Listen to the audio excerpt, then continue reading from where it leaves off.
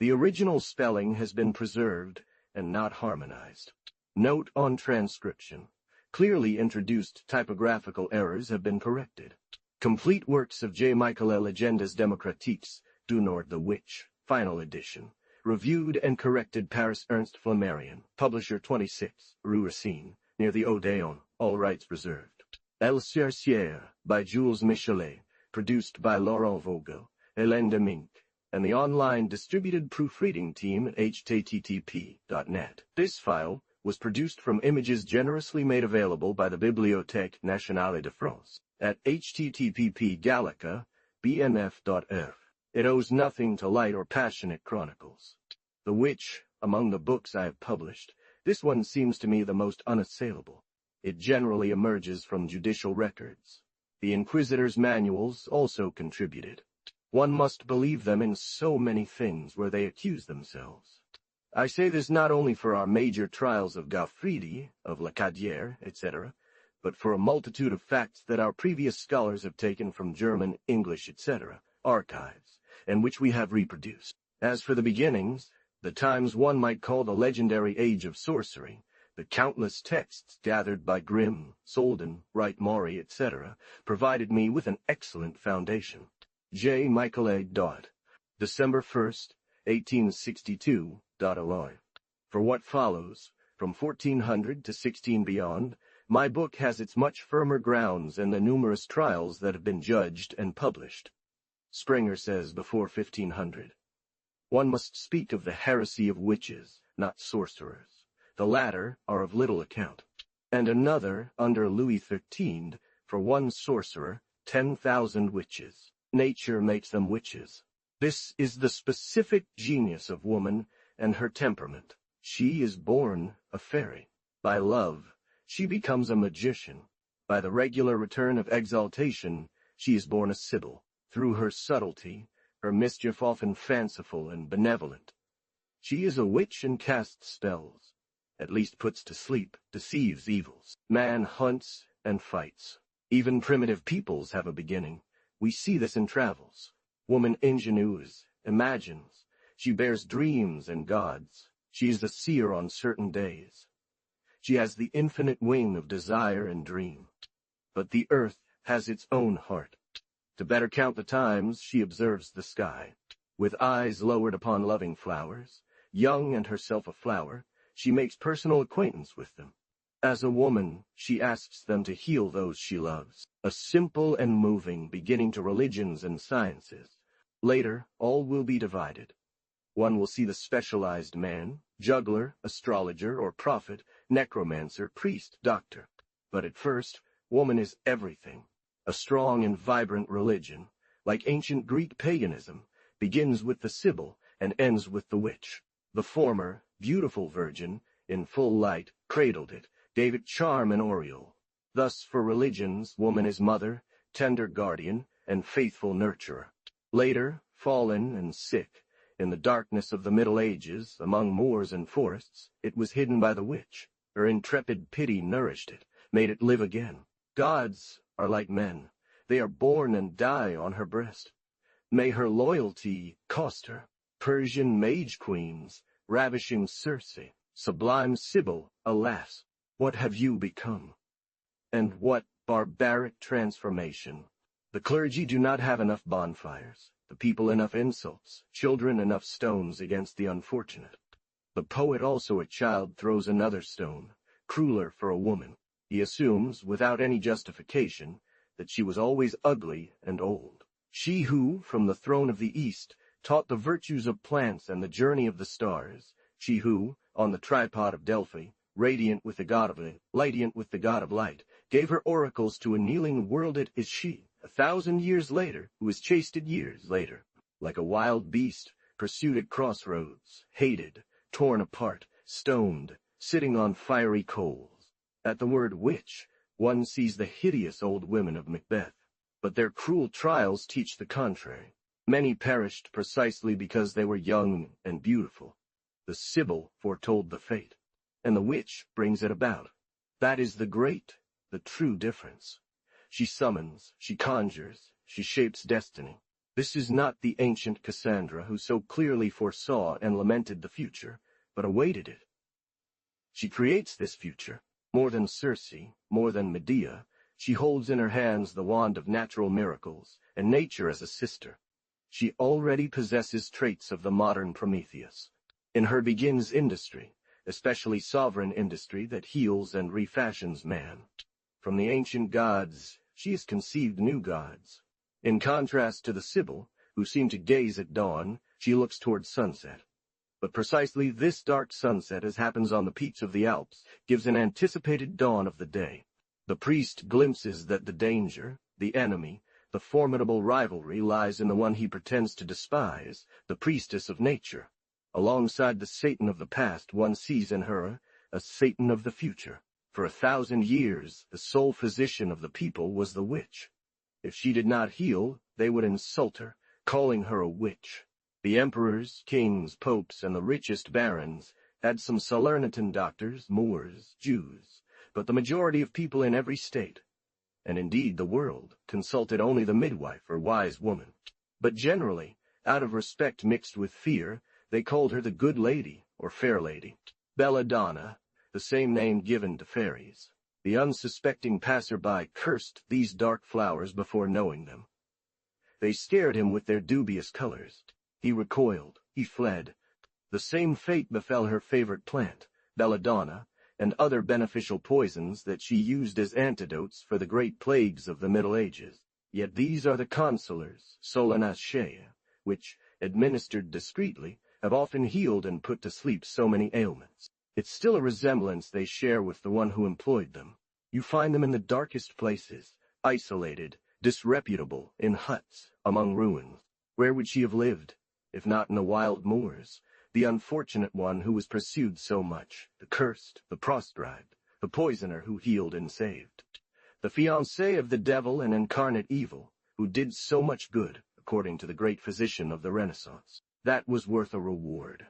When Paracelsus burned all medicine in Basil in 1527, he declared he only knew what he learned from witches. They got it.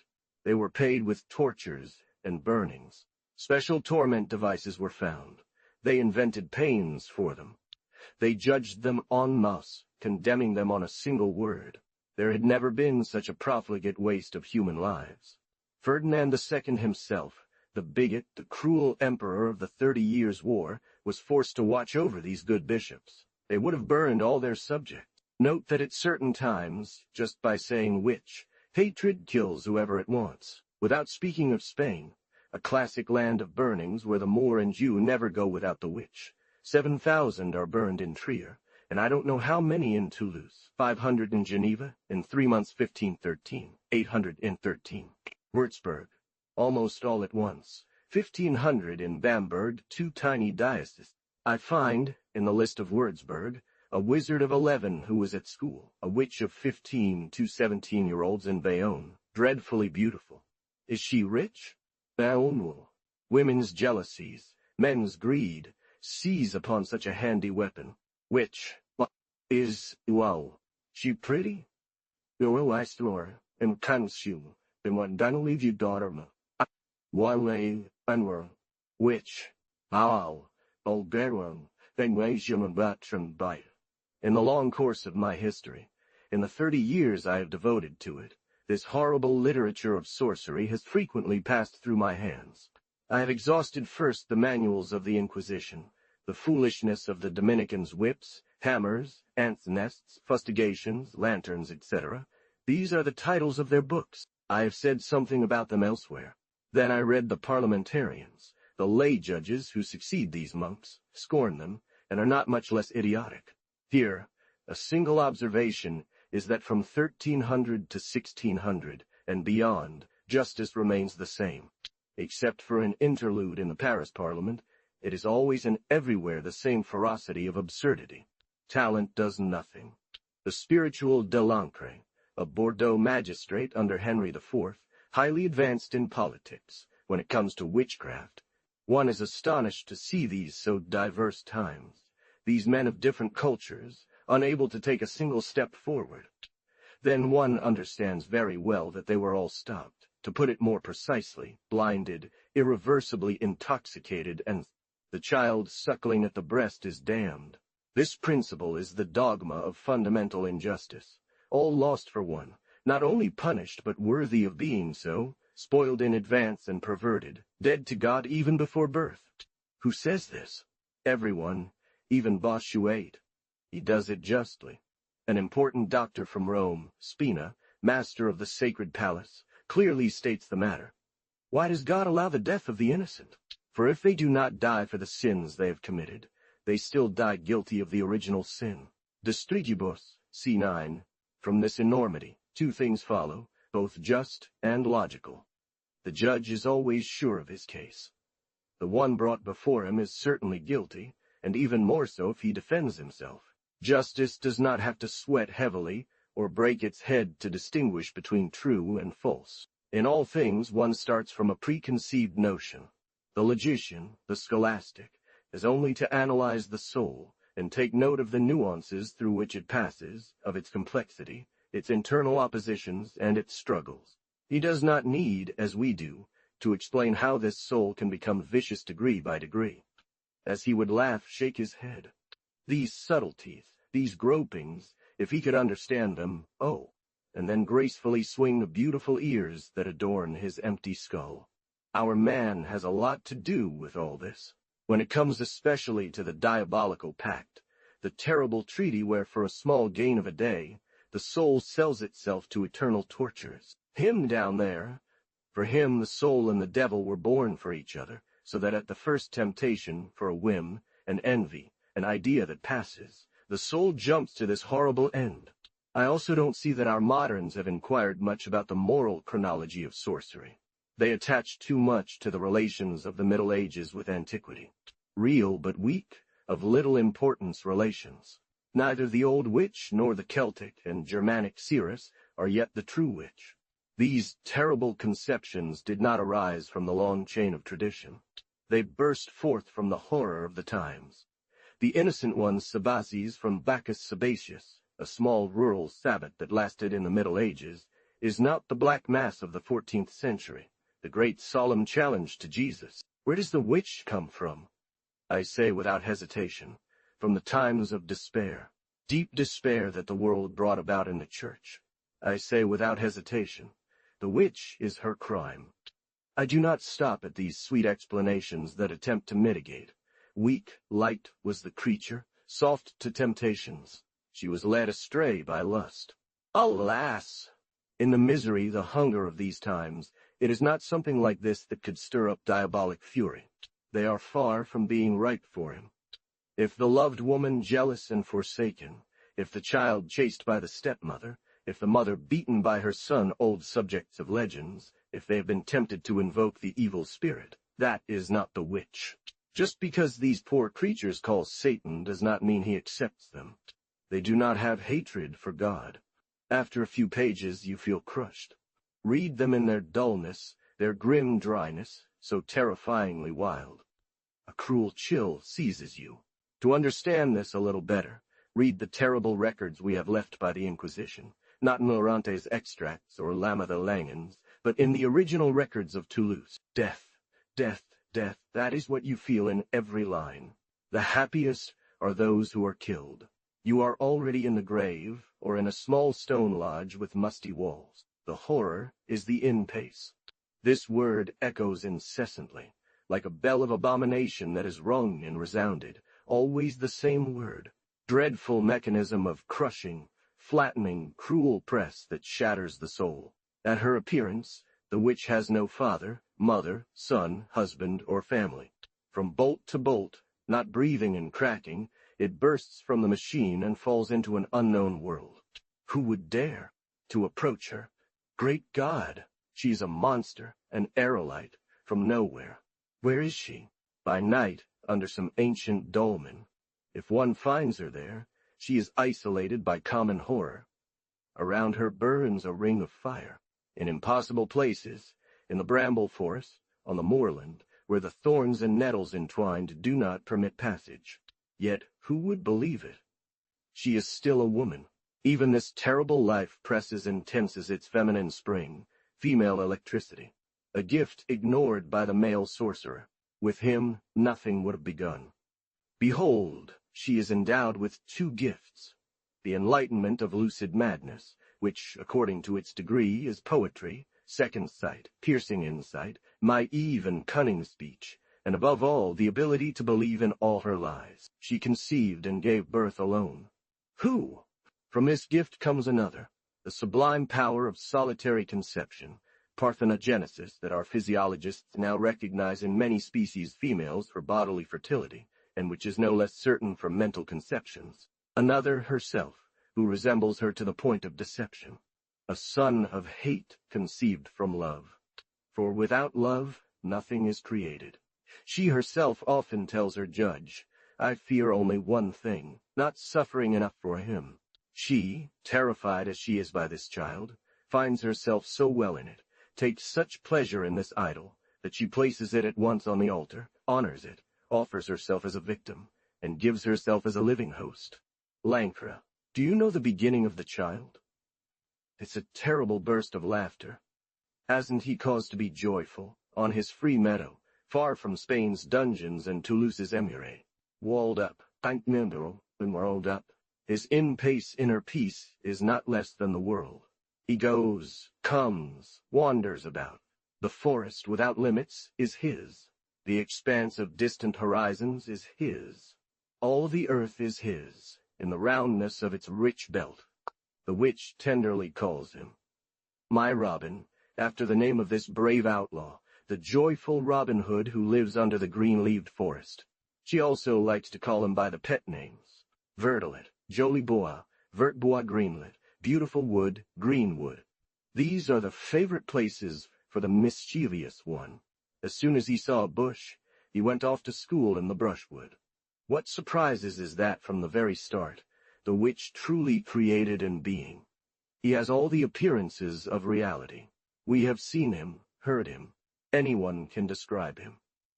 The saints, these beloved ones, the sons of the house, move little, contemplate, dream. They wait while waiting, certain that they will have their share of the elect. What little they have in active service is concentrated within the tight circle of imitation. This word encompasses the Middle Ages. He, the cursed bastard, whose share is nothing but a whip, has no time to wait. He goes searching and never rests. He agitates from earth to heaven. From consummatum est he laughs, he makes fun of it. He is extremely curious, digs, enters, probes, and sticks his nose everywhere. He always says, further and forward. Moreover, he is not difficult. He takes all the scraps. Whatever heaven throws away, he collects. Satan seizes it, adorns himself with it. For example, the church threw nature aside as impure and suspect. Even more, he exploits it and uses it, causing arts to flow from it, accepting the great name that one wants to sully him with, that of prince of this world. They imprudently said, woe to those who laugh. Let's say more, necessary.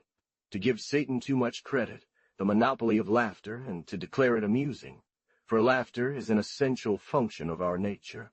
How to bear life if we cannot laugh, at least among our sufferings? The Church, which sees life only as a trial, avoids prolonging it. Its medicine is resignation, waiting, and hoping for death. A vast field for Satan. Here he is the doctor, the healer of the living. Another small thing rejected by the Church. Logic, free reason. Indeed, more than that, a consoler. He has the complacency to show us our dead, to evoke beloved shadows. This is the great delicacy that the other eagerly seizes. It was called school. The church had built with lime and cement, a small in-pace narrow, with low ceilings, lit by a one-eyed day through a certain crack. A few sheepish ones were let loose there, and they were told, be free. Everyone there became a behind.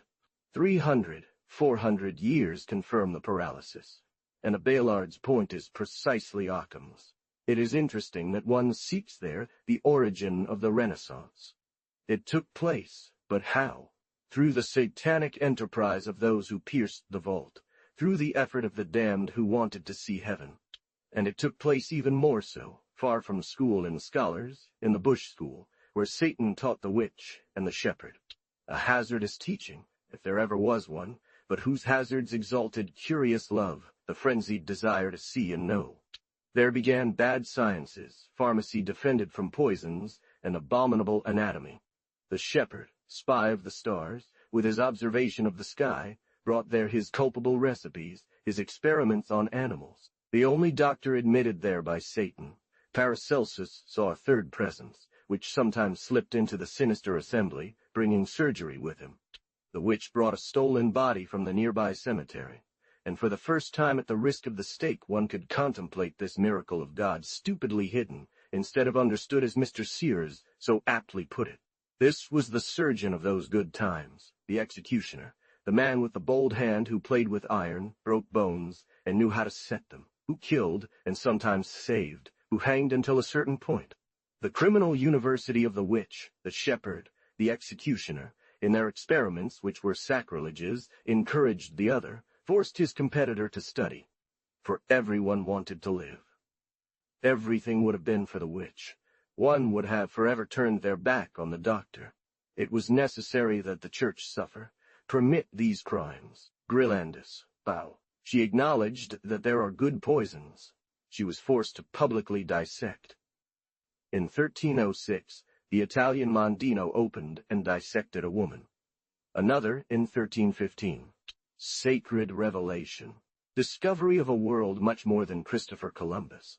The fools trembled, screamed, and the wise ones fell to their knees. With such victories, Satan was sure to live. Never could the church alone have destroyed him. Bonfires availed nothing, but certain policies did. The kingdom of Satan was divided wisely. Against his daughter, his wife, the witch, he armed his son, the physician. The church, which deeply and from the bottom of her heart hated him, founded no less a monopoly for his extinction of the witch. She declared in the 14th century that if a woman dares to heal without having studied, she is a witch and dies. But how could she study publicly? What a feast and what joy!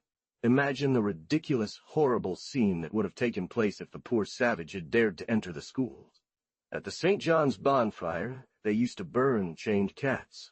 But the witch bound to this hell crying, the howling and roasted witch, what joy for the gentle youth of the friars in capes! One will see throughout the decay of Satan.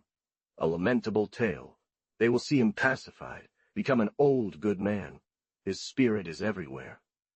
They steal and pillage him, to the point that of the 2 masks he had at the Sabbat, the filthiest is taken by Tartuffe.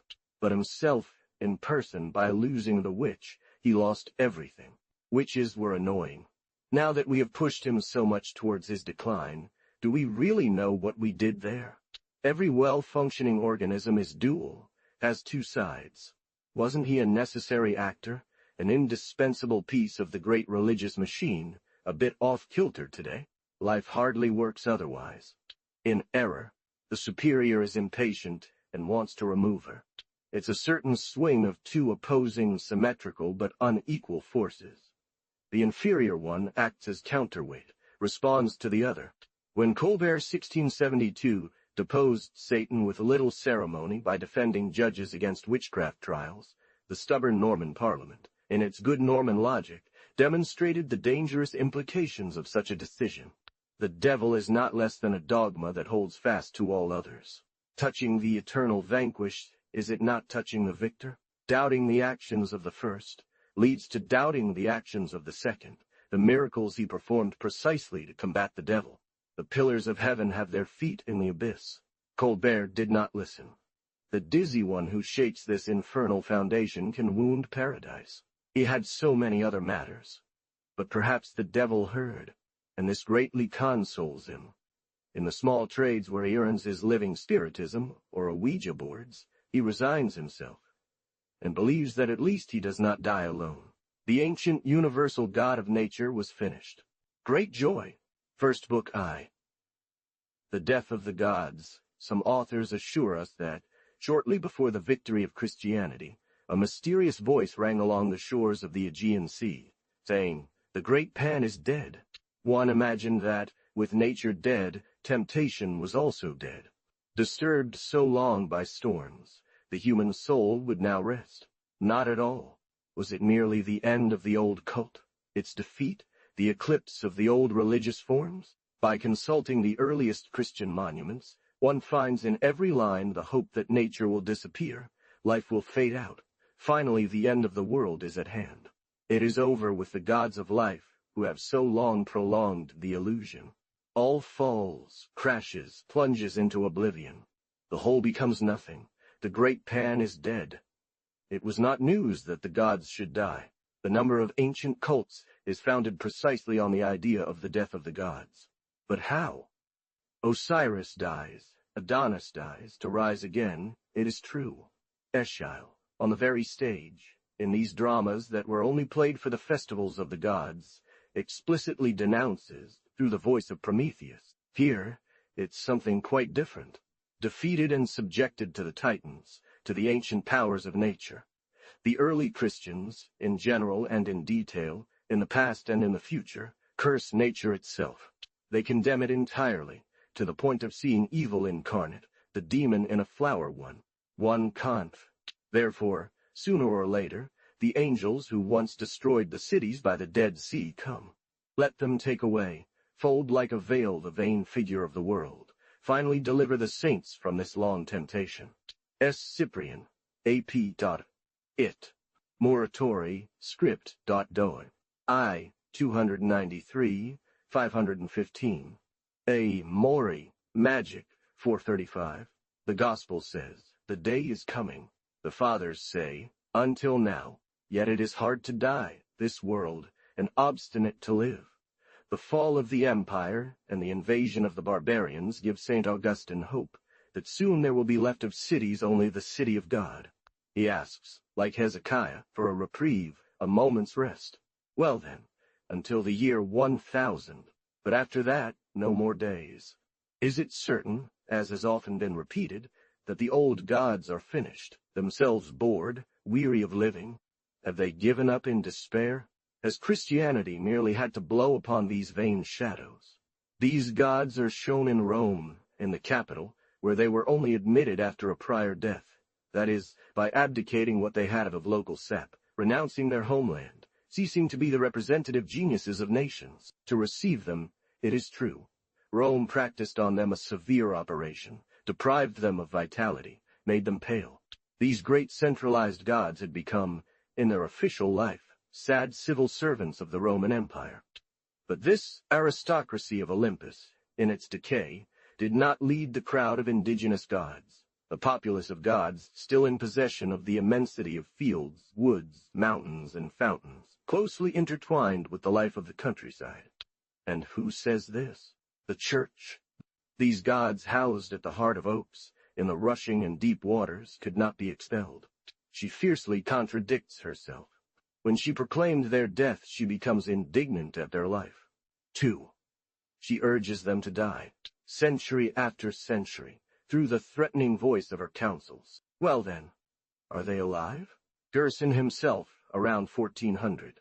2 Menci, Belus, Councils of Arles, 442, Tours, 567, Leptines, 743, the Capitularies, etc. They are demons, so they live. Unable to deal with them, one lets the innocent people clothe and disguise them. By legend, he baptizes them, imposes them on the church itself. But at least are they converted? Not yet. They are caught slyly subsisting in their pagan nature. Where are they? In the desert, on the moorland, in the forest? Yes, but above all in the home. They cling to the most intimate domestic habits. The woman keeps and hides them in the household, and even in the bed. There they have the best of the world, better than the temple, the hearth. There was never a revolution so violent as that of Theodosius. No trace in antiquity of such a proscription of any cult. He was very favorable to the Jews, protected them, employed them. Persia, worshipper of fire, in his heroic purity, could insult the visible gods, but he left them to subsist. Greece, daughter of light, mocked the dark gods, the bloated Kabyres, and yet she tolerated them, adopted them as workers, so much so that she made her Vulcan out of them. Rome, in its grandeur, welcomed not only Etruria, but also the rustic gods of the old Italian farmer. It did not pursue the Druids as a dangerous national resistance. The victorious Christianity sought to kill the enemy by destroying the academy through the prescription of logic and the extermination of philosophers who were massacred under Valens. Rome either razed or destroyed the temple, breaking the symbols, a fertile path that was initially neglected by the ambition of a sterile high purity. The new legend could have been favorable to the family if the father had not been erased in St. Joseph, and if the mother had been raised as an educator, as having morally given birth to Jesus. Thus, Christianity took the solitary path that the world was naturally following. Celibacy, vainly fought against by the laws of the emperors. It rushed down this slope through monasticism. But was man in the desert alone? The demon accompanied him with all temptations. We know these dark cities of monks that formed in the bay. No matter how hard he tried, he had to recreate societies, cities of solitaires. We know the turbulent wild spirit that animated them, their deadly descents into Alexandria. They claimed to be troubled, driven by the demon, and they were not lying. Who filled it? An enormous vacuum had been created in the world. Christians say, the demon, everywhere the demon, ubique daemon. 3. See the Lives of the Desert Fathers, and the authors cited by A. Mori, Magic, 317. Greece, like all peoples, had its energumens, troubled ones possessed by spirits. In the 4th century, the Massalians, believing they were full of demons, constantly wiped their noses and coughed, making incredible efforts to expel them. This is an external report, a superficial resemblance that does not resemble anything. Here it is not just any spirits. These are the dark sons of the abyss, an ideal of perversity. We see them everywhere, these poor melancholics who hate themselves, who have horror of their own being. Increasing emaciation, increasing weakness. Consider indeed what it is to feel double, to believe in this other, this cruel host that goes and comes, that walks within you, driving you where it pleases, to deserts. And the more this wretched body grows feeble, the more the demon agitates it. The woman especially is inhabited, puffed up, blown away by these tyrants. It's not only us, alas. They fill her with infernal aura, make thunder and storm in her, play with her at their whim, drive her to sin, despair her. But all nature that becomes demonic. If the devil dwells in a flower, how much more in the dark forest? Heaven filled with hell. The light we thought so pure is full of night's children. What blasphemy! The divine star of morning, whose sublime scintillation has illuminated Socrates, Archimedes, or Plato many times, what has become of it? A devil, the great devil Lucifer. At night, it is devil Venus who tempts me in her soft and gentle light. I am not surprised if this society becomes terrible and furious. No more feasts, they can be idolatrous gatherings. And why a family? Indignant at feeling so weak against the demons, she pursues them everywhere, in temples, on altars of the ancient cult first, then among pagan martyrs. The family itself is suspicious, for habit might gather it around the ancient lairs. The empire is an empire of monks, a terrible statement that unleashes the blind popular rage against the harmless pagan. But the individual himself, the isolated and silent man, still looks to the sky, and in the stars finds and honors his old gods. This is what causes famines, says Emperor Theodosius, and all the plagues of the empire. The law unleashes blind fury against the law itself. Ancient gods enter the sepulchre. Take the monk's cowl. Gods of love, life, and light, vanish. Virgins, be religious. But is all this possible? Wives, forsake your husbands, or if you stay at home, remain their cold sisters. Who will have enough breath to suddenly extinguish God's burning lamp? This audacious attempt of impious piety may perform strange, monstrous miracles. Guilty ones tremble. Several times in the Middle Ages, the dark story of Corinth's fiancé will return. He remains pagan and does not know that the family he believed he was entering has just become Christian. Told so early by Phlegon, the freedman of Adrian, it is found in the 12th century. It is found in the 16th, as the deep reproach, the indomitable claim of nature. A young man from Athens goes to Corinth to the one who promised him his Helen, daughter. He arrives very late. Everything is laid out, except for the mother, who serves him his meal and lets him sleep. He falls into fatigue. She sees him. Barely had he dozed off when a figure enters the room. It is a girl, dressed and veiled in white. She has a black and gold band on her forehead. Alas! Surprised, lifting her white hand. Am I already so stranger in this house? Poor recluse. Power down, power. But I am ashamed, and I leave. Rest, Dotto. Stay, fair young girl. Here are Sarah's Bacchus in love with you. Do not fear, do not look so pale. Ah! Far from me, young man. I no longer belong to joy. The gods have fled. By my sick mother's vow, youth and life are forever intertwined, and the only sacrifices are human victims. What? Could it be you? You, my dear fiancé, who was given to me since childhood. The oath of our fathers bound us forever under the blessing of heaven. Virgin, be mine. No, friend, no. Not me. You will have my young sister. No, I attest to this flame. It is the torch of Hymen. If I moan in my cold prison, think of me, in his arms, I who consume myself, and think only of you, and that the earth will cover me. Stay, my beloved. You will come with me to my father's house. For the wedding gift he offers a golden cup. She gives him her chain, but prefers a lock of her hair to the cup. He drinks avidly after her. It is time for spirits. She drinks from her pale lips the dark wine colored like blood. He invokes love. She, her poor heart dying, yet resists, but he despairs and falls to the bed in tears. Then, throwing herself near him, "Ah, your pain kills me. But if you touched me, what horror! White as snow, cold as ice, alas! That is your fiancé. I will warm you. Come to me. When you emerge from the tomb, sighs, kisses are exchanged. Don't you feel how I burn? Love embraces and binds them together. Tears mix with pleasure. Yet the mother was there, listening. She drinks, affected, the fire of her mouth.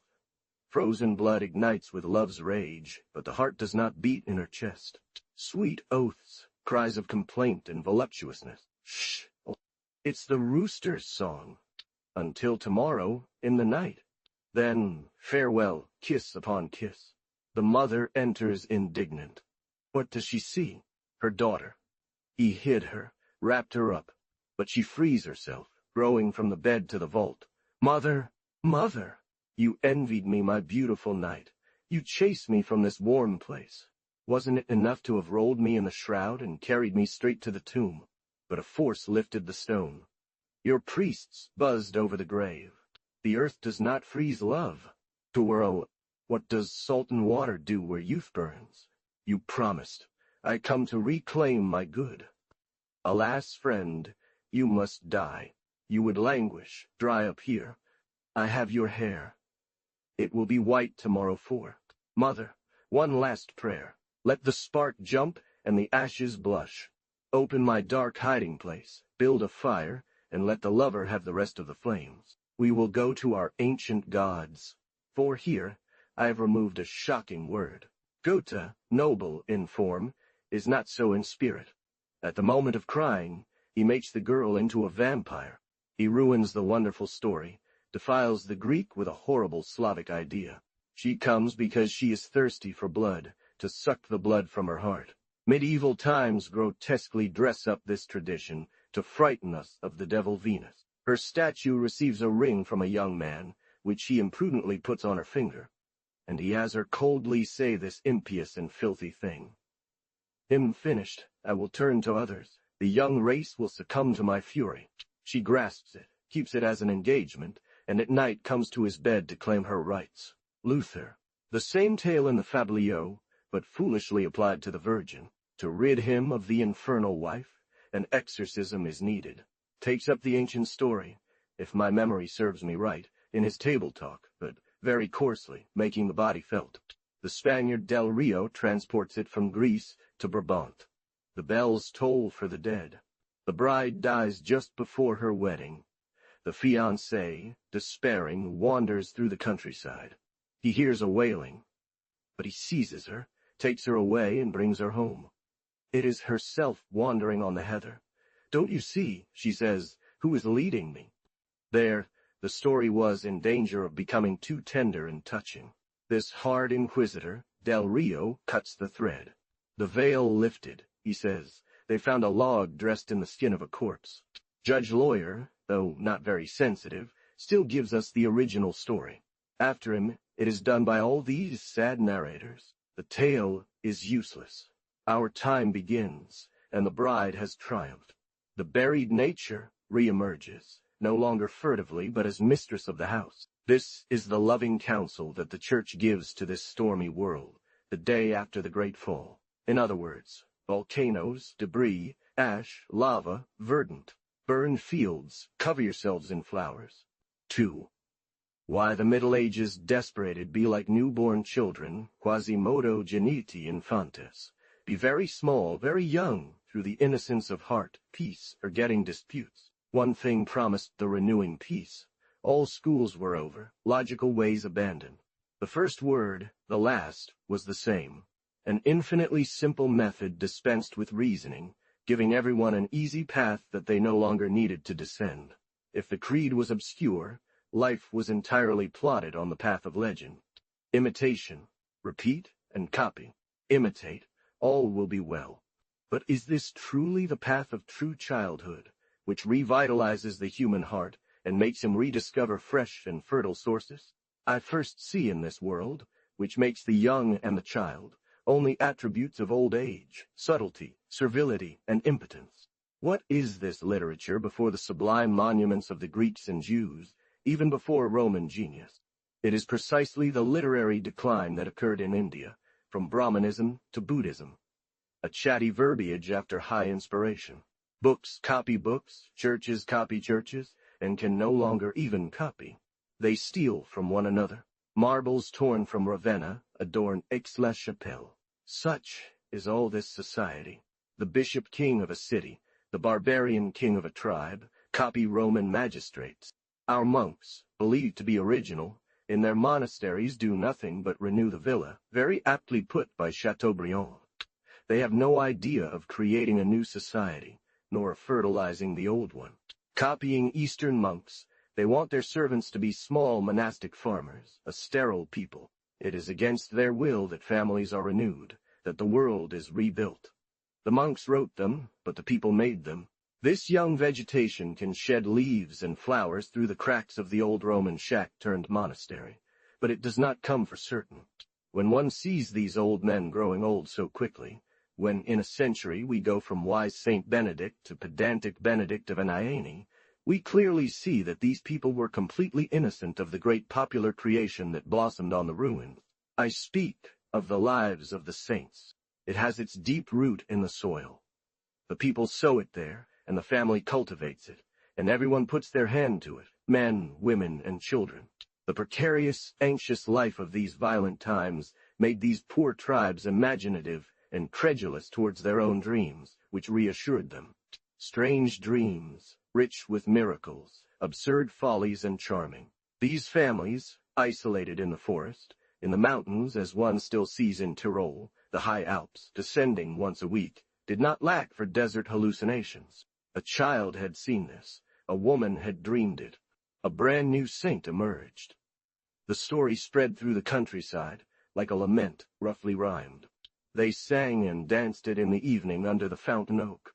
The priest who came to officiate in the wood chapel on Sundays found this legendary song already on everyone's lips.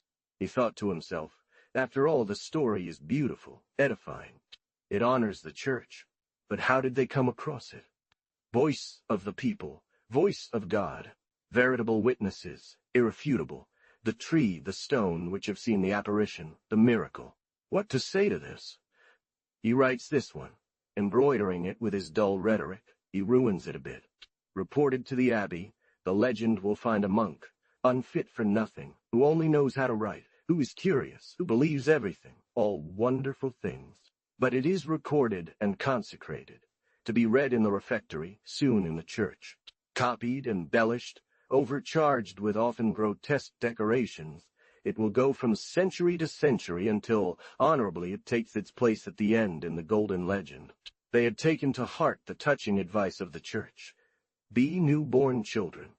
but they applied it to the use for which it was least thought of in the original idea. When one still reads these beautiful stories today, when one hears the simple, naive, and serious melodies where these rural populations have put all their young hearts, one cannot fail to recognize a great breath, and one softens thinking of their fate. Just as Christianity feared and hated nature, so these loved it, believed it innocent, even sanctified it by mixing it with legend. They have their rights, 5. Even outside of the legendary life, in common existence, the humble friends of the home, the courageous helpers of labor, regain the esteem of man. They have their festivals. The animals that the Bible so harshly names the hairy ones, from which the monk shudders, fearing to find demons within, enter into these beautiful tales in the most touching way. For example, the deer that warms and consoles Genevieve of Brabant. It has faults, no doubt, and resembles me even more. C. J. Grimm. He is a rude worker, but he has a hard head. He is intractable, obstinate, stubborn, in short, just like me. If, in the immense goodness of God, there is room for the smallest ones, if it seems to have a preference for them out of pity, why, says the field people, should my donkey not be allowed entry into the church? Rex Alterthumer, and my Origins of Law. Donkey. From there come the admirable festivals, the most beautiful of the Middle Ages, of the innocents, of the fools, of thieves. It is the people of that time, who, on the donkey, drag their image, present themselves before the altar, ugly, ridiculous, humiliated. A moving spectacle. 6. It enters to testify. Brought by Balaam, it solemnly enters between the Sibyl and Virgil. If it rebelled against Balaam in the past, it was because it saw before it the sword of the old law. The innocent people believe it. But here the law is over, and the world of grace seems to open with 2 doors for the smallest, for the simples. From there comes the sublime song where he said to the donkey, as if he were saying it to himself, "Get down on your knees and say Amen. Enough eating grass and hay. The new replaces the old. Leave the old things behind and go. Truth drives away shadow. Light chases night." The ritual of Rouen. See Duquin, Verb Festum. Carpentier, Verb Calendar, and Martin, the 3rd, 110. P. She did not succeed until the advent of modern consciousness. E. The Sibyl was crowned, followed by Jews and Gentiles, Moses, the prophets, Nebuchadnezzar, etc.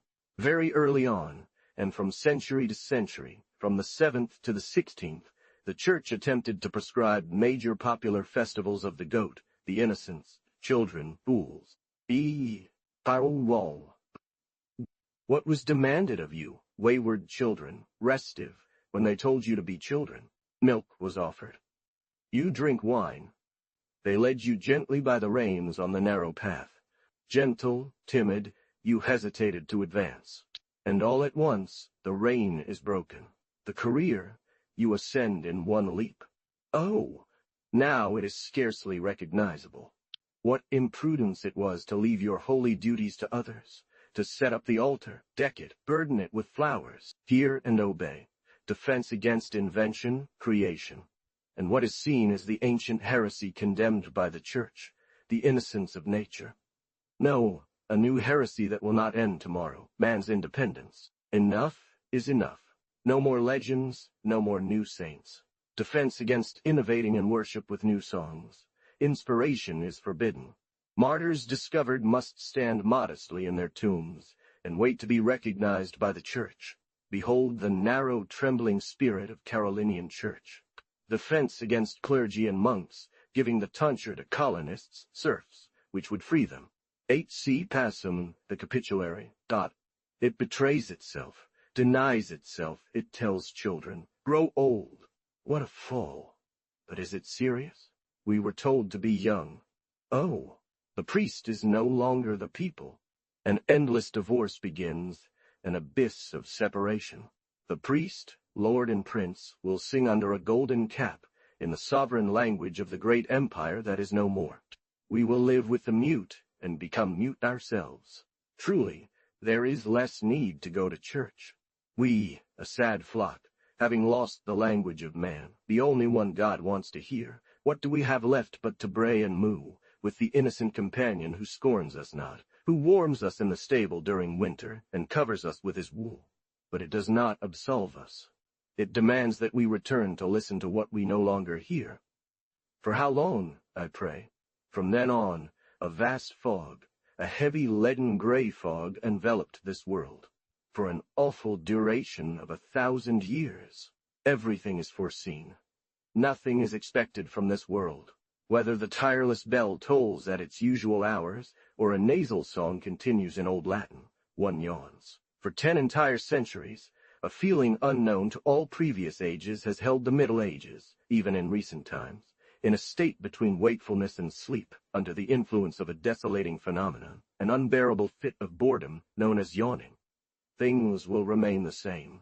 From brain to stomach, from stomach to mouth, the automatic and fatal fit continues to stretch the jaws without end or remedy.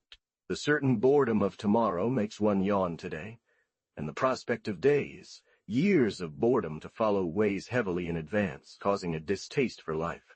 A true illness that devoutly acknowledged Brittany attributes to the malice of the devil.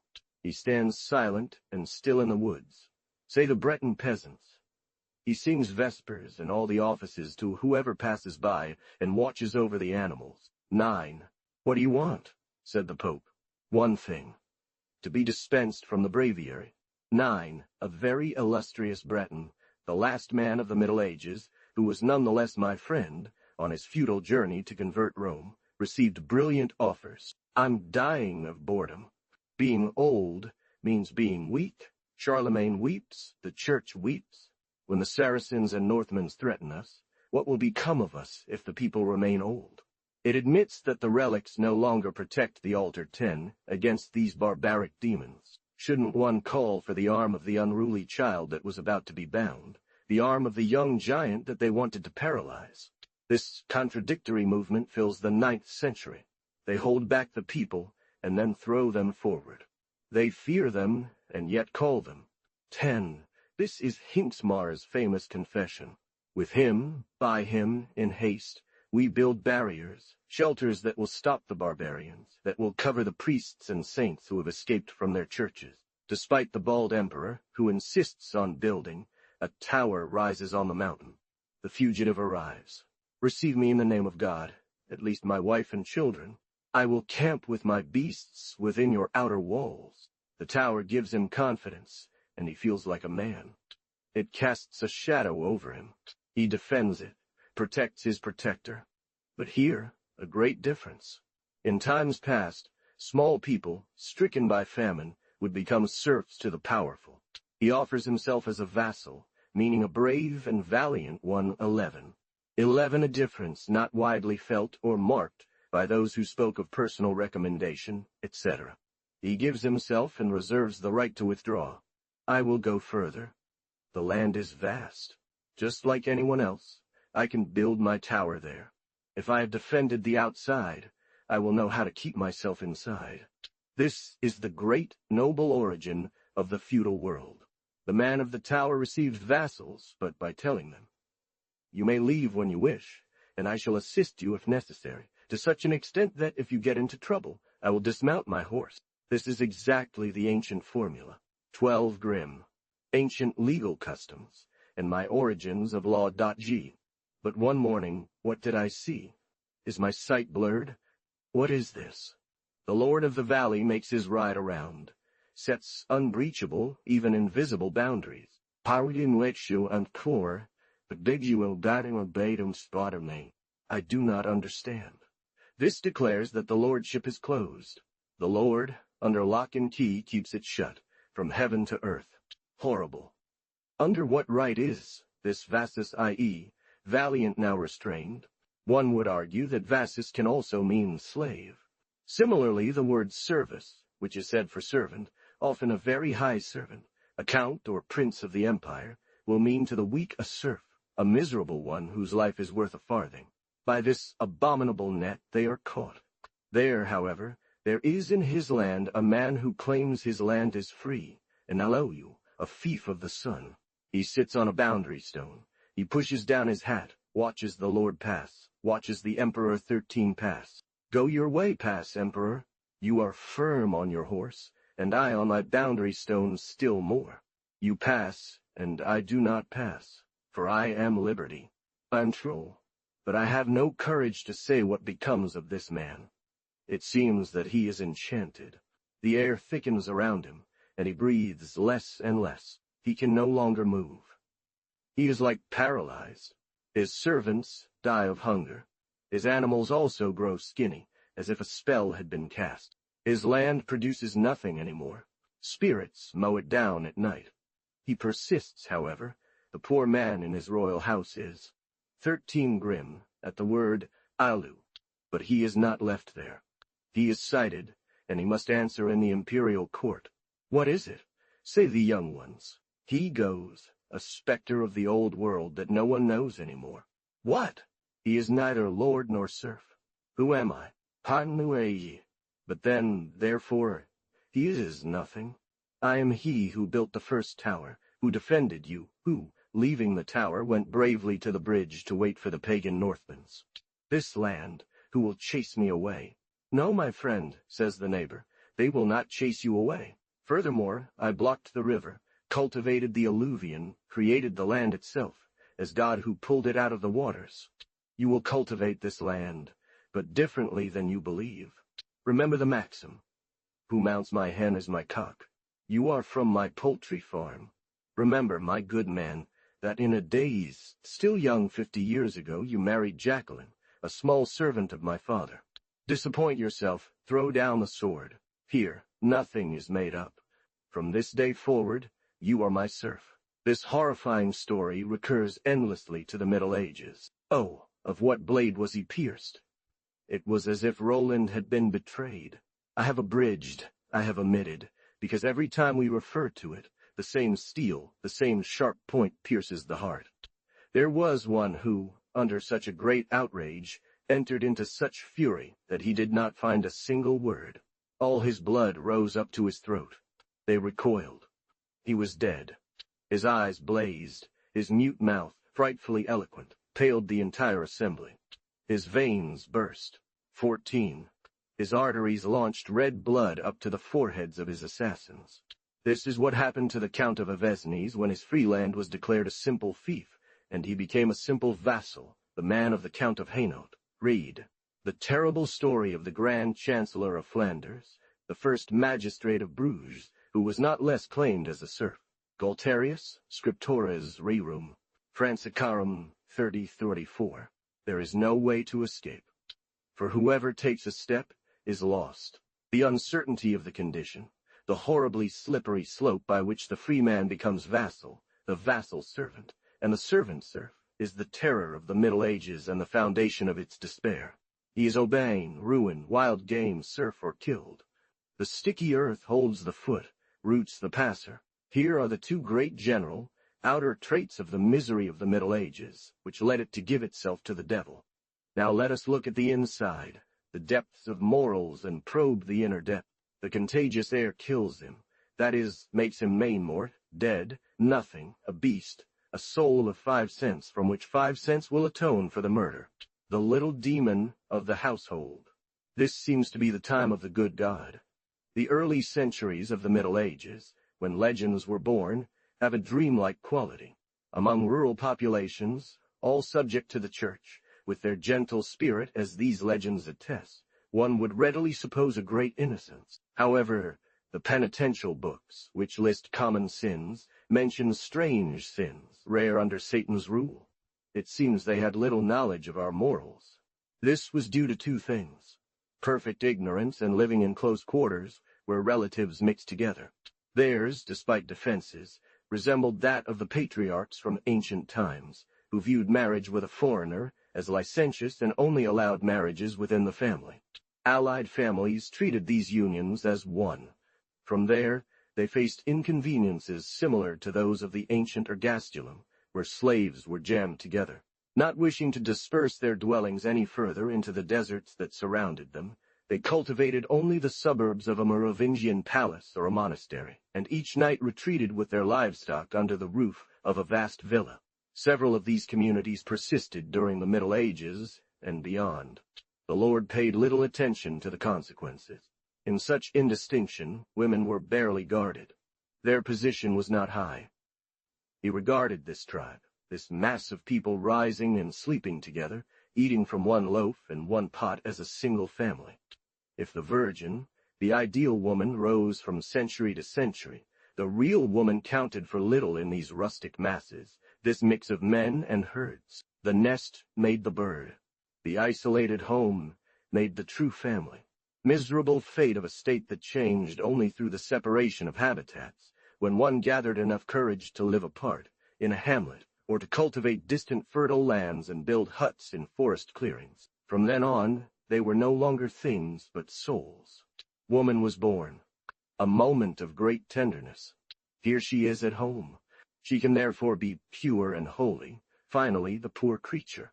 She can nurture a thought, and alone, while spinning, dream, as he is in the forest. This miserable cabin, damp, poorly built, where the winter wind whistles, on the other hand, is silent. It has certain dark corners where woman will lodge her dreams. Now she owns. She has something of her own. The spider, the bed, the chest, that's all, says the old Song 15. The table will be added to it, the bench, or 2 stools. Poor bare house. But it is furnished with a soul. Fire brightened the place. The blessed Buis protects the bed, and sometimes a beautiful bunch of verbena is added. The lady of this palace spins, sitting on her door, watching a few sheep. One is not yet rich enough to own a cow, but that will come in time, if God blesses the house. The forest, some pasture land, bees on the moor, that's life. Not much wheat is cultivated yet, as there's no security for a distant harvest. She also has more leisure. This very frugal life is less hard for the woman. It won't be broken or tarnished, as it will be in the times of large-scale agriculture. Don't judge her at all by the coarse literature of Noailles and Fabliaux, the foolish laughter and licentiousness of lewd tales that will come later. She is alone, no neighbors. The bad and unhealthy life of small closed towns, mutual spying, wretched and dangerous gossip, has not yet begun. No old woman should come in the evening when the narrow street grows dark, to try to seduce the young one, tell her that we are dying of love for her. She has no friends but her dreams, speaks only to her beasts or the tree in the forest. 3 steps towards the bench, and 3 steps towards the bed. 3 steps towards the chest, and 3 more. Come back here. An old dance-master's song. They speak to her. We know what they're talking about. They awaken within her things that her mother and grandmother spoke of. Ancient words passed from woman to woman for centuries. It is the innocent memory of the old spirits of the land, a touching family religion that, in the shared dwelling and its cacophony, had little strength, but it returns and haunts the lonely cabin. A singular, delicate world of fairies, elves, made for a woman's soul. As soon as the great creation of the legend of saints ceases and dries up, this older and much more poetic legend comes to share with them, ruling secretly and gently. It is the treasure of the woman who cherishes and caresses it. What were fairies? The fairy is a woman too, the fantastic mirror in which she admires herself beautified. It is said that once, queens of Gaul, proud and whimsical, upon the arrival of Christ and his apostles, they showed insolence, turned away. In Brittany they were dancing at that moment, and they did not stop dancing. Hence their cruel sentence. They are condemned to live until the day of judgment. 16. Many are reduced to the size of a rabbit or mouse. Example, Queen Mab, who built herself a royal chariot in a nutshell. Example, the Cowrie Guan's dwarf fairies, who, at night, around ancient druid stones, entwine you with their dances. They are a bit capricious and sometimes in bad mood. But how could one be surprised by such a sad fate? They are good, they are bad, full of whimsy. However small and peculiar they may be, they have a heart. They need to be loved. At the birth of a child, they come down the chimney, weave their magic, and shape their destiny. They love good spinners, spinning divinely themselves. It is said to spin like a fairy. See also, for the North, Grimm's mythology. 16 texts from all periods have been collected in the 2 scholarly works by Mr. Alfred Maury, The Fairies, 1843, Magic, 1860, Fairy Tales, stripped of the ridiculous ornaments that their later authors have bestowed upon them, are the very heart of the people themselves. They mark a poetic era between the crude communism of the primitive villa and the licentiousness of the time when a burgeoning bourgeoisie produced our cynical fabliaux. These tales have a historical element, reminding us of great famines in the ogres, etc., but generally they soar much higher than any story, on the wing of being. The blue bird. In eternal poetry, our wishes tell us, always the same, the unchanging history of the heart. The poor serf's desire to breathe, to rest, to find a treasure that will end his miseries, often recurs. Hence the touching trilogy, the admirable crescendo of Recade at the Hoopa, Skin and Bone, and Beauty and the Beast. More often, through a noble aspiration, this treasure is also a soul, an amorous treasure that slumbers in sleeping beauty. But often the charming person is hidden under a mask by a fateful enchantment. Love does not shy away. Beneath these uglinesses it pursues, it attains hidden beauty. In the last of these tales, it reaches the sublime, and I believe that no one has ever been able to read it without crying. Beautiful, beloved chatelaine. It is, as in the East, the melancholy idyll of impossible loves between the rose and the nightingale. A very real, very sincere passion lies beneath, the unhappy, hopeless love that nature often puts between poor souls of two different conditions. The pain of the peasant woman, who cannot make herself beautiful to be loved by the night, the stifled by the night. Sighs of the serf when, along his furrow, he sees, on a white horse, pass a too charming light, the bee. However, a great difference. The bird and the flower are beautiful, even equal in beauty. But here, the lower being, so lowly placed, makes his confession. I am ugly. I am a monster. How many tears? He loves so much that he is loved, this monster, and he becomes beautiful. At the same time, more powerfully than in the East, with an heroic will, and through the greatness of desire, he pierces the vain envelopes. Infinite tenderness is in all this. This enchanted soul does not think only of herself. She is also concerned with saving all nature and all society. All the victims of that time, the child beaten by her stepmother, the younger one despised, maltreated by her elders, are her favorites. She extends her compassion to the very lady of the castle, lamenting being in the hands of this ferocious Baron Bluebeard. She softens towards the animals, consoling them for still being under animal figures. It will pass. She urges them to be patient. This is the other side of war. Their captive souls will one day take wings, be free, kind, loved. Pellini and similar tales. Here, one is sure that there is a woman's heart. The harsh field worker is hard enough on his beasts, but the woman does not see them as beasts. She judges them like a child. Everything is human. Everything is spirit. Oh, the whole world is ennobled. The lovely enchantment, so humble, and believing herself ugly, she has given her beauty, her charm to all nature. Is she really so ugly, this little serf woman whose dreamy imagination feeds on all of this? I've said it. She cleans. She spins while tending her animals. She goes to the forest and gathers a bit of wood.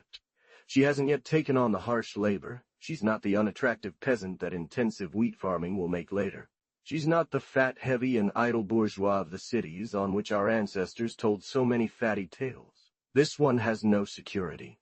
She's timid, she's gentle, she feels under God's hand. She sees on the mountain the black and threatening castle from which 1,000 evils can descend. She fears, she honors her husband. As a serf, near her, he is a king. She reserves the best for him, lives on little. She's slender and delicate, like the saints in churches. The very poor food of these times must create fragile creatures, but with a weak life. Immense child mortalities. These pale roses have only nerves. From this will later emerge the epileptic dance of the 14th century. Now in the 12th century, two weaknesses are attached to this state of semi-fasting. At night, somnambulism, and during the day, illusion, daydreaming, and the gift of tears. This woman, entirely innocent, nonetheless has a secret she never reveals to the church. To be spirits, do not believe they are exempt from suffering. She keeps in her heart the memory, the compassion for the poor old god 17, who have fallen to the state of spirits. They love warmth dearly. Housed in stones, at the heart of oaks, they are very unhappy in winter. They wander around houses. They have been seen in barns warming themselves near livestock. Without incense or victims, they sometimes take milk. The thrifty housewife does not deprive her husband, but she reduces his portion, and in the evening leaves a little cream. 17. Nothing more moving than this fidelity. Despite the persecution in the 5th century, peasants carried, as poor little dolls of cloth or flour, the gods of these great religions, Jupiter, Minerva, Venus. Diana was indestructible even to the depths of Germany Grimm's voyage. In the 8th century, the gods were still being carried about. In certain small huts, sacrifices were made, auguries taken, etc. In Diculus Paganiarum, Council of Leptines in Hainaut, the capitulaires threatened in vain with death. In the 12th century, Burchard of Worms, recalling the defenses, testified that they were useless. In 1389, the Sorbonne still condemned remnants of paganism, and around 1400, Gerson contra Stroll reminded this persistent superstition as something current. These spirits that no longer appear but at night, exiled from the day, regret it and are eager for light. Great God! At night she dares, and timidly goes to carry a humble little lantern to the grand oak where they dwell, to the mysterious fountain whose mirror, doubling the flame, will cheer the sad exiles. If only he knew. Her husband is a prudent man, and he fears the church greatly. Certainly he would beat her. The priest makes war on them cruelly, and chases them everywhere. However, they could be allowed to live among the oaks. What harm do they do in the forest? But no, from council to council they are pursued. On certain days, the priest goes to the oak itself, and by prayer and blessed water drives away the spirits. What would it be like if they found no compassionate soul? But this one protects them.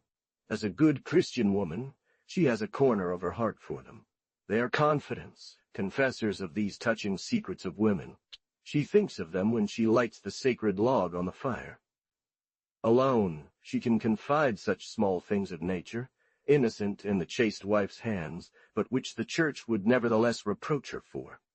It's Christmas, but at the same time the ancient festival of the spirits of the north, the festival of the longest night. Similarly, the vigil of May night, the Pervigilium of Maya, where the tree is planted.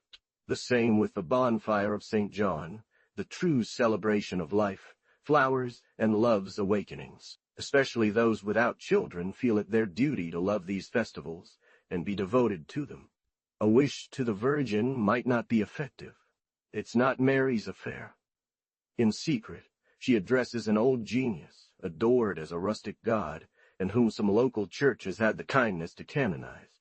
18a Mori, Magic, 159. 18 thus lies, the cradle, the sweetest mysteries that a chaste and loving soul conceals. All these belong to the ancient gods. The spirits are not ungrateful. One morning, she wakes up, and without doing anything, she finds the house clean. She is awed and signs herself, saying nothing. When the man leaves, she questions, but in vain. It must be a spirit. Who is it? And what is it like? Oh, I wish I could see it, but I am afraid. Is it not said that one dies at the sight of a spirit? Yet the crib rocks and sways alone. His heart beats, and yet she is a little reassured. From that day on, she is no longer alone. The innocence of the crib also excuses this spirit. It makes one believe it must be good, gentle, at least tolerated by God. She is seized, and hears a tiny voice very soft, so low that she believes it to be within her. My dear and very dear mistress, if I like to rock your child, it is because I myself am a child. He has just brushed off her dress. She hears it in a flutter. She feels his presence very strongly, and he is not far from her. At any moment he roams around and obviously cannot leave her. Will she go to the barn? There he is. And she believes that the other day he was in the butter pot 19. The Swiss, who know his taste, still make him gifts of milk today. 19. It is one of the favorite retreats of the little sweet tooth. Shakespeare explains that he returns to sleeping servants the service of pinching them until blue to wake them up. What a pity she cannot catch him and look at him. His name there is Troll Funny. Among the Germans, Kobold Nix; among the French, Follet, Goblin, Luton; among the English, Puck, Robin Hood, Robin Goodfellow. Once, unexpectedly, having touched the embers, she thought she saw him rolling, the mischievous one, in the sparks. Another time she almost caught him in a rose. He has his flaws, however. Though small, he works, sweeps, appropriates, saving her thousands of cares. He is light, daring, and if not held, he might emancipate himself. He observes, listens too much. She knows he is very indiscreet, too curious. He sometimes repeats in the morning such a little word that she said in a low voice, very low, at bedtime, when the light was out. She feels embarrassed to be followed everywhere, complains about it, and enjoys it. Sometimes she sends him away, threatens him, finally believes herself alone, and totally reassured. He was under a leaf. But at that moment she feels caressed by a light breath, or as if by the wing of a bird. He laughs.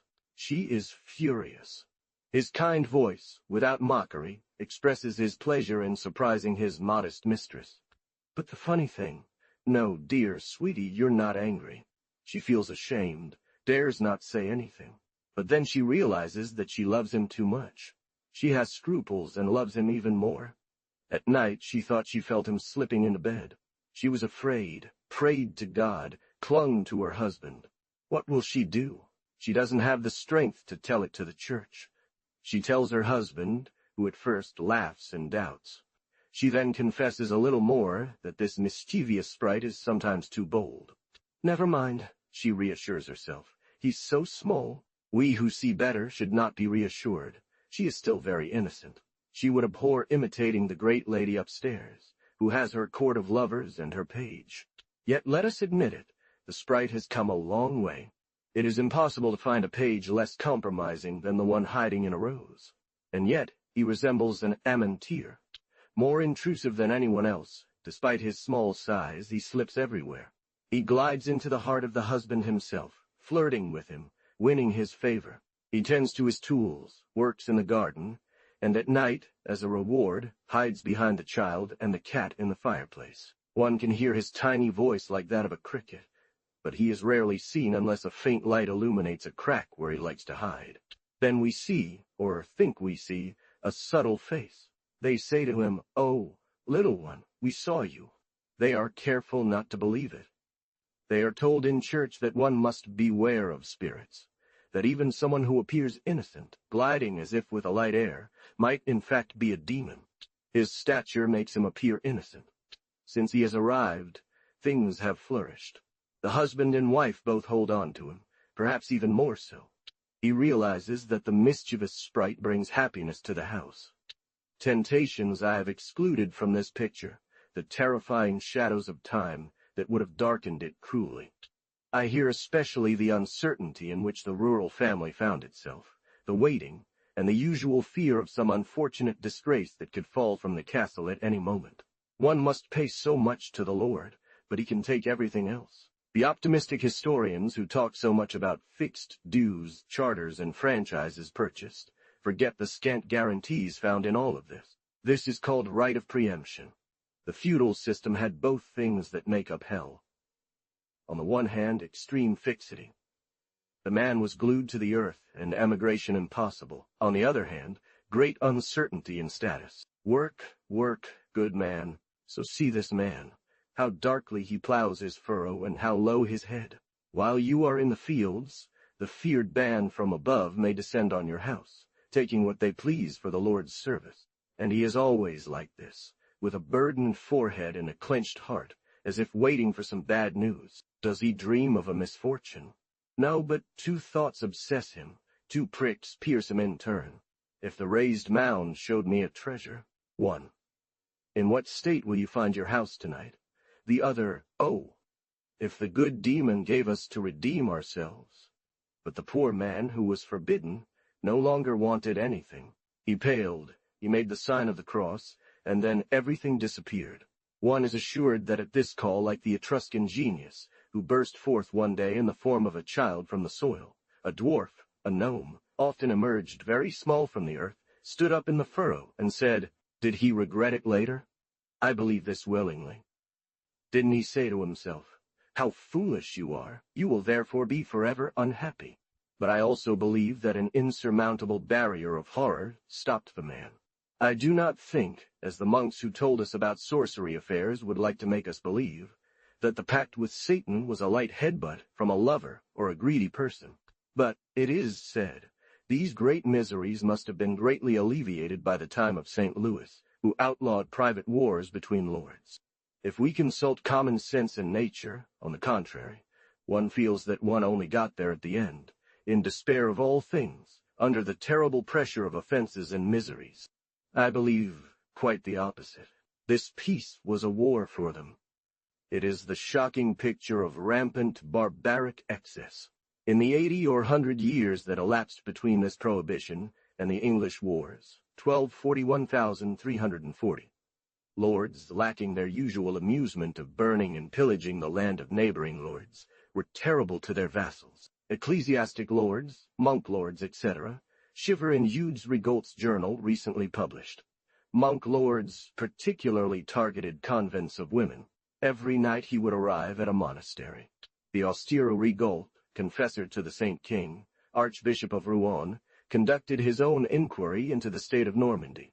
Everywhere he finds these monks living the great feudal life, armed, drunk, duelists, furious hunters across cultures. This is the Church. What should lay lords have been? What was inside these black dungeons that people looked at from below with such terror? Two tales, which are undoubtedly stories, Bluebeard and Griselides, tell us something about this. What was it for his vassals, his serfs, the torture enthusiast who treated his family in this way? We know this from the only one who was ever put on trial, and not until the 15th century, Gilles de Retz, the child snatcher. The Templar in Ivanhoe is also a weak and very artificial creation.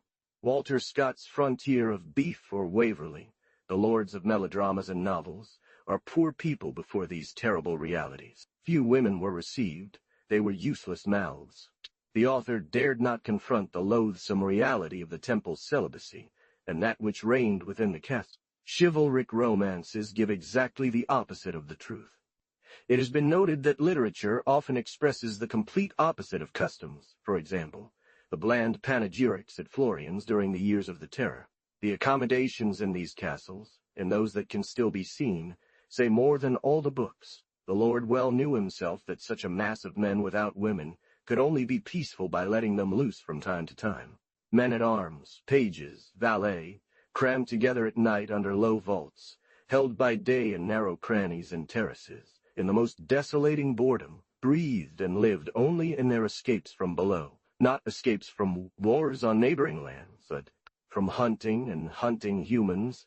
I mean countless humiliations, outrages against servant families. The man felt the absence of God, the shocking idea of hell where God employs wicked souls, the most guilty of all, to torture the least guilty he hands over to them as a toy. This beautiful medieval dogma was being realized to the letter. Every raid proved the reign of Satan, leading one to believe that one should address him from then on. Above all, one laughed and joked. The servants were too ugly. It is not about beauty. The pleasure lay in the outrage, in beating and making them cry. The nobility hated them, ridiculed them, and despaired of them. The outrages, as one might expect, fell primarily upon the wealthy, distinguished families who were among the serfs. Even in the 17th century, great ladies died laughing when hearing the Duke of Lorraine tell how his people, in peaceful villages, executed and tortured all women, even the old ones. They forgave them not their nascent moral dignity. Their honor was not theirs. It was not accepted that their wives and daughters be honest and wise. They had no right to be respected. While and well, serves of the body, this cruel word was constantly thrown at them. The ecclesiastical lord, like the secular lord, has this vile right. One will not easily believe in the future that, among Christian peoples, the law did what it never did in ancient slavery, that it explicitly wrote, as a right, the most bloody outrage that can grieve a man's heart. In a parish near Bourges, the priest, as lord, explicitly demanded the first fruits of the bride, but in practice wanted to sell, for money, the virginity of his wife 20 20 Laurier, 2, 100. Vaux, Marquette. Michelet, Origines du droit, tont. It was too easily believed that this outrage was formal, never real. But the price indicated in certain countries, to obtain dispensation, exceeded the means of almost all peasants. In Scotland, for example, they demanded several cows, an enormous and impossible thing, so the poor young woman was at the discretion of others. Moreover, the Fours of Béarn express very clearly that this right was levied in kind. The eldest son of the peasant is considered the son of the Lord, because he may be one of his works 21. 21. When I published my Origines in 1837, I could not know this publication of 1842. All feudal customs, even without mentioning it, require the bride to enter the castle and wear the wedding gown. Disgusting is to force her thus to venture at the mercy of this pack of impudent and reckless bachelors. One can envision the shameful scene. The young husband bringing his bride to the castle. We imagine the laughter of knights, valets, the pranks of pages around these unfortunate ones. Will the chatelaine restrain them? Not at all. The lady, whom novels want to make believe so delicate, having openly, according to custom at the time, her knight and her page, she was not angry at authorizing their freedoms through the husband's freedoms. 22. But who commanded men in her husband's absence, who judged, punished, ordered tortures, and held even the husband by the feats she brought? This lady was not particularly tender, especially towards a servant who might have been pretty. The Romance of the Rose c. 1300. 22. This delicacy is evident in the treatment these ladies intended to inflict by their own hands upon Jean de Meun, their poet, author of her of. It will not hinder the farce, the amusement taken from this trembling man who seeks to redeem his wife. At first they bargain with him. They laugh at the greedy peasant's tortures. They suck out his marrow and blood. Why this persistence? Because he is neatly dressed, honest, well-behaved, and respected in the village. Why? Because she is pious, chaste, pure, because she loves him, fears for him, and weeps. His beautiful eyes beg for mercy. The poor man offers up everything he has, even his dowry. It's not enough. His neighbor paid nothing. There he resents this unjust severity. The impudent one, the reasoner. They push him, they throw him down. Then the whole crowd surrounds him, shouting. Sticks and brooms work upon him like hail. Thank you. There you are, noble, she was told. Cruel, jealous one, ugly face of Lent, we will not take your wife. We will return her to you this evening, and as a crown of honor, fat. Your eldest will be barren.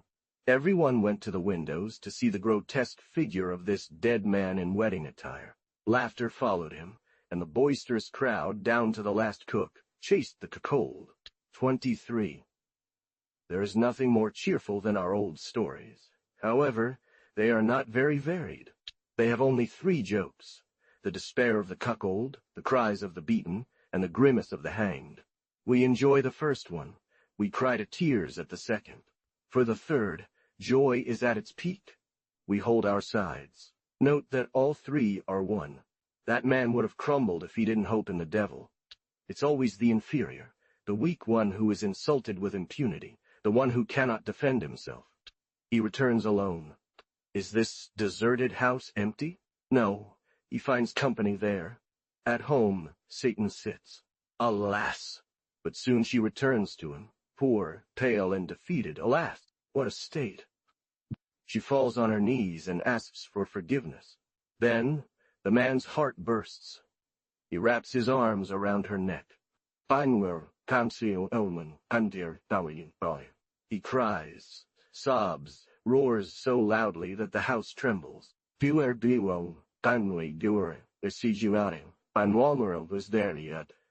Nevertheless, God returns with her. No matter what she has suffered, she is pure, innocent, and holy. Satan will have nothing for this day. The pact is not yet ripe. How? Unlikely. Our ridiculous fables, our absurd stories, suggest that in this mortal insult, and all those to follow, the woman is against her husband for those who outrage her. They would make us believe that if treated roughly and burdened with pregnancies, she is happy and delighted. Certainly her quality, politeness, elegance could have seduced her. But no one took the trouble. One would laugh at him who, for a servant girl, had spun perfect love. Even a page thought he was a great lord if he seasoned love with insolence and blows. The entire crowd, the chaplain, the sommelier, down to the valets, believed they were honoring him by insulting. One day, when the poor woman, in her husband's absence, had just been mistreated, she raised her long hair, wept, and said aloud, "O unhappy saints of wood, what good are their vows? Are they deaf? Are they too old? Why don't I have a protective spirit? Strong, powerful, and bad, it matters not. I see many who are made of stone at the church door. What are they doing there? Why don't they go to their true home, the castle, and take away, roast these sinners? Oh, strength, oh, power, who will give it to me? I would gladly trade myself. Itchun. Alas, what can I give? Nothing is left to me. What do I have to offer? Away with this body, away with the soul, which is now nothing but ashes. My dear mistress, what have I instead of this useless sprite, but a great, strong, and powerful spirit? I am small because of you, and I cannot grow. Besides, if I were tall, you would not have wanted me, you would not have tolerated me, nor your husband either. You would have had me driven away by your priests and their holy water. Oh, I will be strong if you wish. Panga world, or the bijun. Mistress, spirits are neither great nor small, strong nor weak. If one wishes, the smallest can become a giant. How? It is quite simple. To make a giant spirit, all one needs to do is bestow a gift upon it, something given every day. What? A beautiful woman's soul. Oh, villain, who are you, and what do you ask for there? Would you like to be better than the lady up there? I am well more than your page. I am more than a servant. She has pledged her soul to her husband, to her lover, and yet she still gives it all to her page, a child, a silly little thing. And how many things have I been your humble servant? Do not blush, do not get angry. Let me merely say that I am all around you, and perhaps already within you. Who am I, then? Otherwise, how would I know your thoughts, even those you hide from yourselves? Cohen, unlearn, only should done, doing, pando ben, your small soul, which without form speaks to the great. We are inseparable. Do you know for how long I have been with you? For 1,000 years. Kaina, I am the household genius, for I was to your mother, her mother to your ancestors. Tempter, but what will you do? Where am I? So, your husband will be rich, you powerful, and people will fear you. Are you then the demon of hidden treasures? Why call me a demon if I do a just work, an act of kindness, of piety? God cannot be everywhere. He cannot always work. Sometimes he likes to rest, and leaves us, the other geniuses, to do here the housekeeping, remedying the distractions of his providence, the omissions of his justice. Your husband is an example. Paudun and Ferrell. Poor worthy worker, who kills himself and barely earns. God hasn't yet had time to think about it. Paudun, or lower, Vijun, Fenwell Banis Shrow. I mourn him. I, a little jealous, still love my good host. He can't take it anymore, he succumbs. Last winter, he was sick. What will happen next winter? He will die, like your children, who have already died of misery. Then she put her face in her hands and cried for 2, 3 hours or more. She had promised nothing, but belonged to him from that moment. Possession. The terrible age is the golden age. And when she had no more tears but her breasts still beat, he said, I ask for nothing. Just please, save him. I call it thus the harsh period where gold had its advent. Not without reason. Gold then became the great pope, the great god. The movement began in Europe with the crusade. Wealth is only valued if it has wings and lends itself to movement, that of rapid exchanges. It is the year 1300, under the reign of the beautiful king, that one could believe in gold or iron, who never says a word, great king who seemed to have a mute demon, but with powerful arms, strong enough to burn the temple, long enough to reach Rome, the temple long enough to reach Rome, and wearing an iron gauntlet to deliver the first blow to the Pope. The king, to strike these distant blows, only wants gold. The army of gold, the Fist's army, spreads across the country. For all this, gold is needed. When the serf brings his wheat, he rejects it with his foot. That's not enough. I want gold.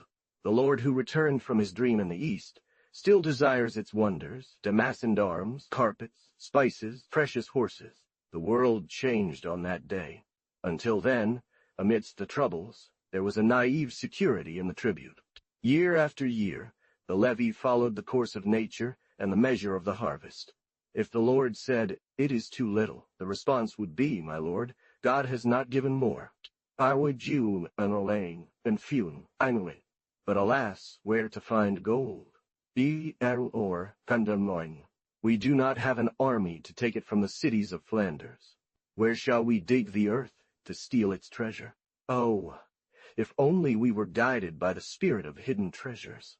The demons troubled the world throughout the Middle Ages, but Satan did not take on his definitive character until the 13th century. Pacts, says Mr. A. Maury, are very rare before this time. I believe it. How can one contract with one who is not yet truly here? Neither of the contracting parties was ready for the contract, for the will to come to this terrible end of selling oneself for eternity. It must be desperate. It is not the unfortunate one who reaches despair. It is the wretched, he who has perfect knowledge of his misery, who suffers all the more and expects no remedy. The wretched in this sense is the man of the 14th century, the man to whom the impossible is demanded silver fees, a name proliferated, but rare then, which was no less than a marriage and a sort of papacy. In this chapter and the next, I have marked the situations, feelings, progress, and despair that can lead to the enormous treaty of the pact, and what is far more than a simple pact, the horrible state of witch. For the ease of exposition, I have attached the details of this delicate analysis to a light fictional thread. The setting matters little otherwise. She is alone. While everyone is despairing, the woman with the sprite is already sitting on her bags of wheat in the small nearby town. The main thing is to understand clearly that such things did not come from as one tried to make believe human lightness, the instability of fallen nature, or fortuitous temptations of concupiscence. It required the fatal pressure of an iron age, the cruel necessities. It had to seem that even hell was a refuge, an asylum, from the hell down here. The others in the village are still deliberating. She sells at whatever price she wants. No one bargains with her. But even when the others arrive, everything goes to her. I don't know what magical attraction draws them. Her husband, before the deadline, brings his tithe in good sound coin to the feudal oak tree. Everyone says, strange thing, she is sad, afraid. But she has the devil in her. They laugh, and she does not laugh, even when she prays at night. Strange, prickling agitates and disturbs her sleep. She sees strange figures. The small, gentle spirit seems to have become imperious. He dares. She is alarmed, indignant, wants to get up. She stays but moans, feels dependent, and thinks, I don't belong to myself anymore. At last, says the Lord, a reasonable peasant. He pays in advance. You please me. Can you count? Little. Well, it is you who will count with all these people. Every Saturday, sitting under the oak tree, you will receive their money. Great change of situation. On Sunday, before Mass, you will bring it to the castle. The man is a bit dazed. The woman's heart beats fast when, on Saturdays, she sees her poor peasant, this serf, sitting like a little lord under the lordly shade. But finally he gets used to it. He takes on some gravity. There is no room for joking. The Lord wants to be respected. This word spreads, it is repeated. He who touches it first, I'll send him flying. When he climbed up to the castle, and the jealous ones pretended to laugh at him and play some tricks. You see this narrow space, said the Lord. You don't see the rope, which is nevertheless ready, and it hangs around them like an atmosphere of fear. Everyone lowers their hats very low in deference, but they move away. They scatter when they pass by. To avoid them, people take the back streets, not looking up and with hunched backs. They walk alone in town. This change at first makes them proud, then soon fills them with sadness. She, so refined, she can see the contemptuous scorn of the castle, the fearful hatred from below. She feels trapped between two dangers, in a terrifying isolation. The man was not made for this work. Strike. She sets him up, she pushes him, she tells him, be harsh, if necessary, cruel. No protector but the Lord, or rather the money given to him. But to find this money, to stimulate the slowness of the peasant, overcome the inertia he opposes, to extract something even from him who has nothing, it is necessary to insist, threaten, be strict. Otherwise, you will miss the deadlines. And then, we are lost. This is the torment of the day, a small thing compared to the torments of the night. She has lost sleep as if. She gets up, goes, comes. She roams around the house. Everything is calm, and yet this house has changed. How it has lost its sweetness of security, innocence. What does that cat at home, pretending to sleep and opening its green eyes, ponder? The goat with its long beard, a discreet and sinister person, knows much more than she lets on. All of this is not natural. And this cow, which the moon reveals in the barn, why has she sent me such a sideward glance? She shivers and goes to stand next to her husband. Happy man. What deep sleep. Me, it's over. I can't sleep anymore. I will never sleep again. I will. Yet she eventually subsides. But then, how much she suffers. The annoying host is near her, demanding, imperious. He treats her roughly. If she momentarily drives him away with the sign of the cross or some prayer, he returns in another form. Back off, demon, what dare you? I am a Christian soul. No, that's not allowed. A priori, a parlant de bourle. He then takes, to avenge himself, 100 hideous forms. He glides sticky like a snake on her breast. What does he want? To push her to the limit, make her, defeated and exhausted, give in and say yes. But she still resists. She insists on saying no. She endures the cruel struggles of each night, the interminable martyrdom of this desolate battle. To what extent can a spirit at the same time become flesh? Are her assaults and attempts real? Would she sin carnally by enduring the invasion of him who lurks around her? Would that be real adultery? A subtle turn that sometimes saps her resistance. If I am nothing but a breath, smoke, a light air, as many doctors say, what do you fear, timid soul, and what does it matter to your husband? The demon, as furious as it may be in the demoniacs, remains a spirit as long as the Roman Empire endures, and even during St. Martin's time in the 5th century. This is the torment of souls throughout the Middle Ages, as numerous questions that we would find futile, pure scholasticism, agitate, terrify, torture, and translate into visions, sometimes into diabolical debates. Within, upon the invasion of the barbarians, it becomes barbaric and takes on a physical form.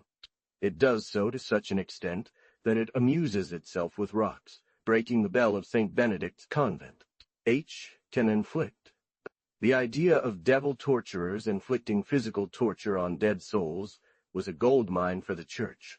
Increasingly, to scare the violent invaders from ecclesiastical property, the devil is strongly incarnated. The thought is inculcated that he will torment sinners, not just soul to soul, but corporally in their flesh, making them suffer material torments, not ideal flames, but indeed the exquisite pains that burning coals, a griddle, or a red brooch. The living, filled with sorrow and pity, wondered, could one, from one world to another, redeem these poor souls, apply it the expiation by fine incomposition practiced on earth? This bridge between the two worlds was Cluny, which suddenly became one of the richest orders upon its birth around 900. As long as God himself punished, weighed down his hand, or struck with the sword of the angel according to the noble ancient form, there was less horror. That hand was severe, that of a judge, yet also that of a father. The angel, when striking, remained pure and sharp like his sword. This is by no means the case when execution is carried out by unclean demons. They do not at all imitate the angel who burned Sodom, but rather who first emerged from it. This is the teaching one found in the simple sculptures displayed at church doors. They remain there, and their hell is in horrible Sodom, where these spirits, more corrupted than the sinners they are handed over to, extract tortures that they turn into loathsome pleasures. There, one learned the horrifying lesson of pain's voluptuosity. Under the guise of torment, devils satisfy their most revolting capriciousness upon their victims. Cruel times. Feel how dark and low the sky was, weighing down on man's head. Immoral and deeply guilty conception of a so-called justice that favors the worst, worsening its perversity by giving it a toy, and corrupting the demon itself. Poor little children, from their earliest age, imbued with these horrible ideas, trembling in the cradle. The pure, innocent virgin, who feels damned by the pleasure inflicted upon her by the spirit. An abhorrent thing known to those who suffer from the tapeworm. The woman, in the marital bed, martyred by his attacks, resisting, yet at times feeling him within her, feeling a double life, discerning the movements of the monster, sometimes agitated, sometimes of a soft, undulant gentleness that troubles even more, causing one to believe they are at sea. Then one runs frantically, hating oneself, wanting to escape, to die. For now, there was no cure. Even when the demon was not overtaking her, the woman who was beginning to be possessed by it roamed, overwhelmed with melancholy. It entered invincibly, like an odious smoke. He is the prince of air and storms, and equally of inner storms. This is what is crudely and energetically expressed under the portal of Strasbourg. This swelling is a cruel trait of possession. It is a torture and a pride. At the head of the choir of mad virgins, their leader, the scoundrelly woman who drags them to the abyss, is full and bloated with the demon, which festers ignobly and emerges from beneath her black skirts in a thick smoke. She triumphs over her fullness, rejoices in being a monster.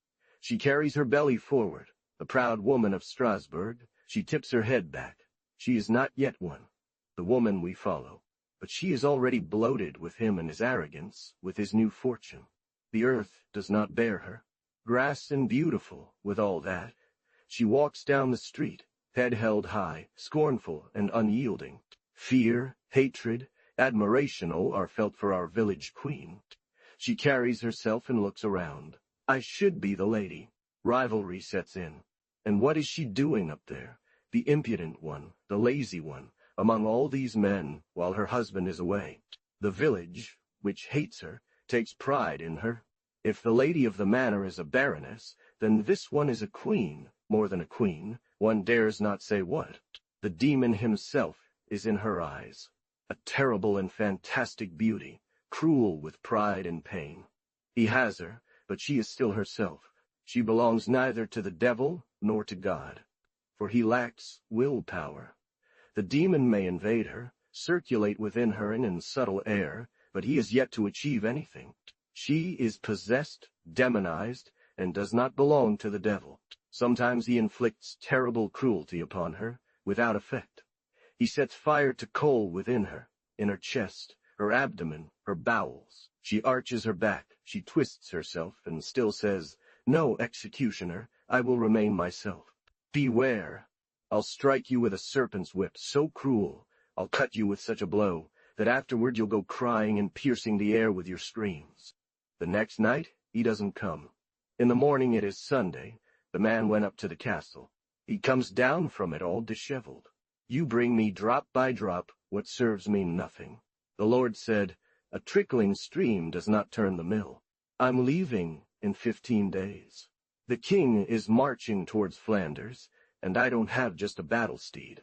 Sort it out. Mine has been lame since the tournament. I need 100 livres. But, my lord, where will you find them? Put the whole village to the sack if you want. I'll give you enough men. I've had enough of you. Tell your rustics that they are lost if the money doesn't come, and you first, you're dead. You have a woman's heart. You are a coward, a lazy person. You will lose. You will pay for your softness, your cowardice.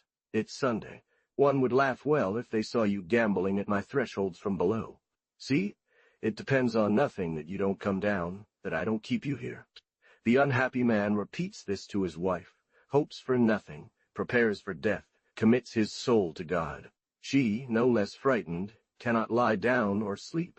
What to do? She sincerely regrets having driven away the spirit. If it came back. In the morning, when her husband gets up, she falls exhausted onto the bed. As soon as she is there, she feels a heavy weight on her chest. She gasps, believes she is suffocating. This weight descends, weighs on her stomach, and at the same time she feels like two steel hands in her arms. You desired me. Here I am. But, sir, is it mine? Well then, unyielding one, finally, do I have your soul? My poor husband. You loved him. You said so. You promised. Your husband. Have you forgotten? Are you sure you always kept your will for him? Your soul. Little fool. I ask it of you, out of kindness, but I already have it. No, my lord, she said again, with a return of pride, though in great need. No, my lord, this soul is mine, to my husband, to the sacrament. Ah! Incorrigible. Even now, under the needle, you still struggle. Well, I have seen it. I know it, your soul, at every hour, and much better than you. Day by day I have witnessed your first resistances, your pains, and your despair. I saw your discouragement when you whispered, "No one is bound to the impossible." Then I saw your resignations. You were beaten a little, and you cried out not too loudly. Now your husband perishes. What must be done? Me, if I asked for your soul, it's because you have already lost it. I pity you. I have it. Otherwise, he will perish. But I want more, and I need you to yield and confess and will, she answered in a low whisper while sleeping. Alas! But my heart, no. My body and my miserable chair, take them to save my poor husband. No one has ever had it, and I cannot give it. There, she waited, resigned. It is your salvation. And he threw her 2 words, retain them. At that moment she shivered, feeling herself pierced by a streak of fire and flooded with an icy torrent. She let out a loud cry. She found herself in her husband's arms, astonished, and poured tears onto him. She pulled away violently, stood up, fearing she would forget those 2 crucial words. Her husband was terrified, for he couldn't even see her, but she hurled the keen gaze of Medea at the walls. She had never been more beautiful. She walked straight to the city. In her black eye and yellowed white, a glow ignited that one dared not look upon a sulphurous jet from a volcano. The first word was green. She saw a green dress, the prince of the world's color, hanging on a merchant's door. Old robe, which, put on her, made her look young, dazzled her. She walked, without noticing, straight to the door of a Jew, and she knocked heavily. The door was opened with caution. That poor Jew, sitting on the floor, had engulfed himself in ash. Ah, my dear man, I need 100 livres. Madam, how could I? The prince bishop of the city, to make me reveal where my gold is, had my teeth pulled out. Look at my bloody mouth. I know, but I'm exactly looking for something in your house to destroy your bishop. When the pope is blown off, the bishop won't last long. Who says this? It's Einsfrohl, or June. Tolade, 25. It was a very common method to force Jews to contribute. King John without land often used it. 26 Toledo seems to have been the holy city of sorcerers, numerous in Spain. Their relations with the Moors, so civilized, and with the Jews, highly educated, and then masters of Spain as royal tax agents, had provided the sorcerers with a higher culture, and they formed a sort of university in Toledo. In the 16th century, it had been Christianized, transformed, and reduced to white magic. See the deposition of the sorcerer Accard, Lord of Beaumont, physician in Poitou. Lancre, incredulity, P781, Darta. He had his head bowed. She spoke, and she blew. She had a whole soul, and the devil above. An extraordinary heat filled the room. Himself felt a fountain of fire. Madam, he said, looking at her below, poor, ruined as I am, I'd some coins saved to feed my poor children. You will not repent, Jew. I am going to make you take the great oath from which one dies. Whatever you are going to give me, you will receive it within 8 days and early in the morning. A year had passed. I swear by your great oath and mine, Tolede. She had bloomed. She was all aglow with gold. All admired, all obeyed. Her fascination was a wonder to behold. By a miracle of the devil, the Jew, now generous, lent money at the slightest sign. She alone sustained the castle, and from her credit to the city, and from the terror of the village, its harsh extortions, she herself took on a colossal beauty of triumph and insolence. The triumphant green robe grew neater and more beautiful day by day. One natural thing struck fear. At her age, she is growing. However, here comes the news.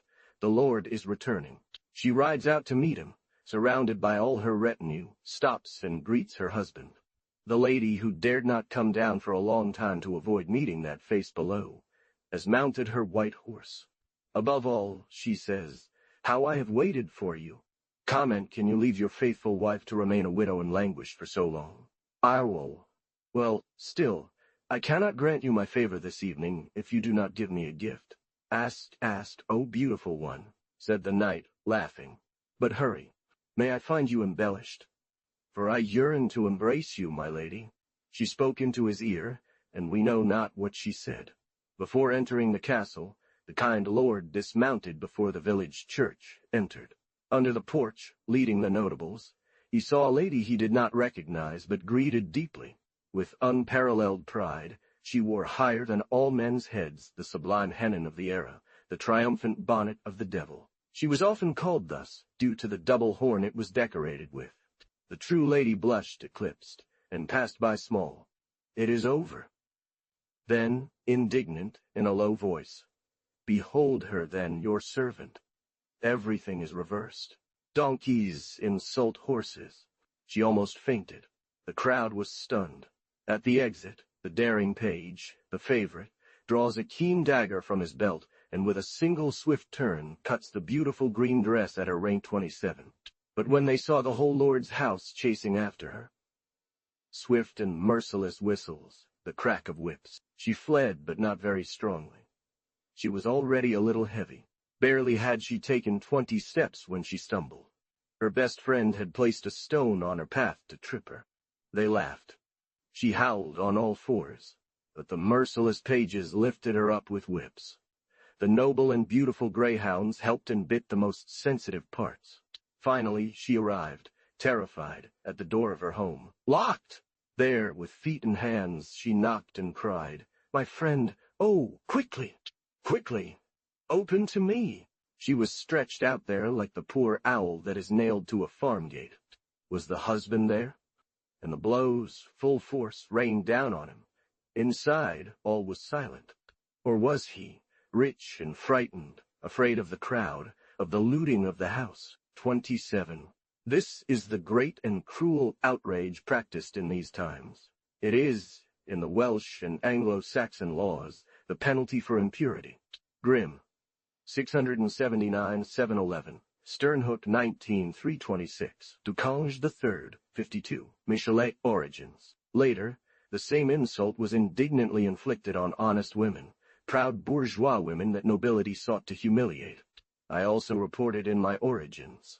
We know the ambush, where Tyrant Hagenbach brought down honorable ladies from the high bourgeoisie of Alsace, probably in derision of their rich and royal costume, all silk and gold. They must bring him 4 deniers, a hat of roses, and dance with his officers. The strange right claimed by Lord de Passé, in Anjou, over the beautiful, honest women of the neighborhood. Dangerous maneuver, where they had to fear finding an insult, like that of Hagenbach. To force them, a threat is added that the rebels stripped will be pierced with a marked stinger bearing the Lord's arms. She suffered so much misery, blows, and loud slaps that she collapsed, failed. On the cold stone threshold, she found herself seated, naked, half dead, barely covering her bloody flesh with the flows of her long hair. Someone from the castle said, "Enough, we don't demand that she dies. She is left alone." She hides. But she sees in her mind the grand gala at the castle. The lord, a bit dizzy, still said, "I regret it." The chaplain softly said, "If this woman is demonic, as they say, my lord, you owe your good vassals, you owe the whole country to deliver her to the Holy Church." It is frightening to see, since these affairs of the temple and the Pope, how far the demon has progressed. Against him, nothing but fire. A Dominican, your reverence spoke excellently well. Devilry is heresy par excellence. Like the heretic, the possessed must be burned. Yet many of our good fathers no longer trust even fire. By the cactus only the victim was missing. It was known that the sweetest present one could make to it was to bring it to them. They want wisely that before all else the soul be long purged, tried, tamed by fasting, that it does not burn in its pride, that it does not triumph on the pyre. If, madam, your piety is so great, so charitable, that you yourself take the trouble to work upon it, placing it for a few years in paste in a good pit, of which only you would have the key, soul, shame the devil, and deliver it, humble and gentle, into the hands of the church. But the prey sensed the hunter. She would have tenderly acknowledged the urgency of him who had made this gift of love, offering this bloody body. A few minutes later, she would have been carried off, forever sealed under the stone. She covered herself with a tattered cloth that was in the stable, took flight, in a sense, and before midnight found herself several leagues away, far from the roads, on an abandoned moorland that was nothing but thistles and brambles. Centuries had passed since the previous day. She had been transformed. It was at the edge of a wood where, under a dubious moon, she gathered some acorns, which she devoured like an animal. The beauty, the village queen, was no more. Her changed soul altered her very attitudes. She was like a wild boar on those acorns, or like a monkey, crouched. She rolled thoughts that were not human at all, when she heard, or thought she heard a cat-owl's hiss, then an acid burst of laughter. The burst of laughter starts again.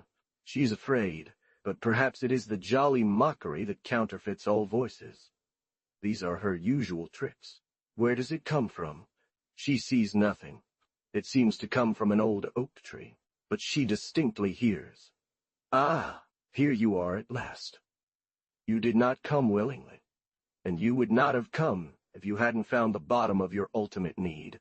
You, the proud one, had to run under the whip, cry out and beg for mercy, mocked, lost, without shelter, rejected by your husband. Where would you be if, in the evening, I had not shown you the peace that was being prepared for you in the tower? How way, and you are wrong.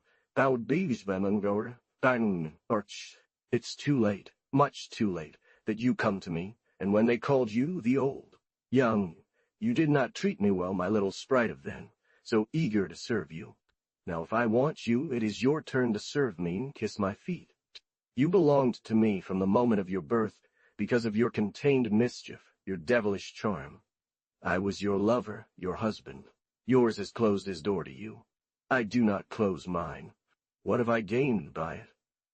I receive you in my domains, in my free prairies, in my forest. Have I not had you at my hour for a long time? Have I not invaded, possessed, filled you with my flame? I have changed, replaced your blood. There is no vein in your body where I do not flow. You cannot yourself know to what extent you are my wife. But our marriage has not yet gone through all the formalities. I have habits. I am scrupulous. Let us be one for eternity. Sir, in the state I am in, what would I say? Oh, I felt it, too well, that for a long time you were all my destiny. You caressed me maliciously, filled me, enriched me to make me precipitate. Yesterday, when the black spaniel bit my poor nakedness, its tooth burned. I said, "That is he. It is you." In the evening, when this Herodias profaned, terrified the table, someone interceded so that my blood would be promised. Yes, but it was me who saved you and brought you here. I did everything, you guessed it. I lost you. And why? Because I want you entirely. Honestly, your husband bored me. You were argumentative, bargaining. That's not my style. All or nothing. That's why I've worked on you, disciplined you, honed you, matured you for me, because that's how delicate I am. I don't take, as people think, so many foolish souls who would just give themselves to me. I want chosen souls, at a certain state craving fury and despair. Look, I can't hide it from you. As you are today, you please me. You're looking gorgeous. You're a desirable soul. Oh, how long I've loved you. but today I'm hungry for you. I'll do great things. I'm not one of those husbands who calculate with their fiancée. If you only wanted to be rich, it would be right now. Being your wife is greater. If you only wanted to be a queen, replace Jeanne de Navarre, though we hold dear, we would do it, and the king would lose little in pride, in malice. But finally, say what you will, sir, nothing but causing harm. What a charming, charming response. Oh, how right I am to love you. Time, woe, and wrong. Indeed, it contains everything, all the law and all the prophets. Since you have chosen so well, above all else, you shall be given surplus of everything. You will see to the bottom of the earth. You will have all my secrets. The world will come to you, and lay gold at your feet. I know you, trickster. I know your deepest desire. More. Here is the true diamond, my bride, that I give to you. Revenge. Oh, let our hearts agree there. Oh, that's where I'll have definitive possession from you. She will weep, you will see your enemy on her knees before you, begging for mercy and praying, happy if you let her go by doing what she did to you. You, graceful, will say, no, and she will see you cry, death and damnation. Then, I make it my business. My lord, I am your servant. I was ungrateful, that's true, for you have always fulfilled me. I belong to you, oh my master, oh my God. I want no other. Heinro, your delights are gentle. Your service is very sweet. There she falls on all fours, adoring. She pays her homage first, in the forms of the temple, symbolizing the absolute abandonment of will. Her master, the prince of the world, the prince of winds, blows to her like an impetuous spirit. She receives at once the three sacraments in reverse, baptism, priesthood, and marriage. In this new church, exactly the opposite of the other, everything must be done in reverse. Submissive, patient, she endured the cruel initiation 28, supported by this word, vengeance, 28. This will be explained later. One must guard against pedantic additions from the moderns of the 17th century. The decorations that fools add to such a terrible thing make Satan in their image. The moon, which had modestly veiled itself for a moment, was afraid when she saw it again. Far from being exhausted by the infernal thunderbolt, made languid by it, she rose again dreadful, and with gleaming eyes. She looked around. Terrifically inflated with infernal vapor, fire, fury, and a new thing, some sort of desire. She was for a moment immense because of this excess of fullness and in horrible beauty. And nature had changed. The trees had a tongue, told the past stories. The herbs were simples. Such plants as yesterday she trod down like hay. They are now people talking about medicine. They had sought her. She woke up the next day in great security. Far, very far from her enemies. They had found only a few scattered fragments of the fatal green dress. No one knew. Had she been carried off by the demon while still alive? Had she, in despair, plunged into the torrent? Either way, she was damned for certain. Great consolation for the lady in not finding her. Had they seen her, they would have barely recognized her, so changed was she. Only her eyes remained, not bright, but armed with a very strange and unsettling glow. She herself feared to strike fear. She did not lower them. She looked askance. In the slant of the ray, she evaded its effect. Suddenly browned, it seemed as if she had passed through the flame. But those who observed more closely felt that this flame was rather within her, that she bore an impure and burning fire. The flaming trait which Satan had crossed her with remained, and like a reflection from a sinister lamp, cast such a wild yet dangerous allure. One stepped back but stayed, and the senses were disturbed. She saw herself at the entrance to one of these troglodyte holes, as countless others are found in certain hills in the center and west. These were the marches, then wild, between the land of Merlin and the land of Melazine. Here the devil was at home. Vast moors still bear witness to the old wars and eternal ravages, terrors that prevented the country from repopulating. Most of the rare inhabitants were fervent, devoted to him.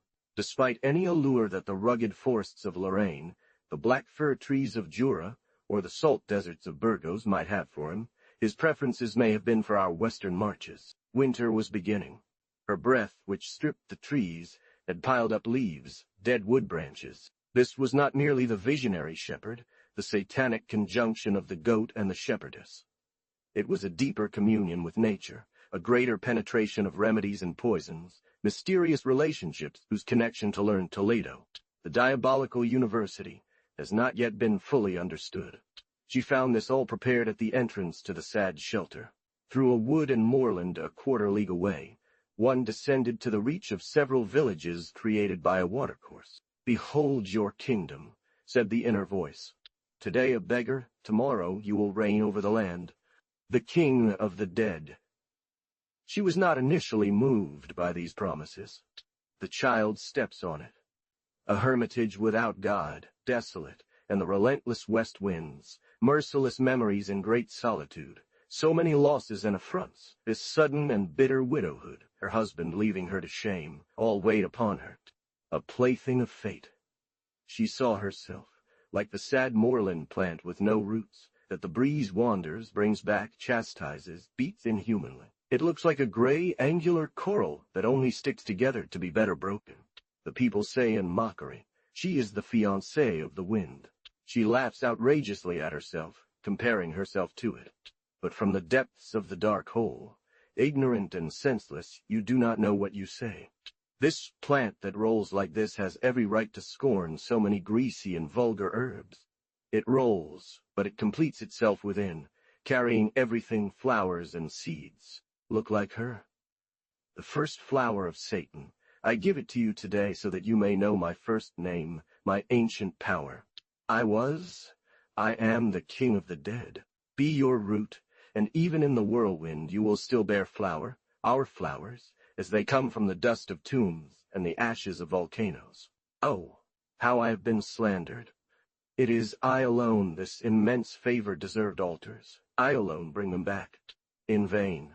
To fathom the future, evoke the past, anticipate, and recall the time that passes so swiftly. To extend the present with what was and what will be, are two things prohibited in the Middle Ages. Nature here is invincible. One will gain nothing from it. He who sins thus is a man. He would not be. He who remains fixed on his furrow, eyes lowered, days confined to the pace he keeps behind his oxen. No, we shall always strive for higher, farther, and deeper horizons. What secrets! This land, we measure it with pain, but trample it with our feet, and always tell it. What do you have in your bowels? What mysteries? You return to us the grain we entrust to you. But you do not return this human seed, these loved ones we lent you. Will they not sprout, our friends, our loves, that we placed there? If only for an hour, a moment, they come back to us, we will soon be from the terra incognita, where they have already descended. But will we see them again? Will we be with them? Where are they? What are they doing? They must be, my dead, well captive not to give me any sign. And I, how shall I be heard by them?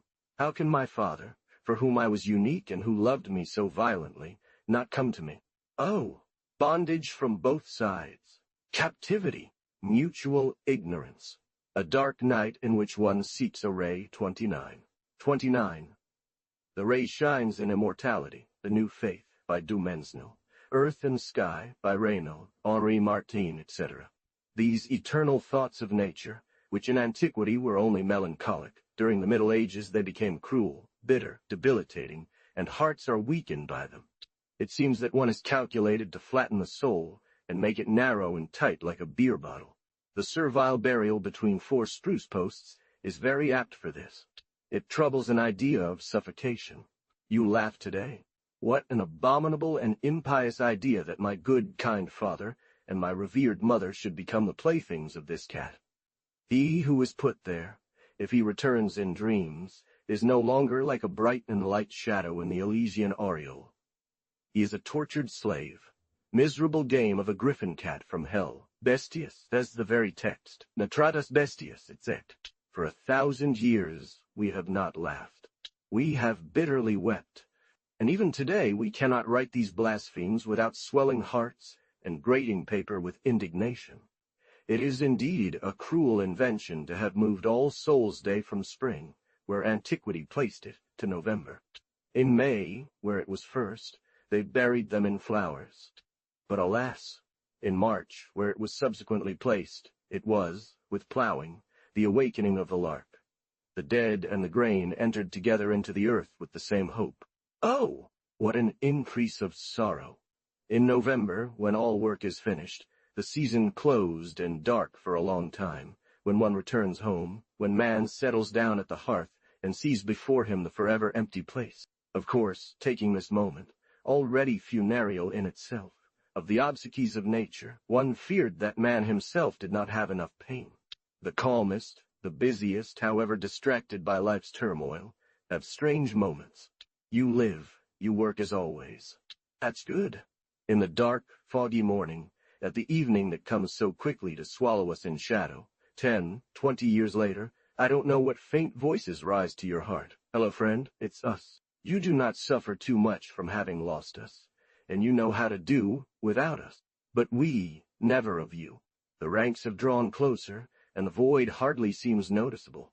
The house that was ours is full, and we bless it. But now, you cry, enough and goodbye. All is well. All is better than in the time when your father carried you, in the time when your little girl in turn said to you, "My daddy, carry me." Alas, they are gone. A tender and sorrowful complaint. Just? No. I would rather forget myself 1,000 times than forget them. Give them back to me, I beg you. I hold too dear this rich source of tears. Yet, at any cost, we are compelled to say that some traces escape, are already less sensitive. Certain facial features are not erased but obscured, paled. Hard, bitter, humiliating thing to feel so fleeting and weak, wavering like water without memory, to sense that in the long run one loses the treasure of pain one hoped to keep forever. Trace them back to me, I beseech you, these cherished effigies. If only you could let me dream of them at night. More than one says this in November. There up above is a woman about whom good and ill is said, and while the bells ring, while the leaves fall, they step away from the church, whispering, "Do you know for certain, neighbor? I dare not say anything, but she has power in the lower world. She calls the dead, and they come. Oh, I want Jules, the ring, with them all. If she could, without sin, of course, without angering God, bring mine back. But this woman, who knows what she is? You know, I am alone, and I have lost everything in this world. From heaven or hell, I will not go, and he dies with envy. I will not go. How all well, all bright bundle, how in elder, or they were, and June, and that will surround her. I do not want to risk my soul. This wood, moreover, is haunted. Many times things that should not be seen have been seen on the moorland. Kindly Warren, and Laura, and Shun. Do you know well? Jacqueline, who went there one evening to look for one of her sheep. Well, she returned mad. I will not go. Barely do women dare venture. Many men, hiding from each other, go there. They gaze at the perilous path, inquire near those who return. Ah! What pains they endure! The sorceress is not like Endor's, who for Saul evoked Samuel.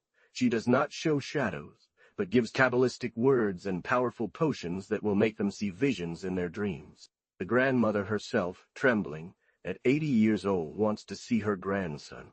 By a supreme effort, not without remorse for sins on the brink of the grave, she drags herself there. The aspect of the wild, harsh place, covered in ivy and brambles, the rough and black beauty of implacable Proserpine troubles her. Prostrated and trembling, pressed against the earth, the poor old woman weeps and prays. No answer. But when she dares to raise herself a little, she sees that hell has wept. A simple return to nature. Proserpine blushes. She blames herself. Degenerate soul, weak soul. Is this the lesson of the master? She thinks, you, who came here with the firm desire to do nothing but harm. Oh, he will laugh.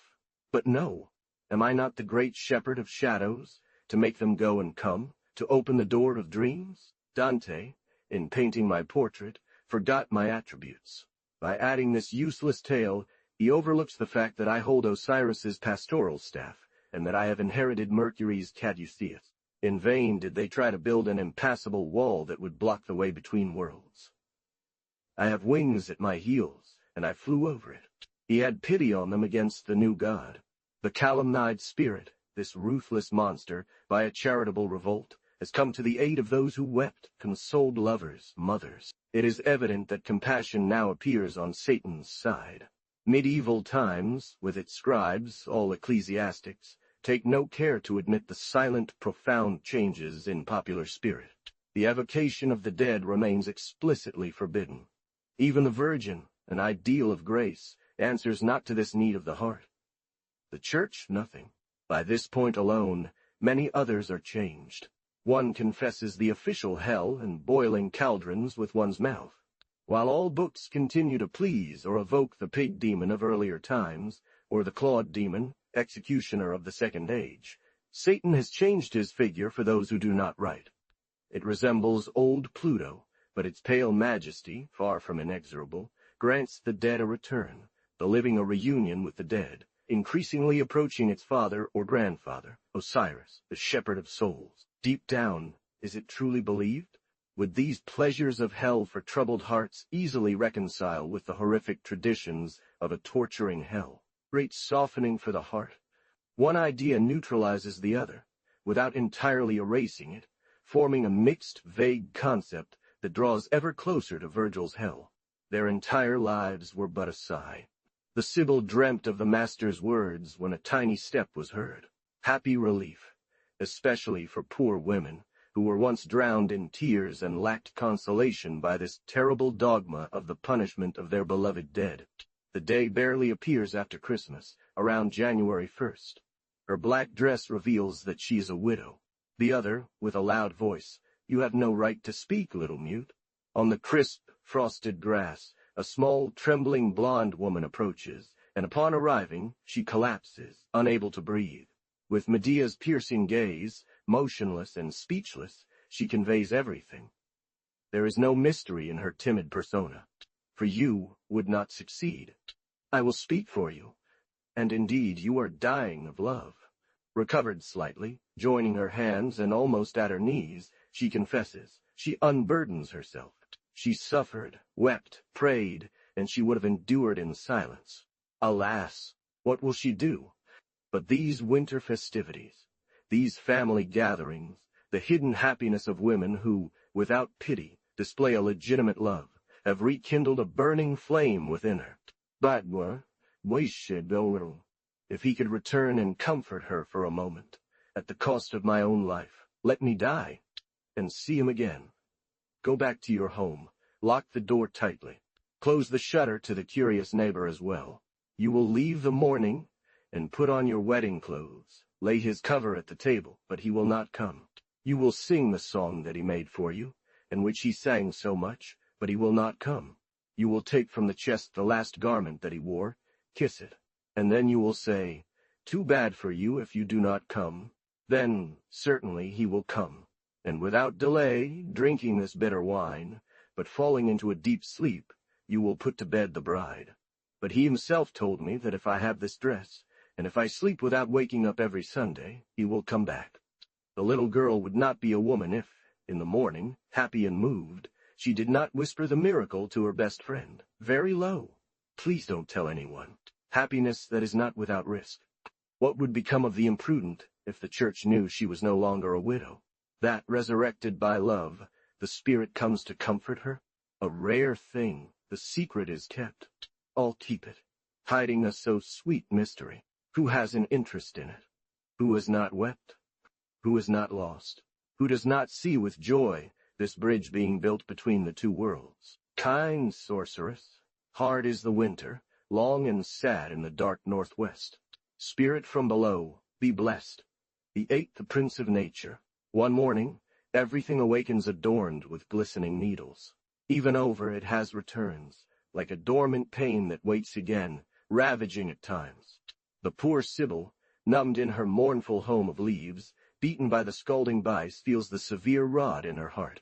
In this ironical, cruel splendor, where life shivers, every plant seems mineralized, losing its gentle variety, hardening into sharp crystals. She feels her isolation, but that very thing lifts her up. Pride returns, and with it a strength that warms her heart, lights up her mind. Is she not the queen? And then she enjoys it, as if it were her own conquest. Stretched, alive, and keen, her sight becomes as piercing as these needles, and the world, this cruel world she suffers in, is transparent to her like glass. Does she not have courtiers? The crows are clearly in contact with her. The wolves pass timidly, greeting with a slanted glance.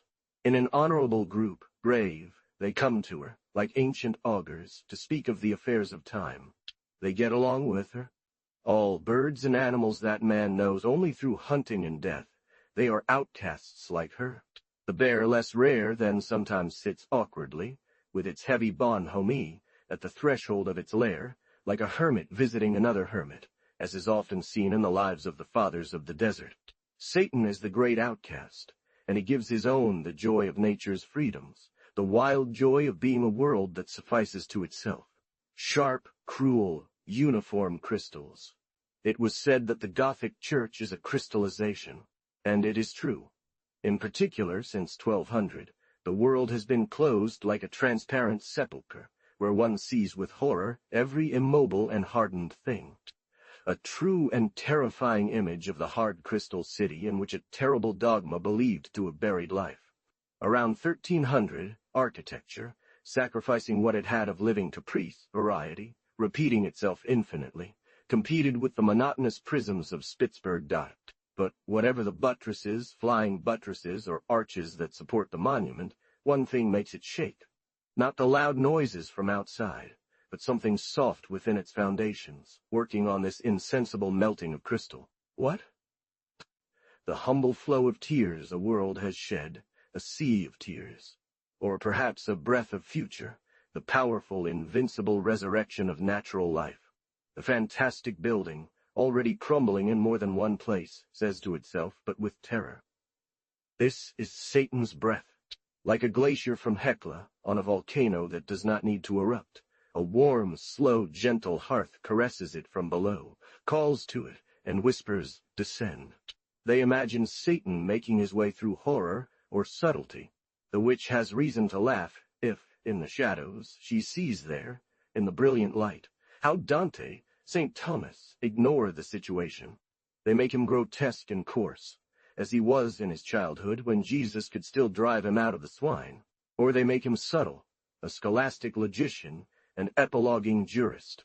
If it had been only that, or the beast, or the arguer, if he had had only mud, or the distinguo of nothingness, he would have starved soon enough. It turns out that at that time on earth, the opposite happens. Triumph is too comfortable when displayed in Barthol, arguing against woman the virgin, which causes him to be defeated and condemned with expenses. He gives her the fruit of science and nature. With a supreme move, he wins the very pleader, woman, his beautiful adversary, seducing her with an argument, not of words but of substance, charming and irresistible. It is the East, it is paradise found. There is no need for many disputes. He does not have to plead, he simply shows himself. It comes to us with hands full. From Asia, believed to be destroyed, an incomparable dawn emerges, whose radiance reaches far away, piercing the deep mist of the West. Everyone is defeated, everyone craves it, nothing but Asia is wanted. It is a world of nature and art that ignorance had cursed, but now advances to conquer its conquerors in a gentle war of love and maternal seduction. What shall I say? Fabrics, shawls, soft-textured carpets, of mysterious harmony, gallant steel, sparkling, with damasked arms demonstrate our barbarity. A world of treasures, silk, sugar, the multitude of powerful herbs that raise our hearts, console, and soften our pains. But this is little. These cursed lands of the unbelievers where Satan reigns have as their visible blessing the high products of nature, an elixir of God's forces, the first of plants, the first of animals, coffee, the Arabian horse. Around 1300, all this bursts forth. Even Spain, reconquered by the barbarian sons of the Goths, but who have all their wits in the Moors and Jews, testifies for these unbelievers. Everywhere where Muslims, these sons of Satan, work, everything prospers. Springs gush forth, and the earth is covered with flowers. Under a worthy, innocent work, she adorns herself with these wonderful vines, where man forgets, regenerates. To whom does Satan present the steaming cup of life? And in this world of fasting, who has fasted so much on reason, is there a strong being that can receive all this without vertigo, without drunkenness, without risking to lose their mind? Is there a brain that, not being petrified, crystallized by St. Thomas, remains still open to life, to the vegetative forces? Satan returns to his Eve. 3 magicians 30 make an effort. Through feats of strength they reach nature, but these vigorous geniuses do not have the fluidity, the popular power. The woman is still in the world what is most natural. Through this she goes better into the comedy of the world, into the grand game where the universal Proteus will be played. She possesses and keeps certain sides of mischievous innocence that a young cat and a child with too much intellect have. 30 Albert Legrand, Roger Bacon, Arnaud de Villeneuve, who discovers vitriol d'art. But how light and mobile it is, as long as it is not bitten and fixed by pain. This one, prescribed from the world, rooted in its wild land, takes hold. If it does, without a doubt, it will be without harmony, often through the circuits of evil. It remains to be seen whether, crumpled, sour, with this heart full of hatred, it will return to nature and the gentle ways of life. It is frightened, violent, all the more so, as it is very weak in the back and forth of the storm. Its dilated breast overflows. The Sibyl of science has her torture, as did the other, the Cumean, the Delphic. When the spring warmth, air, from deep within the earth, flowers and their languages, the new revelation rises from all sides. It first feels dizzy. The scholastics have a field day to say. It's the aura, it's the air that swells it, and nothing more. Silly irony. Her beloved lover, the Prince of Air, filled her with dreams and lies, wind, smoke, nothingness. On the contrary, the cause of her intoxication is that it is not the void, but reality, substance, that has too quickly filled her breast. It loves and dies every 10 years. Have you seen the agave, this hard and wild African, pointed, bitter, tearing, which, for leaves, has enormous darts? One morning, the amorous jet, so long accumulated in the harsh creature, with the sound of a gunshot, departs, soaring towards the sky. And this jet is an entire tree that is not less than 30 feet tall, bristling with sad flowers. And all this she looks at, and all this is for her. It's something similar that the dark Sibyl feels when, on a late spring morning, all around her, there is the vast explosion of life, because every being whispers, "I am for whom understood." What a contrast! She, the wife of the desert and despair, nourished with hatred and vengeance, behold all these innocents who persuade her to smile. The trees, under the south wind, gently bow. All this evidently loves. All the herbs of the fields, with their various virtues, perfumes, remedies, or poisons often the same, offer themselves. They say, "Pick me." Isn't it a derision? I would have been ready for hell, not for this strange feast. What do I feel? Spirit. Are you truly the spirit of terror that I have known, whose cruel trace, what do I say? The wound that still burns? Oh, he who always says, "No, no, it is not the spirit I hoped for in my fury." He is saying, yes, of love, ecstasy, and vertigo. How? What has he become? Is he the mad soul, the stunned soul of life? They had said the great dead Pan. No, far from me this cup. But here he is as Bacchus, as Priape, impatient, because of the long delay of desire, threatening, burning, fertile. For I would only drink the trouble, who knows? A bitter despair above my despairs? However, where the woman appears, that is the sole object of love. All follow her, and all for her despise their own kind. What is spoken of the black buck, her supposed favorite? But that is common to all. The horse snorts for her, breaks everything, endangers her. The feared chief of the prairies, the black bull, if she passes and goes away, moose in regret. But here comes the bird that dives down, that no longer wants his female, and with quivering wings on her accomplishes his love. New tyranny of this master, who by the most fantastical stroke, from king of the dead as he was believed, bursts forth like king of life. No, she says, let me have my hatred. I asked for nothing more. Let me be feared, terrible. That is my beauty, that which goes to the black serpents of my hair, to this face etched with pain, the lines of lightning. But the sovereign malice, in whispers insidiously, oh, you are so much more beautiful. Oh, how much more sensitive, in your angry fury. Cry, curse. It's a sting. A storm calls another. Nor anger nor pride would save her from these seductions. Slipping, swift is the passage from rage to voluptuousness. None could suffice. What saves her is the immensity of desire. Every life is limited, helpless. Behind the messenger, the bull. Behind the flame of the bird. Behind weak creatures for whom infinity is needed. Longing for what? She has a woman's longing. But for the whole, the great universal all. Satan did not foresee this. That one could not soothe him with any creature. What he couldn't do, some unknowable thing, unknown to name, does. To this vast, deep, wide sea of desire, she succumbs, she sleeps, she slept, she dreamed. At this moment, without memories, without hate or thoughts of revenge, innocent, against her will, she sleeps on the prairie, just like any other would, the sheep or the dove, relaxed. The beautiful dream. And how to describe it?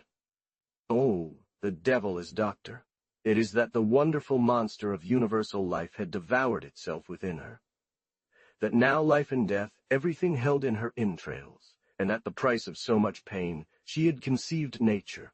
The silent and dark scene of Corinth's betrothed is renewed, letter for letter, from the 13th to the 15th century. In the night that still endures before dawn, the two lovers, man and nature, meet again, embraced with transport, and in this very moment horribly. They are struck by terrible plagues. One can almost hear the lover say to his amante, "It's over. Your hair will turn white tomorrow. I am dead. You will die." 3 terrible strikes in 3 centuries. The first, the shocking transformation of the outside, skin diseases. The second, internal evil, strange nerve stimulation, epileptic dances. All calms down, but the blood alters, the ulcer prepares for syphilis, the scourge of the 15th century. The diseases of the Middle Ages, as far as one can make out, were less precise. They were mainly hunger, languor, and poverty of the blood, that pallor admired in the sculptures of that time. The blood was clear water. Scrofulous diseases were universal. Except for the Arab or Jewish physician, dearly paid by kings, medicine was only practiced at the door of churches, at the font. On Sunday, after Mass, there were many sick people. They asked for help, and one gave them words. You have sinned, and God afflicts you. Be grateful. It's less on the pains of the other life. Submit, suffer, die. The Church has its prayers for the dead. Weak, languishing, without hope or desire to live, they followed this counsel well and let go of life. Fatal despair, a miserable state that inevitably prolonged these ages of lead and closed off progress. The worst is their easy resignation, their docile acceptance of death, their inability to do anything, to desire nothing. Better the new era, this end of the Middle Ages, which, at the cost of terrible pains, gives us the first means of returning to activity, the resurrection of desire. There can be no doubt that the burning spices brought from the East played a role. The emerging distillation and certain fermented drinks may also have had an effect. Some Arabs claim that the immense outbreak of skin diseases that marked the 13th century was the effect of stimulants used then to awaken and revive the failures of love. But a great fermentation, much more general, was taking place. Who? In the bitter internal struggle between 2 worlds and 2 spirits, a third survived that silenced them. Fading faith and budding reason argued. Between the 2, someone seized hold of man. The impure spirit, furious with cruel desires, their acrid buzz, deprived of any outlet, neither bodily pleasures nor free expression of the mind, the life sinew repressed corrupted itself. Without light, without voice, without speech, it spoke in pain, in sinister efflorescence. Then a terrible and new thing happened.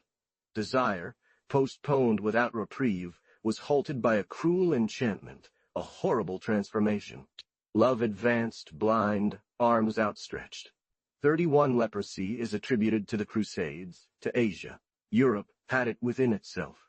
It recoils, trembles, but it cannot escape. The fury of blood persists. Flesh devours itself in scalding tickles, and more fiercely within rages the fire coal, irritated by despair. The war declared by the Middle Ages against both flesh and cleanliness was to bear fruit. And how much less the rest? More than one saint is praised for never washing even her hands. The momentary nakedness would have been a great sin. Worldly people faithfully follow these lessons from monasticism. It fears any purification as if it were a stain. This subtle and refined society, which immolates marriage and seems animated only by the poetry of adultery, maintains an unusual scruple on this point, so innocent. No baths for 1,000 years. Be sure that not one of these knights, or these fair ethereal ones, the Parsifal, the Tristan, the Isolde, ever washed themselves. Death, captivity, nothing more. What remedy does Christian Europe find for this double evil? From there, a cruel, unpoetic accident in the middle of a romance, the furious itching of the 13th century. If you approach death, you will live with the clangor in your hands, so that people flee from you. When celibacy becomes bitter, love without hope, sharp passion, irritated, leads you to a morbid state. When your blood decomposes, descends into despair, or build your hut in the desert, no human being should see you. You will find no consolation. They went to the sorceress. The purest and most beautiful were struck by sad flowers that were viewed as the visible sin, or God's punishment. Leprosy is the final stage and peak of the plague. But 1,000 other cruel evils, less hideous, prevailed everywhere. Then people did what the love of life would not have done. They transgressed defenses. They abandoned the sacred old medicine and the useless altar. There they made their vows, wished to heal, wished to enjoy. Usually, and out of fear, people frequented the church. But the true church was then at home, on the moorland, in the forest, in the desert. At the first stirrings that wildly set blood afire, in deep secrecy, at dubious hours, one went to the Sibyl. What shall I do? And what do I feel within me? Time world, I burn, give me soothing balms. I burn, give me what fuels my unbearable desire. But what? A bold and culpable step that one reproaches oneself at night. It must indeed be pressing this new fatality. This fire must be scorching. All saints must be powerless. The temple trial, the Boniface trial, revealed Sodom hidden beneath the altar. A sorcerous pope, friend of the devil and carried away by the devil, that changes all thoughts. Like the pope and like the bishop. Is it not with the help of the demon that the pope no longer in Rome, in his Avignon, John 22, son of a shoemaker from Cahors, was able to amass more gold than the emperor and all the kings? Guichard, bishop of Troyes, did not obtain from the devil the death of the king's daughters. Things of God, which God refuses us. We ask for no deaths, but for gentle things, life, health, beauty, pleasure. What to do, if we had them by the grace of the prince of this world? 32. This is the polite, fearful name given to witches. The great and powerful doctor of the Renaissance, Paracelsus, executioners. These latter were often skilled surgeons, bone-setters, healers, and good veterinarians. Never, in those times, would a woman have allowed a male doctor to enter or confide in him her secrets. I have no doubt that his admirable and genius-filled book on women's diseases, the first ever written on this great subject, so profound, so moving, came specifically from the experience of women themselves, those to whom others sought help. I mean, the witches who, everywhere, were midwives. Witches alone observed, and were, especially for women, the only and unique doctors. What we know best about their medicine is that they used a large family of equivocal, very dangerous plants extensively for various purposes, to calm and stimulate. They are rightly named. The comforting ones, Solanaceae. 33. The ingratitude of men is cruel to observe. 1,000 other plants have come. Fashion has prevailed with 100 exotic plants. And these poor comforting ones who saved us then, have we forgotten their kindness? Besides, who remembers? Who recognizes the ancient obligations of humanity to innocent nature? Who knows? In 2,000 years from now, they will forget wheat. See Langlois on the Soma of India and the Ham of Persia. The Asclepias acida, Sarcostema, the chair plant, which for 5,000 years was the host of Asia and its tangible god, who gave 500 million men the happiness of eating their god. This plant that the Middle Ages called Dompte Venin, vanquisher of venom, has not a single word of history in our botanical books.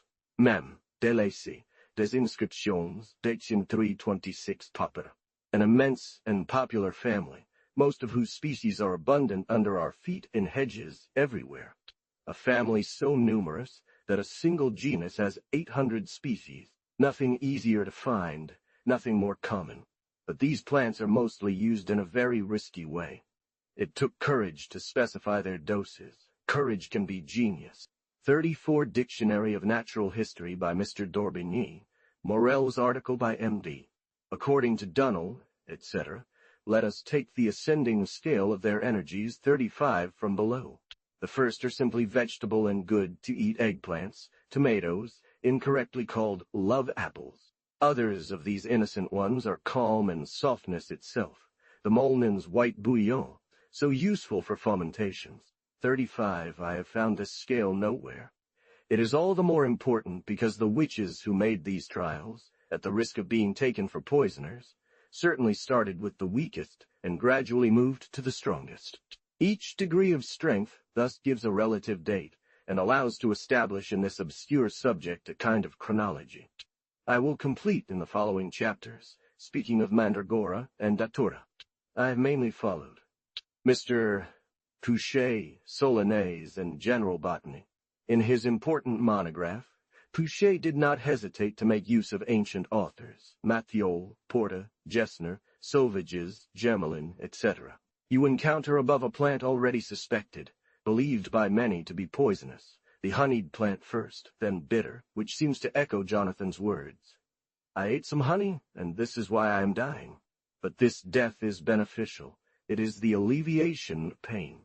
The sweet bitter, its name, must have been the first attempt at bold homeopathy, which gradually elevated itself to the most dangerous poisons. In women, the alteration was even more cruel.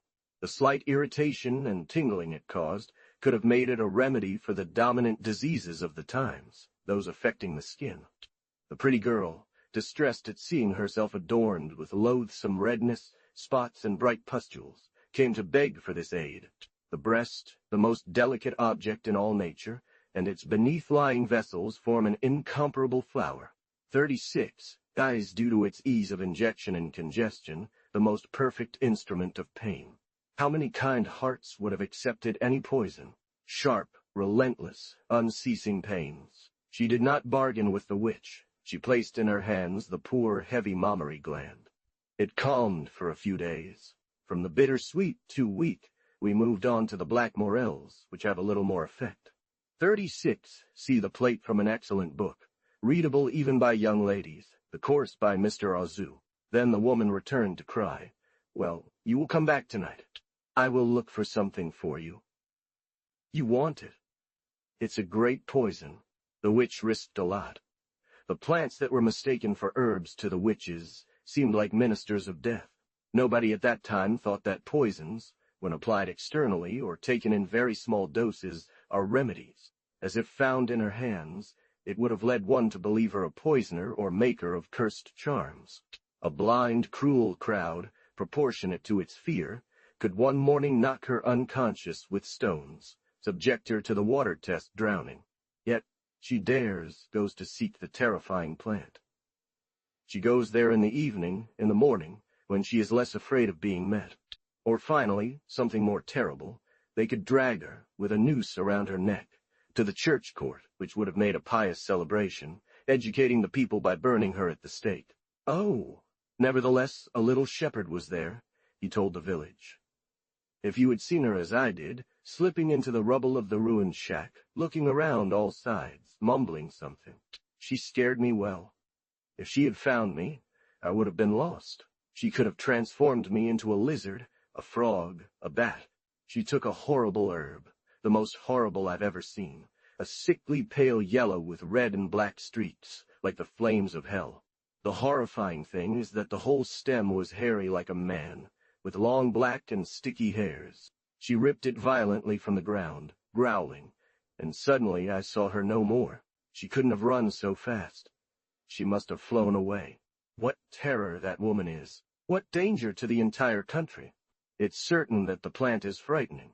It's henbane, a cruel and dangerous poison, but a powerful soothing agent, a gentle compress that eases, relaxes, and numbs pain, often healing. But what? Another of these poisons, belladone, named perhaps out of recognition, was powerful in calming convulsions that sometimes occurred during childbirth, adding to the danger already present in that supreme moment, the terror. One maternal instinct insinuated this sweet poison 37, put the mother to sleep and charmed the sacred door. The child, just as today with the use of chloroform, alone exercised its freedom, rushed into life. 37 Mrs. à la Chapelle and Mr. Sorcière have very usefully renewed these practices of old popular medicine. Pauchet, Solanaise, P64, belladone heals from dancing by making one dance. How did this come about? The latter had horror of poisons, audacious homeopathy, which at first must have frightened. It was reverse medicine, contrary to the medicine generally known and cherished by Christians, according to the Arabs and Jews, undoubtedly through the simple effect of the great satanic principle that everything must be done in reverse, exactly upside down from what is done in the sacred world. Satan employs them, and he makes them into remedies. To the priest's blessings he opposes magnetic fields, through the gentle hands of women, which numb the pains. A change in diet, and especially clothing, perhaps by substituting canvas for wool, caused skin diseases to lose intensity. The Church believes by spiritual means sacrament, prayer to act even on bodies. Satan, in contrast, uses material means to act even on the soul. He induces forgetfulness, love, daydreaming, all passion. Leprosy diminished, but seemed to retreat and produce deeper ills. The first danger was not the least significant. The 14th century oscillated between three plagues: epileptic seizures, the plague, and ulcers that, according to Paracelsus, prepared the way for syphilis. Those watching at first laughed, then, through contagion, gave in, fell into the great current, adding to the terrifying choir. It broke out, around 1350, in a terrifying manner with the St. Guy's dance, with this particularity that it was not individual. The patients, as if carried by the same galvanic current, would grip hands, form immense chains, spin, until they died. What would have happened if the illness had persisted, as leprosy did for a long time during its own decline? It was like a first step, a path towards epilepsy. Horrific prospect. If this generation of patients hadn't been cured, it would certainly have produced another epileptic one. Europe covered in madmen, furious people, idiots. One does not say how this illness was treated and stopped. There was, without doubt, another remedy that they did not wish to discuss. The remedy recommended, the expedient of attacking these dancers with kicks and punches, was infinitely likely to aggravate the agitation and lead to true epilepsy. In an era when sorcery was experiencing its great surge, the immense use of solanace, especially belladone, popularized the medicine that treated these conditions. At large popular gatherings on the Sabbath, which we will discuss, witch's herb, mixed with honey wine, beer, cider 38, and poire, the powerful drinks of the West, put the crowd into a dance, a luxurious dance but not epileptic. 38. This was something entirely new. It began in the 12th century. They boldly professed, nothing impure and nothing unclean. But the great revolution that witches initiated, the greatest step backwards against the spirit of the Middle Ages, is what one could call the rehabilitation of the belly and digestive functions. The study of matter was then unlimited, freed. Medicine became possible. It is no less evident. Nothing impure is moral evil. That they had abused the principle greatly is not denied. Every physical thing is pure. None can be excluded from sight or study, forbidden by vain spiritualism, much less by foolish disgust. Similarly, heaven is noble, and the abyss is not. Why? Not only is the spirit noble, according to them, but the body is not yet. There are parts of the body that are noble, and others that are not, apparently ignoble. There, above all, the Middle Ages revealed their true character, anti-nature, making distinctions, castes, and hierarchical classes within the unity of being, because heaven is high. But heaven is neither high nor low. It is above and below. What is the abyss? Nothing at all. Also, a folly about the world, and the small world of man. This one is of one piece. Everything in it is solid with everything else. 39. It is this discovery that immortalizes Claude Bernard. There were no lacking insults. If the stomach is the servant of the brain and nourishes it, the brain, constantly helping to prepare the digestive juice 39, does not work for itself any less. They called the dirty witches indecent, impudent, immoral. However, their first steps in this direction were, one can say, a fortunate revolution in what is most moral, goodness, charity. By a perversion of monstrous ideas, the Middle Ages viewed flesh, in its representative cursed since Eve, the woman, as impure. Even the woman herself had ended up sharing the odious prejudice and believing herself unclean. The Virgin, exalted as a virgin, more than as Our Lady, far from lifting up the real woman, had lowered her by putting men on a path of pure scholasticism, where one went bidding higher and higher in subtlety and falsehood. She hid herself to give birth. She blushed with love and gave happiness. Humble martyr of modesty, she imposed upon herself torments, to the point of wanting to conceal, annul, or suppress almost that beloved stomach, thrice holy, from which the divine man is born and eternally reborn. She, usually so sober, in comparison to man, she who is almost exclusively herbivorous and frugivorous, giving so little to nature, through a lacto-vegetarian diet, possesses the purity of those innocent tribes. She almost asked pardon for being forbidden, living, for fulfilling the conditions of life. It cares for beasts. They are where it begins. Middle Ages medicine only deals with the superior and pure being, that is, man, who alone can become a priest, and alone at the altar makes God. Rarely. Is anyone thinking of children? But of women? Never. The novels of that time, with their subtleties, represent the opposite of the world.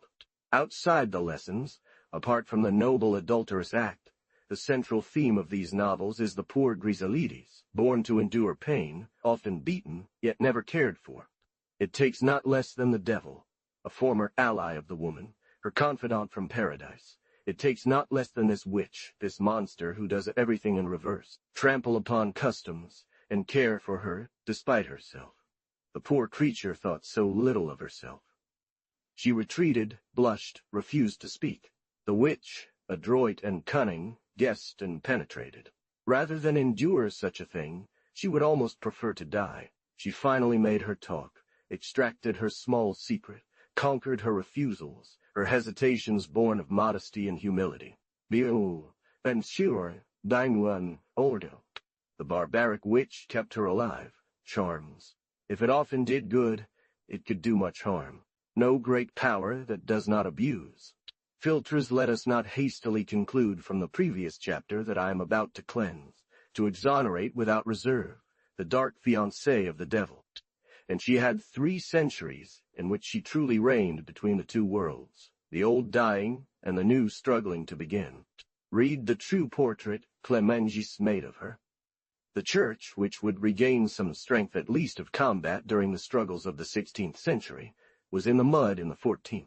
Nobility, so proudly adorned with new armor, fell so heavily at Crécy, Poitiers, Azincourt. All nobles ended up prisoners in England. A subject for derision.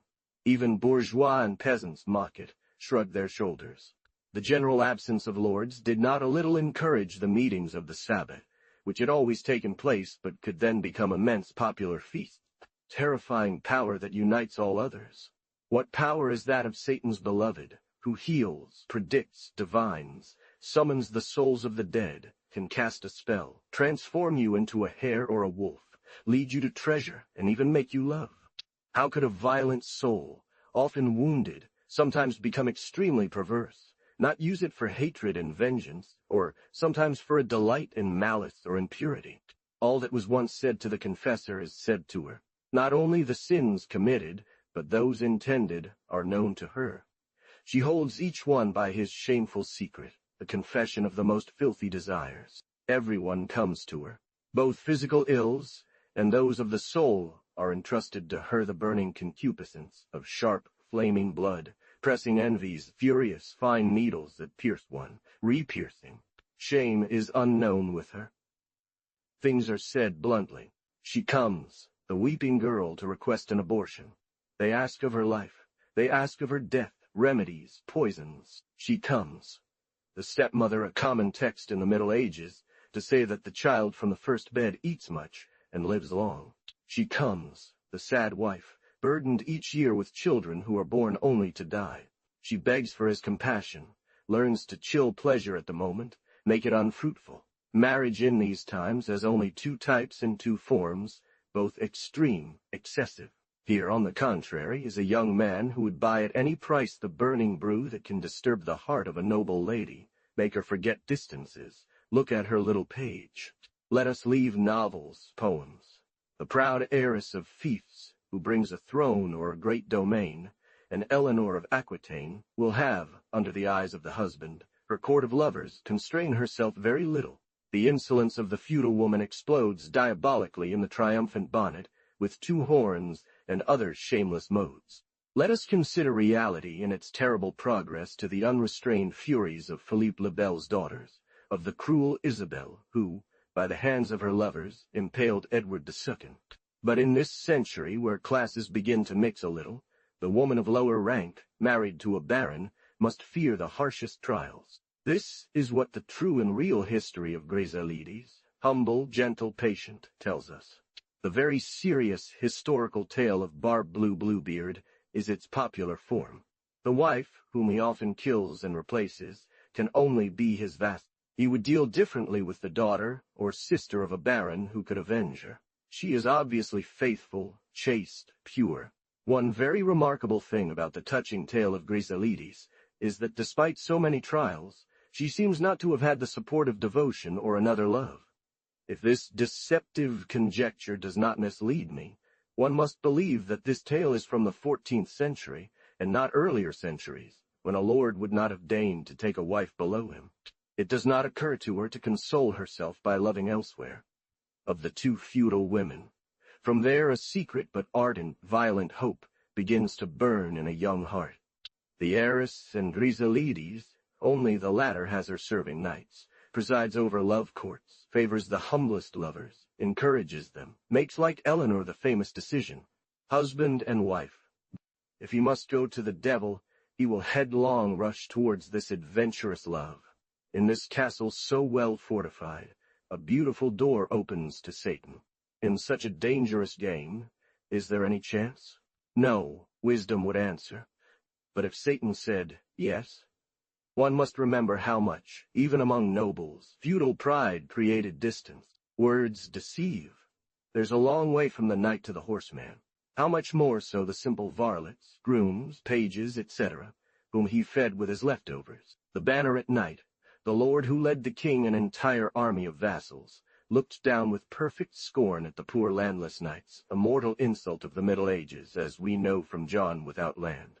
Sitting at the far end of the table, close to the door, they scraped the plates that the upper-crust characters, sitting by the fire, often sent them empty. It did not occur to the high lord that those below might be daring enough to lift their eyes to their fair mistress, to the proud heiress of the fief, seated by her mother under a canopy of white roses. 40, I quote from memory. As he marveled at the love of some stranger, a declared knight of the lady, bearing her colors, he would have severely punished the audacity of one of his servants who had aimed so high. This is the meaning of the furious jealousy of Sir Fael, mortally irritated, not because his wife had a lover, but because that lover was one of his domestics, the Shetland simple guardian of his castle at Cousy 40. In this story, often repeated, It is not Cusey, but Cabestane, a Provençal minstrel, who is the page, châtelain or domestic, as they said of the husband. The young man exalted himself with the impossible. Finally, one day when he could leave the dungeon, he ran to the witch and asked for advice. The deeper the abyss, uncrossable it seemed, between the lady of the fief, the great heiress, and that squire, that page, who had only his shirt and not even his habit, received from the Lord the stronger was the temptation of love to leap over the thief. Abyss. Would a potion suffice? A spell that fascinated? And if that wasn't enough, would a specific pact be necessary? He wouldn't have recoiled from the terrible idea of giving himself to Satan. "Well, think about it, young man," she said, "but get back up. You'll already see something has changed. What has changed is he. Someone we well know who sees him before everyone else, is moved, throws some sympathetic words at him as he passes. Some hope troubles him. His eye lowered, deeper, carved with an uneasy flame, escapes him despite himself. Oh, delusion! Oh, good Satan! Charming, adorable witch! He can neither eat nor sleep without seeing her again. He kisses her hand respectfully, and almost prostrates himself. Whatever the witch asks, commands, she wants, he will obey. But maliciously, hating the Baron, she finds great pleasure in dealing him a secret blow. If she wanted her golden chain, wanted the ring he wears on his finger from his dying mother, he would give them to her at once. A vague disturbance is already present in the castle. A silent storm, without lightning or thunder, brews there, like electric mist over a swamp. Silence, deep silence. Yet the lady is agitated. She suspects that supernatural power has acted. Has he cast a spell on her? There's something underhand. Employed some charm? For after all, why this one, more than another who is fairer, nobler, already famed for renowned exploits? The more she ponders this, the more her heart is troubled. The witch's malice is satisfying. She reigned over the village. But the castle comes to her, reveals itself, and from the side where her pride is most at risk. The interest of such love for us is the impulsiveness of a heart towards its ideal, against social barriers, against the injustice of fate. There is no doubt that in these intrigues where the witch played her part, she often carried a deep, natural hatred for the peasant. For the witch, it is the sharp, deep pleasure of bringing down the high lady, and perhaps avenging herself, the joy of returning to the Lord what he does to his vassals, of taking from him, through the audacity of a child, the offensive right of a child, the offensive right of marriage. It was already something to bring down the lady to the love of a domestic. Jehan de Saintré, Cherubin, should not deceive anyone. The young servant fulfilled the lowest functions of domesticity. The proper valet does not exist then, and moreover, few or no servant women in wartime. Everything is done by these young hands that are not degraded by it. Service, especially bodily, of the lord and lady, honors and lifts them up. Nevertheless, he often placed the noble child in certain rather sad, mundane situations, I would not dare to say laughable. The lord was not inconvenienced. The lady had well need to be fascinated by the devil, to not see what she saw every day, the beloved in unclean and servile labor. It was the Middle Ages doing to always put the very high and the very low face to face. What poems hide, we can discern elsewhere. In their ethereal passions, many coarse things are visibly mixed. They went so far, without realizing the blind one, that they made him their toy. These potions were very different. All that we know of the charms and potions that witches used is very fanciful, and seems to be often malicious, daringly mixing things by which one would least expect love to be awakened. Many were stimulants, meant to trouble the senses, like those abused by many Orientals. Others were dangerous, and often treacherous illusions that could deliver a person without their will. The crude construction of castles, all in grand halls, revealed the inner life.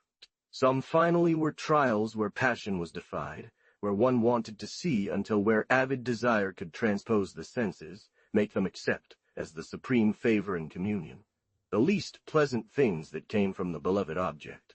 Scarcely, late enough, they managed to find a secluded place, a retreat in some tower, to gather and say their prayers. The lady was easily observed. However, this was rare and dangerous. On certain days, watched and chosen, the daring one, advised by his witch, could pull off his trick, alter the drink, mix in the filter. Easier was to steal from the lady things that slipped through her fingers, things she herself neglected. One carefully gathered an imperceptible fragment of nail. One took it to the witch. With respect, one collected what fell from her comb, a few of her beautiful hairs. All this, of course, was kissed, adored, regretted. She often demanded, as do our sleepwalkers, something very personal and imbued with the person, but which she herself would not have given, for example, some threads torn from a garment worn for a long time and soiled, in which she had sweated. But it had to be burned to gather its ashes. One day, upon revisiting her garment, the refined lady noticed a tear, guessed its meaning, but refrained from speaking and sighed. The charm had taken effect. Even when she was weak, however, before her husband and others equally jealous, happiness was perhaps rare. It is certain that if the lady hesitated, maintained respect for the sacrament, this life in close quarters where one constantly saw each other, so near yet so far, would have become a true torment. Hence many violent follies of unfulfilled desire. The less union there was, the deeper it was desired to be. Deranged imagination sought it in strange, unnatural, and senseless things.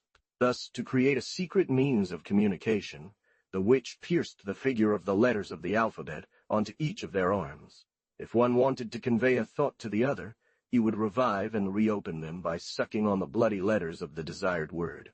At that moment, the corresponding letters, they said, bled into each other's arms. Sometimes, in these frenzies, they drank each other's blood to make a communion that, they said, mingled their souls. But when the absent one did not die, when it was love that died within him, the lady consulted the witch, asking for ways to bind him, to bring him back. The songs of the magician, from Theocritus and Virgil, even used in the Middle Ages, were rarely effective. The heart devoured by Cusi, which the lady found so good that she never ate again for the rest of her life, is the most tragic example of these monstrous sacraments of cannibalistic love. They tried to seize him again with a charm that seems also imitated from antiquity. They turned to the cake, to the kite, confariatio, which, from Asia to Europe, was always the host of love. But here they wanted to bind more than the solto bind the flesh, create identification, so that, dead for every woman, he would have life only for one. The ceremony was harsh. "But, madam," said the witch, "one must not bargain." She suddenly found the proud woman obedient, allowing herself to be stripped of her robe and the rest. It had to be that way. What a triumph for the witch! And if the lady who once made her run was behind this, what vengeance and retribution! Here she was, naked under her hand. But that wasn't all. She placed a plank on her hips, a small stove, and there she baked the cake. "Oh, my dear, I can't take it any more. Hurry, I can't stay like this." "That's what we needed, madam," she said. "You need to be warm. The cake is cooked. It will be heated by you, by your flame." She doesn't say like Virgil, "Return, return, Daphnis, bring me back my songs." It's over, and we have the ancient cake, from Indian and Roman weddings seasoned and warmed by Satan's slick spirit. Instead, she sends him the cake, soaked in her suffering and still warm with her love. He burned. Then a rush of blood to his heart. He blushed. Barely had he bitten. A strange trouble, a vertigo, seized him. Fury returned to him, and the insatiable desire for it won. And here I pity the lady. It is clear that new filters often become necessary. 41. I am wrong to say insatiable. A true torture for herself. For this furious witch, in her mocking malice, demands that the filter come physically from the lady herself. She forces her, humiliated, to provide her lover with a strange communion. The noble one did to Jews, serfs, even bourgeois the esthymon on his brother, an outrage of certain repulsive things that the lady is forced by the witch to deliver here as a filter. See below the note taken from Sprenger. But from her, from the great lady, everything is received on bended knee. She, rebellion, communion. The Sabbat's black mass, one must say the Sabbat's. This word has obviously designated very diverse things according to the times. Unfortunately, we have detailed descriptions of it only much later in the time of Henry IV, 42. He is a man of intellect. It was then little more than a great libidinous farce under the pretext of witchcraft. 42. The least bad description is that of Lancre. But even in these descriptions of something so corrupted, certain ancient traits testify to successive ages and the different forms it had taken. He is clearly connected with some young witches, and he must have known everything. Unfortunately, his Sabbath is mixed and overladen with the grotesque ornaments of the period. The descriptions by Jesuit Del Rio and Dominican Michaelis are ridiculous pieces from two credulous and silly pedants. In Del Rio's description, there are countless platitudes and vain inventions. However, in total, there are some beautiful traces of antiquity from which I was able to benefit. Their nocturnal Sabbaths are merely a light remnant of paganism. Even until the year 1000, while the people make their saints and legends, daytime life is not without interest for them. One can safely start from this idea that for many centuries, the serf led the life of the wolf and the fox, that he was a nocturnal animal, that is to say, acting as little during the day as possible, living truly only at night. They honor, fear the moon that influences the goods of the earth. Diana Moon Hecate. The old ones are devoted to her, and burn small candles for Dianom. Always the Lupercalia pursues women and children, under a mask indeed the black face of the revenant Harlequin Arlequin. One celebrates precisely the Pervigilium Veneris on May 1st. No derision in all this. One kills at St. John's the goat of Priape Bacchus Sebaceus to celebrate the Sabazis. It is an innocent carnival of the serf. But, around the year 1000, the church is almost closed to him due to the difference in languages. In 1100, the services become unintelligible to him. The mysteries performed at church doors, what he remembers best, is the comic side, the ox and the donkey, etc. He turns them into nativity plays, but increasingly ridiculous ones true sabbatical literature. These rebellions could well have often begun during night feasts. Will anyone believe that the great and terrible rebellions of the 12th century had no influence on these mysteries, and this nocturnal life of the wolf, the outcast, this wild game, as the cruel barons call it? The great communions of rebellion among serfs drinking each other's blood, or eating the earth as host 43 could be celebrated on the Sabbath. The Marseillaise of that time, sung at night more than by day, may be a sabbatical song. We are men like them. Just as great a heart we have. Just as much suffering we can endure. 43, at the Battle of Courtrai. See also Grimm and My Origines. But the tomb prayer returns in 1200. The Pope sitting on it, the King sitting on it, under an enormous weight, sealed the man. Does he then have his nocturnal life? Even more so. The old pagan dances must have been wilder then. Thus, the serf. Our Negroes from the Antilles, after a horrible day of heat and fatigue, would still dance 6 leagues away. But at the dances, vengeance gaieties, satiric farces, mockery and caricatures of the lord and priest had to mix in. An entire night literature that did not know a word of the days, barely even of the bourgeois fabliaux.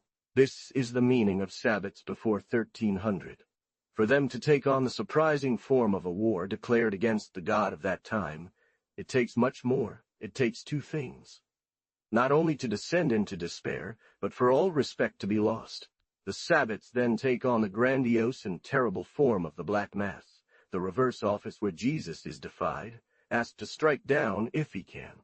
This only happens in the 14th century, under the papacy of Avignon, and during the Great Schism, when the church with 2 heads no longer appears as the church, when all the nobility and the king, shamefully prisoners of the English, exterminate the people to extort their ransom. This diabolic drama would have been impossible even in the 13th century, where it would have struck horror. And later, in the 15th century, where everything was worn out and to the point of pain, such a leap would not have occurred. Such a monstrous creation would not have been dared. It belongs to the century of Dante. I believe this happened all at once. It was the explosion of a genius's fury, who raised impiety to the height of popular anger. He called for it in vain on the desperate day of his supreme need. Heaven then seemed to him as the ally of his ferocious torturers, and himself a ferocious. To understand these fits of anger, one must remember that this people, raised by the clergy itself in the belief and faith of miracles, far from imagining the fixed laws of God, had waited, hoped for a miracle for centuries, and it never came. From there arose the Black Mass and the peasants' revolt. Within this flexible framework of the Black Mass, 1,000 detailed variants could subsequently be placed, but it is strongly constructed, and, I believe, done in one piece. I managed to reconstruct this drama in 1857 History of France, recreating its 4 acts, which was not difficult. This frame is strongly marked by certain atrocious traits of a cursed age, but also by the dominant place held by woman, a great characteristic of the 14th century. However, at that time, I left too many grotesque decorations, as the Sabbat received in modern times, and did not specify enough what belongs to the old framework, so dark and terrible. It is the singularity of this century that woman, not yet liberated, nevertheless reigns in 100 violent ways. She inherits fiefs, then. She brings kingdoms to the king. Mary has supplanted Jesus. She reigns here below, and even more so in heaven. St. Francis and St. Dominic saw in her the 3 worlds. In the immensity of grace she drowns sin. What I mean to say, she helps to sin. High, low, woman is everywhere. Read the legend of the nun, whose place the Virgin takes in the choir, while she goes to see her lover. Beatrice is in heaven, among the stars, while Jean de Meun, in Ellen, the Rose narrative, preaches the community of women. Pure, unclean, woman is everywhere. One can say about her what Raymond Lully says about God. What part of the world is it? The whole. But in the sky, or in poetry, the celebrated woman is not the fertile mother adorned with her children. It is the Virgin. It is Beatrice sterile, and who dies young. A beautiful English maiden passed, it is said, through France around 1300 to preach the redemption of women. She herself believed herself to be the Messiah. The woman at the Sabbath fills everything. The Black Mass, in its first aspect, seems to be this redemption of Eve, cursed by Christianity. She is the priesthood. She is the altar. She is the host, from which the whole people communicate. In essence, isn't she God himself? There are many popular elements here, yet not everything comes from the people. The peasant values only strength. He has little regard for women. He is seen all too clearly in all our old customs see my origins. He would not have given women the dominant place that she holds here. It is she who takes it upon herself. I would readily believe that the Sabbat, in its then form, was the work of a woman, a desperate woman, such as the witch was at that time. From 1300 onwards, her medicine is deemed malice, her remedies punished as poisons. She sees, in the 14th century, her horrible career of torments opening before her, 400 years illuminated by pyres. The innocent spell by which lepers believed they could improve their lot leads to the massacre of these unfortunate ones. Pope John XXII, as a bishop, flayed alive on suspicion of sorcery. Daring grows with the very danger. Under such blind repression, little or much daring risks the same thing. The witch may risk everything. Human brotherhood, defying Christian heaven, denatured cult of nature, God, that is the meaning of the Black Mass. The altar was raised to the great rebellious serf. He who has been wronged, the old prescribed one, unjustly cast out of heaven, the spirit who created the earth, the master who causes plants to sprout. Under these titles, the Luciferians, his worshippers, honored him, and according to a likely opinion, the Knights Templar. The witch, not without danger, made the wealthiest contribute, collecting their offerings. The great miracle in these miserable times was that for the night's communion of the brotherhood, what one would not have found during the day was provided. Charity, in its satanic form being a crime and conspiracy, a manifestation of revolt, held great power. One stole their day meals for the common evening feast. I call choir a knoll that slightly overshadows. Imagine, on a vast plain, often near an old Celtic dolmen at the edge of a wood, a double scene. On one side, the well-lit plain with the people's great feast, on the other, towards the wood. Between them, resin fires with yellow flames and red braziers, a fantastic steam. In the background the witch raised her Satan, a great wooden Satan, black and hairy. By the horns and the goat that stood by him, he would have been Bacchus, but by his virile attributes he was Pan and Priope. It is an ancient trait and a marked feature of primitive inspiration, a dark figure that each one saw differently.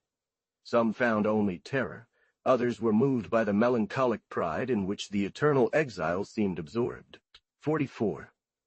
This is from Del Rio, but I don't think it is exclusively Spanish. The capers come later. First act. Or, and see you. The lavabo likewise borrowed from pagan purifications. The magnificent introduction that Christianity gave to antiquity to these ceremonies, where the people, in a long procession, moved beneath the colonnades and entered the sanctuary. The old god returned, claimed it for himself. It claimed all of this by right of antiquity. Its priestess is always the old one, a title of honor, but she can certainly be young. Blanche speaks of a 17-year-old witch, pretty, terrifyingly cruel. Perhaps above all, the crown of verbena, the ivy of tombs, the violets of death. She sends the children away until the meal. The devil's fiancée cannot be a child. She needs to be 30 years old, the figure of Medea, the beauty of sorrows, the deep, tragic, and feverish eye, with great waves of snakes descending at random. I speak of a torrent of black, untamable hair. The service begins. I will enter this altar, but Lord, save me from the treacherous and violent, from the priest, from the Lord. 45. A mask or second face was hung from his back. Lance, inconstancy, p. 68. Then comes the denial of Jesus, homage to the new master, the feudal kiss, as at temple receptions where all is given without reserve, modesty, dignity, will, with this offensive aggravation to the denial of the old god, preferring Satan's back. 45. He sanctifies his priestess. The wooden god welcomes her as Pan and Priope once did. She receives from him breath, soul, life, simulated fertility. Then, no less solemnly, she purifies herself. Conforming to pagan form, she gives herself to him, sits upon him for a moment, like the Delphica on Apollo's tripod. From then on, she is the living altar. The introit is finished, and service interrupted for the feast. For peacekeepers, each man had a wife.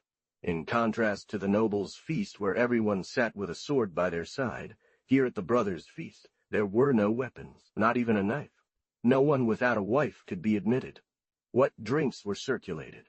Mead, whether related or not, married or single, old or young, a woman was required.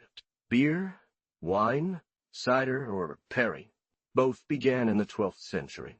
Drinks of illusion, with their dangerous mixture of belladone, had they already appeared at this table? Certainly not. Children were there. Moreover, the excess of disorder would have prevented dancing. This spinning dance, the famous Sabbath ronde, was enough to complete this first degree of intoxication. They turned back to back, arms behind them, not seeing each other, but often their backs touched. Gradually, no one knew anyone else well, nor the person sitting next to them. Then the old woman was no longer old. A devilish miracle. She was still a woman, and desirable, loved confusely. Second act. A.T. Who? The moment when the crowd, united in this vertigo, felt itself as one body, and through the attraction of women, and some vague wave of fraternity, they resumed the service at Gloria. The altar, the host appeared, the woman herself. 46. On her loins a demon officiated, said the credo, made the offering. From her prostrated body, her humbled person, from the vast black silk of her hair, lost in the dust, she, the proud Proserpine, offered herself. This crucial point that the woman was herself the altar, and that one officiated over her, is known to us through the trial of the Voisin, published by Mr. Ravesson N.A., along with the other, Papiers de la Bastille. This later became impudent. In these recent imitations of the Sabbat, made to entertain the great lords of Louis XIV's court, without a doubt, the ancient and classic forms of the primitive Sabbat were reproduced, even to such an extent that some elements may have been abandoned in the intervening periods. The entire assembly had much to fear if they were caught off guard.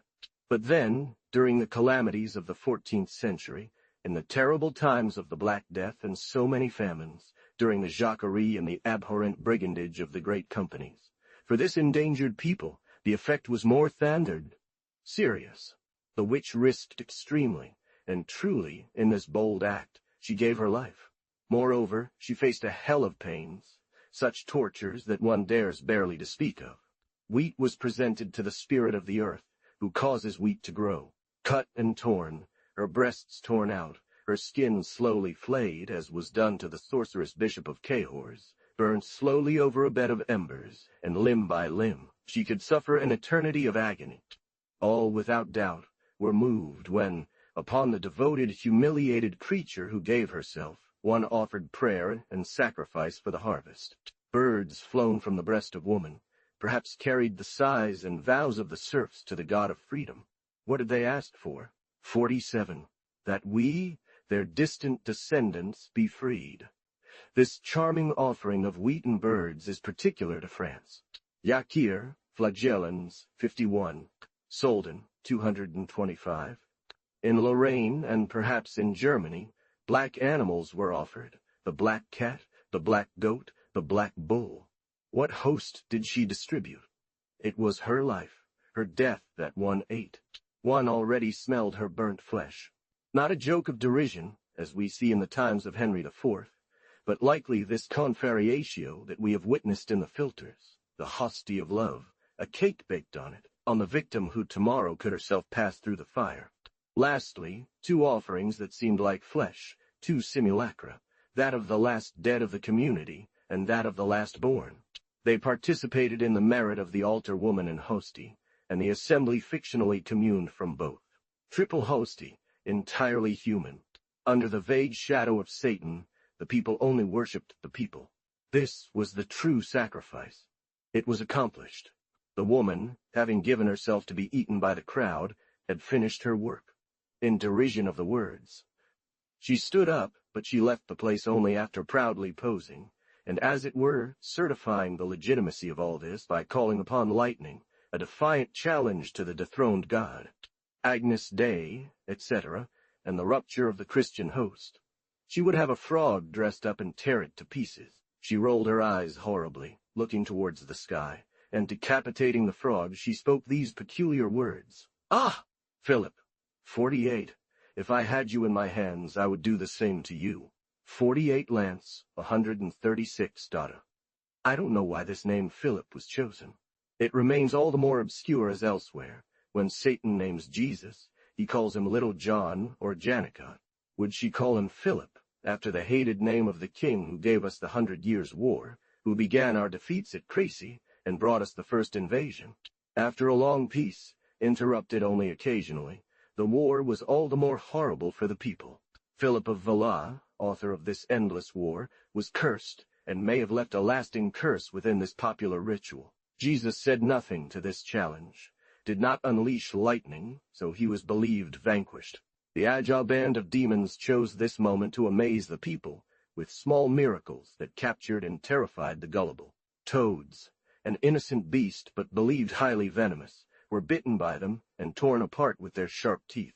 Great fires, braziers, were lit without punishment to entertain the crowd and make them laugh at the fires of hell.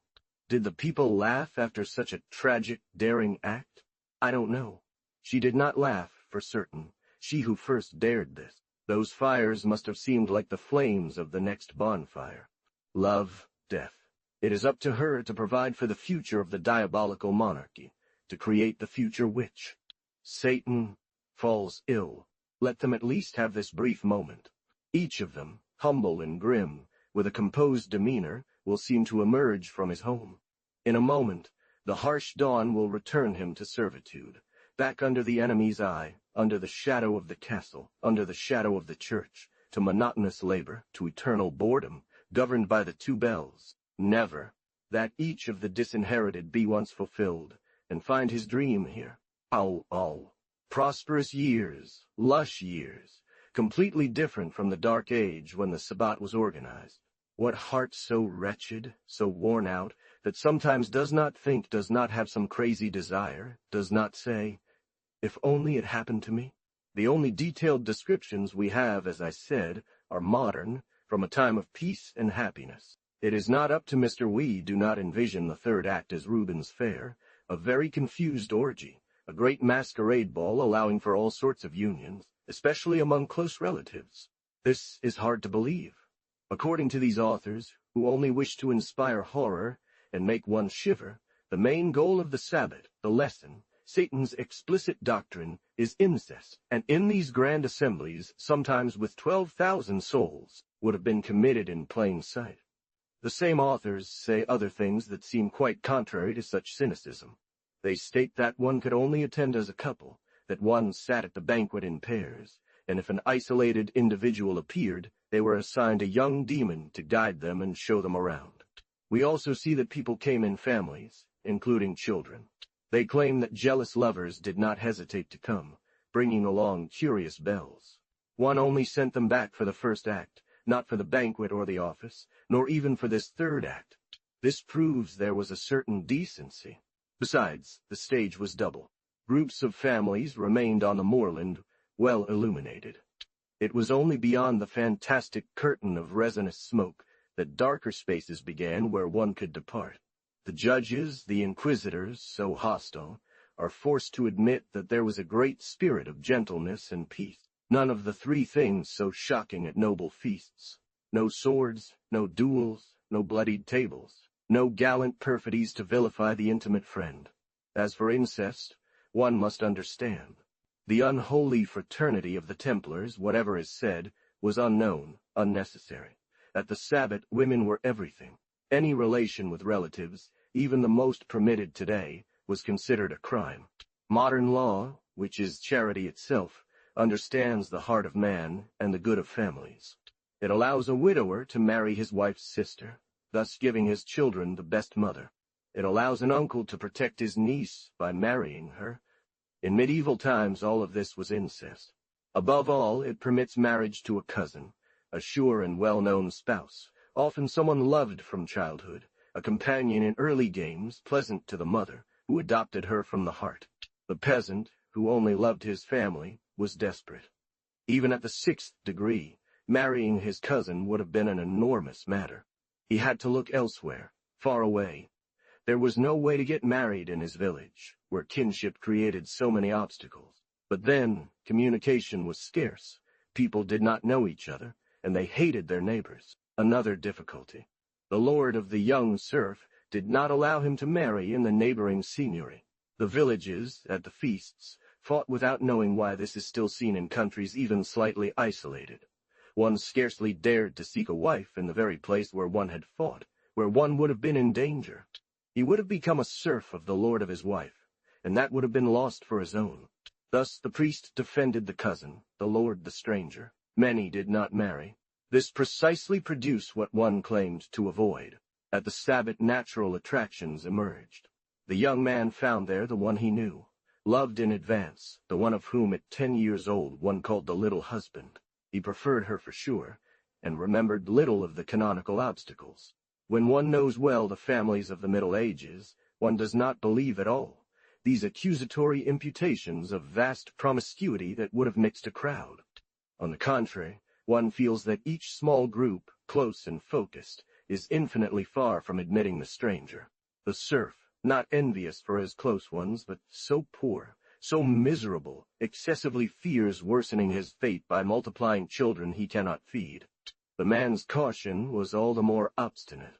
The priest, the lord, would like to see their serfs increase, for women to be always pregnant, and the strangest preachings on this subject were made, sometimes bloody reproaches and threats. The woman, a poor creature who could not have viable children under such conditions, who only gave birth to cry, feared pregnancies. 50 Beaugay Lancre, all authors agree on this point.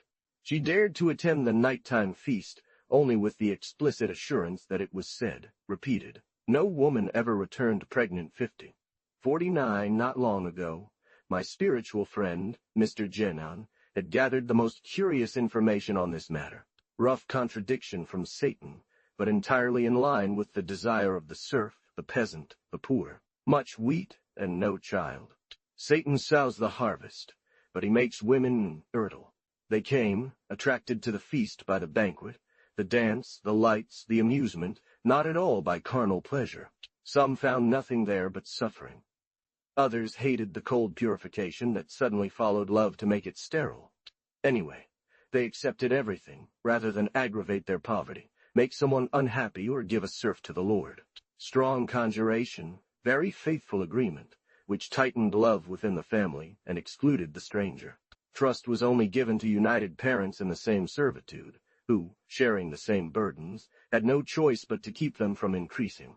Thus, no general enticement, no confused chaos among the people.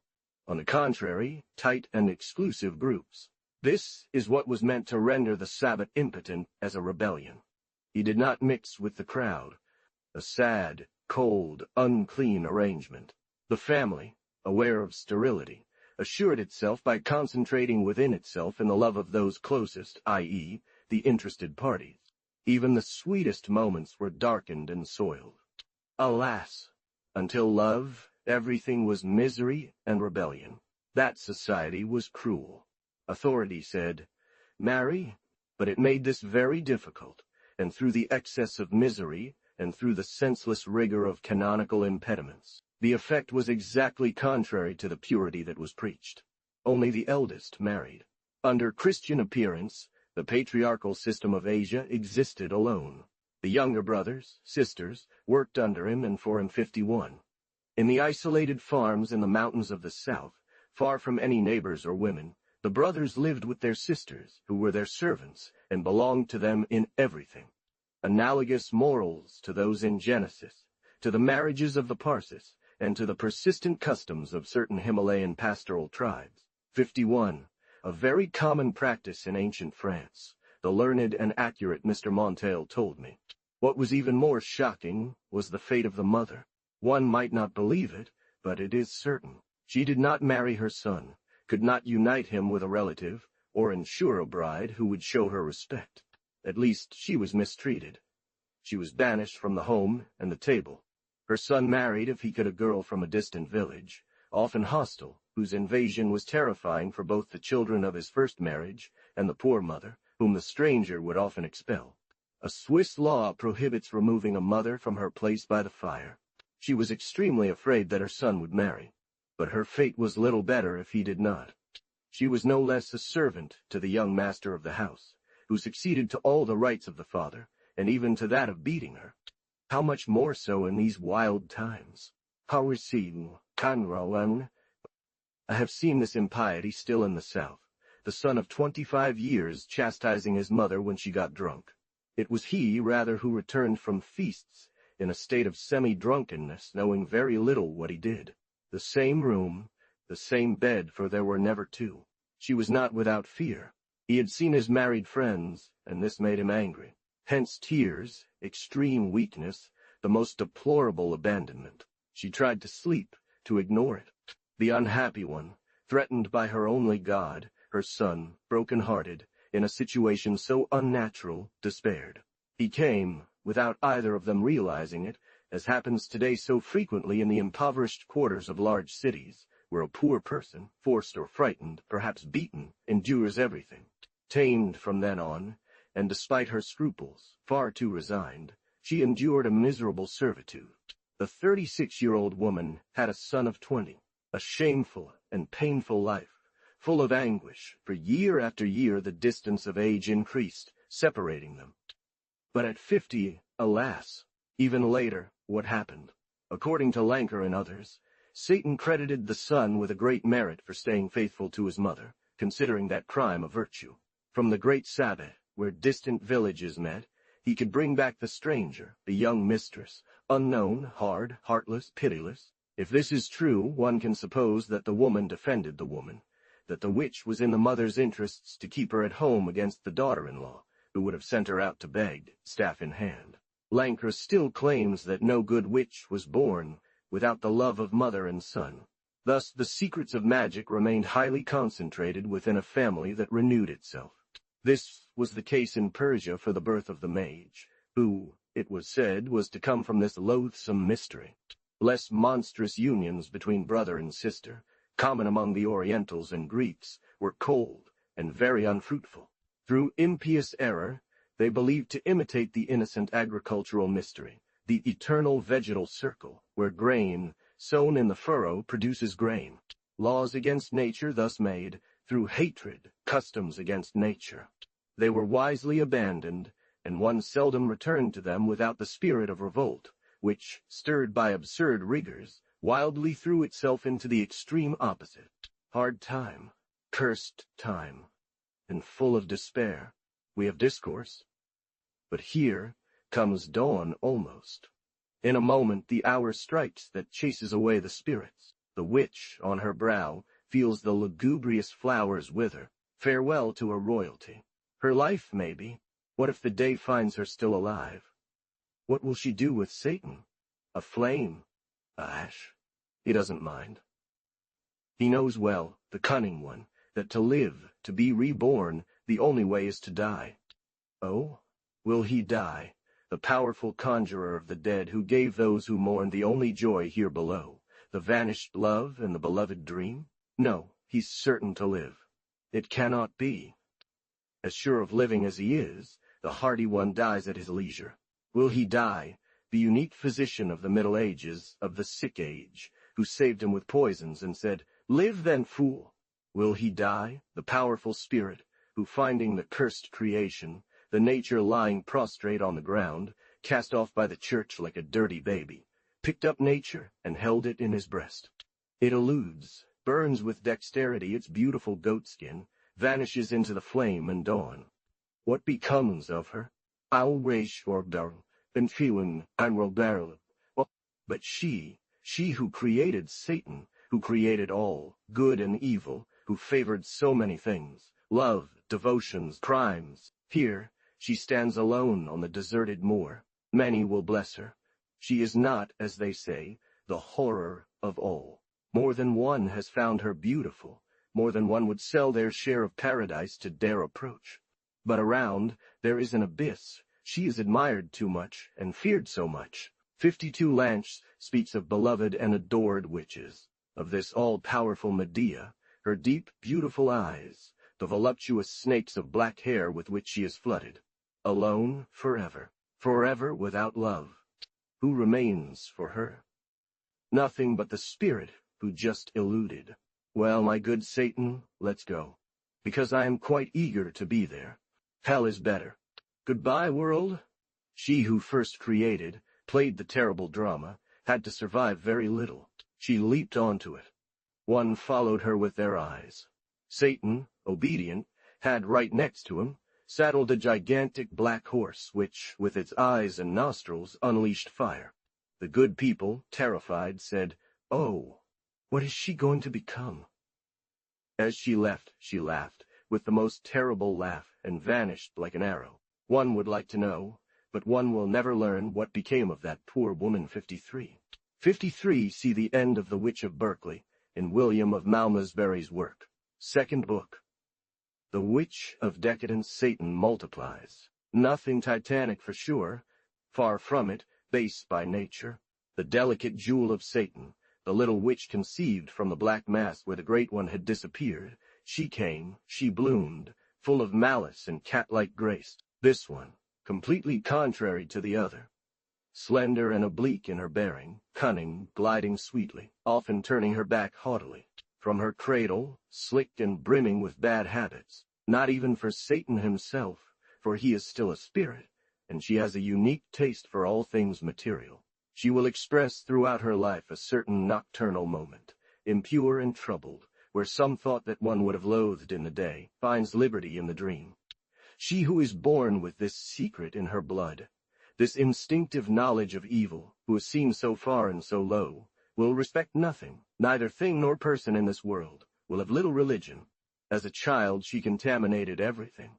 As an adult, pretty, she astounds with her lack of cleanliness. Through her, sorcery will be some sort of cooking, some sort of chemistry. From an early age, she manipulates mainly repulsive things, drugs today, plots tomorrow.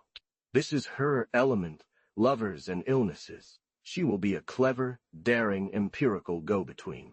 They will make war on her for alleged murders, for the use of poisons. She has little instinct for such things, little taste for death. Without kindness, she loves life. To heal, prolong life. She is dangerous in two ways. She will sell recipes for sterility, perhaps abortion. Oh! On the other hand, frenzied, a libertine of imagination, she will readily aid in the downfall of women through her damned potions, take delight in crimes of love. How this one differs from that one. That one is an industrialist. The other was the unbeliever, the demon. She was the great revolt, Satan's woman, and one might say his mother, for he grew from her and her inner power. But this one is at most the devil's daughter. She has two things from him. She is impure, and she loves to manipulate life. But she does not need that. That is her lot. She is an artist in it. Already an artist for sale, and we enter the trade. They say she will perpetuate herself through incest from which she was born. Without a male, she will make countless little ones. Every lunatic woman takes this great name for herself, witch.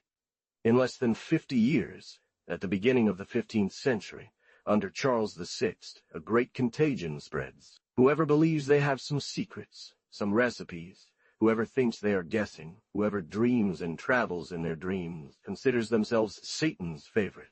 A dangerous name, a lucrative one, launched by the hatred of the people, who, turn by turn, insult and beg the unknown power. It is no less accepted, often claimed. You said it. To the children who follow her, to the women who threaten with their fists, throw this word at her like a stone. She turns around and says with pride, "It's true." The profession becomes respectable, and men get involved. A new fall for art. However, even the least of witches still has a touch of the Sibyl. These ones, sordid charlatans, crude jokers, diggers, rat killers, casting spells on animals, selling secrets they don't have, poisoning the air with dark, thick smoke, fear, and stupidity. Satan becomes immense, immensely multiplied. Poor triumph. It is dull, flat. He is the one who lacks himself. The people flock to him, yet do not truly want another god. The 15th century, despite a couple of great inventions, is still, I believe, a weary, uninspired century, with little in the way of ideas.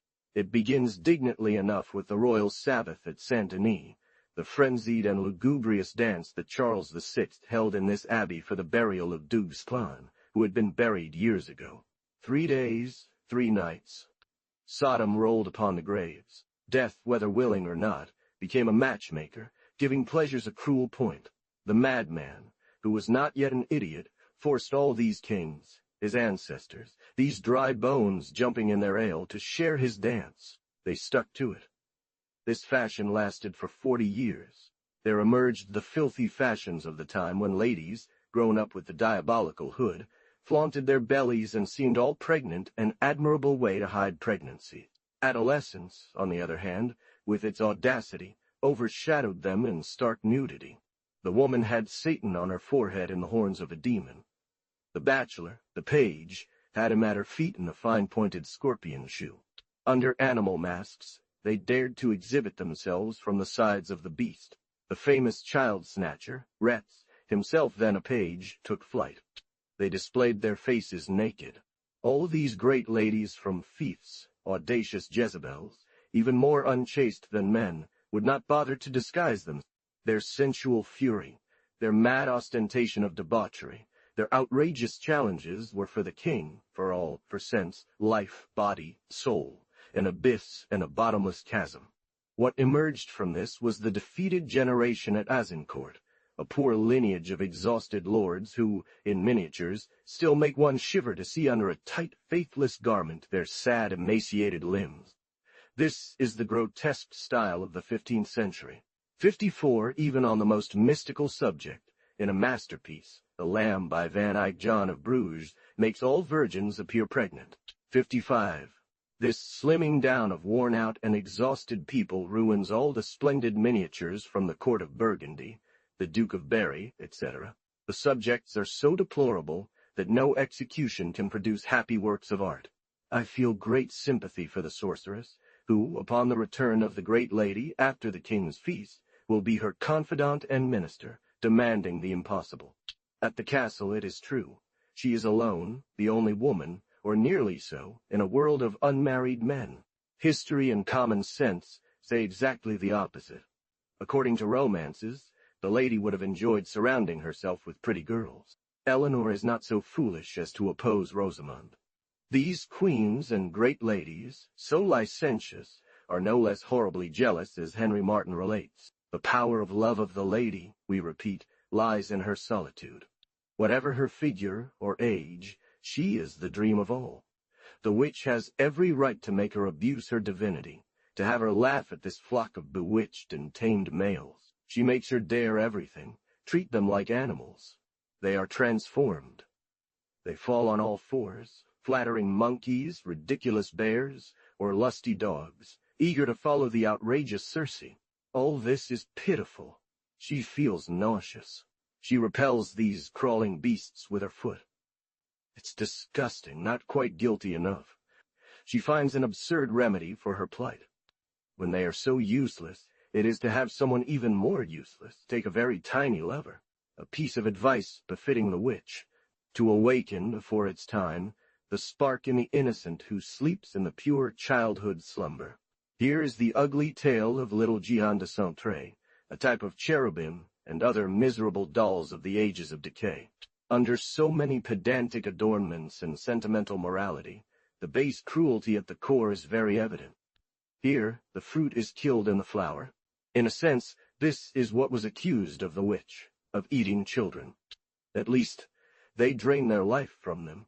In a tender and maternal form, the caressing lady is not a vampire to exhaust the blood of the weak.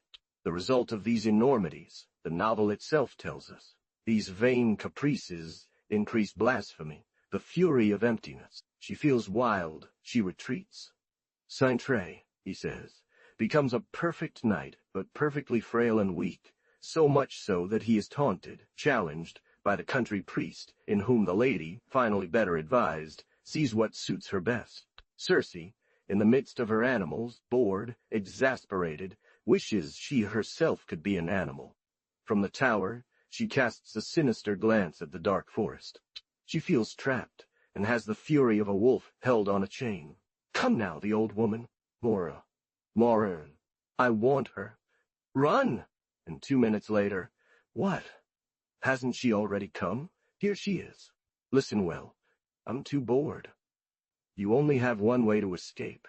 That is to satisfy another of my urgesto, change me into a wolf. I have an urge. You know, it's insurmountable. The urge to strangle you, drown you, or give you to the bishop who already asks for you. Enough staying. But, madam, if they were to catch you, I want, at least tonight, to run freely through the forest. No more foolish servants, dogs that mesmerize me, clumsy horses that collide, avoid bushes. Insolent. Oh, you will perish.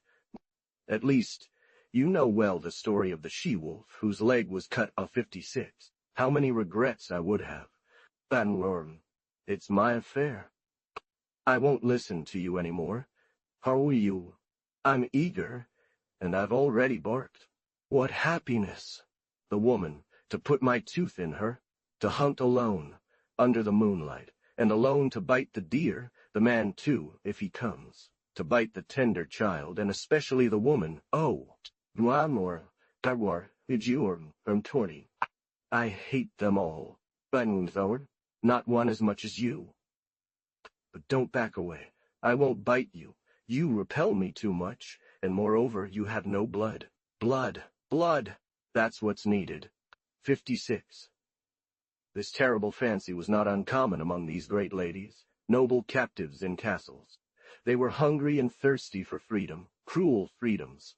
Boguet tells that, one night in the mountains of Auvergne, a hunter shot at a she-wolf, missed her, but cut off her leg. She fled, limping. On seeing him, the gentleman inquired if he had had a successful hunt. The hunter went to a nearby castle to ask for hospitality from the gentleman who lived there. He immediately went to her, and found her wounded and hiding her forearm.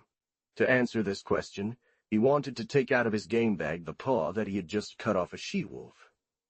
But what was his surprise, on finding, instead of a paw, a hand, and one of the fingers wore a ring which the gentleman recognized as. belonging to his wife. The husband had the cruelty to turn her over to justice, and she was burned. There is no need to say, nothing easier, madam. That arm no longer had a hand. They adjusted what the hunter had brought, and it was inevitable that the lady admitted that she, in the form of a she-wolf, had attacked the hunter and had escaped afterward, leaving a paw on the battlefield. This evening at 9 o'clock, you will drink, lock yourself away, transform yourself. While others believe you are there, you will run through the forest. It happens, and in the morning, the lady finds herself exasperated, exhausted. She can take no more. She must have covered 30 leagues this night. She has hunted, she has killed, she is full of blood. But perhaps this blood comes from the thorns where she tore herself. Great pride, and also danger for one who performed this miracle. I would not have guessed it. The lady who demanded it, however, receives her very darkly. Oh, witch, what terrible power you possess! Oh! But now I am afraid and filled with horror. Justly hated you are. What a beautiful day it will be when you are burned. I shall lose you when I want. My peasants, this evening would pass their scythes over you if I uttered a word about this night. Go away, black, abominable old woman. She is hurled into strange adventures by the great ones, her masters.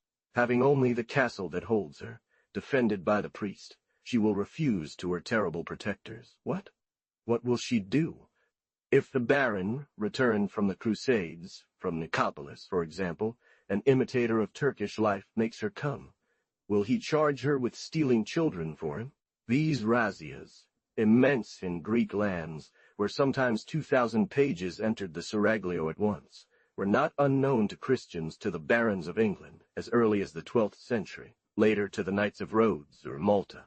She who stole them, and who, without a doubt, did not know their fate, found herself between two dangers. The famous Gilles de Retz, the only one who was put on trial, was punished not for having abducted his small serfs, a rare occurrence, but for having offered them to Satan. On the one hand, the hoe and scythe of the peasant, on the other, the torments of the tower that a refusal would have brought upon her.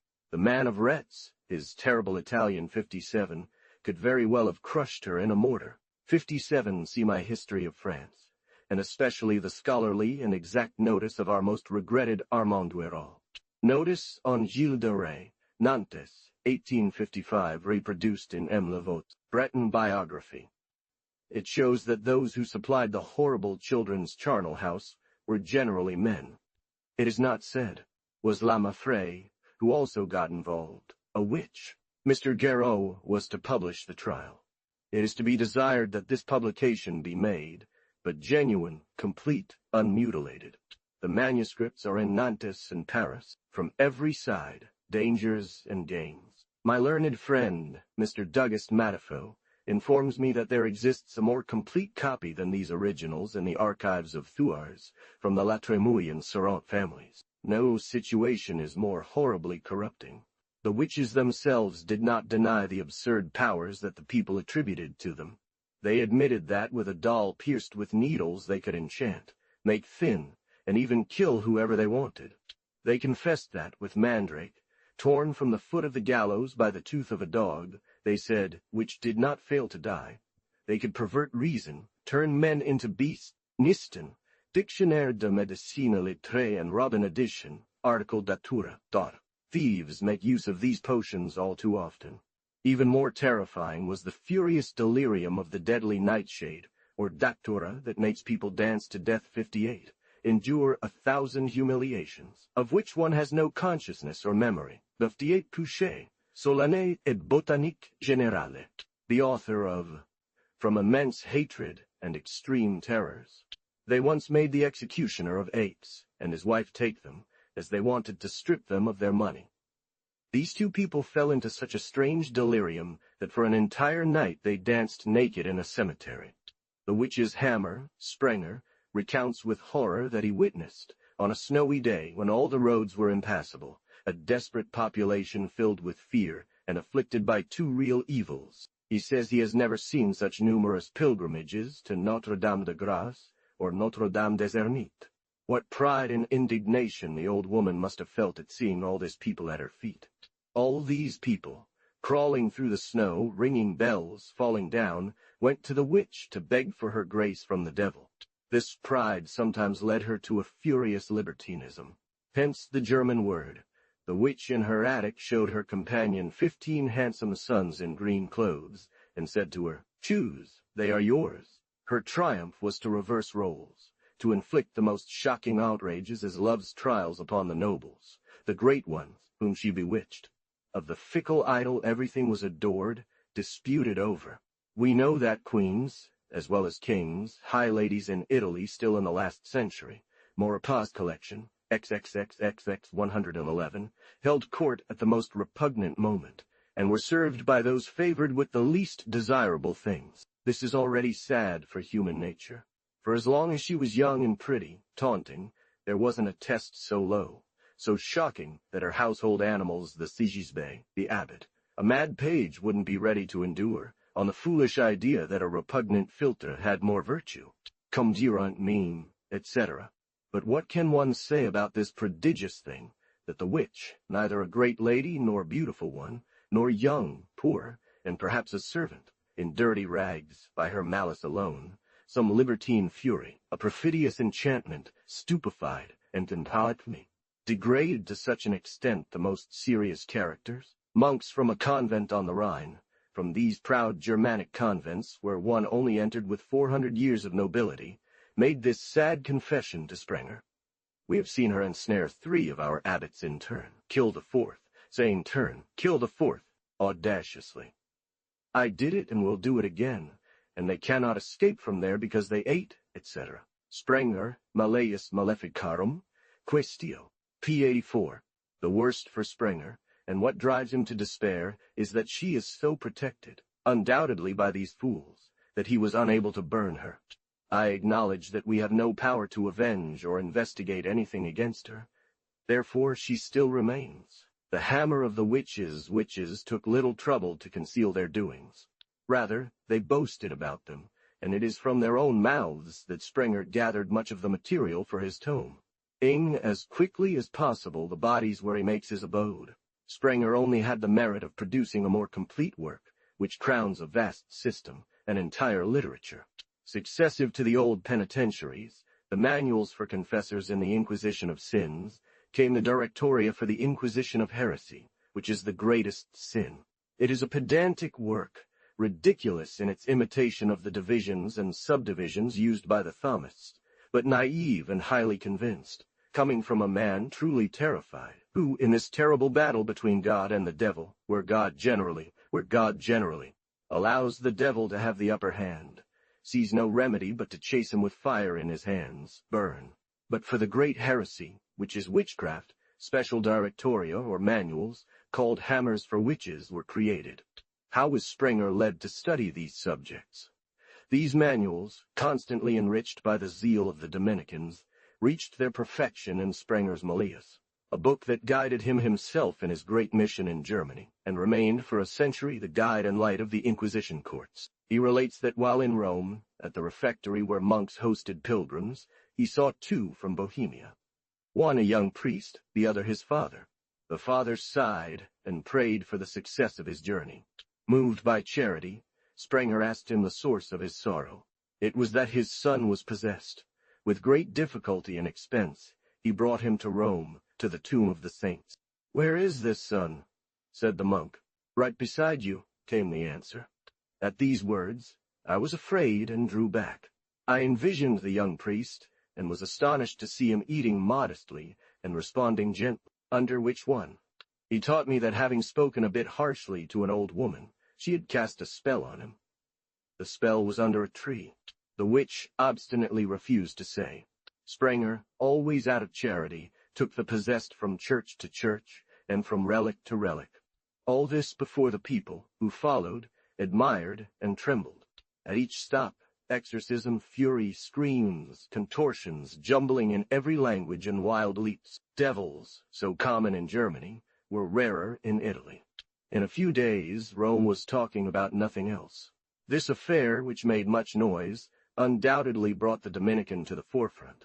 He studied, compiled all the Mali and other handwritten manuscripts, and became a leading expert in demonic procedure. The son, Malleus, had to be forged within the 20 years that separated this adventure from the great mission given to Sprenger by Pope Innocent VIII in 1484. It was necessary to choose a clever man for this mission to Germany, a man of intellect and skill who overcame the repugnance of German loyalties towards the dark system that it was intended to introduce. Rome had suffered a severe defeat in the Netherlands, which put the Inquisition in honor there, and subsequently closed France only Toulouse, as the former Albigensian region underwent the Inquisition. Around the year 1460, a penitentiary from Rome, who became Dean of Arras, devised a terror strike against chambres de rhétorique, or literary gatherings that began to discuss religious matters. He burned one of these rhetoricians as a sorcerer, and with him rich burgesses, even knights. The nobility, thus affected, became enraged. Public opinion rose violently. The Inquisition was despised, cursed, especially in France. The Paris Parliament rudely closed the door to it, and Rome, by its clumsiness, lost this opportunity to introduce this terror rule throughout the north. The moment seemed better chosen around 1484. The Inquisition, which had taken such terrible proportions in Spain and dominated the royalty, then appeared as a conquering institution that had to march on its own, penetrate everywhere, and conquer all. It did indeed encounter an obstacle in Germany, the jealous opposition of ecclesiastical princes who, having their own courts and personal inquisitions, had never agreed to receive Rome's. All along the Rhine and in Swabia, even towards Salzburg in the east, everything seemed undermined beneath. But the situation of these princes, the very great fears they had from popular movements, made them more manageable. Outbursts of peasant revolts occurred from time to time, an excellent popular weapon to tame the people, an admirable diversion.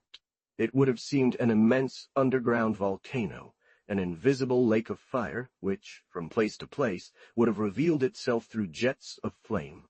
The foreign Inquisition, more feared than the German one, arrived here in wonder to terrorize the country, break rebel spirits, burning as sorcerers today those who, perhaps tomorrow, might have risen up. This time, they were going to divert the storm upon the sorcerers, as they had done in 1349 and on so many other occasions against the Jews. But they needed a man. The Inquisitor, who, for the first time, before the jealous courts of Mainz and Cologne, before the mocking people of Frankfurt or Strasbourg, would set up his tribunal, must have been a man of spirit.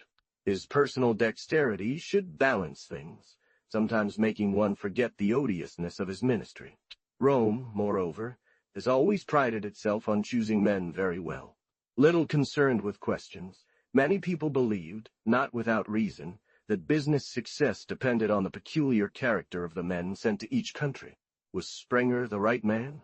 First, he was German, Dominican, supported in advance by that dreaded order, by all its monasteries, its schools. Sprenger was all this. A worthy son of the schools was needed, a good scholastic, a man well versed in theology, firm in his St. Thomas. But moreover, he was a fool. It is said, it is often written that diabolus comes from dia, two, and bolus, ball or pill, because swallowing both soul and body at once, of the two things he makes but one pill, one same piece. Teufel! That is, falling, because he fell from heaven. Where does evil come from?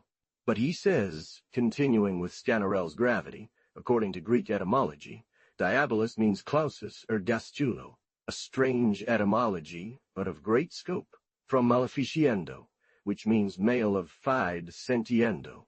One can burn as sorcerers all those who think ill.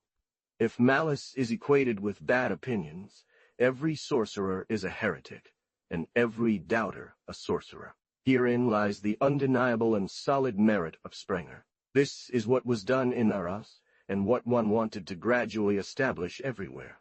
He is foolish, but bold.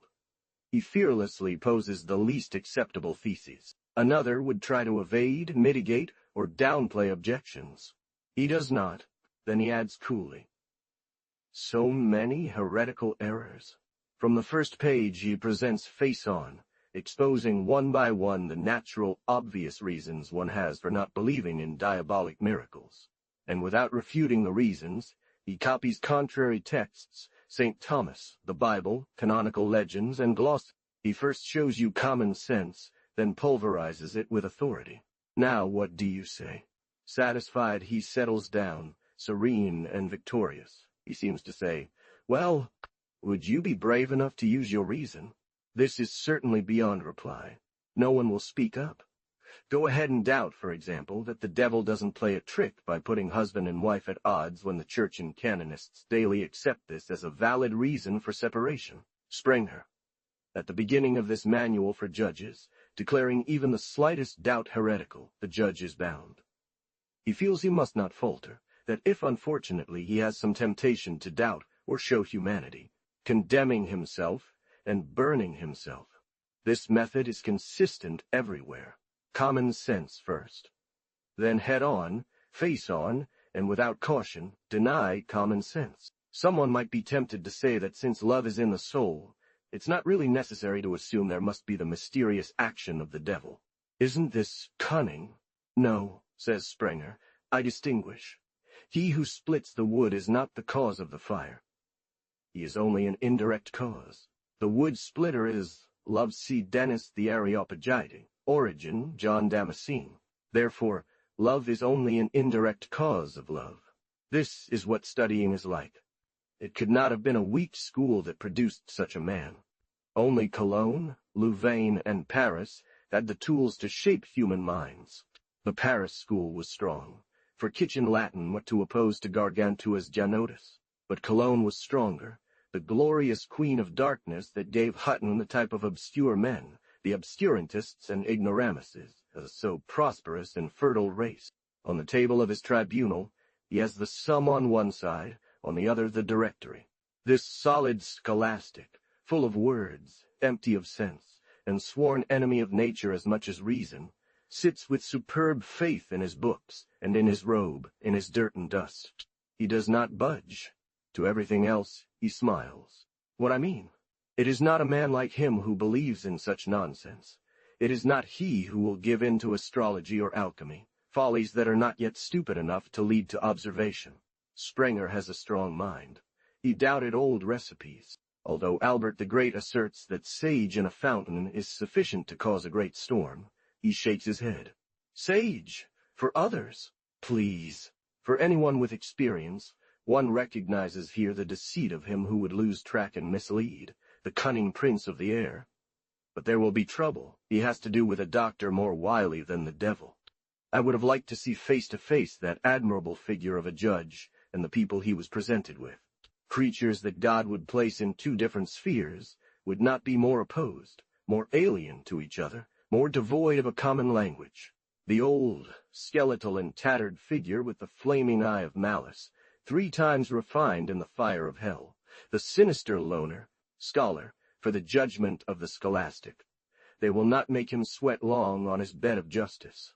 Without torture, they will tell everything. Torture will come later, as a supplement and embellishment to the record. They explain and relate in order all that they have done. The devil is the intimate friend of the shepherd, and he lies with the witch. She smiles at it, she triumphs, she visibly enjoys the terror of the assembly.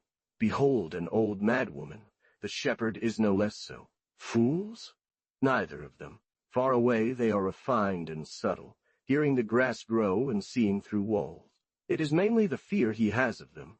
What they see best of all are the monumental donkey ears that shade the doctor's cap. No matter how brave he acts, he trembles. Who knows if these simple shepherds and witches would not have the ambition to inhabit an inquisitor? He himself admits that the priest, if he does not watch out, by invoking the demon, sometimes persuades him to change his rest, to pass into the priest himself, finding it more flattering to dwell in a body dedicated to God. He is far from reassured when, using his strongest voice, he tells the old woman, "If he is so powerful, your master, why do I not feel his attacks?" "And I've felt them all too much," says the poor man in his book. "When I was in Regensburg, how many times did he come to knock on my window panes? Ink, IQ, how many times did he push pins into my cap? Why punish his instruments? Or, we are not free.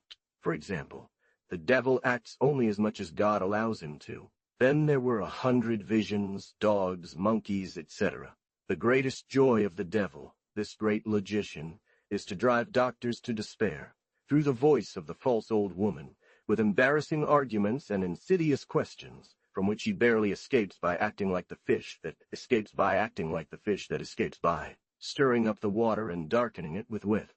God permits, as in Job's case, for the devil to tempt us and push us, to violate us with blows.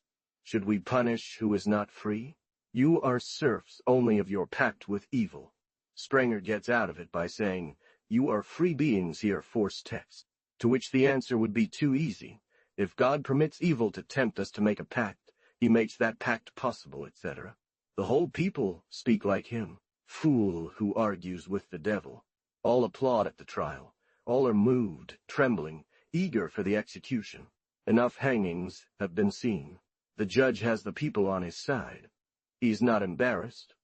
But the wizard and witch will be a curious spectacle to witness how these two bundles will sparkle in the flame. With the directorium, 3 witnesses would suffice. How is it that there are no 3 witnesses, especially to testify to a lie? Besides, the directorium is an outdated book, old as a century. In every meddlesome town, in every envious village, full of hatred for neighbors, witnesses abound. In the 15th century, the century of light, everything is perfected. If one has no witnesses, public opinion and the general cry are enough.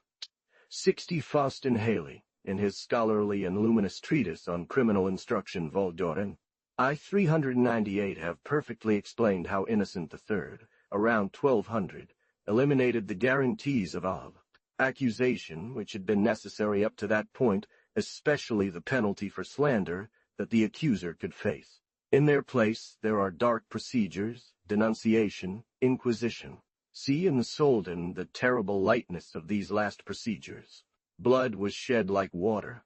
Sincere cries, cries of fear, lamentable cries of the victims, the poor bewitched. Sprenger was deeply moved. He has a heart. Do not believe that this comes from insensitive scholastics, men of dry abstraction. That is precisely why he kills so easily. He is pitiable, full of charity. He has pity for this bereaved woman, once pregnant, whose sorceress choked the child with a glance. He has pity for the poor man whom she made his field frostbitten. He has pity for the husband who, not being a wizard at all, knows that his wife is a witch and drags her, with a noose around her neck, to Sprenger, who burns her. With a cruel man one might perhaps escape, but with this good Sprenger there is nothing to hope for. Too strong is his humanity. One is burned without remedy, or else one needs great address, a great presence of mind. One day he is complained of by 3 good ladies from Strasbourg, who, on the same day, at the same hour, were struck with invisible blows. How? They can only accuse a bad-looking man who cast a spell on them. The judge will not believe him. Tears, oaths, nothing availed. Summoned before the inquisitor, the man protests, swears on all the saints that he does not know these ladies, that he has never seen them. His great pity for the ladies made him inexorable, indignant at their denials. And already he was rising. The man was about to be tortured, and there he would have confessed, as did the most innocent. He obtained permission to speak and said, I do indeed remember that yesterday. At this time I beat. Who? Accused of witchcraft. With a less skilled judge, one would not have guessed this, but one could still not have such a man. Not unbaptized creatures, but 3 cats fiercely came to bite me on the legs. The judge, a perspicacious man, then understood the whole affair. The poor man was innocent, the ladies were certainly transformed into cats on those days, and the devil was having fun throwing them at the feet of Christians to make them lose their ground, and BAC. For this purpose, the Malleus, to be carried in one's pocket, was generally printed in a rare format at that time, the small in octavo. It would not have been decent for the embarrassed judge, at the hearing, to open on the table an in folio. It was indeed necessary that always on the table of the Inquisition there should be a good donkey guide, who revealed to the simple and inexperienced judge the wiles of the old enemy, the means to frustrate them, the cunning and deep tactics which Grand Sprenger had so successfully employed in his campaigns on the Rhine. He could look askance and search his manual of foolishness under the table without any affectation. He advances too visibly from legend to legend. In the early times of the Middle Ages, he still waits for the agony to take the soul and carry it off. The Malleus, like all books of this kind, contains a singular admission, that is, that Satan gains ground, meaning God loses, that humanity, saved by Jesus, becomes Satan's conquest.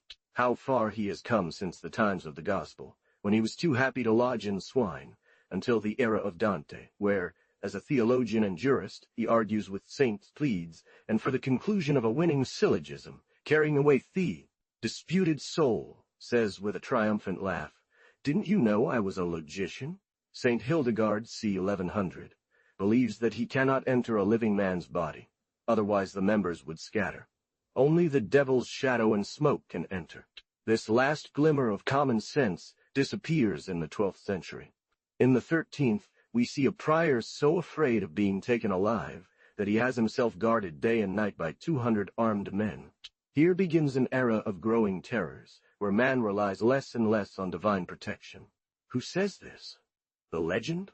The demon is no longer a furtive spirit, a night thief who glides into the darkness. It is the bold adversary, the audacious ape of God, who, under his sun, in broad daylight, counterfeits his creation. No, but the greatest doctors. The devil transforms all beings, says Albertus Magnus. St. Thomas goes even further.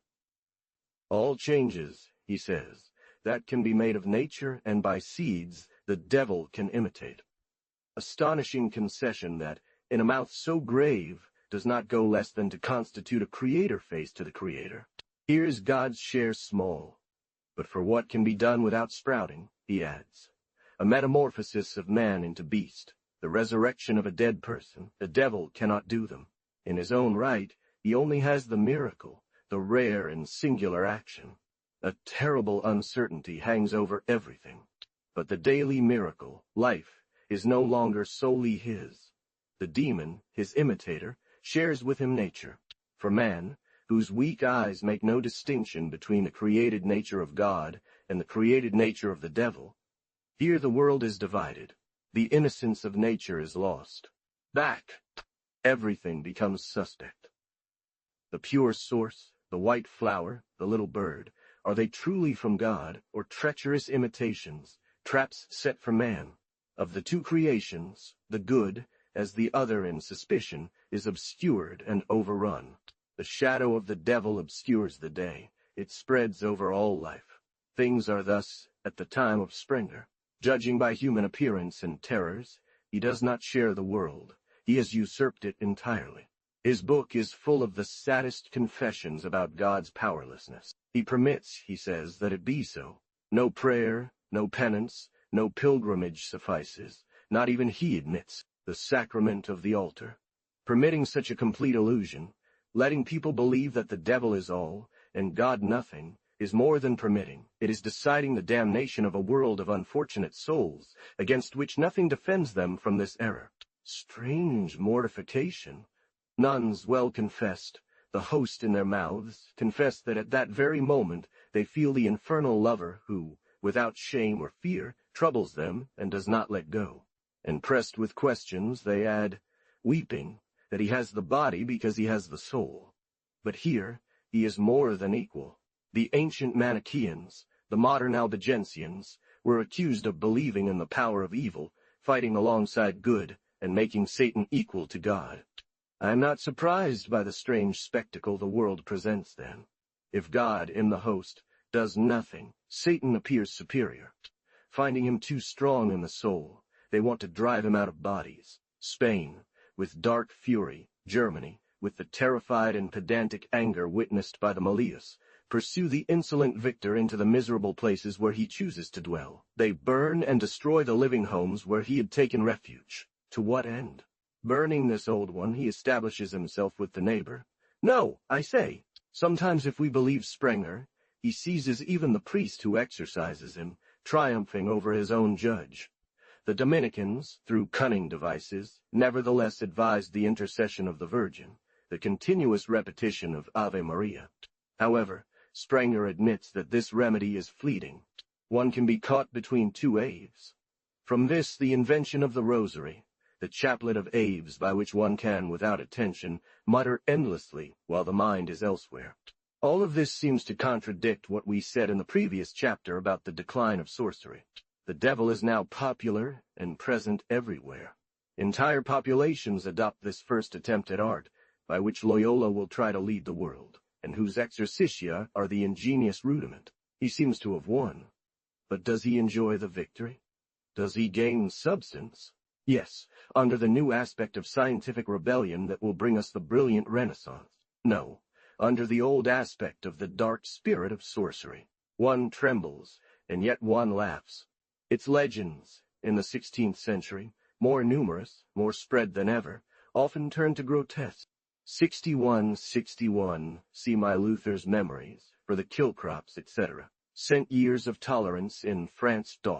Reaction. The Church granted the judge and the accuser the confiscation of witches. Wherever canon law remains strong, witchcraft trials multiply, enriching the clergy.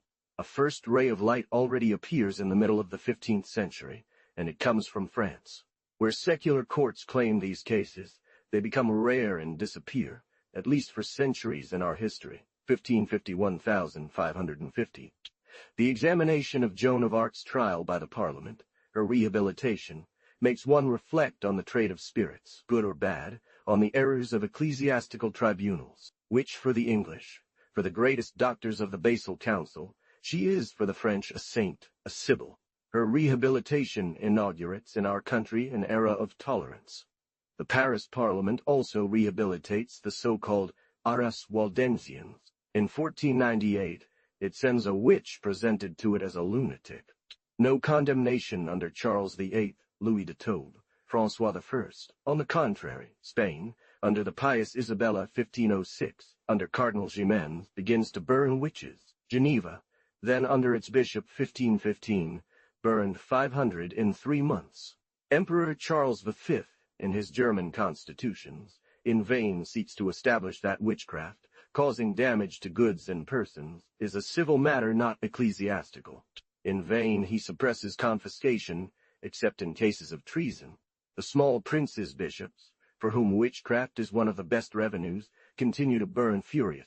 The imperceptible bishopric of Bamberg burns 600 people at once, and that of Würzburg 900. The procedure is simple. First, employ torture against witnesses. Create incriminating witnesses through pain and fear. Her husband says, go to the graveyard. Extract a confession from the accused through excess of suffering, and believe this confession against the evidence of facts. A witch confesses to having dug up the body of a recently deceased child from the graveyard to use it in her magical compositions. The child is there. It is unearthed and found exactly in its coffin. He prefers the woman's confession over the fact itself. Yet the judge, against the testimony of his own eyes, decides it is an apparition, an illusion from the devil. She is burned 62 sea solden for this event, and everything regarding Germany. 8ly end them, leading straight to the stake. Witches were easily caught through their confessions, sometimes without torture. Many were half mad. Things went so far with good prince bishops that later the most bigoted emperor who ever was, the emperor of the 30 Years' War, Ferdinand II, was forced to intervene, establishing an imperial commissioner in Bamberg to ensure adherence to imperial law, and to prevent the episcopal judge from beginning his trials with torture, which would emedi. They admitted transforming into beasts. Often Italian women became cats, and slithering under doors they sucked, they said, the blood of children. They were burned. Girls claimed to have sold themselves to the devil, and they were found still virgins. In the land of great forests, in Lorraine and Jura, women readily turned into wolves, devoured passers-by, to believe it even when no one passed. They were burned. Several seemed eager, needed to be burned. Sometimes madness, fury, and sometimes despair. An Englishwoman led to the stake, said to the people, do not blame my judges. I wanted to lose myself. My parents had withdrawn in horror. My husband had renounced me. I would only return to life disgraced. I wanted to die. I lied. The first explicit word of tolerance. against the foolish Sprenger, his horrible manual, and his Dominicans, was spoken by a legalist from Constance, Molitor. He mocked the devil's miracles, maintained they were illusory. He said this common-sense thing, that one could not take the confessions of witches seriously, for he who spoke was precisely the father of lies. Indirectly, the laughing ones, Hutton, Erasmus, in their satires of the foolish Dominicans, dealt a severe blow to the Inquisition. Cardan said outright, to gain confiscation they accused, condemned, and invented 1,000 stories. The apostle of tolerance, Chatillon, who maintained against Catholics and Protestants alike that one should not burn heretics, not to mention witches, put minds in a better direction. Agrippa, Lavadia, Wire especially, the illustrious doctor of Cleves, said rightly that if these miserable witches are the plaything of the devil, one must go after the devil more than them, heal them and not burn them. Some doctors in Paris soon push incredulity to the point of claiming that the possessed, the witches, are merely cheats. That was going too far. Most were patients under the influence of an illusion. The dark reign of Henry II and Diane de Poitiers ended the times of tolerance. Heretics and sorcerers are burned under Diane's rule. Catherine de' Medici, surrounded by astrologers and magicians, would have protected them. They multiplied greatly. White magic, indeed. Agrippa and others argue that all science lies within magic. The sorcerer Three-Stairs, judged under Charles IX, counts them by the 100,000 and states that France is full of witches. But the fear of fools, fanatic fury, makes little difference. Against Wire, against true scholars, light intolerance, a violent reaction of darkness occurs from which one would expect the least. In repelling the Inquisition from France, they equalize it, would erase it. Our magistrates, who for nearly a century had shown themselves enlightened and fair, are now thrown en masse into the Catholic tyranny of Spain and the ligist fury, and show themselves more priests than the priests, to such an extent that at one time the sole Parliament of Toulouse puts 400 human bodies on the pyre, an abhorrent and nauseous spectacle that had not been seen since the Albigensian grillades and roasts. One can judge from the horror, from the black smoke of so much flesh, fat, which under piercing cries, howls, horribly melts. But this is still too little for Bowden, the lawyer of Angers, the violent adversary of Wire. He begins by saying that sorcerers are so numerous, they could in Europe rebuild an army of Xerxes with 1,800,000 men. Competition gets involved. Then he expresses to Caligula the wish that these 2 million men be gathered together so that he, Bodin, can judge and burn them all at once. Legal experts begin to say that the priest, often too closely tied to the witch, is no longer a reliable judge. Jurists indeed seem even more trustworthy for a time. In Lorraine, it was like a terrible contagion of witches and visionaries. The Jesuit lawyer Del Rio in Spain, Remy 1596 in Lorraine, Boguet 1602 in Jura, Laloyer 1605 in Anjou, are incomparable men, making Torquemada jealous. Witches led the people. The crowd, despairing at the constant passing of troops and bandits, no longer prayed for anything but the devil. The priests were humiliated.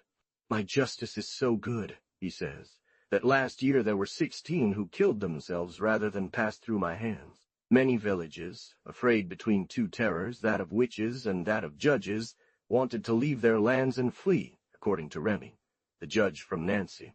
In his book dedicated to the Cardinal of Lorraine, 1596, he claims to have burned 800 witches in 16 years. Could they have done better than this layman? Everyone adored the Black Cat. In this sad Jura, a poor land of meager pastures and saplings, the hopeless serf turned to the devil. So the monks of St. Claude, against their subjects given to sorcery, chose a layman as judge, the honest Boguet. Boguet's book, 1602, had immense authority. Gentlemen of the parliaments studied it as a manual, this golden book of the little judge of St. Claude. In reality, Boguet is a true legalist, scrupulous in his own way. He condemns the perfidy used in these trials.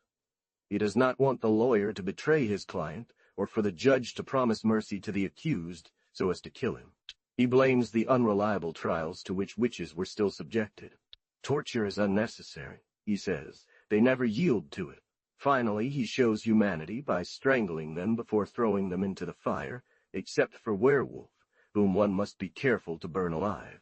So are the children saved? He does not believe that Satan would make a pact with children. Satan is cunning. He knows all too well that below 14 years old, this bargain with a minor could be broken due to lack of age and discretion. Not at all. He contradicts himself. Elsewhere, he believes that this plague can only be purged by burning everything, even the cradles. If he had lived, he would have done just that. He turned the country into a desert. There was never a judge more diligently exterminating.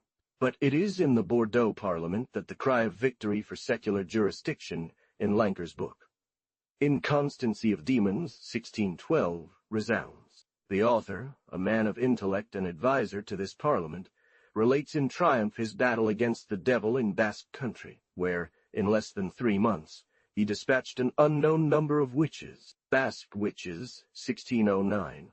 He looks with pity upon the Spanish Inquisition, which, nearby at Logroño border of Navarre and Castile, dragged out a trial for 2 years and ended meagerly with a small auto da fe, releasing an entire people of women. He's in politics. This vigorous execution of priests sufficiently indicates that Mr. de Lancre is an independent spirit. In his book on the Prince 1617, he boldly declares that the law is above the king.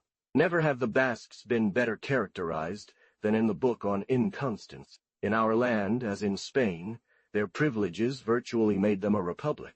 Ours were only bound to serve the king with arms.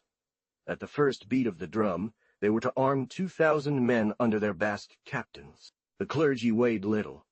They pursued sorcerers little, being themselves sorcerers. The priest danced, carried the sword, and led his mistress to the sabbat. This mistress was his sacristan, or benedicte, who arranged the church. Lancre, the curate, caused no trouble with anyone, saying his white mass to God by day, and his black mass to the devil by night, and sometimes in the same church. The Basques from Bayonne and Saint-Jean-de-Luz, reckless and eccentric heads of fabulous audacity, who went off in boats to the wildest. As for the children, these honest and upright sailors would have thought more about it if they had been sure. They poured en masse into Henry IV's colonies, the Empire of Canada, leaving their wives to God or the devil. But upon their return from absence, they calculated, counted the months, and never got their accounts right. The women, very beautiful, very daring, imaginative, spent the day sitting in cemeteries on tombs, chatting about the Sabbath, waiting to go there at night. It was their rage and fury. Nature makes them witches. They are daughters of the sea and illusion. They swim like fish, play in the waves. Their natural master is the Prince of Air, king of winds and dreams, who inflated the Sibyl and blew her the future. From there comes the fascination of their eyes, dangerous in love as much as in spell-casting. This Bordelais, a kind magistrate, the first type of these worldly judges who brightened up the robe in the 17th century, plays the lute in between acts, and even makes witches dance before burning them. Yet their judge who burns them is charmed by them. When we see them pass, he says, with hair flying in the wind and over their shoulders, they go, in this beautiful hair, so well adorned and well armed, that when the sun passes through it like a cloud, its glow is violent and forms blazing flashes. He writes well. He is much clearer than all the others. Yet one finds in him a new cause of obscurity, inherent to the time. What passion! For with so many witches that the judge cannot burn them all, most sense finally that he will be lenient towards those who best fit his thoughts and passions. First, a popular passion, the love of the horrifying marvelous, the pleasure of being afraid, and also, if one must say so, the amusement from indecent things. Add a touch of vanity. The more these clever women portray the terrible and furious devil, the more the judge is flattered to tame such an adversary. He drapes himself in his victory, sits on his folly, triumphs over this mad babbling. The most beautiful piece of this kind is the Spanish record of the auto da fe in Logroño November 9, 1610, which is read in Lorente. The repentant heroine, whose confession was read, has dared everything. On one platform were the burned, in small number, and on another the multitude of those released. Lancre, who cites it jealously and wishes to depreciate it, admits the infinite charm of the ceremony, the splendor of the spectacle, and the profound effect of the music. Nothing more mad. At the Sabbat, children are eaten as a hash, and for a second course, bodies of sorcerers dug up. Frogs dance, talk, lovingly complain to their mistresses, make them roar by the devil. It seems that the Sabbat was then merely a great festival, to which even nobles went for entertainment. He politely escorts the witches, illuminating them with the arm of a dead child who was not baptized, etc. Witchcraft among our Basques had a less fantastic appearance.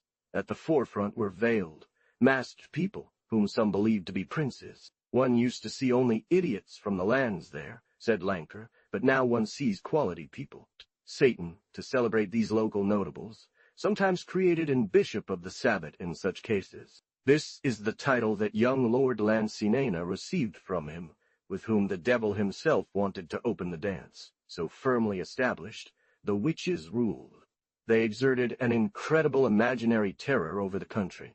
Many were struck with epilepsy and barked like dogs. Many people believed they were their victims and actually became seriously ill. Even the small town of ACQs had up to 40 of these unhappy barkers. A terrifying connection bound them to the witch, so that a lady called as a witness, on approaching the witch, whom she did not even see, started barking furiously and could not stop. No one would have dared to shut their door. Those to whom such terrible power was attributed were masters. Even a magistrate, the criminal assessor of Bayonne, allowed the Sabbath to take place in his home. The Lord of Saint-Pé-Urtubi was forced to hold the feast in his castle, but his head was shaken to the point that he imagined a witch sucking his blood. Fear giving him courage, with another lord, he went to Bordeaux, addressed the Parliament, which obtained from the king that 2 of its members, Mr. d'Espagnet and de Lancret, would be appointed to judge the sorcerers of Basque country. It was not without risk for 2 men and a few soldiers to proceed in this way amidst a violent population, with highly excited heads, a crowd of sailors' wives, bold and wild. The other danger lay in the priests, several of whom were sorcerers, who had to be judged by secular commissioners, despite the vigorous opposition of the clergy. An absolute, without appeal commission, which proceeded with unprecedented vigor, judged in 4 months 60 or 840 witches, and examined 500, equally marked with the sign of the devil, but only figured as witnesses in the trial, May-August 1609. When the judges arrived, many people fled to the mountains. Others bravely remained, saying that it was they who would be burned. Several said, "We suffer only from not being able to testify that we burned for him." Those who were questioned said they could not speak. The witches were so little afraid that during the hearing they fell asleep from the Sabbath sleep, and assured upon waking that they had enjoyed, even in the midst of the court, the bliss of Satan. Satan obstructed their throats and rose up to their necks. The witches saw that, with such a man, there were means of salvation. The youngest of the commissioners, Lanker, who writes this story, was a man of the world. The league was broken. She scared, amused, and bewitched the judges, leading them like idiots. She told everything, wrote everything, with Spanish vivacity, violence, and emphasis, with 100 impudent details, true or false. A beggar girl of 17, Murgy Margarita, who had found it profitable to become a witch, and who, almost as a child, led and offered children to the devil, together with her companion Elisalda of the same age, began denouncing all the others.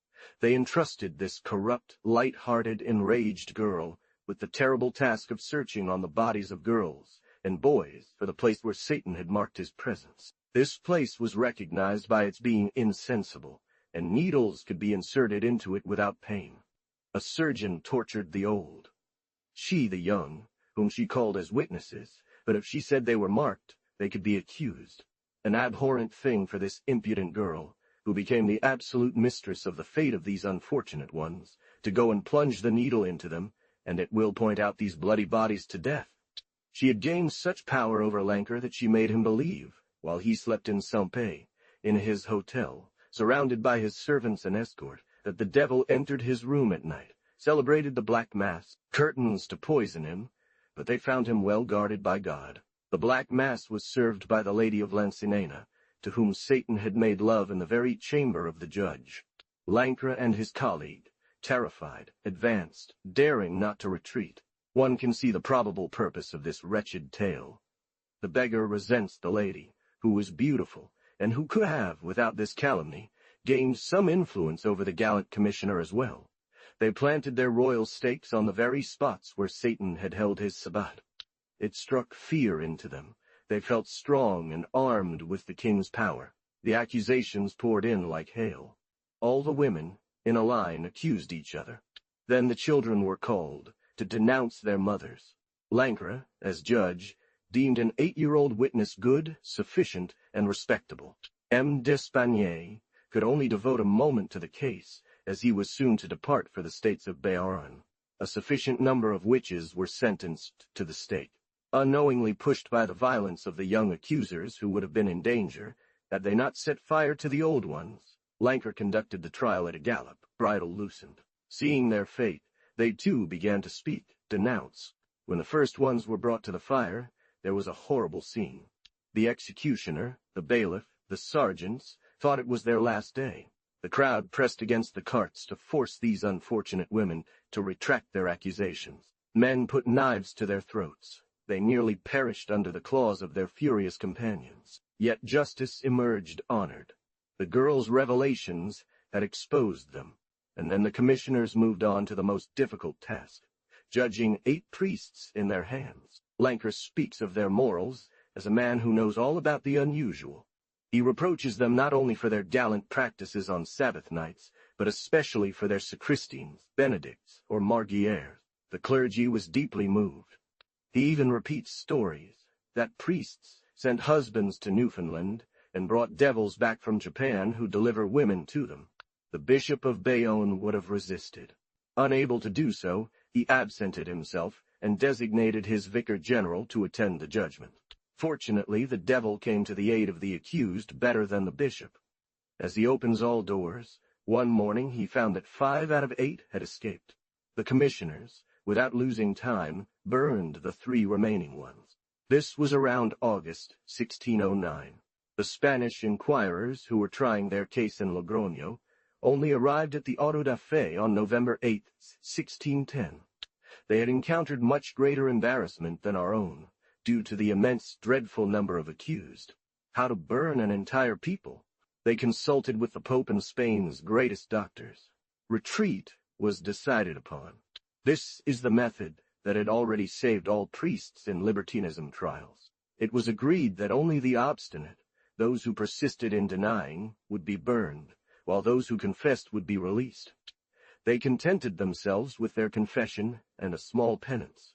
C. Llorente, the Inquisition, an exterminator of heretics, cruel to Moors and Jews, was much less. These shepherds in great numbers were not at odds with the Church.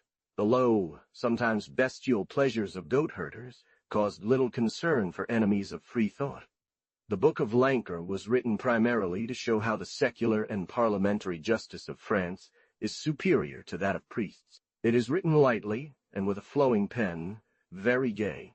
One senses the joy of a man who has escaped great danger in honor, a Gascon and vain joy. It boasts that at the Sabbath following the first execution of witches, their children came to complain to Satan. He replied that their mothers were not burned, but alive, happy. From the depths of the cloud, the children indeed believed they heard the voices of the mothers, who declared themselves in the midst of bliss. However, Satan had been afraid. He absented himself for 4 Sabbaths, substituting a minor demon in his place. He did not reappear until July 22nd. I won the case.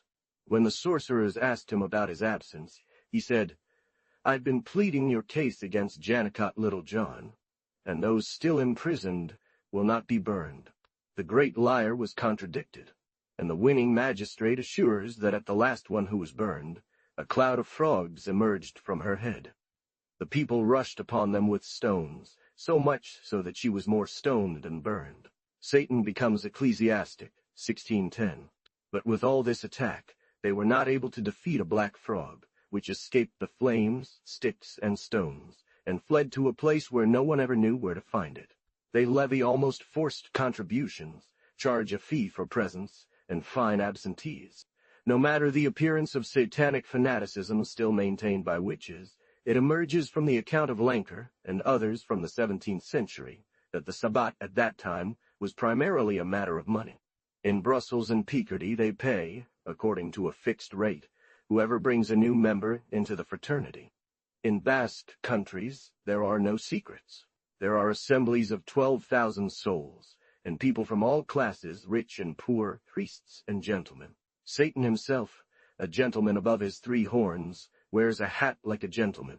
He found his old seat, the Druid stone, too hard. He has taken a good golden armchair. Does this mean he is growing old? He wants everything to happen very honorably, and bears the costs of staging. More agile than in his youth, he plays the prankster, capering, jumping from the bottom of a large jug.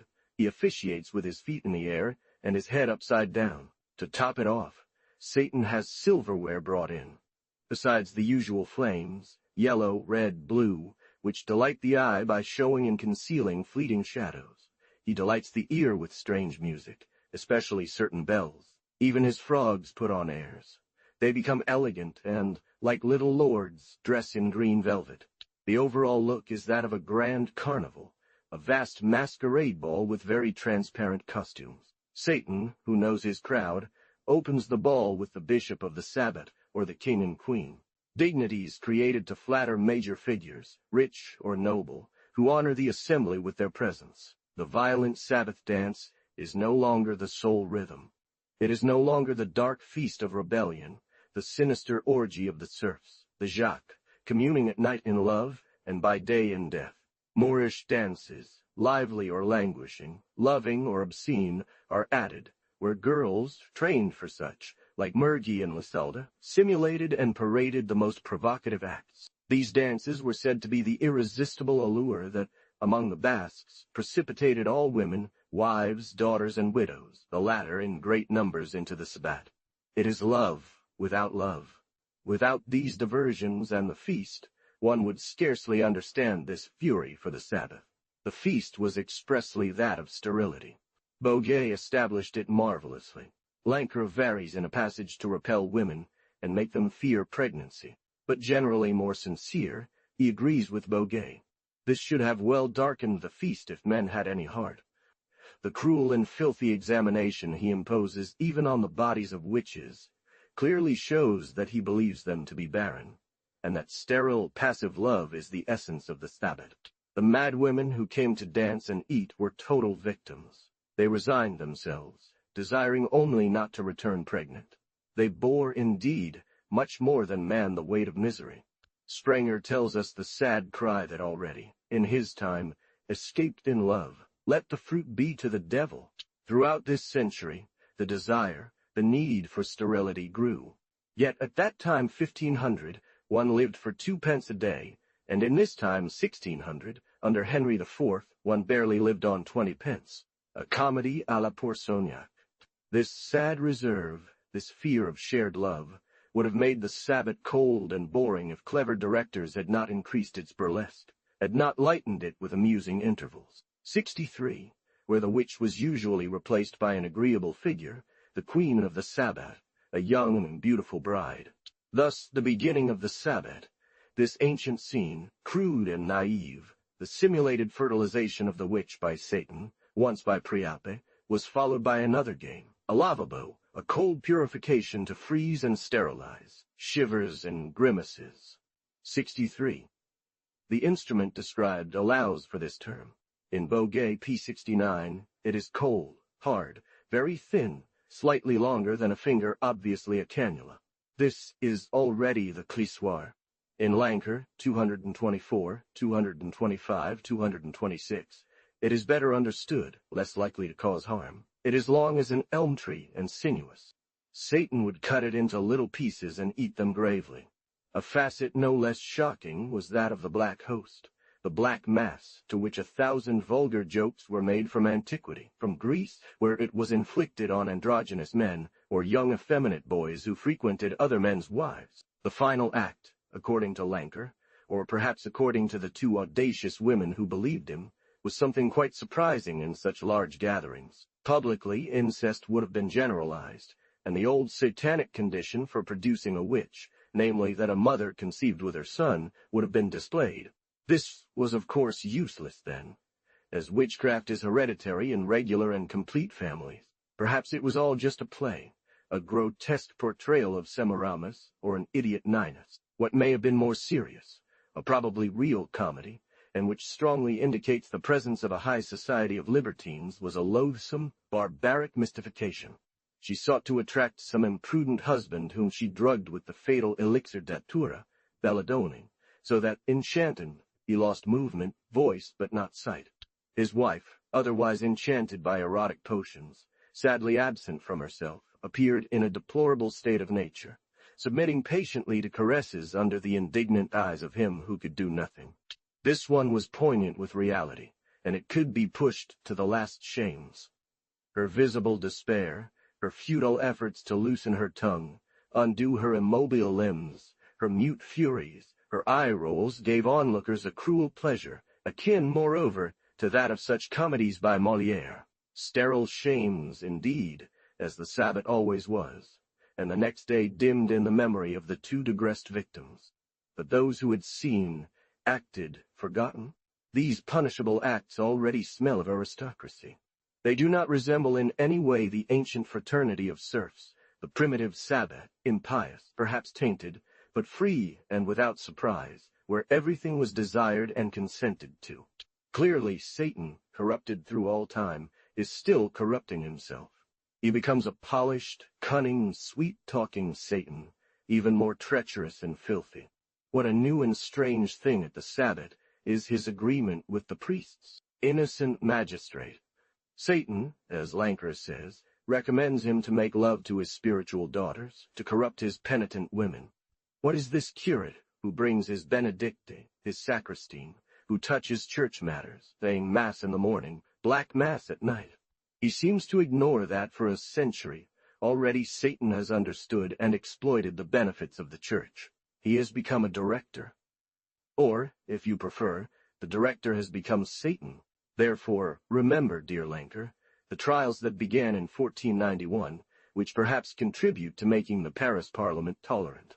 He no longer burns Satan much, seeing him only as a mask. Many nuns fall for his new ruse of borrowing the face of a beloved confessor. An example is Jeanne Pothier, a nun from Quesnoy, mature at 45, but, alas, too sensitive. She reveals her affections to her pater, who pays no heed and flees to Philempin, a few leagues away. What could be more touching? But all of this pales in comparison to the remarkable affair of Gaufridi, which takes place in Marseille, while Lancre is instrumental in Bayonne. One had great pity for her repentance, and she was suddenly dispensed from blushing, as a good walled pit was built nearby at the Château de Celles, where she died within a few days, but of a very good Catholic death. The devil, who never sleeps, seizes his opportunity, and seeing her pricked with Venus's thorns, he subtly takes the form of the said father, and, returning to the convent each night, succeeds in befriending her, tricking her so thoroughly that she claims to have been taken 434 times 64. 64 Massé, Chronique du Monde, 1540, and the chroniclers of Hainaut, Vincent, et Albert. The Parliament of Provence had nothing to envy the successes of the Parliament of Bordeaux. The secular jurisdiction seized the opportunity of a witchcraft trial to become the reformer of ecclesiastical morals. It cast a severe eye on the closed world of convents. A rare occasion. It required a singular combination of circumstances, fierce jealousies, priestly vendettas. The Basque priest that Lancre shows so light, so worldly, going, with his sword at his side, to dance in the night at the Sabbat, where he leads his sacristan, was not an example to be feared. It was not him that the Inquisition of Spain took such pains to cover up, and for whom this severe body showed such indulgence. Without these indiscernible passions, which we will see flare up from time to time later on, we would know nothing of the true fate of this great people of women who die in these sad houses. Not a word of what goes on behind these bars, and these high houses, and these high walls that the confessor crosses alone.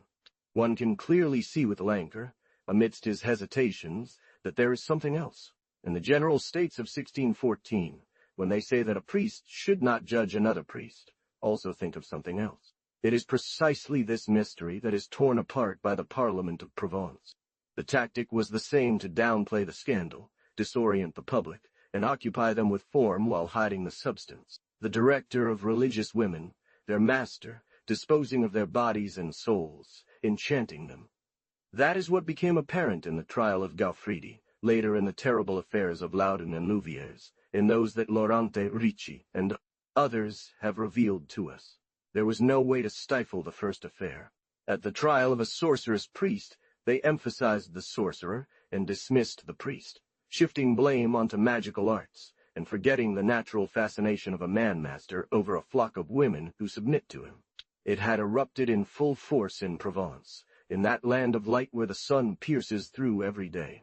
The main stage was not only Aix and Marseille, but the famous site of Saint-Baume, a popular pilgrimage where crowds of curious people from all over France gathered to witness the mortal duel between two possessed nuns and their demons. The Dominicans, who initiated the matter as inquisitors, became deeply involved due to the prominence they gave it and their partiality towards some of these nuns. However much care the Parliament might later take to hurry the conclusion, these monks had great need to explain and excuse themselves.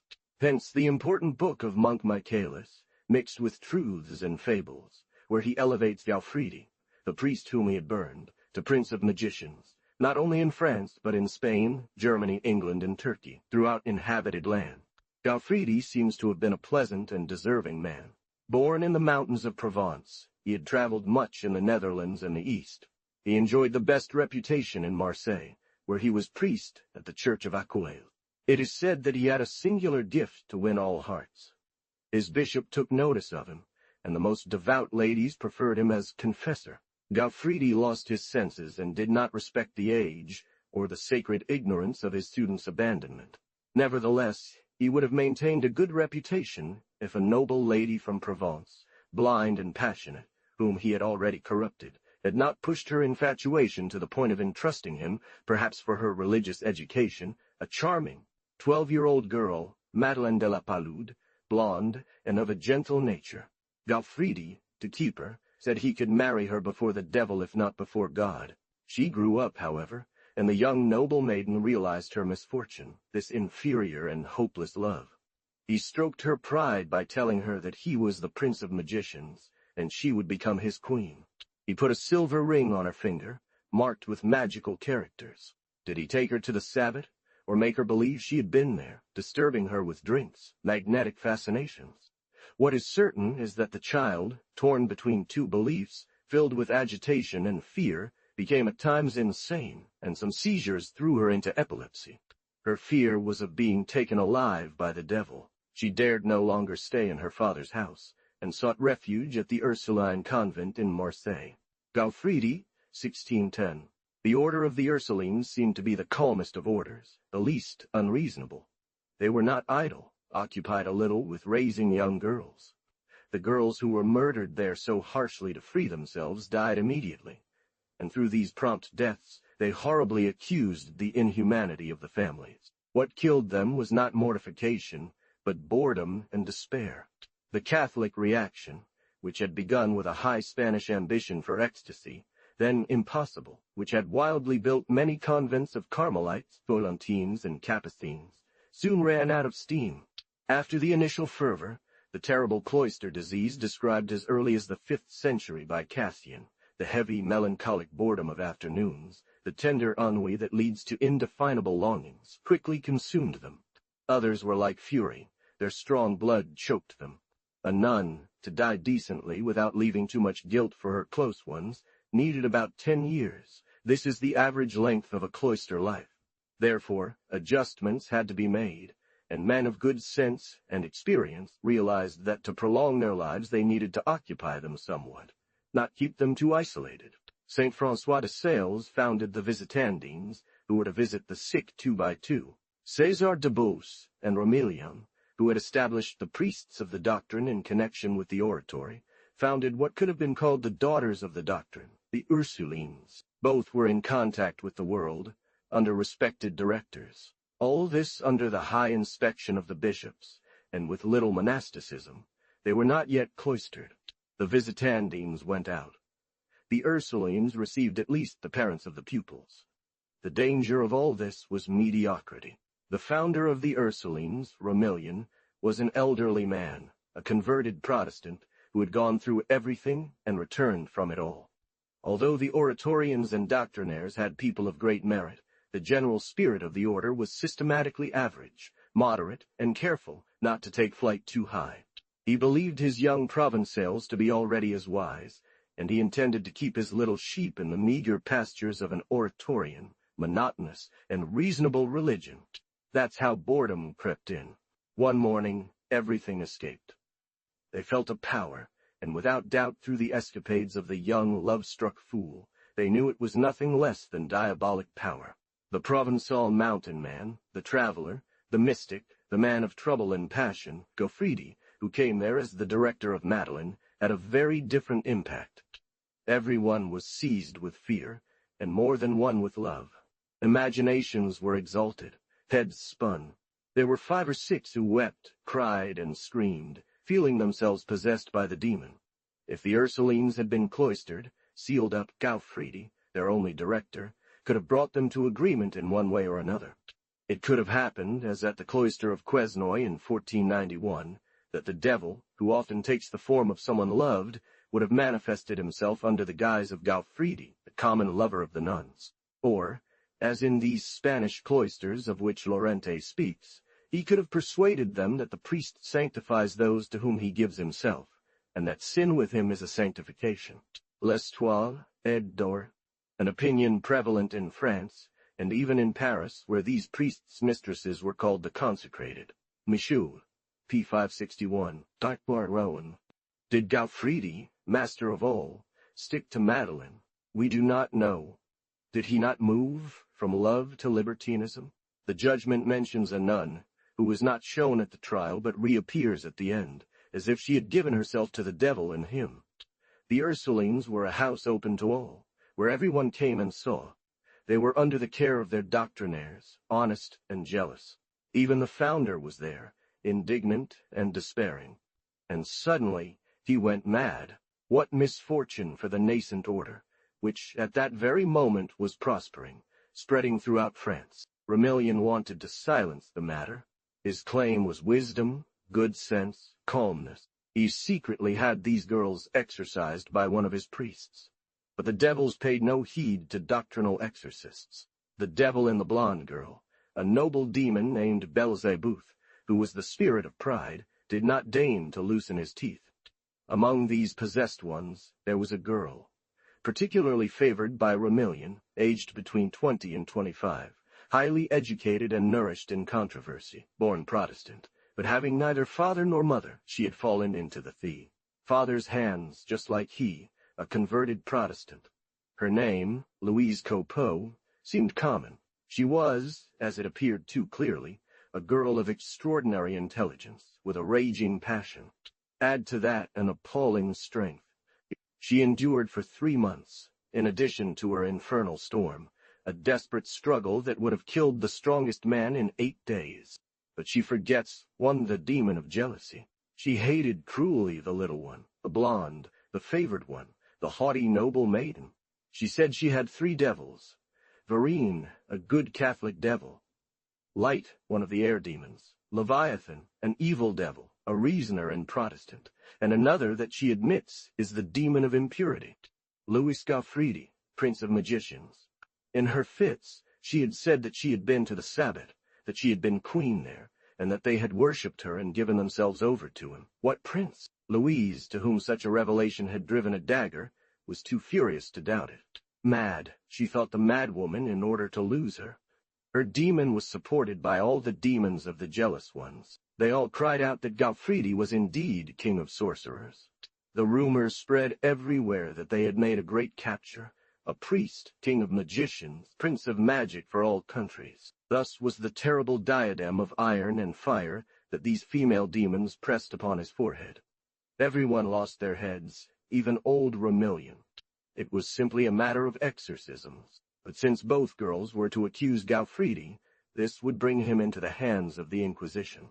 Whether it was hatred of Gaufridi, or fear of the Inquisition, he took the matter out of the bishop's hands and led his two possessed Louise and Madeleine to the convent of Saint Baume, where the Dominican prior was Father Michaelis, inquisitor in the papal territory of Avignon, who claimed that title for all Provence.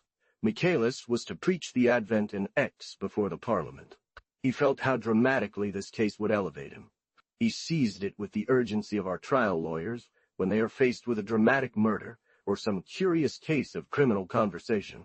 The beauty in this kind of business was to play out the drama during Advent, Christmas, and Lent, and only burn brightly during Holy Week, the eve of the great Easter moment. What the Fleming did best was do nothing. Michaelis reserved the final act for himself and entrusted much of the work to a Flemish Dominican he had known, Dr. Dant, who had come from Louvain, having already exercised and been bound by these foolishnesses. Louise was given an assistant terrible, 3 times more zealous than the Inquisition, with an unquenchable fury, a burning eloquence, strange, baroque at times, but chilling, a true infernal torch. The matter was reduced to a duel between the two devils, between Louise and Madeleine, before the people. They wept with joy, and went away thanking God. The simple folk who came to the pilgrimage of Saint Baume, a skilled goldsmith, for example, and a draper from Troyes in Champagne, were delighted to see Louise's demons so cruelly defeating the demons and chastising the magicians, and shame, during epileptic crises. The volume of the Flemish, with the addition of Michaelis, in all 400 pages, is a brief excerpt from the invectives, sacraments, on the imminent appearance of the Antichrist, on the fragility of women, etc., etc. However, it was a terrifying spectacle even in the heavy language of the Flemish records to witness this unequal battle. This girl, older and so strong, a robust Provençale, threw to the race of the stones of the crow, every day stoning, knocking, unconscious, crushing this young victim, almost a child, already suffering from her illness, lost in lowness. Louise is indeed a quarter mad, one must admit. No trickery would have sufficed to carry out this long feat. From there, in the name of her devils, she returned to fury, and twice a day resumed the performance of the small person, without breathing, without pausing for a moment, the awful torrent, unless the other desperate with 1 foot in hell, as she herself said, fell into convulsions and struck the floors with her knees, body, and head, fainting. But her jealousy gives her, on every place where she can pierce the heart of the patient and insert the needle, an horrible lucidity. It is the reversal of everything. This Louise, possessed by the devil, communicates as she pleases. She flatters people of high authority. The other, impudent, is left with no choice but to say, in the name of her devil, the devil is the father of lies. The venerable Catherine of France, the first of the Ursulines, comes to see this wonder, interrogates her, and is first surprised at catching her in the act of error, foolishness. A sensible man present takes up this word and says to her, "Then you are lying." And to the exorcists, "Why don't you silence this woman?" He cites them the story of a Martha, a false possessed person from Paris. As a response, they make her communicate before him. The devil communicating, the devil receiving the body of God. The poor man is stunned. He humiliates himself before the Inquisition.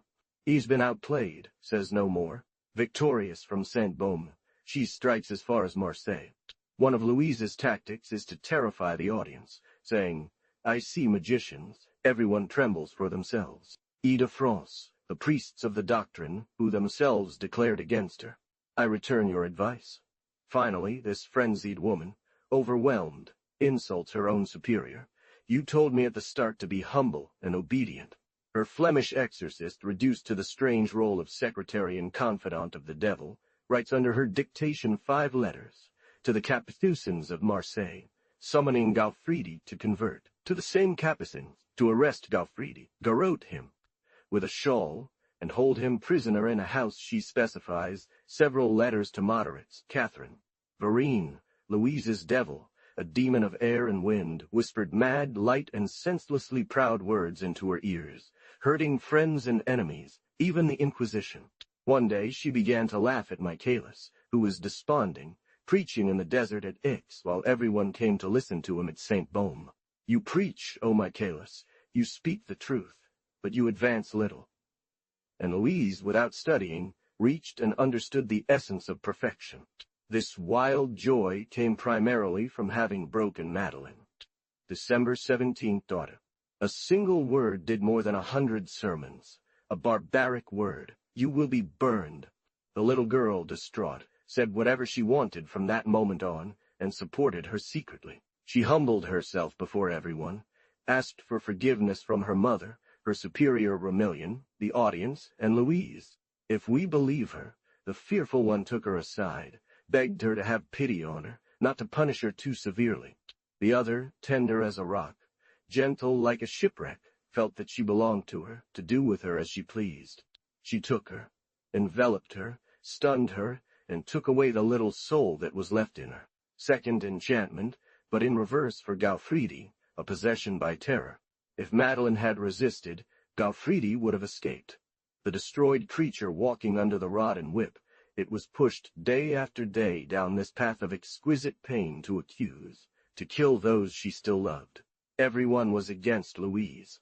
Even Michaelis in Aix, overshadowed by her in his sermons, treated so lightly by her, would have stopped everything rather than let her take honor away from that girl.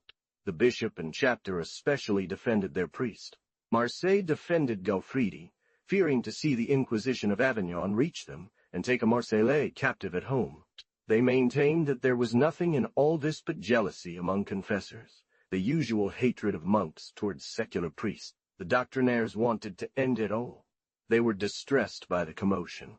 Several were so dismayed that they were near to leaving everything and departing from their homes.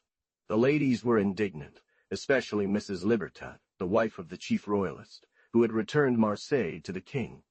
They all wept for Gaufridi and said that only the devil could attack this Lamb of God. They envied the relief that these latter derived from their possessions. The Capuchins, to whom Louise impetuously ordered to take him by force, were like all orders of St. Francis enemies of the Dominicans. Moreover, the wandering life which kept the Capuchins in constant contact with women often involved them in matters of morals. They did not like it when people began to scrutinize so closely the lives of clergymen. They took Gaufridi's part, daughter. Possessed people were not so rare that one could not obtain some. They had one just then. No one expected this at Saint-Baume. Louise seemed stunned. Oh, devil! Under the influence of the court of St. Francis, he said the exact opposite of the devil of St. Dominic, claiming that Gaufridi was not a magician and could not be stopped. She could only respond that apparently the Capuchins had not made their devils swear to tell the truth. A poor answer, nonetheless supported by the trembling Madeleine Dot. It was through her that Louise horrifically bit during this crisis. The latter, like a beaten dog fearing further punishment, was capable of anything, even biting and tearing. She herself only said that the bishop, unknowingly, offended God. She cried out against the sorcerers of Marseille, without naming anyone. But the cruel and fatal word, she had Madeleine utter it. A woman who had lost her child 2 years prior was thus pointed out by Madeleine as the one who strangled him. The woman, fearing torture, fled or hid herself. Her husband, her father in tears, came to Saint-Baume, perhaps to sway the inquisitors. But Madeleine would never have dared recant. She repeated the accusation. Who was safe? No one. Unfortunately, she knew she was not loved in Aix. Marseille, against such audacity from the Papal Inquisition, should have leaned on the Aix Parliament. As long as the devil was seen as God's avenger, as long as his dictation was used to write down the names of those who could be burned at the stake, everyone lived in constant fear of the nightmarish vision of the pyre by day and night. That city, the small official center of magistracy and nobility, had always been envious of Marseille's opulent splendor, the Queen of the South. It was a very fanatical body, whose big heads were nobles, enriched in the other century through the massacre of the Waldensians. It was, quite contrary, the adversary of Marseille, the Papal Inquisitor, who first used the Aix Parliament to prevent Gaufridi's appeal. It was like a resignation from all their old pretensions given by the Inquisitors. As lay judges, they were delighted to see a Papal Inquisitor create such a precedent. Admit that, in the case of a priest, in a case of sorcery, the Inquisition could only proceed for a preliminary inquiry. Louise charmed the king's people with a praise for the late king.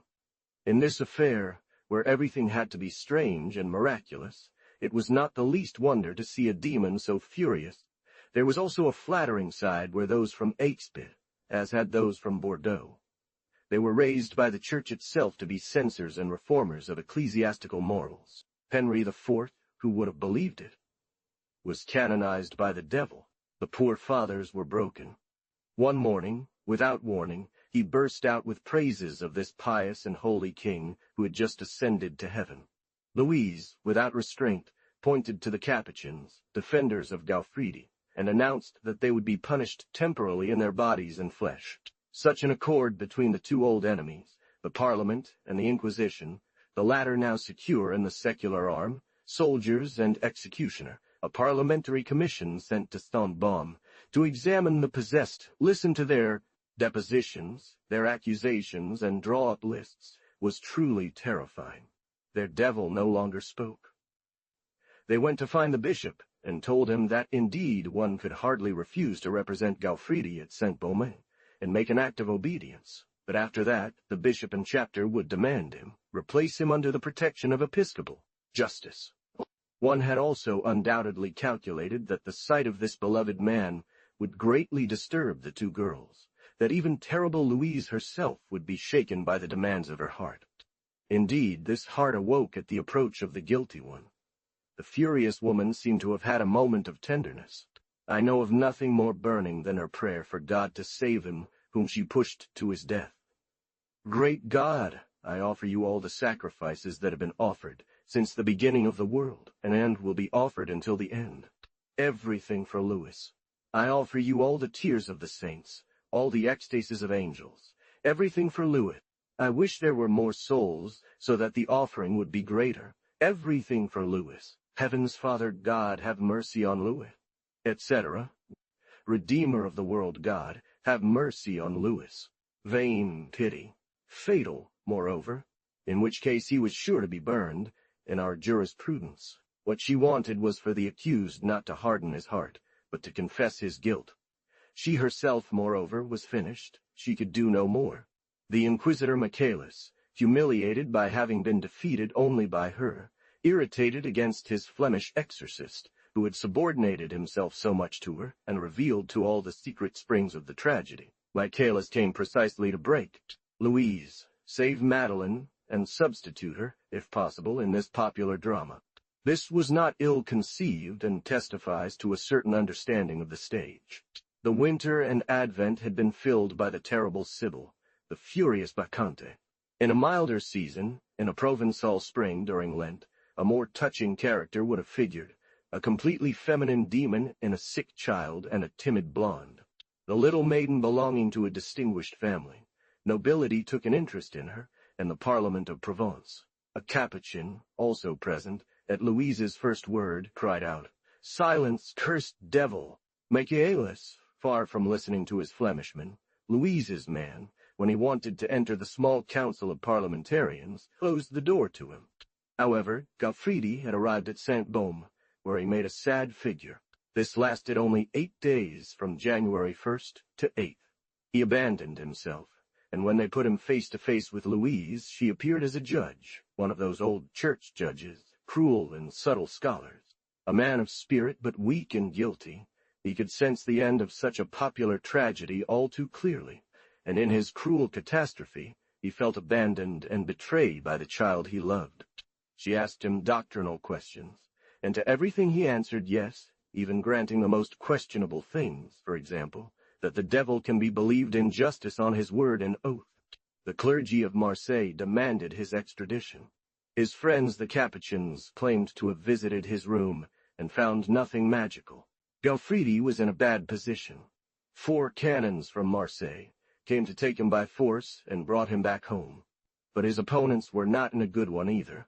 Even the 2 inquisitors, Michelet and the Flemishman, were shamefully at odds. The latter's partiality towards Louise, and the former's towards Madeleine, went beyond words, and they came to blows. This chaos of accusations, sermons, and revelations, dictated by the devil through Louise's mouth, the Flemishman, who had written it down, maintained that all this was the word of God, and feared that anyone would touch it. He admitted a great distrust of his superior Michaelis, fearing that in Madeleine's interest he might alter these papers to lose Louise. He defended them as best he could, locked himself in his room, and endured a siege. Michaelis, who had the parliamentarians on his side, could only take the manuscript in the name of the king, and by breaking down the door. Louise, who was fearless, wanted to oppose the Pope to the king. The Fleming appealed against his chief Michaelis to Avignon, to the legate. But the prudent papal court was scared by the scandal of seeing an inquisitor accuse another inquisitor. They did not support the Fleming, who had no choice but to submit. Michaelis, to silence him, returned the papers. Music is made for her to try to calm her down. Those of Michaelis, which form a second rather flat and uncomparable procès-verbal, are filled only with Madeleine. Her eating habits are noted very carefully. She receives strange questions about the magician, about the places on her body that might bear the mark of the devil. She herself was examined. No matrone was called. Despite what she was supposed to be in Aix by the doctors and surgeons of the Parliament P70, Michaelis, out of zeal, visited her at St. Baume, and he specifies his observations P69. The lay and monastic judges, reconciled here and not fearing each other's surveillance, seemingly disregarded these formalities. They had a judge in Louise. This bold girl stigmatized these indecencies with hot iron. Those swallowed by the flood hadn't done as much as these. Sodom, nothing like this has ever been said of you. She also said, Madeleine is given to impurity. This was indeed the most tragic. The priest of the doctrine, old Romillion, blushed for his Ursuline. The poor madwoman, blinded by joy at not being burned, or confusedly feeling that it was now her turn to have an effect on the judges, sang and danced at times with a shameful, impudent, and provocative freedom. Shocked to see these men admiring her long hair, he said it needed to be cut, to remove this vanity. She was obedient and gentle in her good moments, and one would have liked to make a Louise of her. But her devils were vain, loving, not eloquent and furious, like those of the other. When they were made to preach, they only spoke nonsense. Michaelis had to play the piece alone. As chief inquisitor, seeking to surpass his subordinate Flamand, he assured that he had already extracted an army of 6,660 devils from her small body. Who would have refused to submit to this? The audience remained stunned and convinced. To better convince the audience, he made her reject the charm or spell she had swallowed, saying, and pulled it out of her mouth in a sticky substance. Madeleine was on the path to salvation. The obstacle was herself. She admitted that every object represented Gaufridi to her, that she saw him always. She said at every moment imprudent things that could irritate the jealousy of her judges and make them lose patience. She did not hide her erotic dreams. This night, she said, I was at the Sabbat. The magicians worshipped my golden statue. Each of them, to honor it, offered him blood, which they drew from their hands with lancets. Ein, or Bauer, in winning, the mine rescue. I resisted. He was there on his knees, a rope around his neck, begging me to come back to him and not betray him. Then he said, Is there anyone here who wants to die for her? Me, said a young man, and the magician immolated him. At another time, she saw him asking her for just one of her beautiful golden hairs. And as I refused, he said, At least half of a hair. She assured, however, that she always resisted. They caught her, at least her body. But one day, with the door left open, there she was, our convert, running at full speed to join Gaufridi. But her soul, Michaelis didn't know how to retrieve it. He fortunately thought of his magical ring. He pulled, cut, destroyed, and burned it. But the best remedy to convert Madeleine was the death of Gaufridi. On February 5th, the inquisitor went to preach Lent in Aix, saw the judges, and inspired them. Assuming that the obstinacy of this so gentle person came from invisible sorcerers infiltrating the room, he placed a solid armed man with a sword, striking from all sides and chopping the invisibles into pieces. The Parliament, docile to his impetus, sent for the imprudent one from Marseille, who, seeing himself so well supported by the bishop, the chapter, the Capucins, and everyone else, she was so agitated that she had to be restrained. Madeleine and Gaufridi arrived in Aix, each on their side. Her distress was terrible, and nothing was certain anymore. A daring plan was devised for this sick child, one of those fears that throws a woman into convulsions and sometimes leads to death. Previously, old remains of unknown dead had been placed there to decompose. In this sepulchral den, the trembling girl was introduced. A general vicar of the archiepiscopate stated that there was a dark and narrow charnel house in the palace, what is called in Spain a putrefaction chamber, like those seen at El Escurial. She was exorcised by having cold bones applied to her face. They showed her Huguenots, and she insulted them. She did not die from horror, but she became docile and submissive, and they obtained what they wanted. The death of conscience, the extermination of any remaining moral sense and will. She became a flexible tool, ready to do whatever was desired, flattering, seeking to please her masters. They put her before Gaufridi, and she recited the charges from memory, better than the king's men could have done. And at the moment of elevation, "Let the blood of the just fall on me," from Gaufridi, Belzebuth spoke through her mouth, "I renounce God. In the name of Gaufridi, I renounce God," etc. This did not stop her from barking furiously, as they led her to church, stirring up the people against Gaufridi by having her devil swear in the name of the magician. An abhorrent community. This devil with two dams condemned one by the words of the other. Everything she said was attributed to Gaufridi. The terrified crowd eagerly awaited the burning of the silent blasphemer, whose impiety roared through the voice of this girl. The exorcists asked her this cruel question, to which they themselves could have answered better than she. "Why, Belzebuth, do you speak so ill of your great friend?" She answered those horrible words.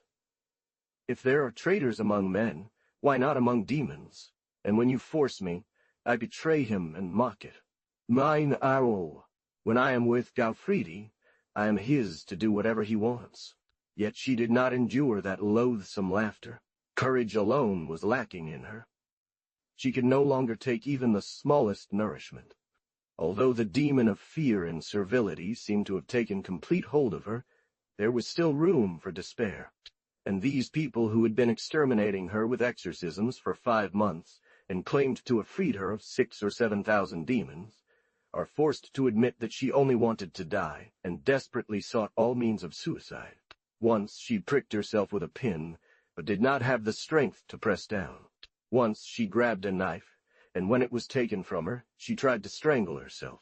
She was pushing needles into herself, finally frantically trying to force a long pin through her ear. What had become of Gaufridi? He passed by like fire. The Inquisitor, who had been so harsh on the two girls, said almost nothing. Everything he did say was very strange.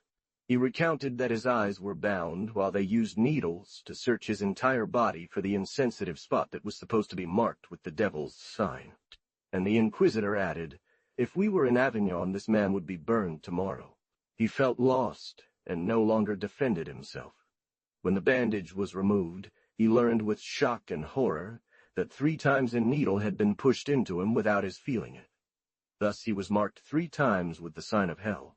He only looked to see if any enemies of the Dominicans could save his life. He said he wanted to confess to the Oratorians. So he turned to the mendicant monks, confessed to the Capuchins, admitted everything and more than the truth, to buy life through shame. But this new order, which one might have called the just middle of Catholicism, was too cold and too wise to take charge of such a case, so advanced and desperate. In Spain he would certainly have been relaxed, except for penance in some convent. But our parliaments were more severe. They wanted to establish the superior purity of secular jurisdiction. The Capuchins, themselves not fully reassured about the article on morals, were not people to attract lightning upon themselves. They enveloped Gaufridi, kept him, consoled him day and night, but only so that he would confess himself a magician, and since magic remained the main charge, they could push aside the seduction of a director, which compromised the clergy. So his friends, the Capuchins, through obsession, caresses, and tenderness, extracted from him the fatal confession that, they claimed, would save his soul but would surely deliver his body to the fire. With the man lost and finished, one ended with the girls who were not to be burned. It was a jest. He had no choice but to go shamefully. At a great assembly of the clergy in Parliament, Madeleine was brought, and speaking to her, they summoned Beelzebub, her devil, to leave the place, or to offer his objections. Then Louise was called, with her devil Verine. But before driving out such a friendly spirit of the church, the monks regaled the parliamentarians, novices in these matters, with a curious performance by this devil, having him execute a peculiar pantomime. "A difficult matter," she replied. "They have no bodies." "How do the seraphims, cherubs' thrones do before God?" asked Louise. But, as the order was repeated, she made an effort to obey, imitating the flight of some, the burning desire of others, and finally adoration by bending before the judges, prostrated and head down. We saw that famous Louise, so proud and untamable, humiliate herself, kiss the pavement, and, with her arms outstretched, apply herself to it fully. A singular, frivolous, indecent display by which they made her atone for her terrible popular success. She won the assembly once more with a cruel stab at Gaufridi, who was there garroted. "Now," they said to her, "where is Beelzebub, the devil released from Madeleine? I see him distinctly at Gaufridi's ear." Was that enough shame and horror? There remains the question of what this unfortunate one might have said. They gave her both the ordinary and the extraordinary. Whatever she had to reveal would undoubtedly shed light on the curious story of women's convents. The parliamentarians greedily collected these things as weapons that could serve them, but they held them under the court's secret. The reputation of the Dominicans, already tarnished by this trial, was not greatly restored by another. The Inquisitor Michelet, heavily criticized in public for his animosity, which seemed very much like jealousy, was called by his order, meeting in Paris, and did not witness the martyrdom of Gaufridi, burned alive in Aix 4 days later, April 30, 1611. Possession case. They orchestrated in Beauvais, November, to claim all the honors of war, which they printed in Paris. As the devil of Louise had mainly been accused of not speaking Latin, the possessed new person, Denise Laquet, uttered a few words in jargons. They made much noise about it, often showing her in processions, even parading her from Beauvais to Notre-Dame-de-Liesse. But the affair remained rather cold. The Picard pilgrimage had no dramatic effect, unlike the terrors of Saint Baume. This Laquet, with her Latin, did not possess the burning eloquence of the Provençal, nor her spirit, nor her fury. It all ended up merely amusing the Huguenots. What became of the two rivals, Madeleine and Louise? The first, at least her shadow, was held in the papal territory, for fear that she might speak on this funeral matter. She was only shown in public as an example of penance. They made her cut wood with poor women, which was sold as alms. Her parents, humiliated by her, had repudiated and abandoned her. As for Louise, during the trial she said, "I will not glory in it. After the trial I will die." But that did not happen. She did not die. She killed again. The murderous devil within her was more furious than ever. "Let us pray to God," said Father Michaelis at the end, "that all this may be for his glory and that of his church." She began to tell the inquirers by name, surname, and nickname, all those she imagined affiliated with magic, among others a poor girl named Honoré, blind of both eyes, who was burned alive. The possessed of Laudun Urban Grandier, 1632 to 1634. The wonder was that the thing had not been known sooner. In the state memoirs written by the famous Father Joseph, known only from extracts and certainly prudently removed as too instructive, this good father explained that in 1633 he had been fortunate enough to discover a heresy, an immense heresy, into which an infinite number of confessors and directors were immersed. S-world, especially in convents, slipped the sweet poison later known as Molinos. The Capuchins, an admirable legion of church guardians, good dogs of the holy flock, had sniffed out and surprised, not in deserts, but deep in France, illuminated or quietists, who, too persecuted there, had taken refuge with us, and who, in the women, it could hardly be kept secret, being so extensive. Was the whole clergy involved? All confessors, directors? The Capuchins swore that in Picardy alone, a land where girls are weak and blood is hotter than in the south, this madness of mystical love had 60,000 followers. Certainly many lay people joined the official directors, burning with the same zeal for the salvation of women's souls. One of these who later burst forth with talent, audacity, is the author of Spiritual Delights, Desmarets de Saint-Sorlin. One cannot understand the director's all-power over the religious, 100 times more master than he was in earlier times, if one does not recall new circumstances. The reform of the Council of Trent for the closure of monasteries. Very little followed under Henry IV, where the religious received the bowmen, gave balls, danced, etc. This reform began seriously under Louis XIII. Does that mean one would no longer enter convents? Cardinal de la Rochefoucauld, or rather the Jesuits who led him, demanded great external decency. Only one man entered each day, and not only into the house but at will into each cell. One sees this in several cases, especially by David, in Louviers. What would result from it?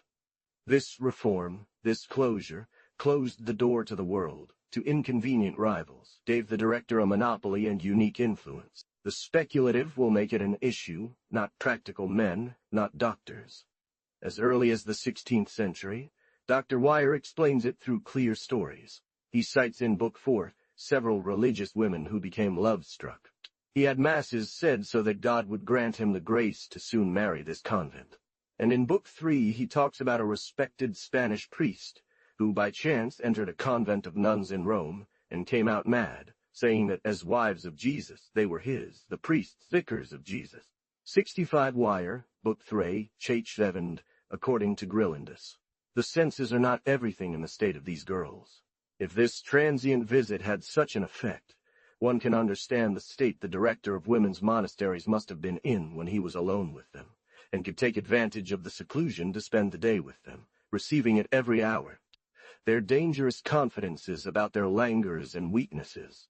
One must consider above all the boredom, the absolute need to vary existence, to escape a monotonous life through some deviation or dream. How many new things at that time? Travel, India, the discovery of the earth, printing press, novels especially, even the laity, amidst so many distractions, want, demand from their confessors absolution for inconstancy. When all this is rolling outside, agitating minds, how can one believe that one will bear the heavy uniformity of monastic life, the boredom of long offices, seasoned only by some nasal sermon? The priest is drawn, forced from close to close. An immense, varied, scholarly literature emerges from casuistry, the art of allowing everything. A very progressive literature where yesterday's indulgence would seem severity tomorrow. Casuistry was for the world, mysticism for the monasteries. The annihilation of the self and the death of will. That is the great mystical principle. Desmarets gives us its true moral scope perfectly. From then on they cannot do wrong. Devotees, he says, consumed within themselves and annihilated, exist only in God. 66.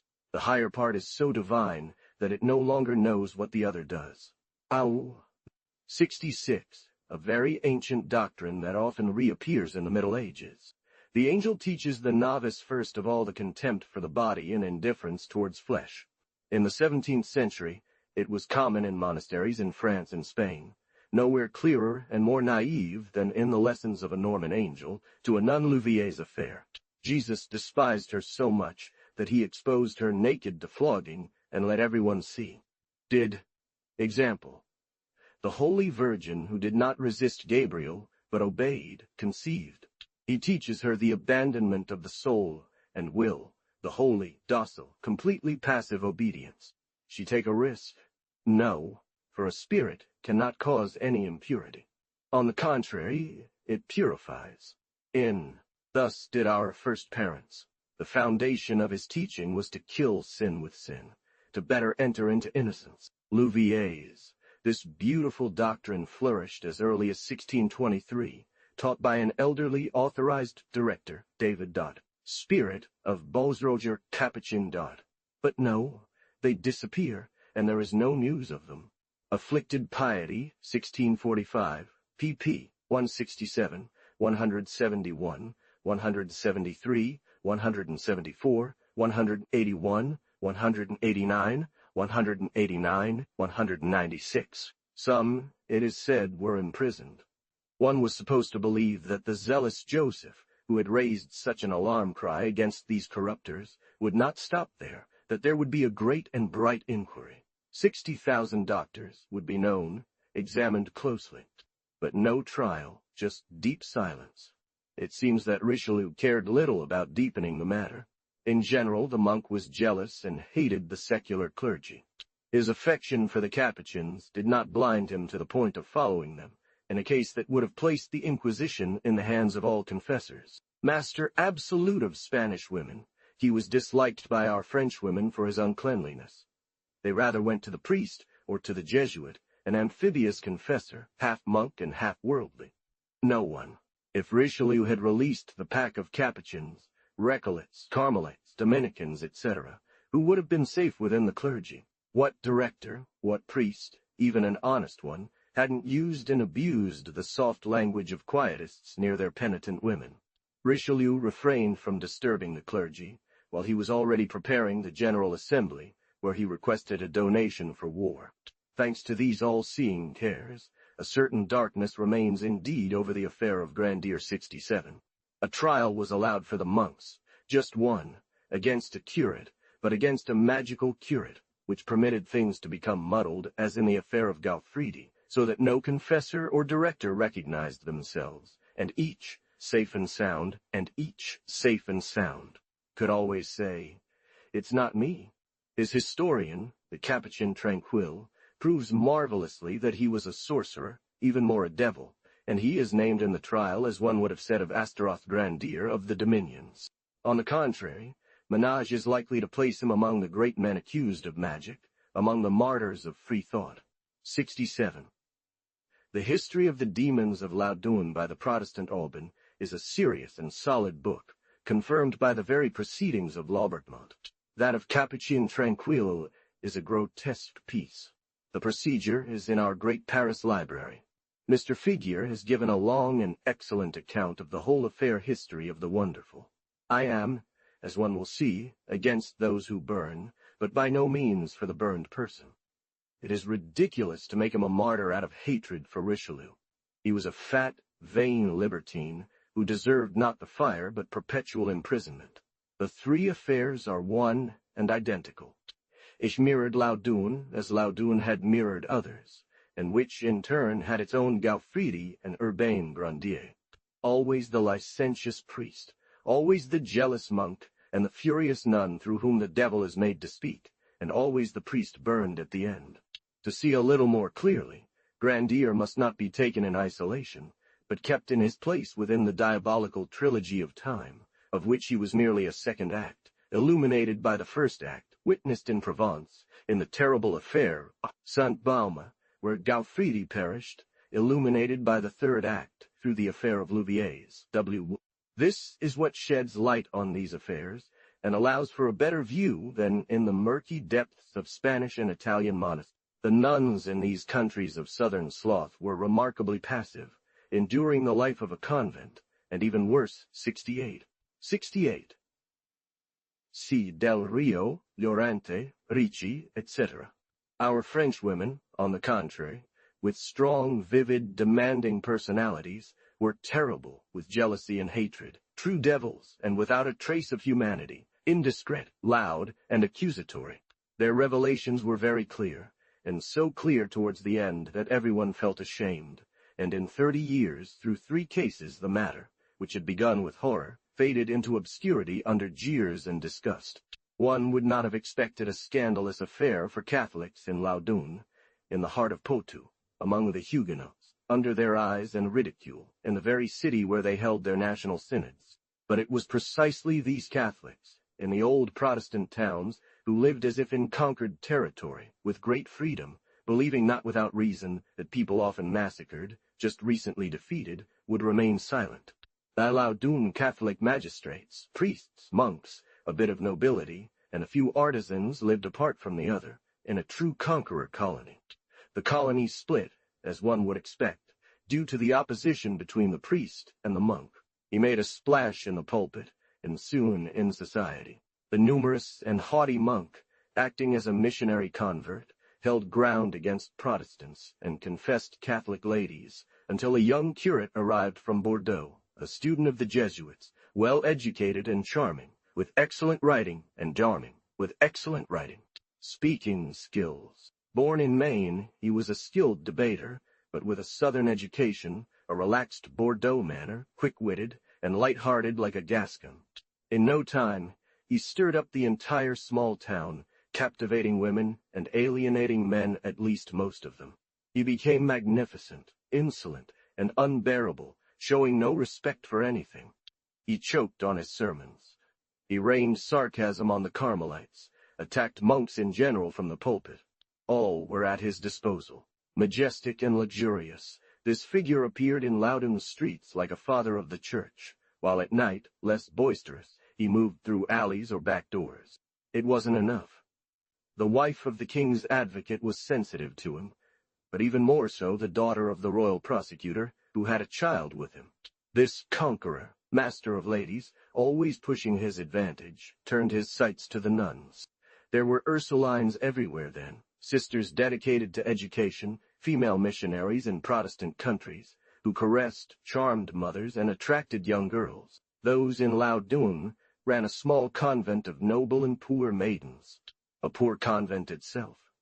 When it was founded, they were given little more than the building, an old Huguenot college. The superior, a lady of good nobility and well-connected, burned with the desire to raise her convent, expand it, enrich it, and make it known. The Canon Mignon, as he was called, held the superior's post. She might have chosen Grandier, perhaps, the man of fashion, if she had not already had for a director a priest who had much deeper roots in the country, being a near relative of both principal magistrates. Both he and she confessed the superior ladies, confessed the nuns, and they learned with fury that the young novices dreamt only of Grandier, of whom so much was spoken. To succeed, it was enough to let him go. He was losing himself enough as it was. Thus the director threatened, the husband deceived, the father insulted, 3 affronts in the same family, their jealousies united, and they swore to the loss of Grandier. A scandal broke out that made such a noise as nearly brought down the city. The nuns, in this old Huguenot house where they had been placed, were not reassured. There was little order in this mix of rich little girls who were spoiled. They would run through the corridors at night. Their boarders, city children, and perhaps even young nuns, found it amusing to terrify others by playing ghostly pranks. As a result, they terrified themselves. Some became ill, or mentally ill. Many claimed to have seen him, felt his presence near them at night, bold, victorious, and woke up too late. But these fears, these illusions, mixed with the city scandals that were spoken to them too much during the day, the revenant of the nights, it was Grandier. Was it an illusion? Were it novices' jokes? Had Grandier bought the door or risked the climb? It could never be clarified. The 3 believed they had it figured out from then on. All this was masterfully engineered. A clever accusation that brought against him the Bishop of Poitiers, the natural defender of the priest, and left him at the mercy of the monks. They first aroused in the people under their protection 2 good souls, who declared they could no longer keep for their parish priest a reprobate, a wizard, a demon, or a strong spirit, who bowed 1 knee and not 2 at church. Finally, one who flouted rules and granted dispensations against the bishop's rights. Accusing him with 2 poor men, it was deemed useful to have a noble beat him. Grandier felt the depth of the blow. In those dueling times, a man beaten without punishment lost standing in public. He diminished in women's eyes. As he loved the spotlight, he went straight to the king himself, threw himself at his feet, and asked for vengeance for his priestly robe. He would have gotten it from a devoted king, but he encountered people who told the king that it was a matter of love and the fury of cheated husbands. But the civil court took up the matter and found him innocent. At the church court in Poitiers, Grandier was sentenced to penance and banished from Loudun, thus dishonoring him as a priest. He also had the support of the church authority over which Poitiers fell, the Archbishop of Bordeaux, Sorcière. This belligerent prelate, an admiral and brave sailor, more so than a priest, merely shrugged off the tale of these petty offenses. He cleared the curate, but at the same time wisely advised him to live anywhere except Loudun. This proud one paid no heed. He wanted to enjoy victory on the battlefield and parade before ladies. He returned to Loudoun in broad daylight, causing a great commotion. Everyone watched him from their windows. He walked with a laurel wreath. Not content with this folly, he threatened, demanding reparation. Desperate, they invoked a devil and he was at their command. His adversaries, thus driven to despair, recalled the affair of Gaufridi, where the devil, father of lies, honorably rehabilitated, had been accepted in court as a credible and trustworthy witness, believed by both the church and the people of Thethipel. King Dinwerwin. He appeared among the Ursulines. A fortuitous thing. But how many interested parties were eager for success? The monks saw their victory over their rivals. The priest, the superior, saw her poor, obscure convent, soon attracting the attention of the court, provinces, and indeed all the land. In this tragic comedy, the exorcist represented God, or at least it was the archangel vanquishing the dragon. They relived these popular battles fought against the devil in the other century, often as at Soissons right outside the church doors, the terror and joy of the people seeing the good God triumph, the confession wrung from the devil, God is in the devil, sacrament, the humiliation of convinced Huguenots defeated by the very demon. That's why there always had to be a touch of sorcery in the trials. He descended from the gallows exhausted, dripping with sweat, but triumphant, carried in the arms of the crowd, blessed by good women who wept for joy. Only Satan mattered. We couldn't always see him leave the body as a black toad like in Bordeaux in 1610, but at least we were compensated by a superb spectacle.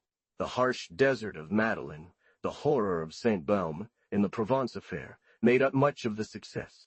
Loudoun had the advantage of the noise, and the furious bacchanalia of a great army of exorcists, divided into several churches. Finally, in Louvier's, which we will see, to revive this worn-out genre, he imagined night scenes where devils dressed as nuns. The Loudoun affair began with a superior and a sister conversant with her. They had convulsions, jabbered diabolically. The entire small town was thrown into disarray. Others followed their lead. One especially bold took on the role of Louise de Marseille, the same demon Leviathan, the superior devil of quibbling and accusation. They shared the churches. Monks of all colors seized the nuns, divided them, and exorcised them by threes and fours. The Capuchins alone occupied 2 of them. 6 girls from the town were possessed, and just the telling of these terrifying events made 2 women in Chinon possesseds. The crowd rushed in, all the women, and in this frightened, palpitating audience, more than one cried out that she felt devils as well. Everyone talked about it in Paris, at court. A miracle was observed. He had seen the wounds of a nun. The demons marked stigmates on the superior's hands. Our Spanish queen, imaginative and devout, sent her chaplain. Indeed, Lord Montaigu, the former papist, her faithful servant, who saw everything and believed everything, reported it all to the Pope. What did the King of France say? All his devotion was turned towards the devil, hell, and fear. It is said that Richelieu was charmed by discussing it with them. I doubt it. The devils were essentially Spanish and part of Spain's party. If they spoke politics, it would have been against Richelieu. Perhaps he was afraid of them. The court believed it. He paid them homage and sent his niece to show interest in the matter. But even Loudoun did not believe it. His devils, poor imitators of Marseille's demons, repeated in the morning what they had learned the night before from Father Michaelis's manual. A firm magistrate, the bailiff of the city, burst forth, coming himself to find the deceitful ones, threatening and denouncing them. They would have known what to say had secret exorcisms, carefully rehearsed performances of the daily farce, not prepared and styled each night to present before the people. This was also the tacit judgment of the Archbishop of Bordeaux, to whom Grandier appealed. He sent a regulation to guide at least the exorcists, to end their arbitrariness. What were they? Deceptive for sure. Thus continues in the century this beautiful duel between the doctor and the devil, between science and light against the dark lie. We have seen it begin with Agrippa Wire. A certain Dr. Duncan continued bravely in Loudoun, and without fear printed that this affair was merely ridiculous. The demon, said to be so rebellious, was afraid, silent, lost his voice. But passions were too intense for the matter to end there. The tide turned against Grandier with such force that those who had accused him became his assailants. As a slanderer, he was condemned to pay an honorable fine. A relative of the accusers, a pharmacist, was taken to task by a wealthy young lady from the city whom he claimed was the mistress of the parish priest. The superior was defeated. One would have easily noticed, as a witness later saw, that her scars were a painting, refreshed every day. But she was related to a counselor of the king, Laubardemont, who saved her. He was precisely tasked with demolishing the forts of Laudun. He obtained permission to have Grandier judged. It was brought to the cardinal's attention that the accused was the parish priest, and a friend of the Cordonnier de Laudun, one of Marie de Médicis' many agents, abhorrent pamphlet. 1. Moreover, Richelieu would have liked to be magnanimous and dismiss the matter, but it would have been difficult for him. The Capuchins, Father Joseph, were speculating about this. Richelieu could have used it as a strong point against him with the king, if he had not shown zeal. A certain Mr. Quillet, who had observed carefully, went to see Richelieu and warned him. Laubardemont arrived on December 6, 1633. With him came terror. But the latter feared to listen to him, and looked at him so malevolently that the adviser judged it prudent to flee to Italy. Unlimited power. It is the king in person. All the force of the kingdom, a horrible club to crush a fly. The magistrates were indignant. The civil lieutenant warned Grandier that he would arrest him the next day. He didn't take it into account and was arrested. Instantly seized, without any form of trial, thrown into the prisons of Angers. Then brought back, thrown into the house and room of one of his enemies, who had the windows boarded up so that he would suffocate. The abominable examination performed on the body of the sorcerer, by driving needles into him to locate the mark of the devil, is carried out by the hands of his accusers, who in advance take upon themselves their vengeance, a foretaste of the torture. He is dragged to the churches, in front of these girls, to whom Laubardemont had given speech. He finds Bacchantes that the condemned apothecary had intoxicated with his drinks, driving them into such frenzies that one day Grandier was nearly killed under their claws. Unable to mimic the eloquence of the possessed woman from Marseille, they resorted to cynicism. A hideous spectacle. Girls abusing supposed demons to release before the public the floodgate of sensory fury. It is precisely this that inflated the audience. People came to hear there, from women's mouths, what no one had ever dared to say. Ridicule, as well as loathing, grew stronger, and whatever little Latin they were taught, they spoke it all wrong. The public thought that the devils had not done their fourth. The Capuchins, without flinching, said that if these demons were weak in Latin, they spoke perfectly Iroquois, topinambour. The vile farce, seen from 60 leagues away, from Saint-Germain, from the Louvre, appeared miraculous, terrifying, and terrible. The court admired and trembled. Richelieu, perhaps to please, did a cowardly thing. He made the exorcists and the nuns pay. Such high favor exalted the cabal, and made them completely mad. After senseless words came shameful acts. The exorcists, under the pretext of the nuns' fatigue, took them for walks outside the city. They themselves walked them, and one of them returned pregnant. At least that was the appearance. In the 5th or 6th month, everything disappeared, and the demon that was within her confessed the malice it had had in slandering the poor nun through this illusion of pregnancy. It is the historian of Louviers who tells us this story of Laudun, 69. 69 Spirit of Bosroger, p. 135. It is said that Father Joseph came secretly, but saw the case lost, and left without a sound. The Jesuits also came, exorcised, did little, gauged public opinion, and withdrew as well. But the monks, the Capuchins, were so involved that they had no choice but to save themselves through terror. They set treacherous traps for the brave bailiff, trying to make them perish, extinguish the future reaction of justice. Finally, they pressured the commission to send Grandier. Things could not go on any longer. Even the nuns escaped them. After this terrible orgy of sensual fury and impudent cries to shed human blood, 2 or 3 faltered, turned in disgust and horror. Despite the horrible fate they expected, if they spoke, despite the certainty of ending up in a dungeon 70, they declared in church that they were damned, that they had served the devil, that Grandier was innocent. 70. This was still the custom. See Babylon. They vanished, but nothing stopped them. A general complaint from the city to the king achieved nothing. Grandier was sentenced to be burned August 18, 1634. One of the judges would have had his nails pulled out, but the surgeon refused. Such was the fury of his enemies that before the pyre they demanded, for a second time, that one pierce him all over with needles to seek the mark of the devil. They feared the gallows, the patient's final words. They dealt with Grandier, as they had found in his papers a writing against the celibacy of priests.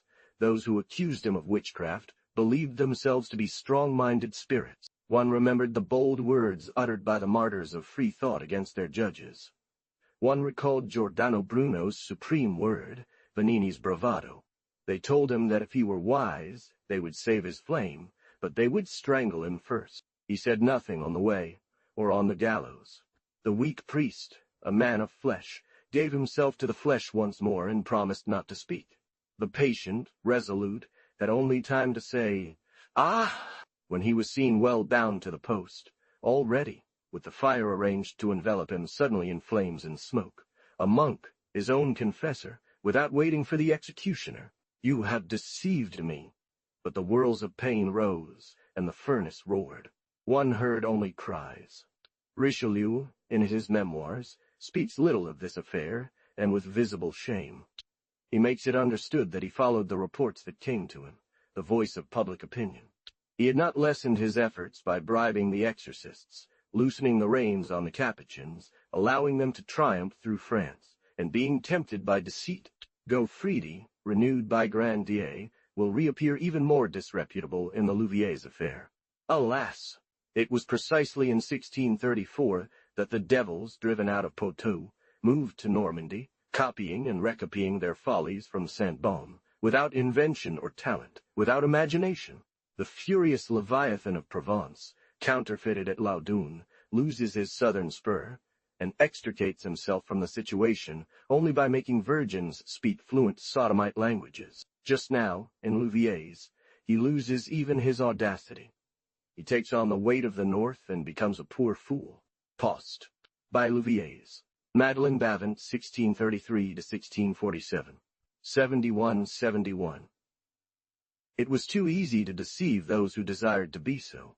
If Richelieu had not refused the investigation requested by Father Joseph against the enlightened directors, we would have strange insights into the inner workings of monasteries and the lives of nuns. Celibacy was then more difficult than in the Middle Ages, monastic fasting and bloodletting having diminished.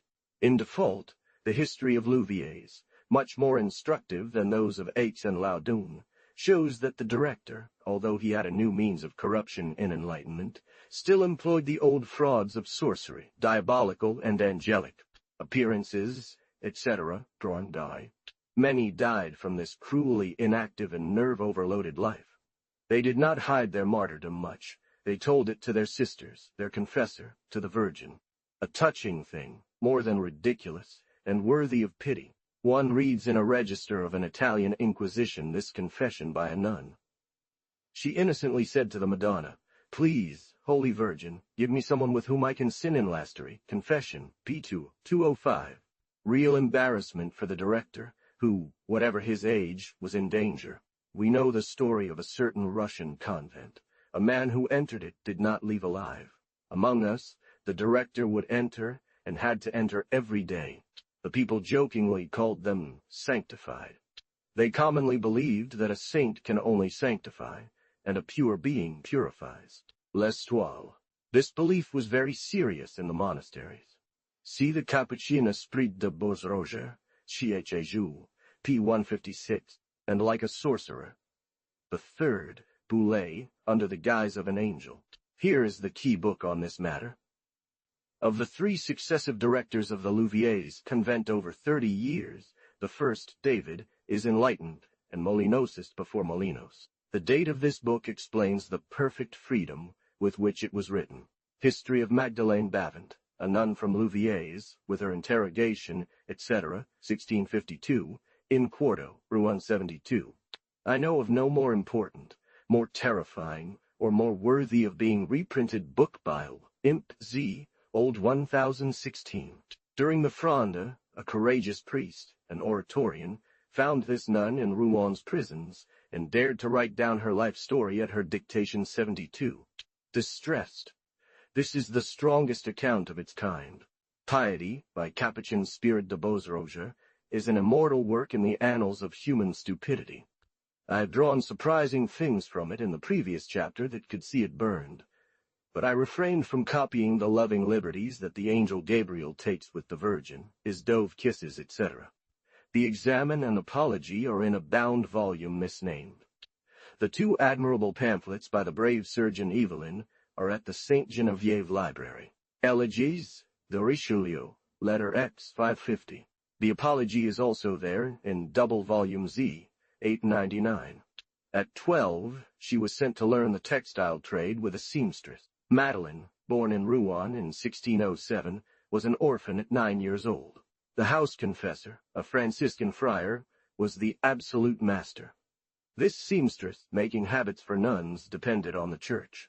She was very devout, especially to St. Francis. He had 3 of them, and Madeleine, at 14, became the 4th.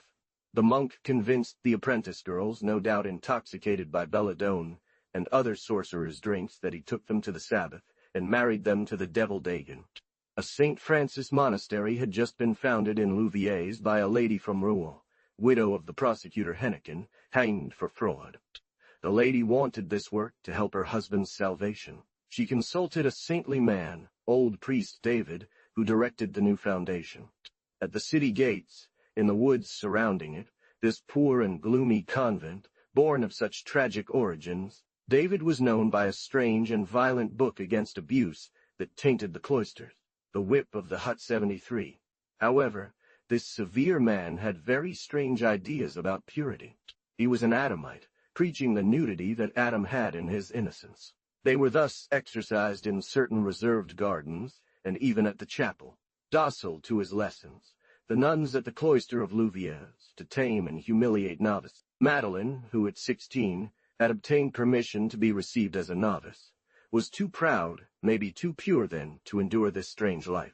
She displeased and was scolded for having, during communion, tried to hide her breast with the altar cloth. De Normandie, Voldure, Tort. 73 C. Floquet, Parle d'Atois. V. P. 636. She did not more willingly reveal her soul, did not confess to the superior P42, ordinary in the convents, and beloved by the abbesses. He himself confided in her during his illnesses. She confided more in old David, who kept her separate from the others. He did not hide from her his inner doctrine, that of the convent, Illuminism. The body cannot soil the soul. One must, through sin which humbles and heals pride, kill sin, etc. She distanced herself, remained apart, outside, and obtained the position of a towel maker. The nuns, impregnated with these doctrines, practiced them quietly among themselves, frightening Madeleine with their depravity, P41, and Passamatu. She was 18 when David died. Her great age had not allowed her to go far with Madeleine. But Curé Picard, her successor, pursued her with fury. At confession, he only spoke to her of love. He made her sacristan, so that he could see her alone in the chapel. She did not please him, but the nuns defended her from any other confessor, fearing she might divulge their little mysteries. This led her to Picard. He attacked her when she was sick, near death. And he attacked her through fear, making her believe David had passed on diabolical formulas to her. Finally, he attacked her through pity, pretending to be sick himself, praying her to come to his place. She had illusions, believed she was being taken away with him, becoming altar and victim. From then on, he became master of her, and it seems he disturbed her mind with the Sabbath drinks, which was only too true. But Picard did not stop at the sterile pleasures of the Sabbath. He defied scandal and made her pregnant. The nuns, whose morals he knew, feared him. They also depended on him for their interests. His credit, his activity, the alms and gifts he attracted from everywhere had enriched their convent. He was building them a large church. Through the affair of Laudun, one could see the ambitions, rivalries of these houses, and the jealousy with which they sought to outdo each other. Picard, thanks to the trust of wealthy individuals, was elevated to the role of benefactor and co-founder of the convent. "My heart," he said to Madeleine, "it is I who built this magnificent church. After my death, you will see wonders. Won't you agree?" This lord was not at all stingy. With certain drugs and knowledge, convents were exempt from calling doctors. He paid her a dowry, and making her a nun, though she was a lay sister, he ensured that, no longer being a doorkeeper and living inside, she could conveniently give birth or have an abortion. Madeleine interrogued. P13 said that she gave birth several times. She did not say what became of the newborns. He took an abhorrent means to bind her without return. Picard, already aged, feared Madeleine's lightness, that she might one morning confide her remorse to some other confessor. He demanded from her a testament in which she promised to die when he died and be where he was. Great terror for this poor spirit. Was he to drag her down into his grave? Was he to send her to hell? She believed herself lost forever. Having become his property, his damned soul, he used and abused her for all things. He prostituted her on a Sabbath with his vicar Bouillet and another woman. He used her to win over the other nuns with a magical charm. An hostie, soaked in Madeleine's blood, buried in the garden, was meant to disturb their senses and minds. It was precisely the year when Urbain Grandier was burned. Throughout France, there was no talk of anything but the Loudun devils. The Évreux penitentiary, which had been one of the actors in this scene, reported the terrible tales back to Normandy. Madeleine felt possessed, beaten by devils. A cat with fiery eyes pursued her with love. Slowly, other nuns, through a contagious movement, experienced strange, supernatural agitations. Madeleine had sought help from a Capuchin monk, and then from the Bishop of Évreux. The superior, who could not ignore it, did not regret it, seeing the glory and wealth that a similar case had brought to the Loudun convent. But for 6 years, the bishop turned a deaf ear, perhaps fearing Richelieu, who was then attempting a reform of the monastery. He wanted to put an end to these scandals. Picard was dead, and one feared less a case where this dangerous man might have accused many others. It was only at the time of his death and Louis XIII's, in the turmoil that followed, under the Queen and Mazarin, that the priests resumed supernatural works, picked up the war against the devil once more. To combat Madeleine's visions, they sought and found a visionary. They admitted to the convent sister Anne of Nativity, sanguine and hysterical, sometimes furious and half-mad, to the point of believing her own lies. They muttered calumnies at each other. The duel was organized like between dogs. Anne saw the devil completely naked next to Madeleine. Nothing new, after all. Madeleine swore she had seen Anne at the Sabbath, with the superior, the mother vicaress, and the mother of novices. It was a rematch of the 2 great trials of Aix and Loudun. They had and followed printed relations. No intellect, no invention. The accuser Anne and her devil Leviathan had the support of the penitencier of Évreux, one of the main actors in Loudun. On his advice, the Bishop of Évreux orders Picard's body to be exhumed, to remove it from the convent, and thus the devil's. Madeleine, condemned without being heard, must be degraded, searched, to find on her the diabolical mark.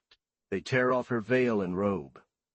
There she stands, naked, a miserable plaything of unworthy curiosity, who would have gone through her blood to burn her.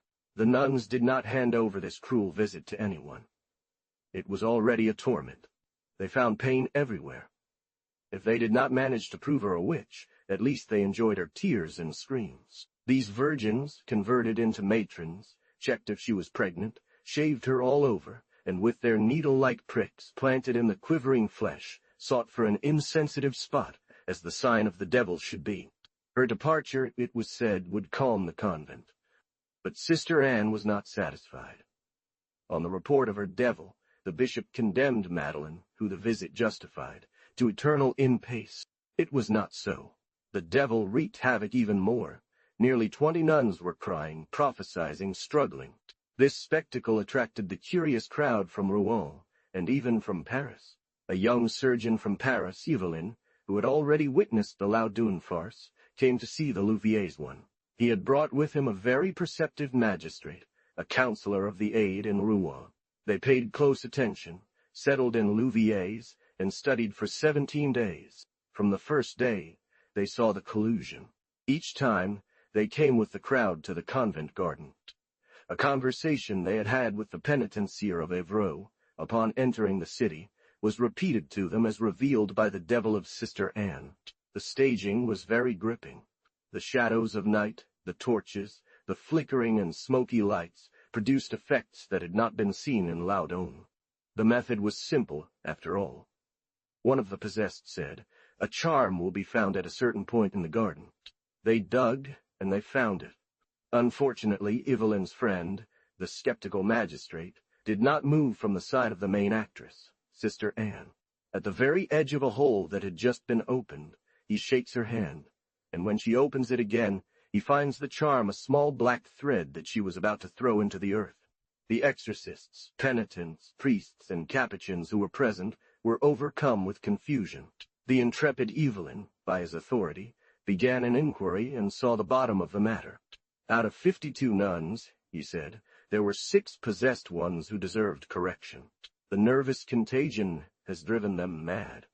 17 others, the charmed ones, were victims, a flock of girls afflicted by the evils of the monasteries.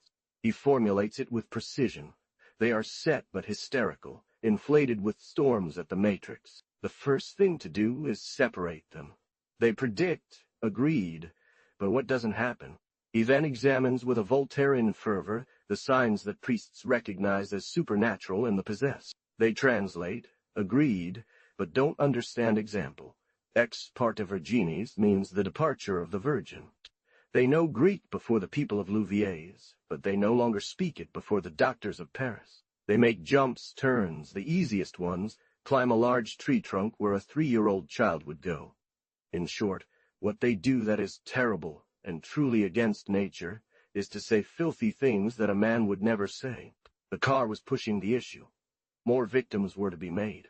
The surgeon rendered great service to humanity by removing their mask. Everyone trembled at being named. Besides the charms, papers attributed to David or Picard were found, naming certain individuals as witches, designated for death. Slowly, religious terror spread. It was already the rotten time of Mazarin, the beginning of weak Anne of Austria. There was no order, no government. There was only one word in the language. The Queen is so good. This goodness gave the clergy an opportunity to dominate. With Richelieu's authority buried, bishops, priests, and monks would reign. The impious audacity of the magistrate and Evelyn threatened this. Whispering voices came to the good Queen, not from the victims but from the rascals caught in the act. They went to weep at court for the insulted religion. Evelyn did not expect this blow. He believed himself secure in court, having held a surgeon's title for the Queen for 10 years. Anyone but Evelyn would have been discouraged. Before he returned from Louviers to Paris, other experts were obtained from Anne of Austria's weakness. Those desired, an old fool in childhood, a diaphorist from Rouen, and his nephew, 2 clients of the clergy.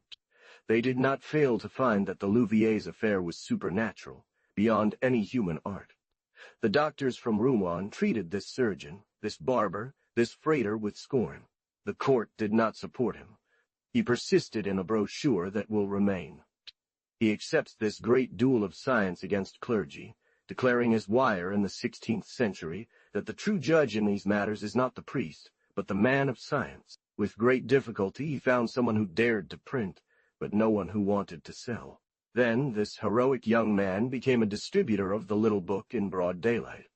He positioned himself in the most visible spot in Paris, at the Pont Neuf, beneath Henry IV, and showed his identification to passers-by. Let us return to the miserable Madeleine. At the end, one found the official record of the shameful fraud, as the magistrate took in his hand the female devils, without reply, the piece that attested their infamy. The penitentiary of Evreux, her enemy, who had had her pierced by marking the spot with needles, P67, took her, like her prey, to the depths of the episcopal peace of this city. Under a subterranean gallery lay a cellar, beneath which was a deep pit where the human creature was placed in the damp darkness. Her terrible companions, expecting that she would die there, had not even shown charity by giving her some linen to dress her ulcer P45. She suffered from both pain and dirtiness, lying in her filth. The perpetual night was disturbed by a disturbing back and forth of ravenous rats, feared in the prisons, known to eat noses and ears, but the horror of it all paled in comparison to that inflicted upon her by her tyrant, the penitentiary. She stopped eating.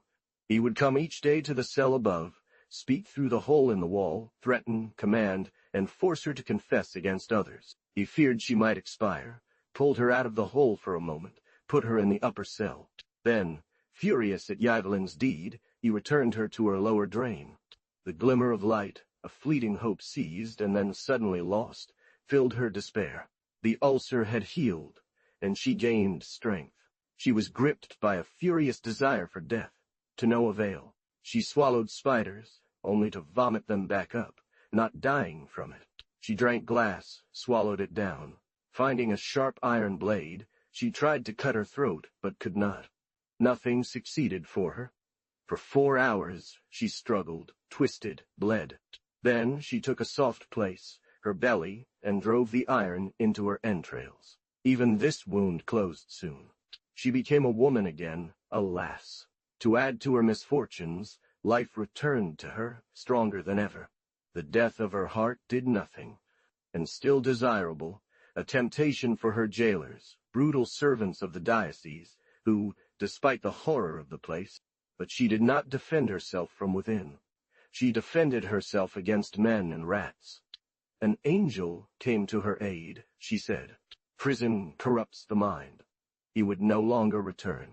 The power of dreams was spent within her, senses depraved but extinguished. She dreamed of the devil, called him to visit her, begged for the return of shameful, atrocious joys that he had inflicted on her in Louviers. All the more did she return to the desire for suicide. A jailer had given her a drug to exterminate the rats in the dungeon. She was about to swallow it when an angel or demon stopped her, saving her for a crime. From then on she fell into the most wretched state, a tangible nothingness of cowardice and servility, signing endless lists of crimes she had not committed. Was it worth burning her? Many renounced this idea. The relentless prison warden still thought so. He offered money to a sorcerer from Evreux in prison if he would testify to have Madeleine killed P68. But now she could be used for an entirely different purpose, as a false witness, an instrument of slander.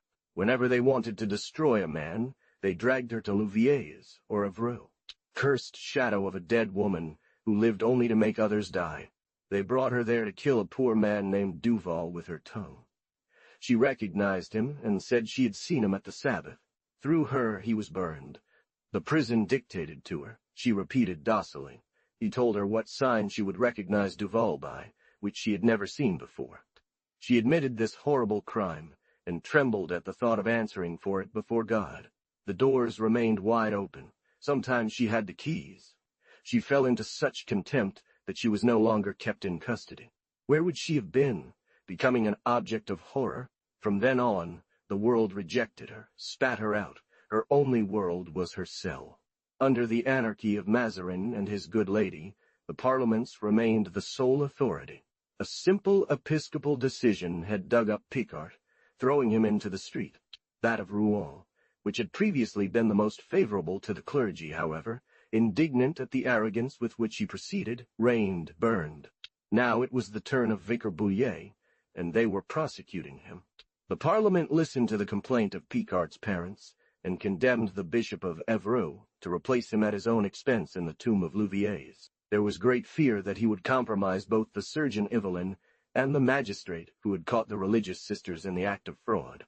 He had Bouillet brought in, took charge of the trial, and on this occasion finally dragged the miserable Madeleine out of Evreux, and also took her in Rouen. They rushed to Paris. From that moment on, no matter what happened, they could no longer get Madeleine to testify against them with such conditions attached. Victory for the clergy. At the same time, sweet priests in the prisons of Rouen consoled Madeleine, confessed her, and instructed her as penance to ask forgiveness from her persecutors, the religious sisters of Louviers. The scoundrel Mazarin protected other scoundrels. The whole affair was brought before the king's council, a tribunal indulgent that had no eyes or ears, and whose duty it was to bury, suffocate, and stifle justice in everything. The Fronde was, as I said, a revolution of honesty. We have seen a little higher up in a note the beautiful text of the Capuchin, where he teaches the angels the shameful maxims that would have scared Molinos. The fools only saw the form, the ridicule. The serious substance was a moral reaction. The Capuchin, the spirit of Bosroger, one of the cunning exorcists, sang this triumph in his afflicted piety, a burlesque monument of foolishness where he accuses, without realizing it, the people he believes he is defending. In August 1647, at the first free breath, the Parliament ignored it, cut the knot. However, consolation was needed for the clergy.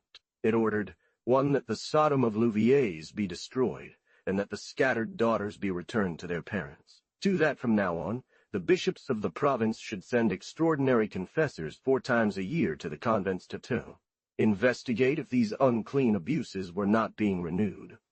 He was given Picard's bones to burn, and the living body of Bouillet, who, having made honorable amends at the cathedral, was dragged on a stretcher to the fish market, where he was devoured by flames August 21st, 1647. Madeleine, or rather her corpse, remained in Rouen prisons. Non-Rouen. Satan triumphs in the 17th century. The Fronde is a Voltaire. The Voltairian spirit, as old as France but long restrained, explodes in politics and soon in religion. Laughter continues beneath the surface. The great king fails to impose a serious solemnity. But is it just laughter and jest? Not at all. It is the advent of reason. Miracles dare not appear, or when they do, they are hissed. Through Kepler, Galileo, Descartes, and Newton, the reasonable dogma of the immutability of nature's laws triumphantly establishes itself. To put it even better, the fantastical miracles of caprice having disappeared, the great universal miracle appears all the more divine as it is more regular. This is the great revolt that has definitely triumphed. The Middle Ages would have said, it is the spirit of evil. You recognize it in the bold forms of these initial explosions, in Galileo's irony, and in Descartes' absolute doubt as he begins his construction. Yet this is a non-negligible victory, firm and based on solid grounds. The spirit of nature and the sciences of nature, these outcasts of old times, are irresistibly returning. It is reality itself, substance itself, that comes to chase away vain shadows. They wildly declared, the great Pan is dead. Then, seeing that he lived, they made him a god of evil. Through chaos one could be deceived. One can say of this time 2 things that are not contradictory. The spirit of Satan has triumphed, but it's done through sorcery. But here he is, alive and living harmoniously in the sublime fixity of the laws that govern the star and equally govern the profound mystery of life. All magic, whether diabolical or sacred, is thus in a deplorable state. Sorcerers and theologians are equally powerless. The Jansenists, so zealous, obtain only a ridiculous little miracle in this century. They are reduced to empiricism, vainly imploring supernatural chance and the caprice of grace for wonders that science merely asks from nature and reason. Even less fortunate are the Jesuits, so powerful and rich, who cannot procure any at all, and content themselves with visions from an hysterical girl. In the face of such impotence, magic and witchcraft may console themselves.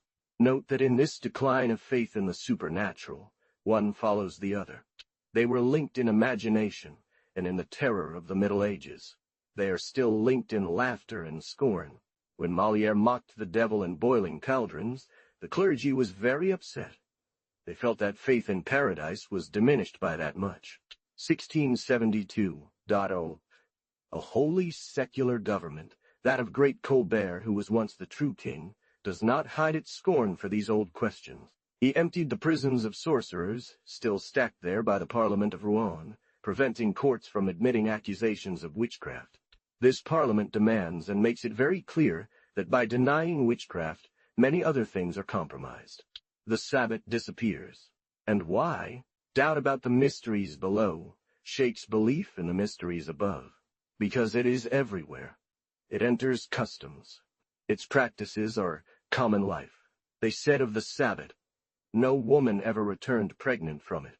They accused the devil and the sorceress of being enemies of procreation, hating life, loving death and nothingness, etc. And it so happens that in the 17th century, when the witch expires 74, the love of sterility and the fear of procreation are the general illness. Criminal priests, associated with the Voisin, secretly told them the Black Mass, and certainly more obscene than it could have been in front of an entire people. 74. I do not take the Voisin to be a witch, nor for Sabbath the falsehood she made for the amusement of bored nobles, Luxembourg and Vendôme, her disciple, and the audacious Mazarins. On a miserable victim, a living altar, nature was pilloried. A woman given to ridicule. Horror! A toy no less for men than for the cruelty of women, a bouillon, insolent, frenzied, or the dark Olympus, deep in crimes and a doctor of poisons. If Satan reads, he has reason to laugh while reading the casuists, his continuers. Is there any difference?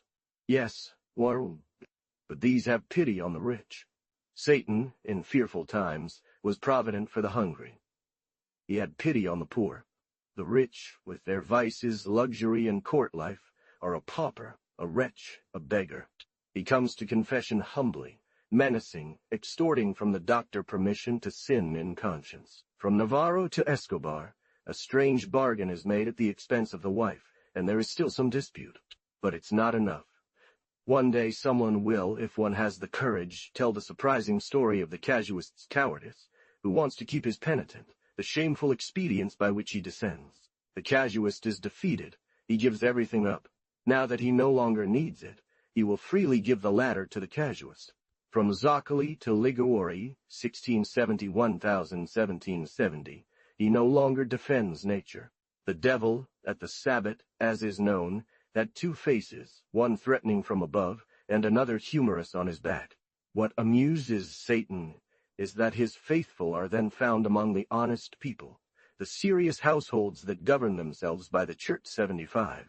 The devout family follows only its Jesuit. To preserve, concentrate wealth, leave a rich son, she enters the oblique ways of new spirituality. The worldly woman, who lifts up her house by the great resource of time, lucrative adultery, mocks prudence, and follows nature boldly. In the shadows and secrets, the proudest, with her rosary, ignores, forgets, absents herself, follows Molinos's lesson. We are here below to suffer. But pious indifference, in the long run, softens, lulls. One obtains nothingness. Death? Not quite. Without interfering or answering things, one hears its echo, vague and gentle. It's like a grace chants, sweet and piercing, nowhere more than in the abasements where will is eclipsed. 75 sterility was on the rise in the 17th century, particularly within well-ordered families strictly adhering to confessional norms. Even consider the Jansenists. And finally, no more children. Follow the Arnolds. Here is their decline. At first 20 children, then 15, then 5. No. This energetic race, and mixed with the valiant Colberts, does it end in nervous exhaustion? It gradually tightened itself to produce a wealthy elder, a great lord, and a minister. Exquisite depths.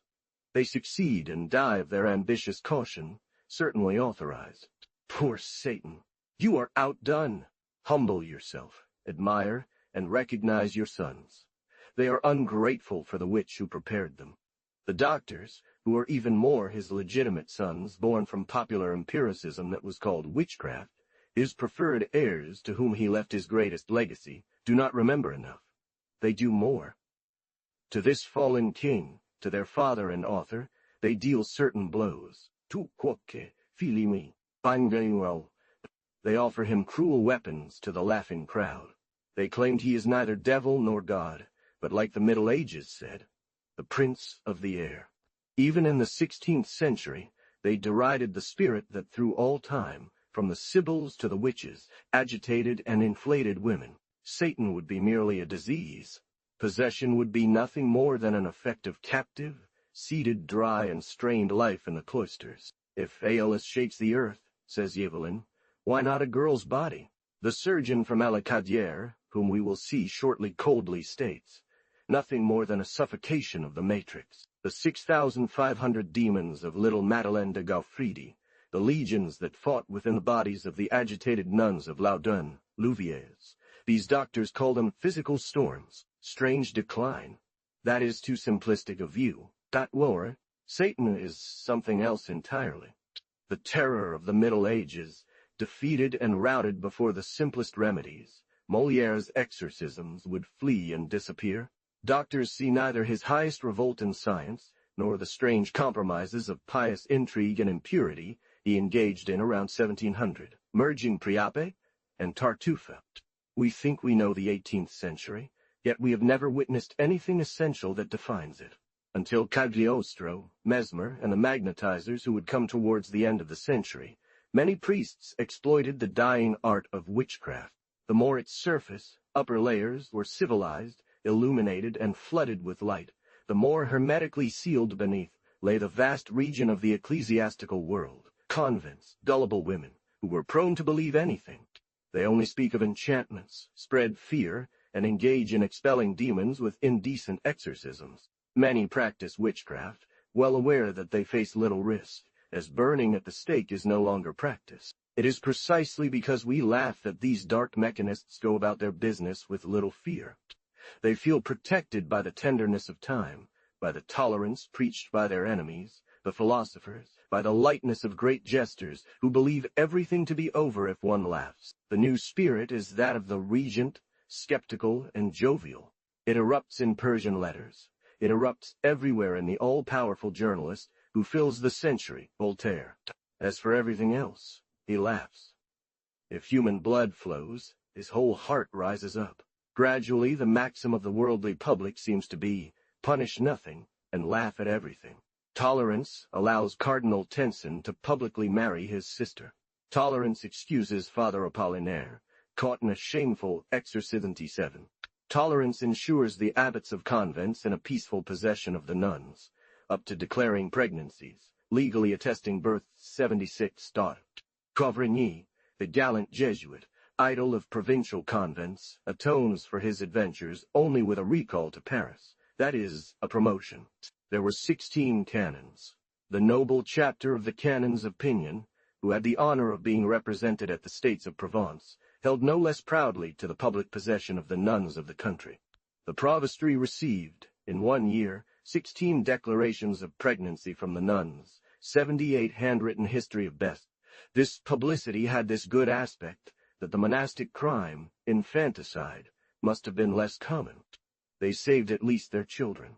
Nuns, subjected to what they regarded as a burden of their state, at the cost of a little shame, were human and good mothers. Those from Pinion placed them as wet nurses with peasants, who adopted them, used them, and raised them alongside their own. Thus, many farmers are today known for being children of the ecclesiastical nobility of Provence. 77 Garanet, 314.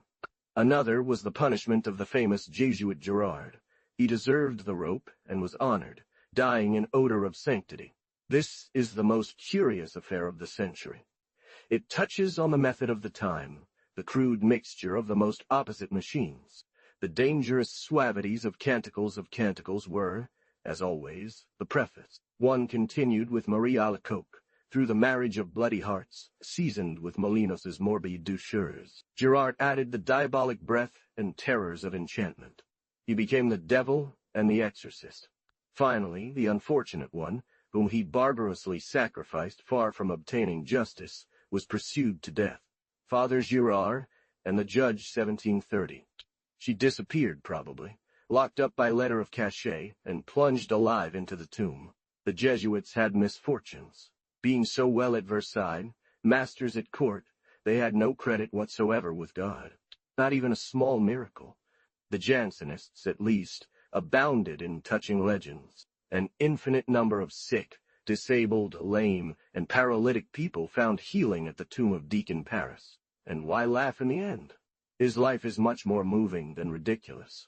This unfortunate people, crushed by a succession of terrible plagues, the great king, the first plague, then the regency, the system that produced so many beggars, came to seek their salvation from a poor good man, a virtuous fool, a saint, despite his ridiculousness.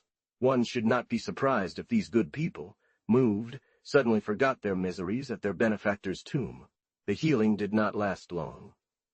Anyway, the miracle had taken place, that of devotion, of a good heart, of gratitude. Later, trickery mixed in with all this.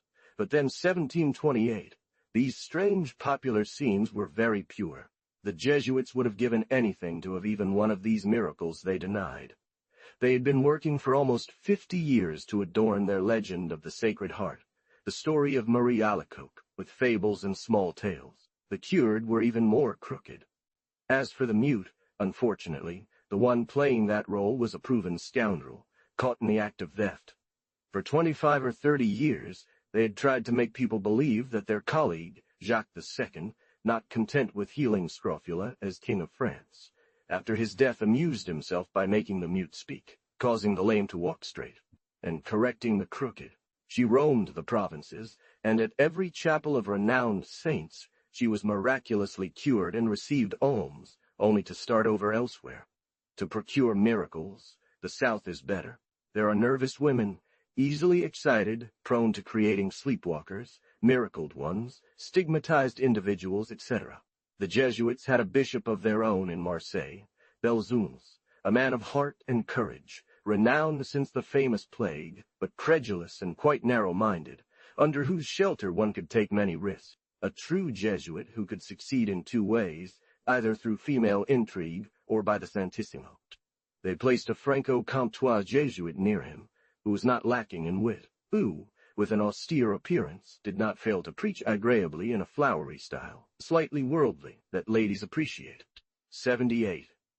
He had taught for a long time until he was 37, and still held some college taste. Girard had neither the age nor the appearance. He was a man of 47, tall and thin, looking exhausted, with a somewhat hard ear, a foul demeanor, and spitting everywhere, pages 50, 69, 254. For 10 years, since the Great Plague, he had been a confessor to nuns. The terrible event had flattened courage, enervated hearts, and softened them with a certain morbid languor. He had succeeded and gained considerable influence over them by imposing on them what seemed most contrary to the temperament of these Provençals, the doctrines and disciplines of mystical death, absolute passivity, and perfect forgetfulness of mystical deathfulness, self. The Carmelites of Marseille, under Girard's leadership, went far into this mysticism, headed by a certain Sister Rémusat, who was considered holy. 78 in a case so much discussed. I constantly quote, and above all, one in-folio volume, Procedure of Father Girard and the Cadier. Aix, 1733. To avoid multiplying notes, I only indicate in my text the page number of this volume. It greatly needed it. The Jesuits, despite this success, or perhaps because of it, removed Girard from Marseille. They wanted to employ him to rebuild their house in Toulon, but the two Jesuits placed there were not very capable. The magnificent establishment of Colbert, the seminar of Navy chaplains, had been entrusted to the Jesuits to free these young chaplains from the direction of the Lazarists. One was a fool, the other Father Sabatier, a man singularly carried away despite his age. He had the insolence of our old Navy, would not deign to keep any measure. He wanted the husband especially, to know well his shame, feel all the stings. Things went so far that the poor man died 79. He was accused in Toulon, not of having a mistress or even a married woman, but of doing so insolently, outrageously, in a way to despair the husband. 79 City Library of Toulon, handwritten pieces and songs, one folio volume, very curious. Moreover, the rivals of the Jesuits offered even more scandal. The superior father, an Albany, had violated one of 13 years old. Pursued by parents, he escaped to Marseille. The observants, who directed the clarisses or clarists of Alliulos, had public religious women for lovers, and this was not enough. They did not respect even the young boarders. Girard, appointed director of the seminary for chaplains, was to, by his apparent austerity and real dexterity, gain the upper hand over Jesuits among monks who were deeply compromised. Parish priest, Girard, upon arriving in Toulon, was well acquainted with the terrain beforehand. In this country where men are brusque, often harsh in accent and appearance, women greatly appreciate the gentle gravity of northerners. They thank them for speaking the aristocratic official language, French. He already had a certain Guillaume, who would sometimes visit Marseille, where she had a Carmelite daughter. This Gilles, in addition to his daughter, a Carmelite from Marseille, had another who was a conversant sister at the Ursulines of Toulon. This Gilles, wife of a small carpenter, put herself entirely at his disposal, as much and even more than he desired. She was mature for her age, 47, extremely vehement, corrupt yet good in all things, ready to render him services of every kind, whatever he did or was, a scoundrel or a saint. The Ursulines, teaching nuns, were present everywhere like a hub. Their parlor, frequented by mothers, served as an intermediary between the cloister and the world. With them and through them, Gerard undoubtedly met the ladies of the city, among others, Mademoiselle Gravier, a 40-year-old unmarried woman, daughter of a former contractor for the king's works at the arsenal. Near them, a small group of Gerard's admirers formed little by little, who became his penitent followers. One would make pious readings and sometimes have small snacks there. Sometimes young girls were introduced there, like Mademoiselle Cadière, daughter of a merchant, a seamstress Laugier, and Batterel, daughter of a boatman. This lady had a shadow that never left her. Riboul, her cousin, daughter of a boat captain, who was her sole heiress and, despite being approximately the same age, 35, claimed inheritance rights. What glory for Father Gerard, who had lifted her to such heights! One read this, one wept, one cried out in admiration. But nothing interested more than certain letters recounting the miracles and ecstasies of Sister Rémusat. Still alive, she died in February 1730. If one hadn't yet experienced ecstasy, one wasn't far from it. ADC, the trial and swift, the mechanism of enthusiasm. And Riboul, to please her relative, would sometimes put herself into a peculiar state through the known method of slowly stifling herself and pinching her nose 80. This is fairly explicable. She was born during the terrible famine of 1709, and at the age when a girl becomes a woman, she witnessed the grim spectacle of the Great Plague. She seemed marked by these two events, somewhat detached from life, and already on the other side. Of these women and girls, certainly the least light-hearted was Miss Catherine Cadière, a delicate and sickly person of 17, completely absorbed in devotion and charity, with a mortified face that seemed to indicate that, though very young, she had felt the great misfortunes of the time more than anyone else, those of Provence and Toulon. The sad flower was entirely from Toulon, that Toulon of old. To understand her, one must remember what this city is, or was. Toulon is a passage, a place of embarkation, the gateway to an immense port and a gigantic arsenal. This is what strikes the traveler and prevents him from seeing Toulon itself. Yet there is a city there, an old citadel.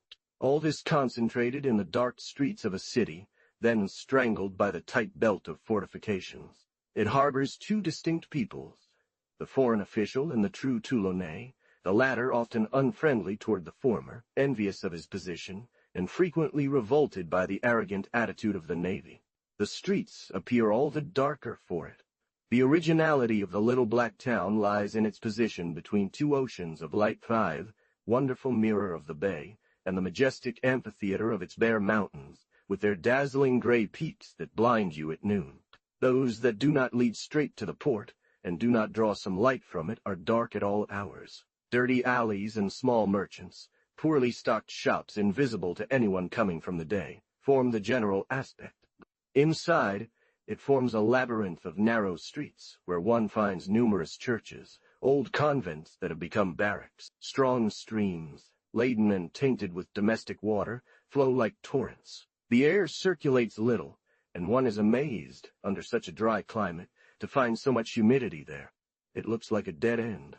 In front of the new theater, an alley called La Rue de l'Hôpital stretches from the Royal Street, quite narrow, to the narrow Cannoneers Street, Saint-Sébastien.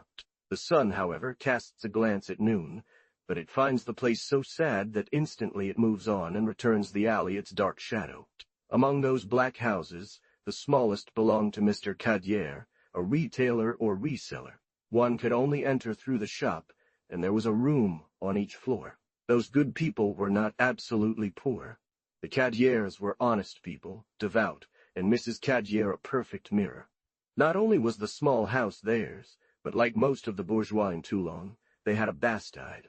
It is usually a wretched hovel, a little stone enclosure that provides some wine. France's money arrived there.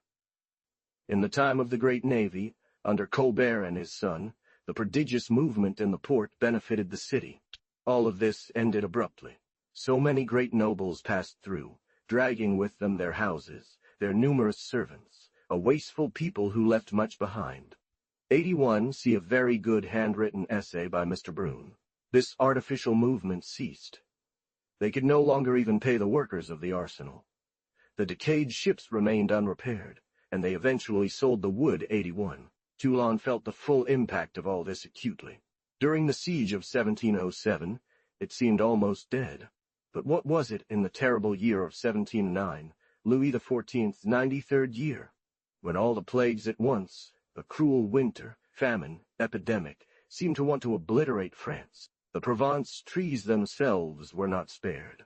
Communications ceased. Roads were covered with beggars, starving people. Toulon trembled, surrounded by brigands who cut off all routes. She had 3 boys. Mrs. Cadier, to add insult to injury, was pregnant in this cruel year. The eldest stayed at the shop and helped his father. The second was at the preacher's, and was meant to become a Dominican monk, Jacobin, as they called it. The third son studied to become a priest at the Jesuit seminary. The couple wanted a daughter. Mrs. X asked God for a saintly one. She spent her 9 months in prayer, fasting or eating only rye bread. She had a daughter named Catherine. The child was very delicate, and like her brothers, a bit sickly. The dampness of the house without fresh air, the meager food of an economical mother, and more than moderate, contributed to this. The brothers sometimes had glands that opened, and the little girl had them in her early years. Without being entirely ill, she possessed the suffering grace of ailing children. She grew up without gaining strength. At an age when others have strength and the joy of upward living, she would say, "I have little to live for." She caught smallpox and was slightly marked by it. Whether she was beautiful is unknown. What is certain is that she was kind, possessing all the charming contrasts of young Provençal women and their dual nature, living and dreamer, cheerful and melancholy, a good little devotee with innocent escapades. But these days were rare. Between the long services, if she were taken to the Bastide with girls her age, she made no difficulty in doing as they did, singing or dancing, wearing a tambourine around her neck. Most often her greatest pleasure was to climb to the highest point of the house P24, to be closer to the sky, to see a bit of daylight, perhaps catch a glimpse of a small corner of the sea, or some sharp peak of the vast mountain range. They were serious then, but a little less gloomy, less wild, less bare, with a dress scattered with arbutus and fir trees. This dead city of Toulon, at the time of the plague, had 26,000 inhabitants, an enormous mass squeezed into a point. 82. The clergy occupied everything, the people nothing, so to speak. Add parish churches, presbyteries, bishop's palace, etc.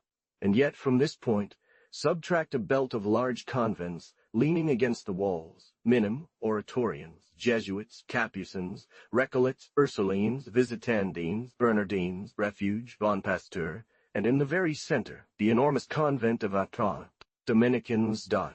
The good heart of Toulon was also fatal to it. 82c. Mr. d'Entrecaus's book and Mr. Gustave Lambert's excellent brochure.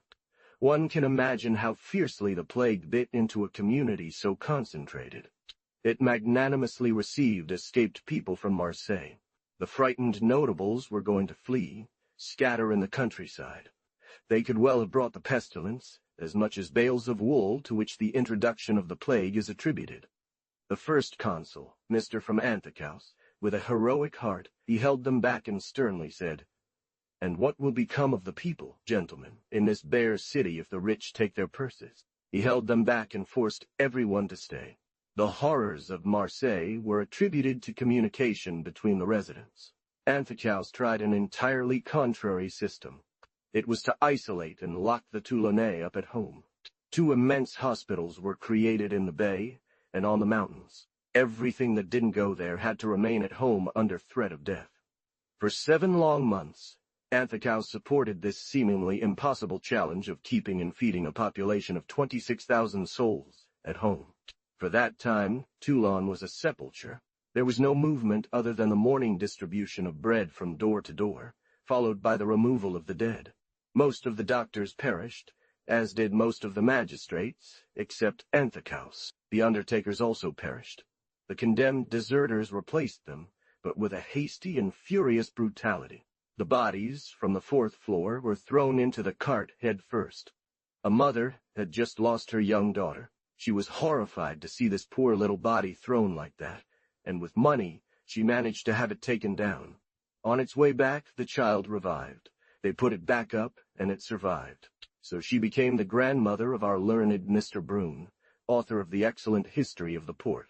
The poor little Cadière was just the age of this survivor, who lived for 12 years, an age so vulnerable for her sex. The general closure of churches and the suppression of holidays, such a joyful Christmas in Toulon, all felt like the end of the world to the child. It seems she never fully recovered. Toulon didn't recover either. It remained the image of a desert. Everything was ruined, in mourning, widowed, orphaned, many desperate. In the middle, a great shadow of Anthocous, who had seen all die, his sons, brothers, and colleagues, and who had gloriously ruined himself to such an extent that he had to eat with his neighbors. The poor fought over the honor of feeding him.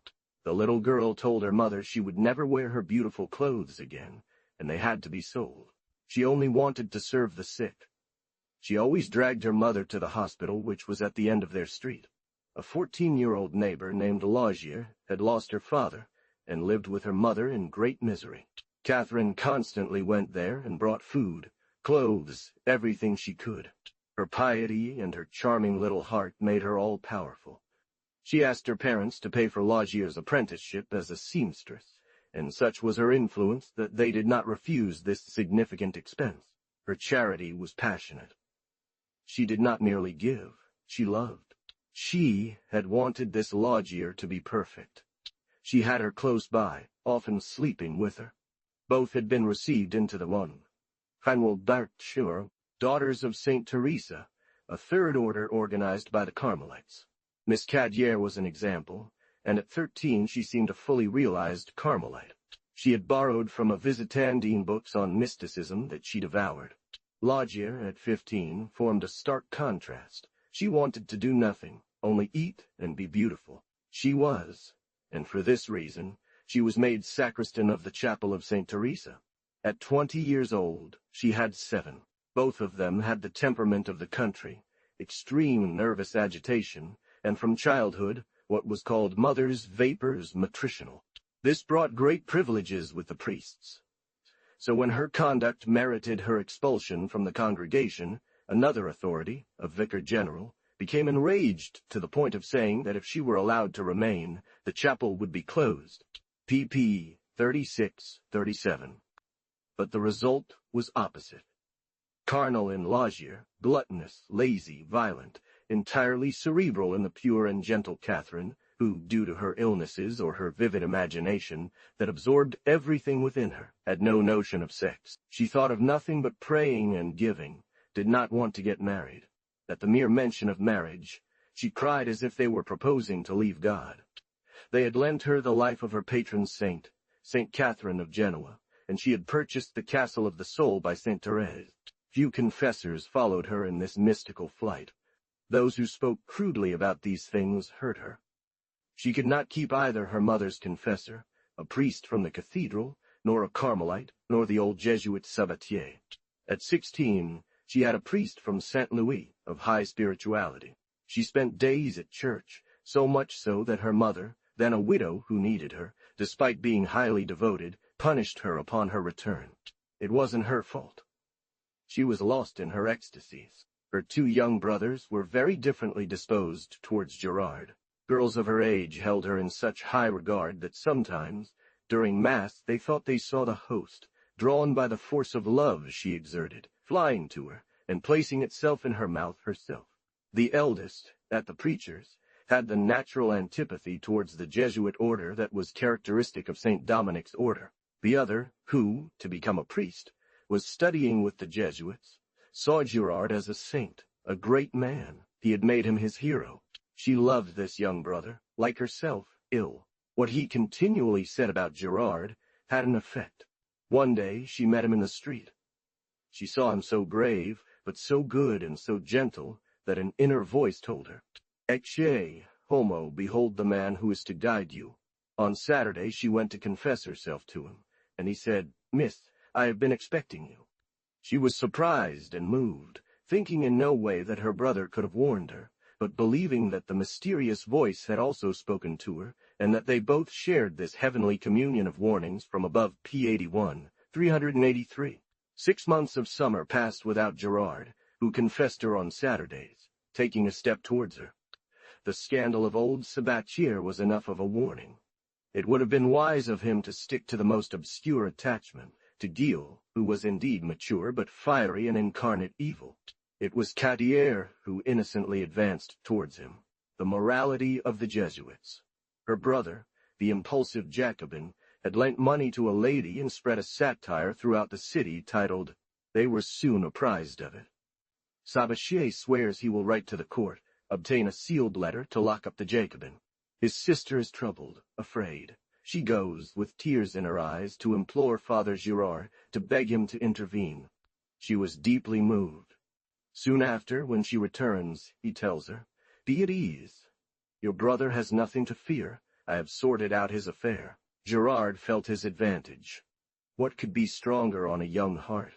A man so powerful, a friend of the king, a friend of God, and who had just shown himself so good. He dared, and told her, though in his equivocal language, Put your trust in me, abandon yourself entirely. She did not blush, and with her angelic purity she said, Yes, understanding nothing else than to have him as her sole director. What were his thoughts about her? Would he make her a mistress, or an instrument of charlatanism? Girard hesitated, but I believe he leaned towards the latter idea. He had to choose, could find pleasures without dangers. But Miss Cadier was under a pious mother. She went to church barely at all. She lived with her family, a married brother, and the two who were of the church, in a very narrow house, whose elder's shop was the only entrance. Whatever her simplicity, she instinctively felt impure things, dangerous houses. The penitent women of the Jesuits often gathered at the top of a house, made feasts, follies cried out in Provençal. Long live the Jesuitans! Cadier was invited there, but she felt disgusted and did not return. A neighbor disturbed by this noise came, saw them lying on their stomachs 5B, singing and eating beignets all, they said, paid for with charity money. One could only attack her through her soul. Girard seemed to want only the soul. That she obeyed and accepted the doctrines of passivity that he had taught in Marseille. It seemed to be her sole purpose. He believed that examples would have more impact than precepts. The cunning one, to gain his trust, claimed to also have had visions of ecstasy. La Guiole, her soulmate, was tasked with guiding the young saint to this city, where Cadier had a childhood friend, a Carmelite nun, who was also La Guiole's daughter.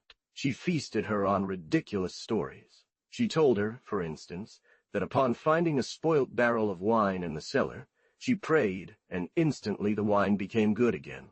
Cadier persuaded her mother to let her go to Marseille with this trustworthy Guiole, and Mrs. Cadier paid for the expense. Another time she felt thorns crown her head, but angels came to console her with a good dinner, which she ate with Father Girard. It was in the hottest month of the scorching region, August 1729, when the entire countryside parched, offered nothing to the eye but a harsh mirror of rocks and stones. The weak, dried-up brain of the young patient, under the fatigue of the journey, received all the more readily the fatal impression of these convent deaths. La Cadier admired such high perfection. The true type of this genre was Sister Remusat, already in the state of a corpse, and who actually died. Her treacherous companion tempted her with the proud idea of achieving the same, and succeeding her.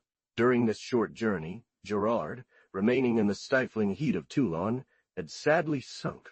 He frequently visited this small lodgier, who also believed she had experiences, consoled her so that now she is pregnant. When Miss Cadier returned, winged, exalted, he, on the contrary, carnal, entirely given to pleasure, threw her an amorous breath, P6, 383. One of the gifts of her holiness was that she could see into hearts. She was inflamed by it, but as one sees in her way, pure, holy, and generous, seeking to prevent his fall, devoting herself to him until death, September 1729. She sometimes knew the secret lives, the habits of her confessors, warned them of their sins, which many, surprised and shocked, accepted humbly. One day during the summer, seeing Elagior enter her home, she suddenly exclaimed, "Ah! I had just committed a bad deed. Wicked one, what have you done?" And she was right, Laguiole herself said later. Which one? Probably betraying Laugier. One is tempted to believe it when one sees her the next year, seeking to betray Batterel. Laugier, who often stayed at Cadier's, may well have confided her happiness and love for the saint, her parental caresses. A harsh trial for Cadier, and great mental agitation. On the one hand, she knew Gerard's maxim intimately, that in a saint, every act is holy. But on the other, her natural honesty, all her previous education, compelled her to believe that excessive affection for creation was always a mortal sin. Here, her good heart shone through. This painful perplexity between two doctrines finished off the poor girl, giving her horrible storms, and she thought herself possessed by the devil. Without humiliating Gerard, she told him that she had seen a vision of a soul tormented by impurity and mortal sin. That she felt compelled to save this soul, offer the devil victim for victim, accept the possession and submit in his place. He did not forbid it, allowed her to be possessed, but only for 1 year, November 1729. She saw the contempt where the Jesuits, whom she believed to be supported by the Church, could not help but fall. She knew, like the whole city, the scandalous love affairs of old Father Sabatier, insolent, furious, by no means as prudent as Gerard. I told the Redeemer that I saw in heaven. "Lord, save them, drown me," she said one day to Gerard. "I had a vision, a dark sea, a ship full of souls, battered by the... I take upon myself the whole shipwreck." And the good God granted it to her. Never did she explain these two parables with such transparent meaning. She had this noble quality of not saying a word about them. Never, during the course of the trial, and when Gerard, become her cruel enemy, pursued her death, did she return to those words. She had dedicated herself. To what? Certainly to damnation. Does one want to say that out of pride, believing herself impenetrable and dead, she defied the impurity that the demon was inflicting upon the man of God? But it is very certain that she knew nothing precisely about sensual things, that in this mystery she foresaw only pains, torments from the demon. Gerard was indeed cold, and unworthy of all this. Instead of being moved, he played on her credulity with an ignoble fraud. He slipped a piece of paper into her box where God told her that, for her, he would indeed save the ship. But he didn't leave this ridiculous note. Reading and rereading it, she might have realized it was fabricated. The angel who brought the paper took it away again one day. With the same indiscretion, Gerard, seeing her agitated and unable to pray, allowed her to receive communion slightly as often as she wanted, every day in different churches. She only grew worse. Already full of the demon, she harbored both enemies within herself. Equal in force, they fought within her. She believed she would burst and die. She fell, fainted, and remained that way for several hours.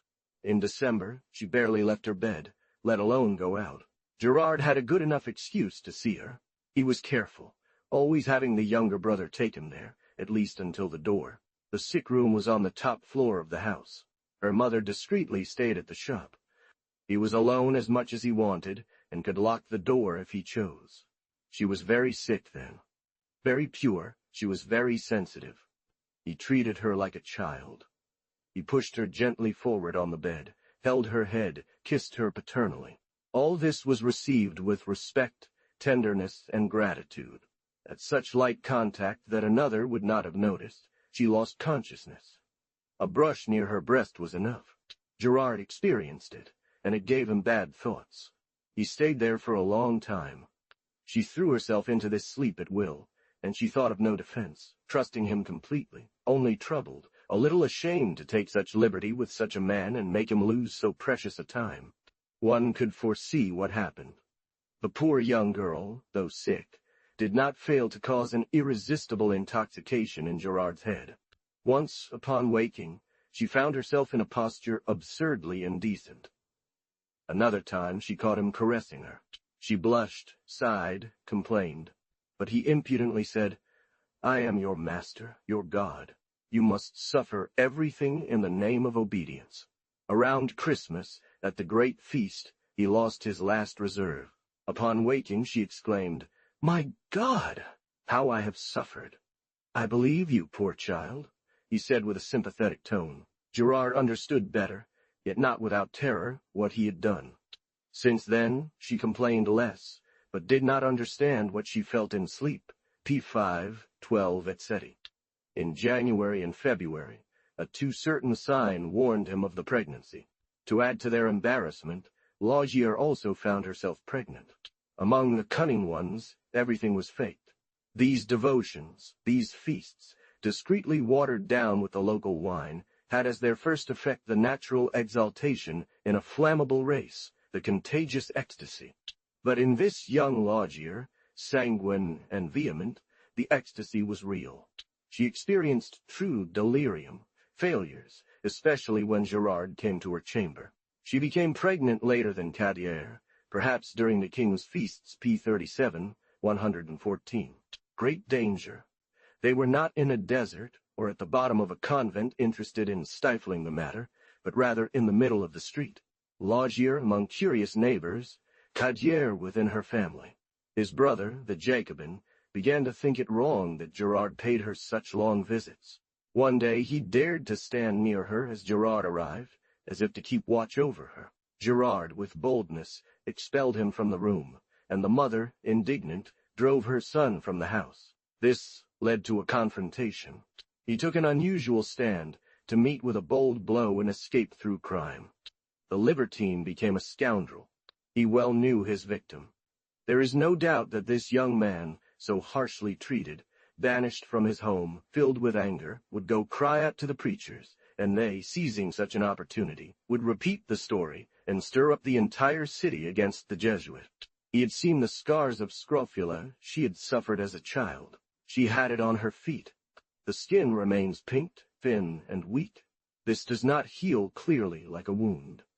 And she also had it in a delicate, dangerous place, under the breast. Gerard was sure to captivate them with an unexpected miracle. The Jesuits were dismayed at having nothing to counter the miracles of the gens. He could not fail to be supported by his own people and their house in Toulon. He had the diabolic idea of renewing these wounds for her, presenting them as stigmata, like St. Francis and other saints, who in their pursuit of imitation and complete conformity with the crucified, bore the marks of nails and the lance wound on their side.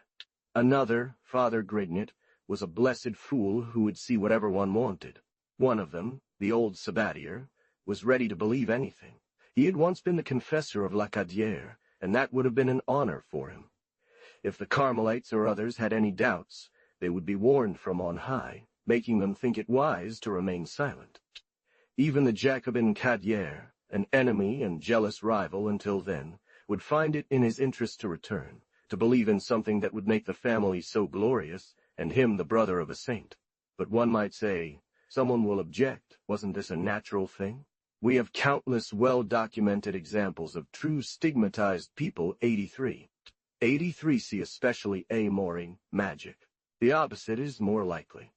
When she realized what was happening, she felt ashamed and upset, afraid of displeasing Gerard with this return to childhood ailments. She quickly went to a neighbor, Mrs. Truck, a woman who dabbled in medicine, and bought as if for a younger brother an ointment that burned her wounds. How did the cruel one cause these wounds? Did he press his nails into them? Did he use a small knife that he always carried with him? Or did he first attract blood, as he later did, by a strong suction? She did not have his knowledge, but she had her sensitivity. There was no doubt that through sleep she felt the pain. She would have thought she committed a great sin if she hadn't told everything to Gerard. Some fear of displeasing and disgusting him, she said what she did. These are the heavenly stigmates. He saw it, and he played his comedy, reproached her for wanting to heal and oppose God. He kneels down, kisses the wounds on his feet. She signs herself, humiliates herself, struggles to believe. And I have one too, he says, but inwardly. Gerard insists, scolds her, makes her discover her side, admires the wound. She is forced to believe that she is a living miracle. What helped her accept something so astonishing was that at this moment Sister Remusat had just died. She had seen her in glory, and her heart carried by the angels.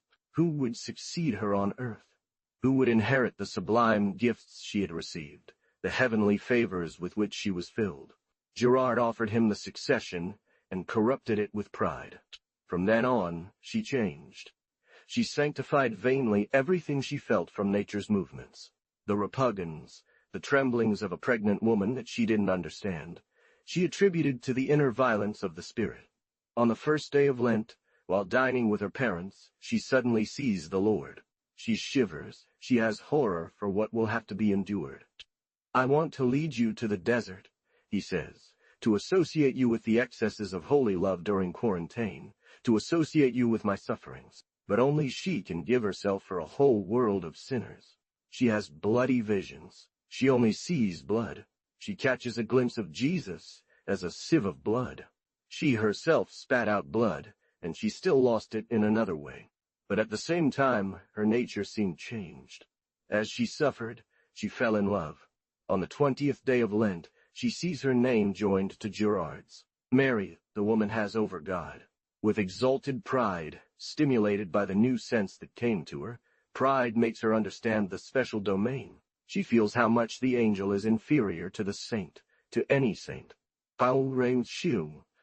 She sees the palace of glory, and identifies herself with the Lamb. For the illusion's shadow, she feels lifted from the ground, rising several feet in the air.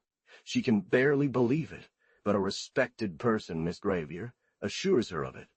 Everyone comes, admires, adores. Gerard brings his colleague Grignet, who kneels and weeps with joy. Unable to go every day, Gerard made her come often to the Jesuit church. No one was then in the church. She would drag herself there at 1 o'clock, after services during dinner time. Did she have no scruples? He would perform himself before the altar, before the cross, in transports that the sacrilege made more intense. Could she be so mistaken? It seems that her consciousness, amidst a genuine, unfeigned exaltation, was already bewildered and obscured. Beneath the bloody stigmata, these cruel favors from the heavenly spouse. P. 425, 12 M.O. Daughter. Glad of her failures, she found in them, she said, pains of infinite tenderness, and some sort of stream of grace up to perfect consent. At first she was astonished and troubled by these new things. She spoke of them to Guillaume, who smiled, told her she was very foolish, that it was nothing, and cynically added that she felt the same way. The Book of Life. Thus these treacherous gossips did their best to corrupt a very honest girl, whose senses only stirred with difficulty under the loathsome obsession of sacred authority. Two things moved her in these musings. One, the pure ideal she had of faithful union, believing she saw Gerard's, and her names forever united in it. The other touching thing was her kindness that shone through amidst the madness, her charming, childlike heart. On Palm Sunday, seeing the joyful family table, she cried for 3 hours straight at the thought that no one invited Jesus to dinner on the same day. Almost throughout Lent, she could barely eat. She rejected what little she took. For the last 15 days, she fasted entirely and reached the last degree of weakness. He had prevented her wounds from healing. Who could believe that Gerard, upon this dying woman who had nothing left but her breath, subjected her to new cruelties? A new one opened on her right side. And finally, on Good Friday, to complete his cruel comedy, he made her wear a crown of wire that entered her forehead and caused blood to drip down her face. All this without much mystery. He first cut her long hair, took it away. He ordered the crown from a certain Bitard, a port merchant who made cages. She did not show the visitors with this crown, only its effects. The drops of blood, the bloody face were visible. The mother, against her will, became an accomplice in the game. But she feared Gerard. Towels were printed on it, and they extracted Veroniques from it, which Gerard took to give them, perhaps, to people of piety. For Cadier, she never lied about it. She also did not hide the origin of the small crosses she gave to her visitors. She began to realize that he was capable of anything, and someone, very confident, very likely Guillaume, had told her that if she said a word, her daughter would not live 24 hours. In the narrative she dictated about this Lent, she explicitly states that it is a spiked crown pressed into her head that made her bleed. She was 3 months pregnant. On a model provided by Girard, she had them made by one of her parents, a carpenter at the arsenal. On Good Friday, she experienced a 24-hour collapse, what was called an ecstasy, under Girard's care, which was debilitating and deadly. He could already see the saint, the martyr, the miracle worker, the transfigured one beginning to round out. He desired and feared the violent solution of an abortion. He provoked it by giving her daily dangerous beverages and red powders. He would have preferred her dead.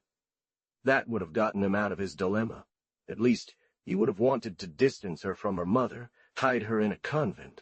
He knew these houses, and knew, like Picard, see above the affair of Louvier's, how, with what address and discretion, such things are covered there.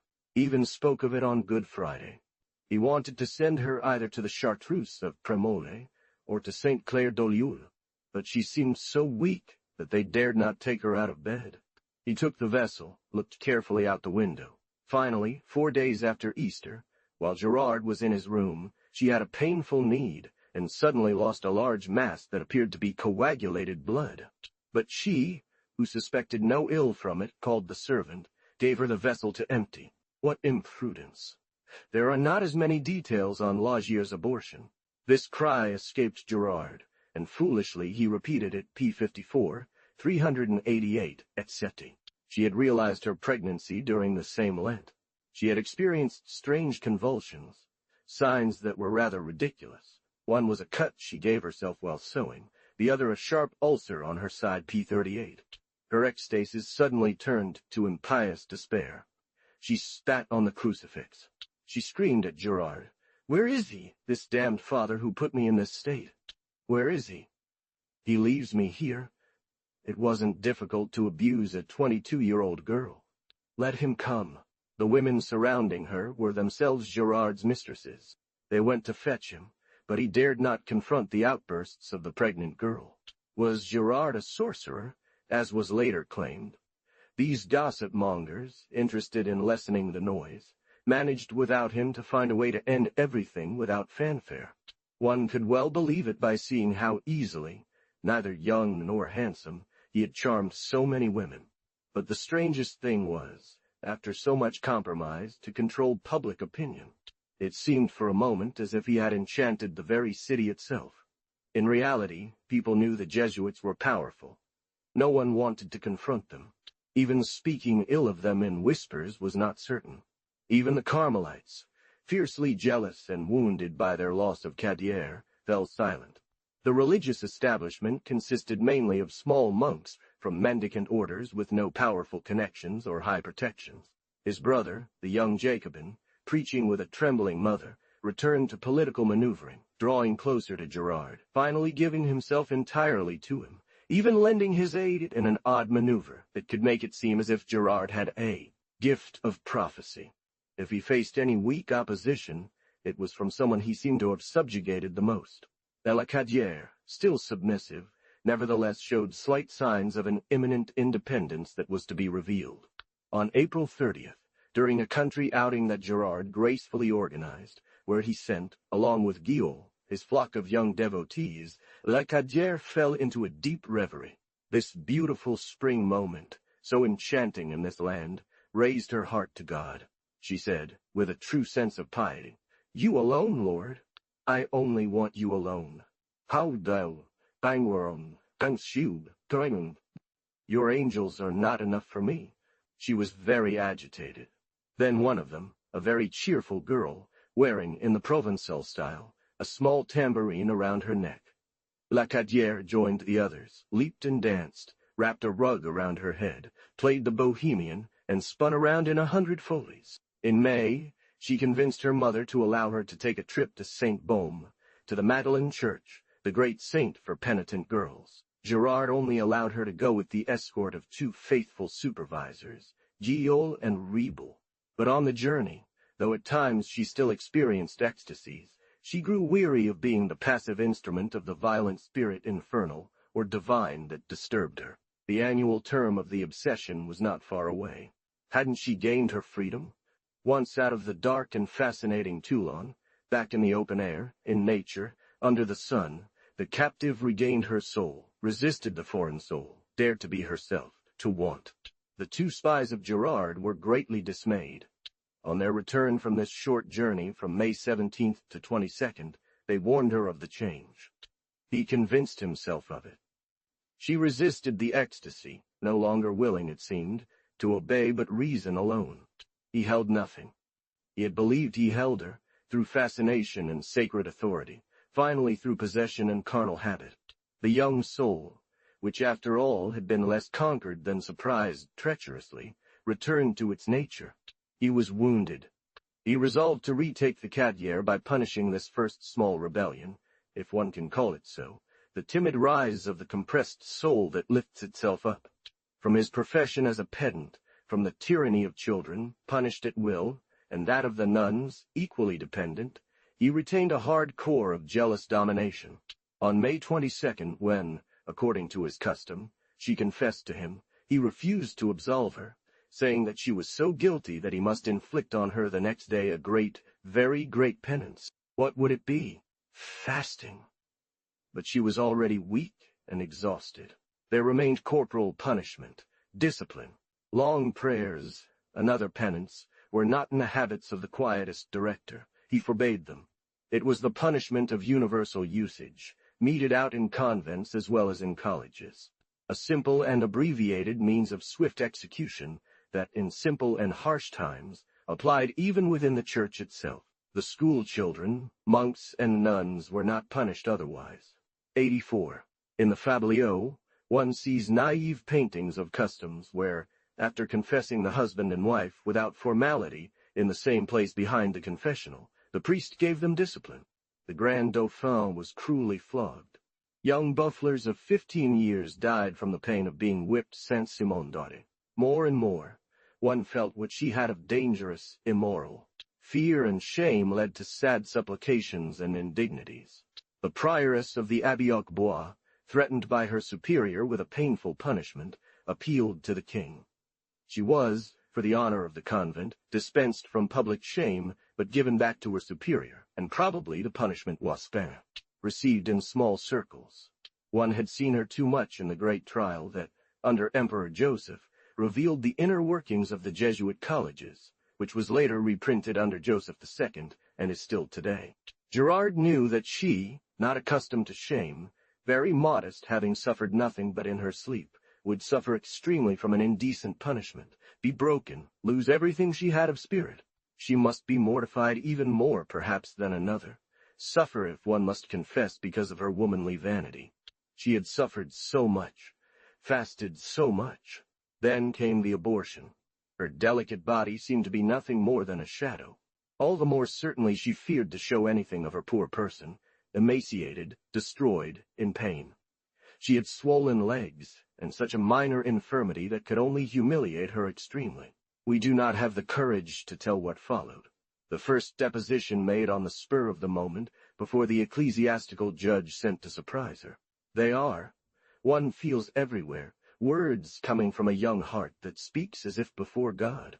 One can read it in her 3 naive, clearly sincere depositions, where, without taking an oath, she made it a duty to declare even the things that her interest commanded her to keep hidden, even those from which one could cruelly abuse her.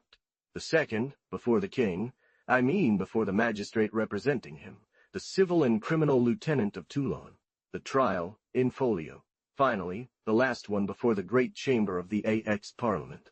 p. 5, 12, 384 of monstrous inconsistency. Note that all 3, admirably consistent, are printed in X under the eyes of her enemies, in a volume where one wishes, as I will establish later to mitigate the wrongs of Gerard, to fix the reader's attention on everything that might be unfavorable to Cadière.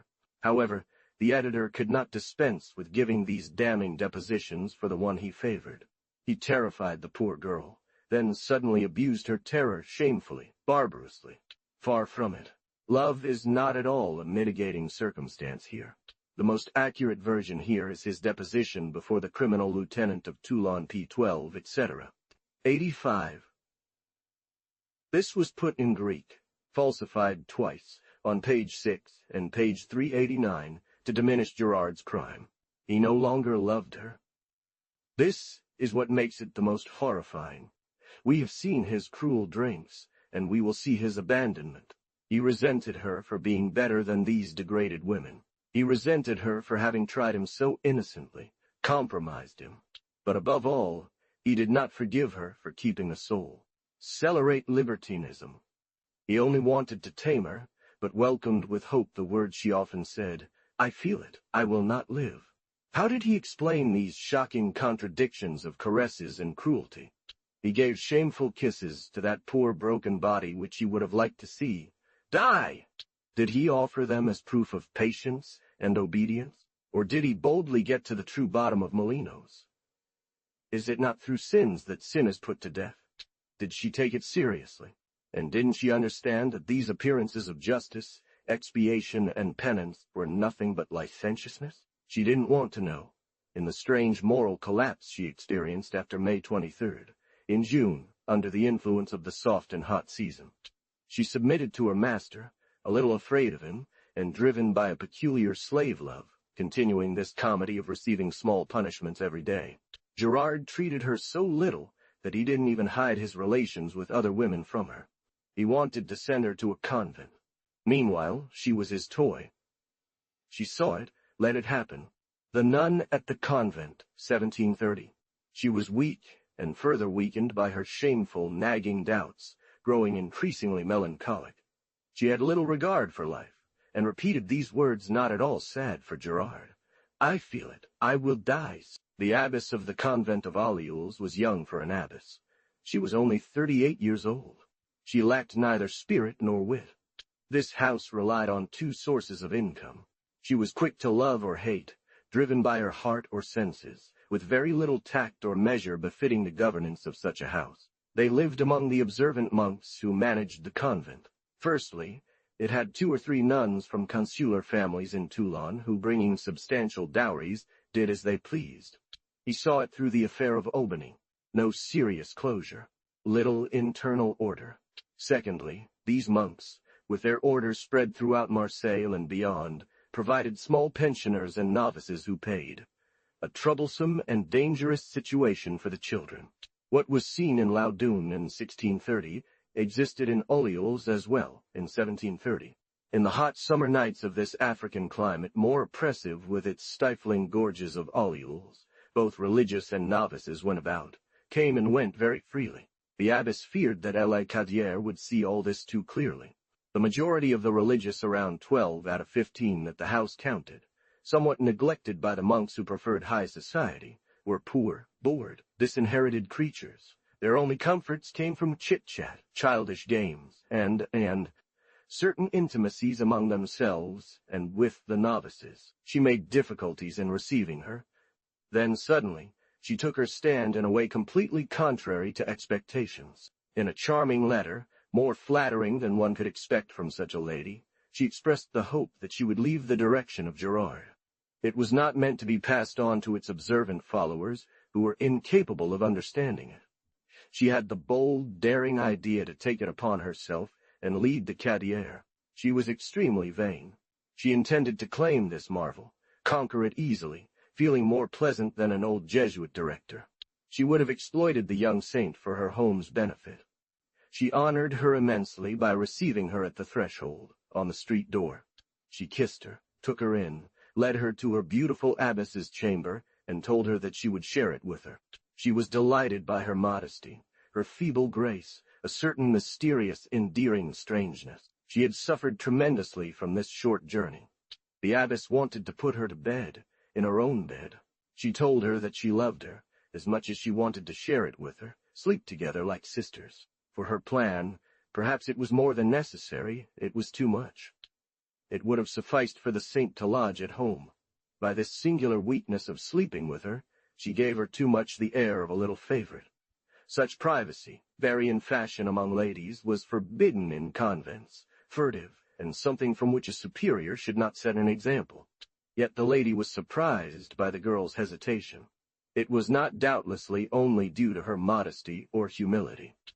Even less certainly did it come from the lady herself, who was relatively younger than poor Cadier, in the bloom of life and health, which she would have liked to impart to her little sick one. She insisted tenderly. To forget Gerard, she relied a lot on the effect of this envelopment at all hours. It was the mania of abbesses, their dearest claim, to confess their nuns what Saint Teresa allowed. This happened naturally in this sweet arrangement. The young girl would have told the confessors only the surface, keeping the depth of her heart for that unique person. In the evening, at night, on her pillow, caressed by the curious one, she would have let slip many secrets, hers and those of others. She could not at first free herself from such a vigorous embrace. She lay with the abbess. The latter believed she had her well in hand.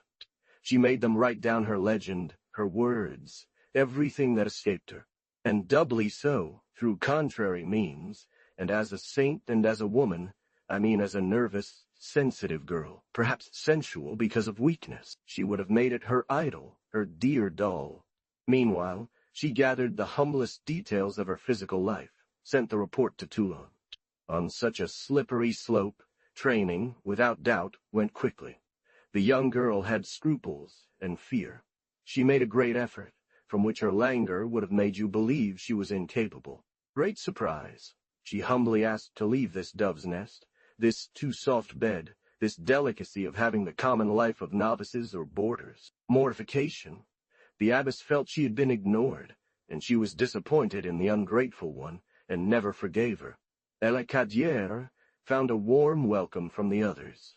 The mistress of the novices, Mrs. de Lescaut, a Parisian nun, elegant and kind, was better than the abbess. It seemed she understood herself as a poor victim of fate, a young heart full of God, but cruelly marked by eccentric misfortunes that would lead her to shame for some dark purpose.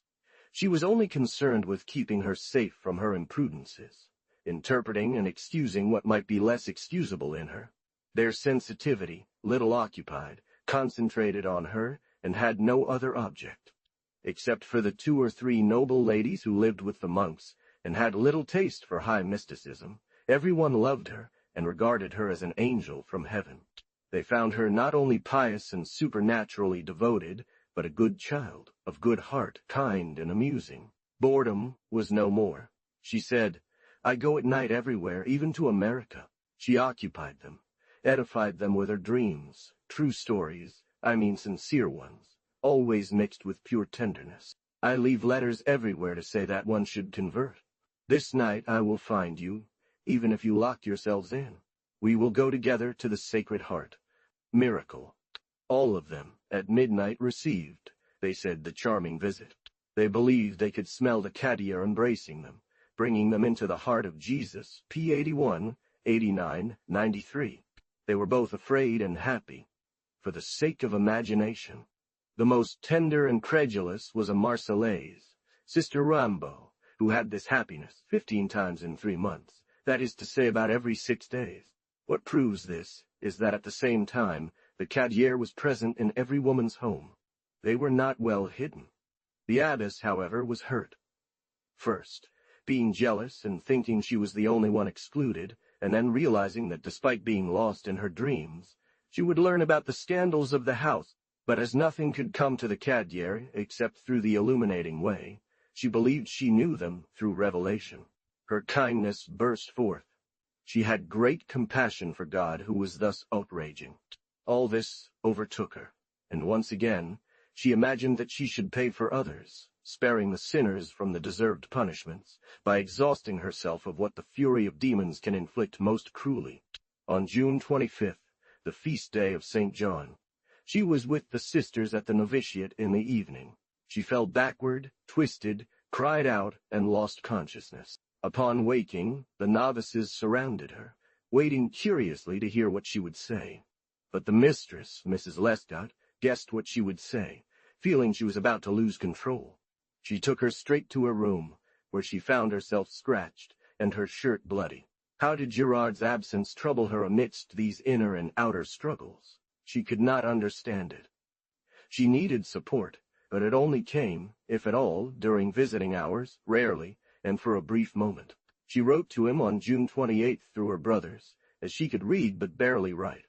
She called to him with the most vivid, most urgent pleas, and he responded with excuses. He had to preach in high airs, his throat hurt, etc.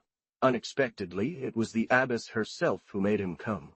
Certain that she would share it with Gerard, she wanted to warn her.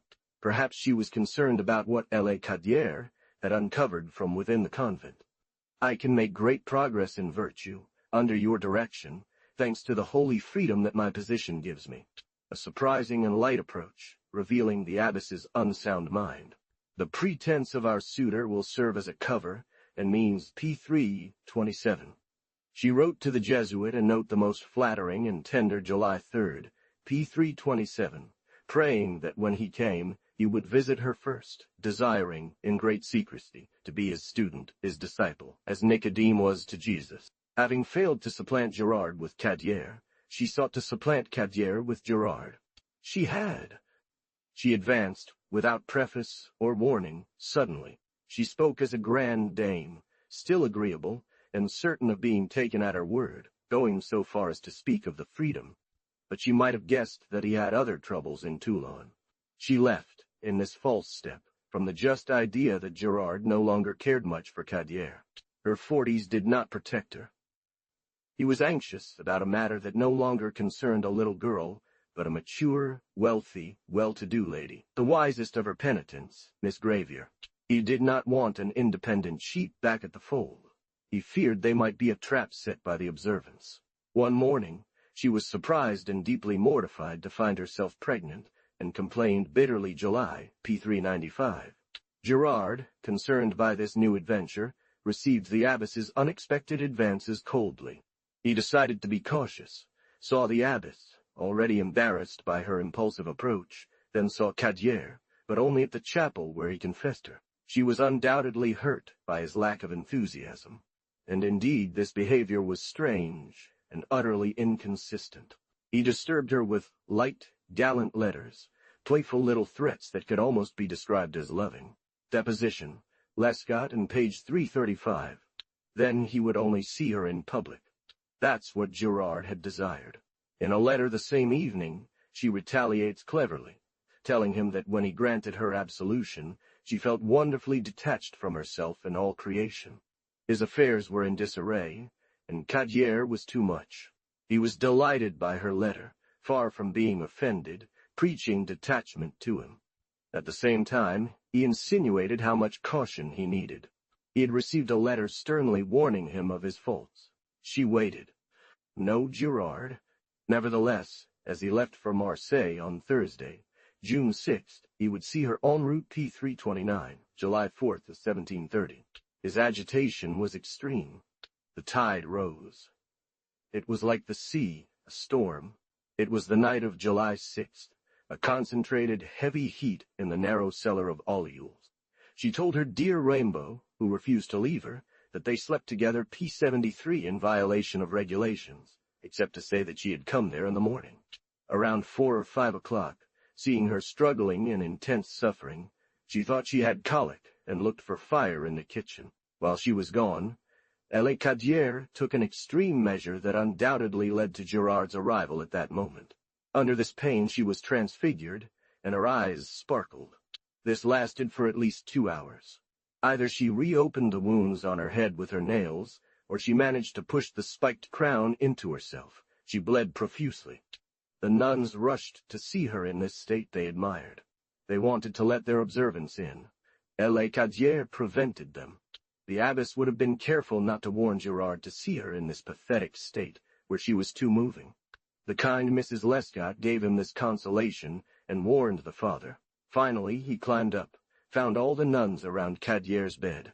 He came, but instead of climbing, he himself had an ecstasy at the chapel, remaining there prostrated on his knees for an hour before the Holy Sacrament P95.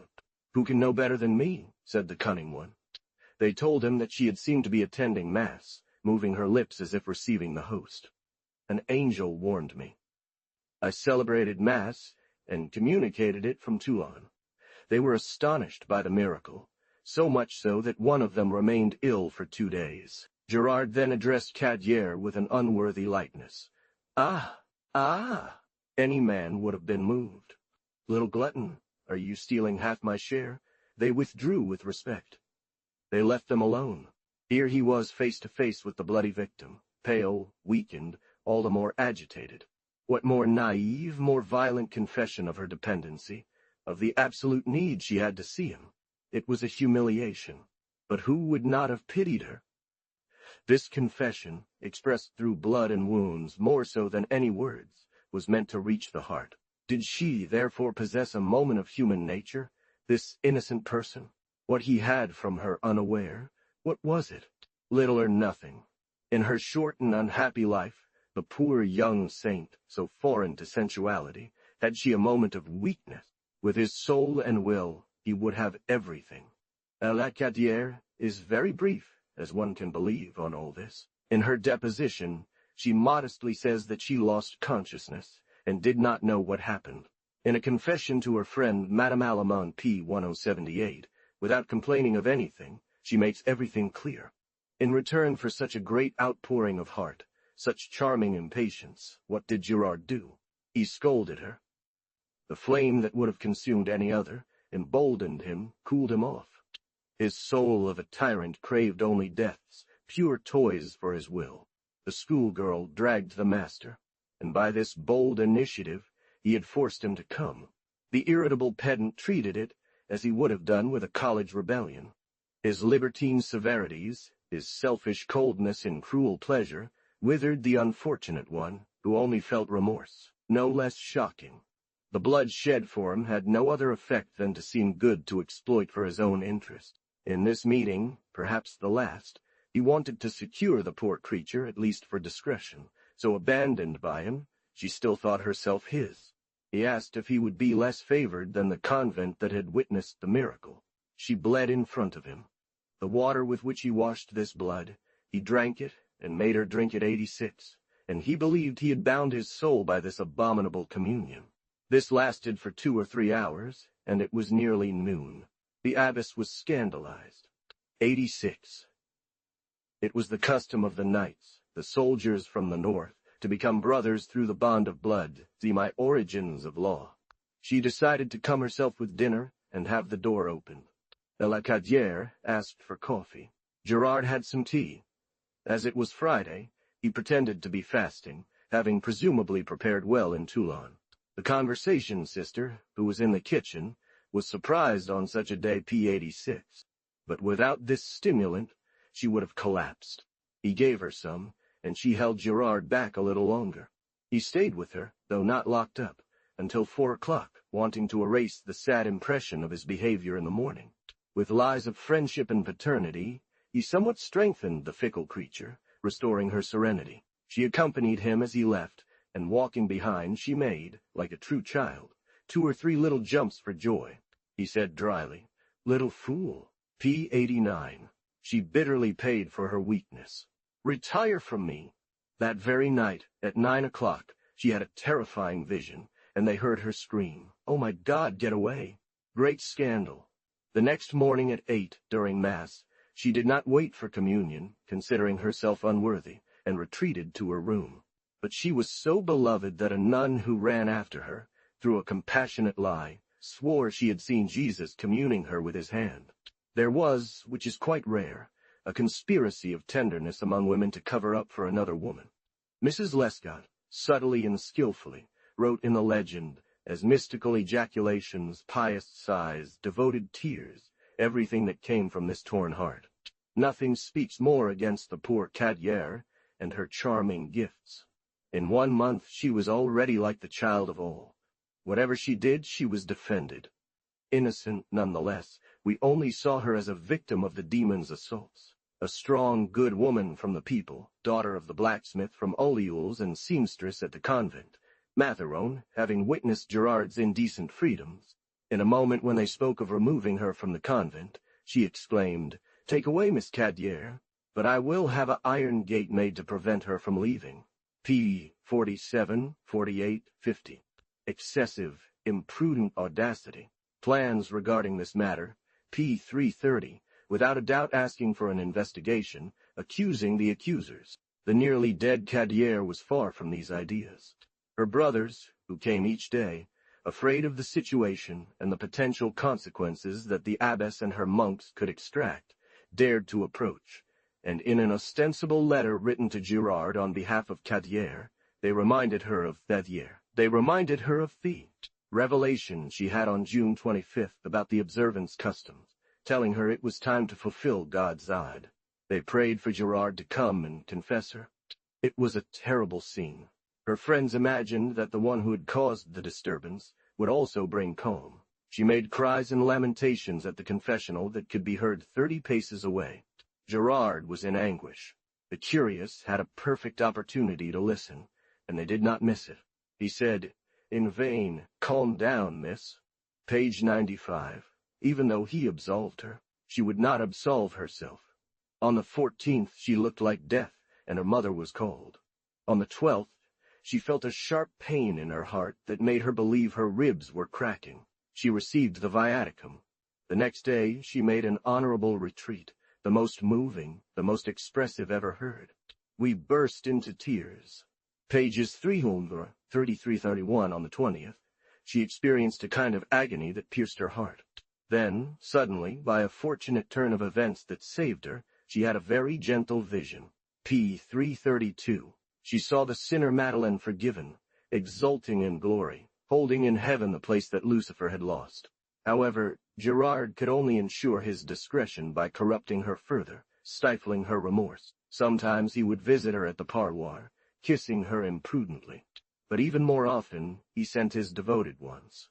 They praised the tenderness of such a union between women.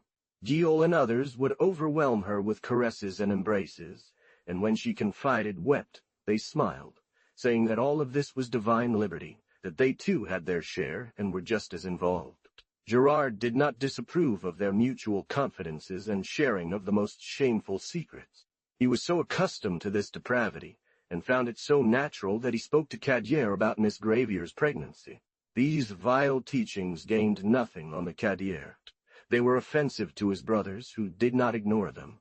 He wanted her to invite him to come to Alleuil's, calm his irritation, persuade him that this pregnancy could be an illusion of the devil that could be dispelled. p. 395.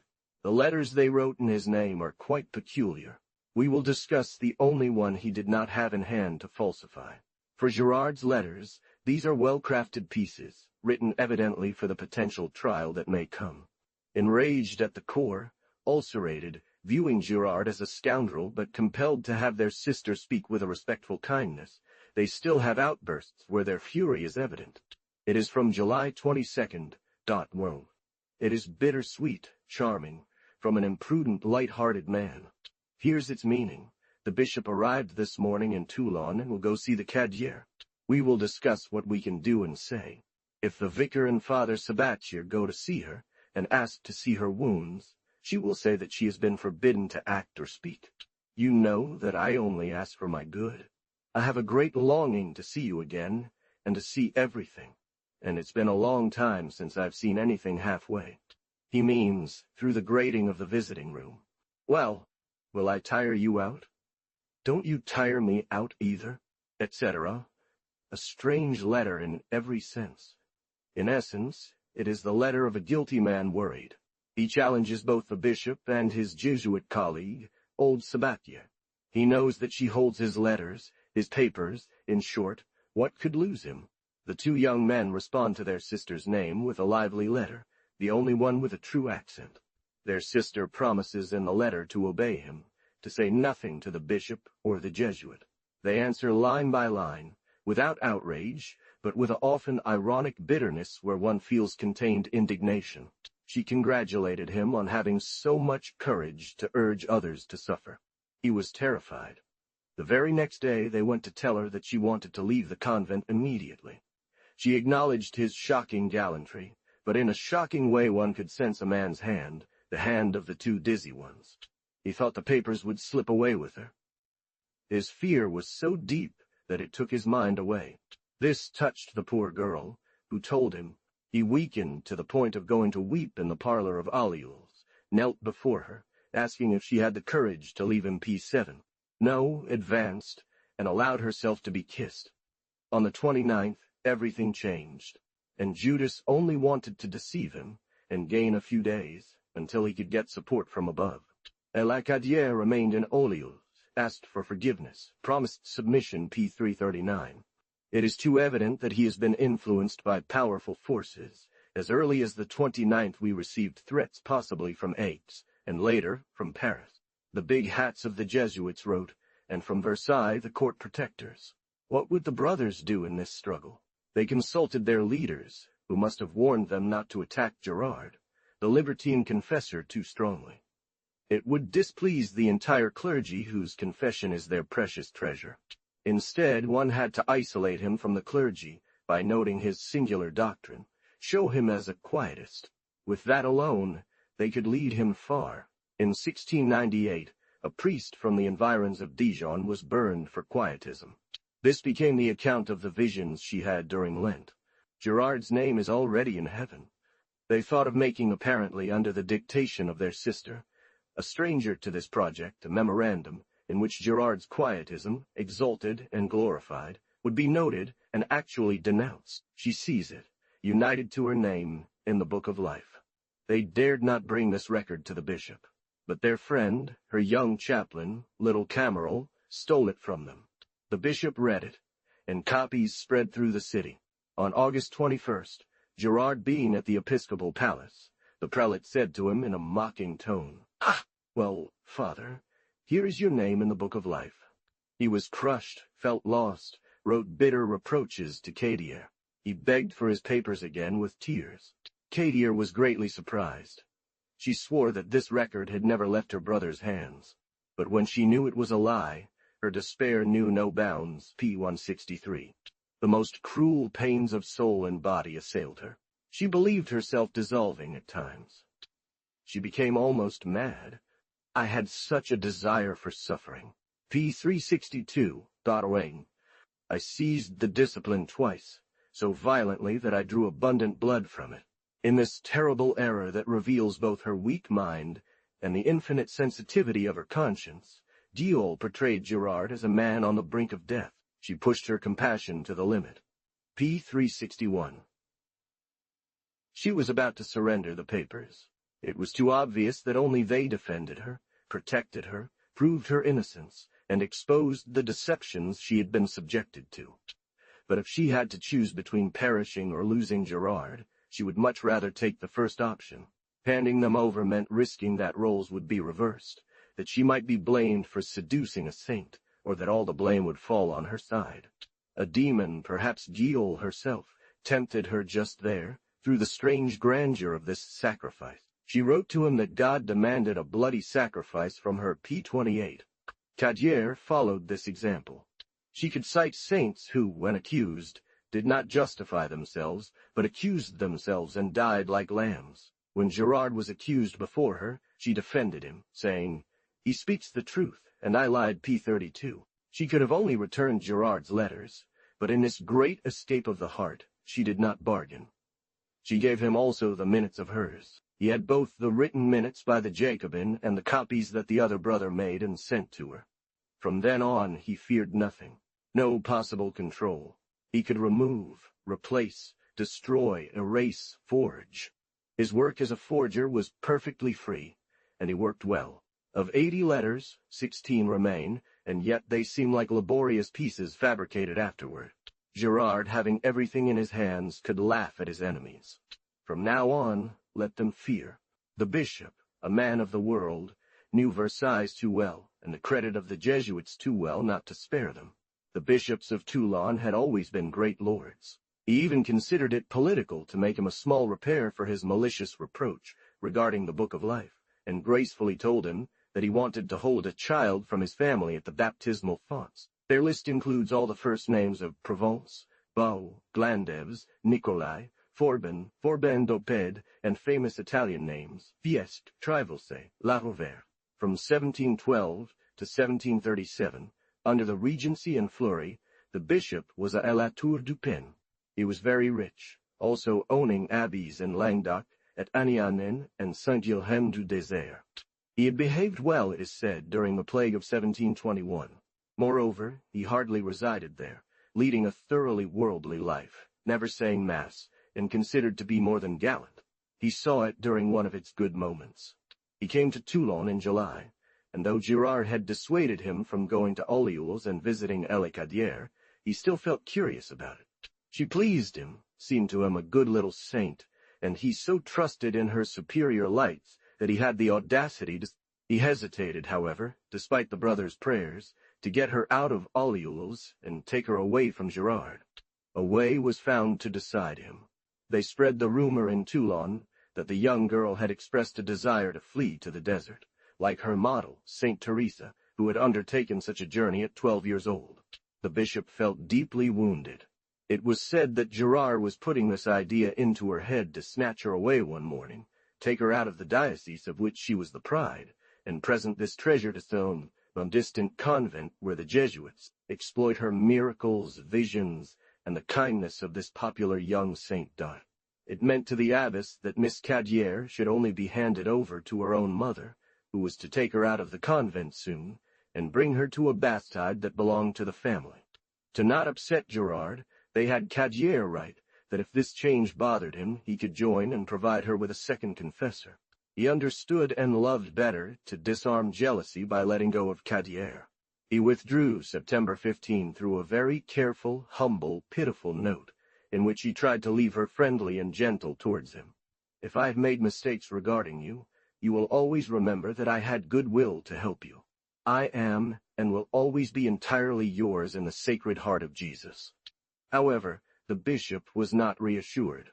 He thought that the three Jesuits, Girard, Sabatier, and Grigny, wanted to lull him into a false sense of security, and one morning, with some orders from Paris, he took the decisive step on September 17th, sending his carriage a light and elegant vehicle called a phaeton to bring it close to his mother's bastide.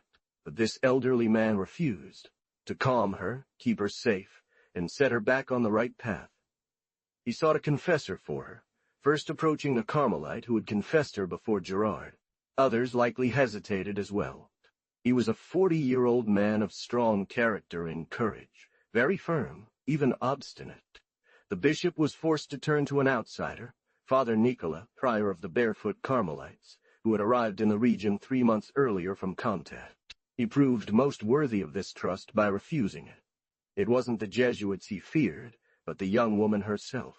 He couldn't see her without feeling slightly reassured. She seemed to him very simple.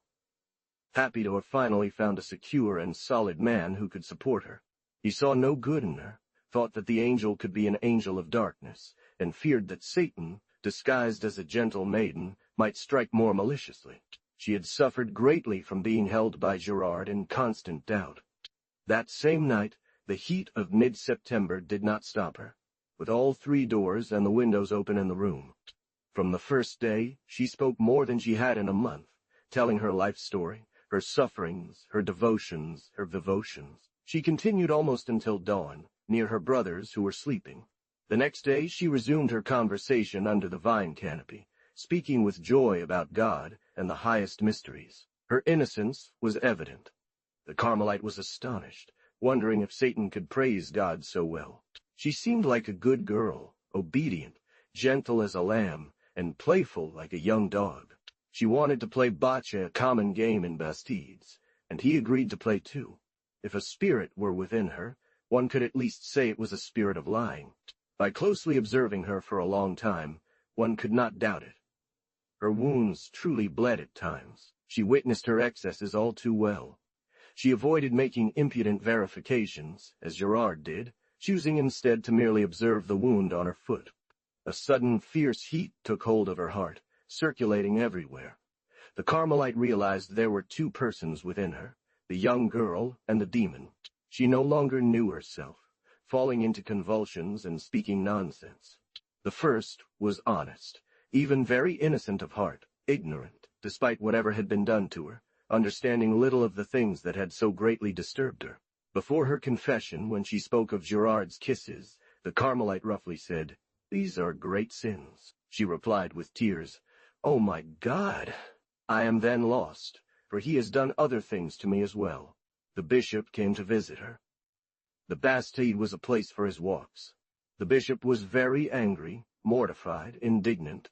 In response to his questions, she naively answered, at least the beginning. He certainly guessed the rest. He didn't care about anything but making a big fuss against Gerard. He wanted to solemnly forbid him, lose him, and dishonor him at that very moment.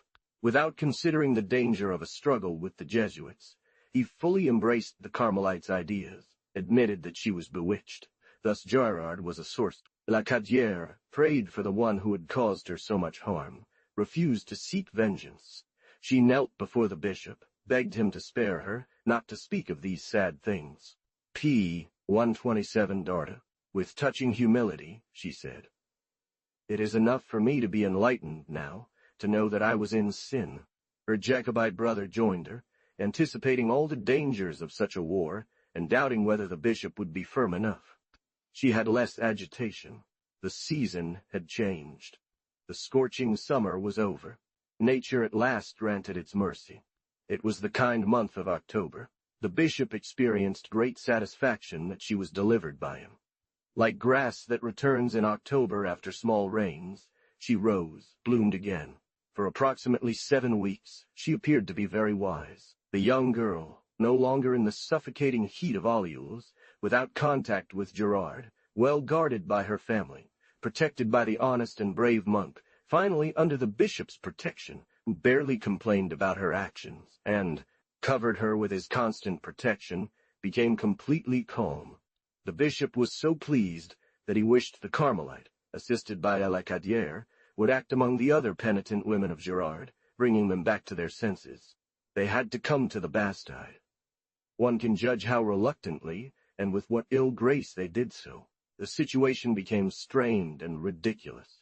In reality, there was a strange awkwardness in bringing these women before the bishop's protégé, so young and still recovering from her ecstatic delirium. There were 2 parties present, the women of Gerard and those of the bishop. On the bishop's side, Lady Allemande and her daughter, attached to Cadière. On the other side, the rebels, with Guillaume in the lead. The bishop negotiated with Guillaume to get her to communicate with the Carmelite and bring her friends. He sent his secretary, then a prosecutor, an ex-lover of Guillaume. When these attempts failed, the bishop took the final step, summoning them all to the diocese. There, they generally denied these ecstasies and stigmata that they had boasted about. It was thought he would be easily led into this trap. One of them, perhaps Guillaume, audacious and cunning, surprised him even more by offering to demonstrate right there that they had nothing on their bodies. But he managed it very well, refused, thanked those who, at the cost of their modesty, had made him imitate Gerard, and caused the whole city to laugh. The bishop had no luck. On the one hand, these audacious ones mocked him, and on the other hand his success near Cadière had been denied. Barely back in dark Toulon, in her narrow hospital alley, she fell again. She was precisely in the dangerous and sinister milieu where her illness began, on the very field of battle between the 2 parties. The Jesuits, to whom everyone saw the court as a rear guard, had for them the politicians, the prudents, the wise. The Carmelite had only the bishop, was not even supported by his confreres or the curates. He found an ally. On November 8th, he drew from Cadière a written authorization to reveal his confession if necessary. A bold, daring act that made Gerard tremble. He had not much courage, and he would have been lost if his cause had not been that of the Jesuits. He sought refuge in their house. But his colleague Sabatier, an old blood-stained, irritable man, went straight to the diocese. He entered the prelate's home, carrying, like Popilius, in his robe either peace or war. He put him on the defensive, making it clear that a lawsuit with the Jesuits would be his ruin forever, that he would remain Bishop of Toulon permanently, never becoming an archbishop. Moreover, with the freedom of a strong apostle in Versailles, he told him that if this affair revealed the morals of a Jesuit, it would also illuminate the morals of a bishop. The perfidious and cunning Gerard, the apoplectic Sabater, inflated with rage and venom, would have pushed the slander. A letter, clearly contrived by Gerard p. 334, suggests that the Jesuits were ready to unleash terrible accusations against the prelate, charging his life as not only unworthy of the episcopate, but abhorrent. They would not have failed to say that all this was done for a girl, that if Gerard had treated her when she was ill, the bishop had found her in good health. What turmoil such a scandal would cause in the well-ordered life of this great worldly lord! It would have been too comical a chivalry to wage war, to avenge the virginity of a little madwoman, and to quarrel for her with all the honest people. The Cardinal de Bonzy died of grief in Toulouse, but at least for a beautiful lady, the noble Marquise de Ganges. Sabatier's threats made all the more of an impression, as the bishop himself had already grown less attached to Cadière. Here the bishop risked losing himself, being crushed under the shame and ridicule, for this daughter of a street reseller from the hospital street. He resented her for not being cured. He did not know how to accept her return to illness, the denial of her success, or giving him wrong through her relapse. The change was sudden. He thought Sabatier was right, that it would be good to compromise. It was like a grace strike. He suddenly saw light, as St. Paul on the road to Damascus, and converted to the Jesuits. Sabatier did not let go. He presented him with paper, and made him write and sign the prohibition of the Carmelite, his agent near Cadière. Moreover, that of his Jacobin brother, November 10, 1730. The trial of Cadière, 1731-1731. One can judge what this terrible blow was for the Cadière family. The attacks of the sick woman became frequent and terrifying. Cruel thing, it was like an epidemic among her closest friends. Her neighbor, Lady Allemande, who also had ecstasies, but until then believed them to be from God, fell into fear and felt hell. The house became uninhabitable, commerce impossible. The eldest Cadière, furious, railed against Gerard, cried, "It will be Gaufridi." This good lady of 50 years remembered that indeed she had often had impure thoughts. She believed herself delivered to the devil, saw devils around her, and although guarded by her daughter, she fled from the house. "He too will be burned." And the Jacobin added, "We would rather eat up all the family's good." She was thought to be dying. On the night of November 17 to 18, Cadière screamed, choked. The eldest Cadière, the merchant, losing his mind, called through the windows, crying to the neighbors, "Help! The devil is strangling my sister." They rushed over almost in their shirts. The doctors and surgeons, qualifying her condition as a strangulation of the matrix, wanted to put suction cups on her. While they were going to fetch them, they managed to loosen her teeth and made her swallow a drop of brandy, which brought her back to herself. However, the soul's physicians also arrived in a procession, an old priest, confessor to Mother Cadière, followed by curates from Toulon. It's the Cadière, bewitched by Gerard. So much noise and screams. The arrival of these priests in their formal attire, the exorcism equipment, had filled the street with people. The newcomers asked. You can gauge the pity and indignation of the crowd. The Jesuits, very frightened but wanting to dispel the fear, then did a barbarous thing. It was impossible and illegal under canonical law. They went back to the bishop, ordered and demanded that Cadière be pursued, attacked that very day, that this poor girl, on the bed where she had been screaming just moments ago, after this horrible crisis, receive an unexpected visit from justice. Sabatier did not let the bishop go until he had called his judge, his official, the general vicar Larmadieu, and his promoter or episcopal prosecutor, Esprit Rebeau, and told them to proceed immediately. There needed to be prior notice of the facts before questioning. Both church legalists made this objection. Sabatier paid no attention. Another difficulty. The ecclesiastical judge only had the right to conduct such a dissent for the refusal of a sacrament. If things dragged on in this cold legality, he was missing his chance to strike fear. He had shown great regard in the case of Albany, the guardian of Ollioules. Larmadieu, or Larmadieu, under this touching name, was a compliant judge and friend of the clergy.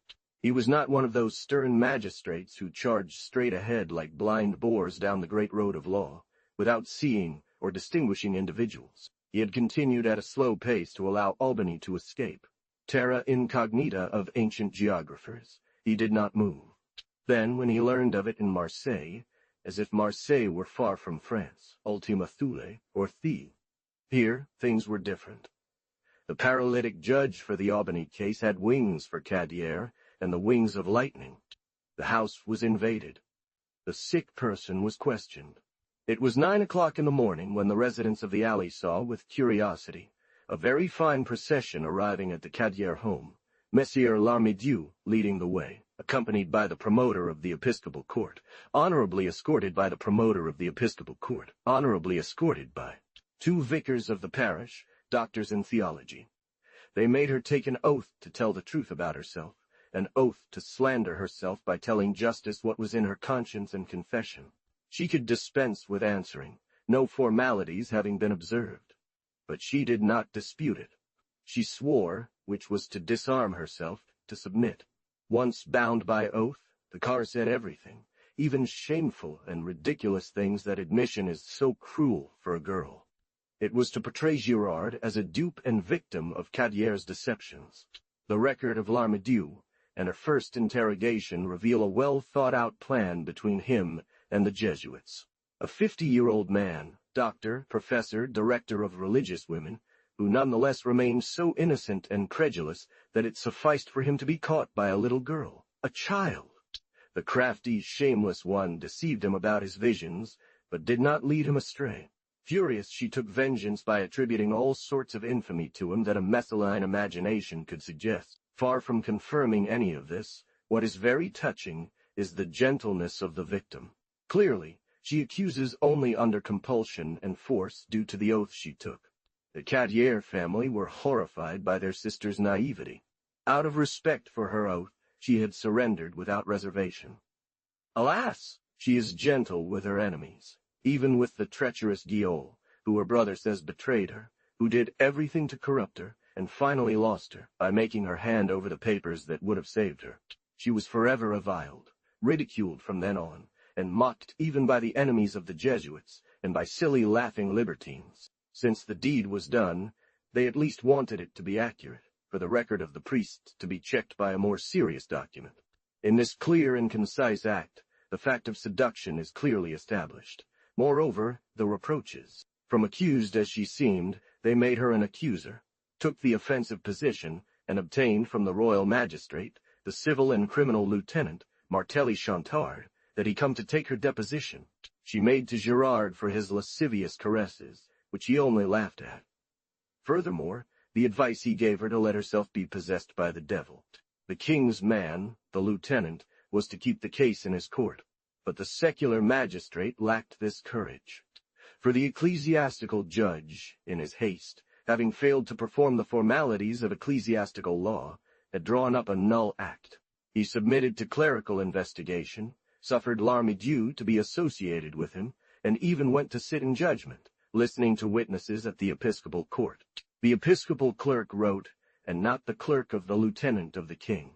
Did he write exactly? One might doubt it when one sees that this ecclesiastical clerk threatened the witnesses, and each evening went to show their depositions to the Jesuits 87, page 80 of the in-folio, and volume I of the in-duodecimo, page 33. They saw that everything was about to fail. The 2 vicars of the parish of Les Cadières, who were first heard, deposed dryly, without favor for her, but not against her, nor for the Jesuits, November 24. They lost all modesty and, at the risk of angering the people, resolved to break everything.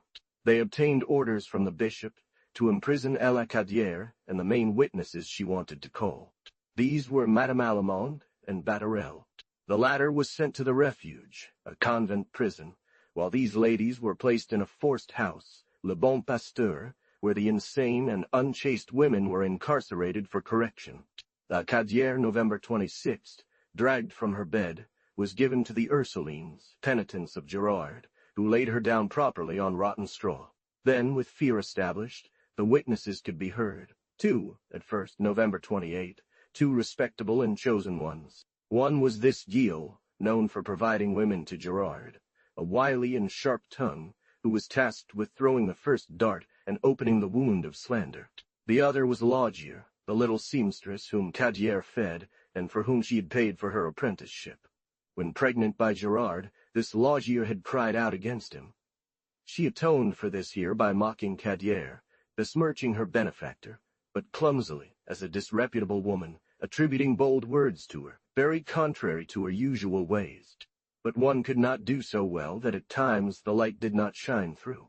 Then came Miss Gravier and her cousin Reboul, finally all the Girardins, as they were called in Toulon. The wife of a prosecutor, in whose house the Girardins met, abruptly stated that it was impossible to continue, that they disturbed the entire house, poor, etc. p. 55, Dottle. There was great fear that the nuns would declare themselves in favor of Cadier. The clerk of the diocese went to them as if from the bishop, to say that those who spoke ill would be punished. To act even more strongly, they recalled their gallant Father Albany from Marseille, who had influence over them. They arranged his case regarding the rape of the young girl. They made the parents believe that justice would do nothing. The honor of the child was valued at 800 livres, which was paid to Albany. Therefore, he returned full of zeal, a true Jesuit, to his flock in Orleans. 2. p. 191, Darda. Poor flock that trembled when good Father Albany announced that he was charged with warning them that if they were not wise, they would have the question trial, in 12 Aviodolo. Despite all this, one could not obtain what was desired from the 15 nuns. Only 2 or 3 were for Girard, and all presented facts, especially regarding July 7th, which directly incriminated him. The Jesuits, desperate, took an heroic stand to secure witnesses. They established themselves in a fixed post, in a passageway leading to the court. p. 44. There they stopped, interrogated, threatened them, and if they were against Girard, they prevented them from entering and impudently expelled them in 12 Algiano. The whole city saw it, trembled. Thus the church judge and the king's lieutenant were no more than puppets in the hands of the Jesuits. Even the Jesuits themselves felt that their position was no longer tenable. In December, January, and February, the Cadier family filed and circulated a complaint of denial of justice and witness tampering. They called for help from on high. The best solution seemed to be a simple decision by the Grand Council, which could have taken everything into its hands and smothered it as Mazarin did with the affair of Louviers. They kept it in the province, but the chancellor was D'Aguesseau. The Jesuits did not want the case to go to Paris. They had the king decide January 16, 1731, that the Parliament of Provence, where they had many friends, should judge based on the information provided by 2 of its councillors in Toulon. A layman, Mr. Faucon, and a church councillor, Mr. de Charleval, indeed came, and directly went to the Jesuits' home p. 407. And the complainant was under lock and key in the hands of her enemies, among Girard's devotees, at the mercy of any cruelty. These impulsive commissioners hid their violent and cruel bias so little that they issued a personal adjournment to Cadier, as was done to the accused, while Girard was politely called, left free. The reception of the good Ursulines had been what they would have given if they had been tasked with making her die. They gave her as a room the cell of a mad nun who contaminated everything. She slept on the straw of this mad woman in that terrible odor. With great difficulty the next day, her parents were able to introduce a blanket and a mattress. She fell ill as soon as she did not commune. She was subjected to the most cruel penance, that of not being able to confess or receive communion. She was given as a guardian and keeper the damned soul of Girard, a nun, who was the daughter of the very same Guillaume who had delivered her, a daughter most worthy of her mother, capable of sinister deeds, dangerous to her purity, and perhaps even her purity, and perhaps even her life. Her furious enemy, Sabatier the Jesuit, came to this cell, and, strange and new, he attempted to win her over, to tempt her with the host. There was bartering, giving and taking. In order to commune, she had to acknowledge herself a calumniator, unworthy of communion. She may have done so out of excess of humility, but in losing herself, she would also have lost the Carmelite and her brothers. Reduced to Pharisaic arts, her words were interpreted. What she said in a mystical sense, people feigned to understand in material reality. She showed, to extricate herself from all these traps, what was least expected, a great presence of mind, especially c. p. 391. The most perfidious, combined to deprive her of the public's interest and turn the laughing-stock against her, was to make her an amantee. It was claimed that she had proposed to a young jester to leave with her, to travel the world. The great lords of the time who liked to be served by children, pages, often took the most charming of their peasants' sons. Thus had the bishop done with the little boy of one of his farmers. He scrubbed him clean. Then, when this favorite grew up, in order to give him a better appearance, he tonsured him, gave him the figure of an abbot and the title of chaplain at 20 years old. This was Mr. Abbot Camerel. Raised in Valais and trained to do everything, he was, like many young country folk, half-scrubbed, a stupid rustic with a sly streak. He saw quite clearly that the prelate, upon his arrival in Toulon, was curious about Lacadière, who was not favorable to Girard. He thought he could please and amuse himself by becoming an informer in Orleans about their suspicious dealings. But as soon as the bishop changed and became fearful of the Jesuits, Camerel, with the same zeal, actively served Girard and helped him against Lacadière. He came, like another Joseph, to say that Miss Lacadière, like Potiphar's wife, had tempted him, tried to shake his virtue. If it were true, if she had shown him such honor as to weaken a little for him, he would have been even more cowardly in punishing her for abusing a momentary lapse of judgment. But such an education as a page and seminarian does not confer either honor or love for women. She vigorously and skillfully defended herself, covering him with shame. The two disgraceful commissioners from the Parliament saw her respond in a manner so victorious that they shortened the confrontation, cutting off her witnesses. From 68 she called them. They only brought 38 in 12, Algiono. P62. Without observing either the time limits or the forms of justice, they precipitated the confrontation. Despite all this, they gained nothing. On February 25 and 26, she repeated her damning depositions without variation. They were so furious that they regretted not having the executioner and the question to make her sing a little in Toulon. It was the ultima ratio. The parliaments used it throughout this century. 88 Mouillart de Vauglan, following his criminal laws, in folio, 1780. But, lacking torture that would have made her sing, they made her talk by a better means still. I have before me a vehement eulogy of Torture 88, written in 1780, by a parliamentary scholar who became a member of the Grand Council, dedicated to the King Louis XVI, and crowned with unflattering approbation from His Holiness, Pius VI. On February 27th, early in the morning, the conversing sister who served as her jailer, the daughter of Guillaume, brought her a glass of wine. She was surprised. She wasn't thirsty. She never drank wine in the morning, let alone pure wine. She didn't want to drink, but she did. The harsh and strong domestic, like those found in convents to tame the unruly, the mad, or punish children, enveloped the weak and sickly patient with her threatening insistence, and they forced her to finish it all, even the dregs, which she found unpleasant and salty. pp. 243-247. What was this shocking brew?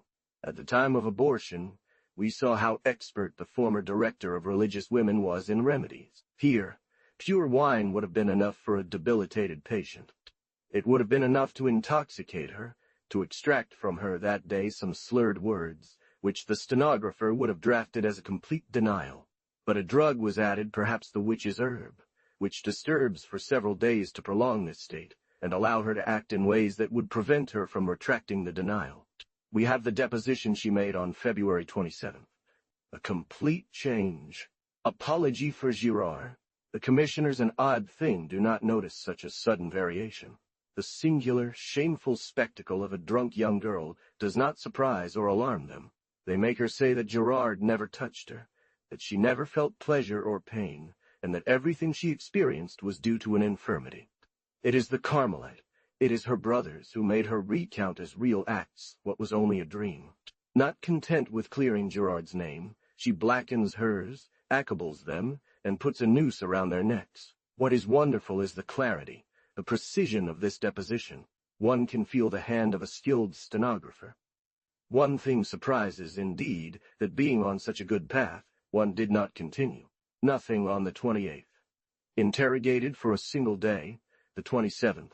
Nothing from March 1st to 6th. On the 27th, probably under the influence of wine, she was still able to speak, say a few words that were arranged. But on the 28th, with the poison having done its effect, she must have been in complete stupor or in an indecent delirium like that of the Sabbat. Indeed, Once her head was absolutely confused, they could easily give her other drinks, without she having either consciousness or memory of it. Here, I do not doubt within the 6 days, from February 28th to March 5th or 6th, takes place a singular fact that could not have occurred either before or after. Gerard went to see Cadier. They would never have spoken of it if the pursued brothers hadn't seen that their own lives were in danger.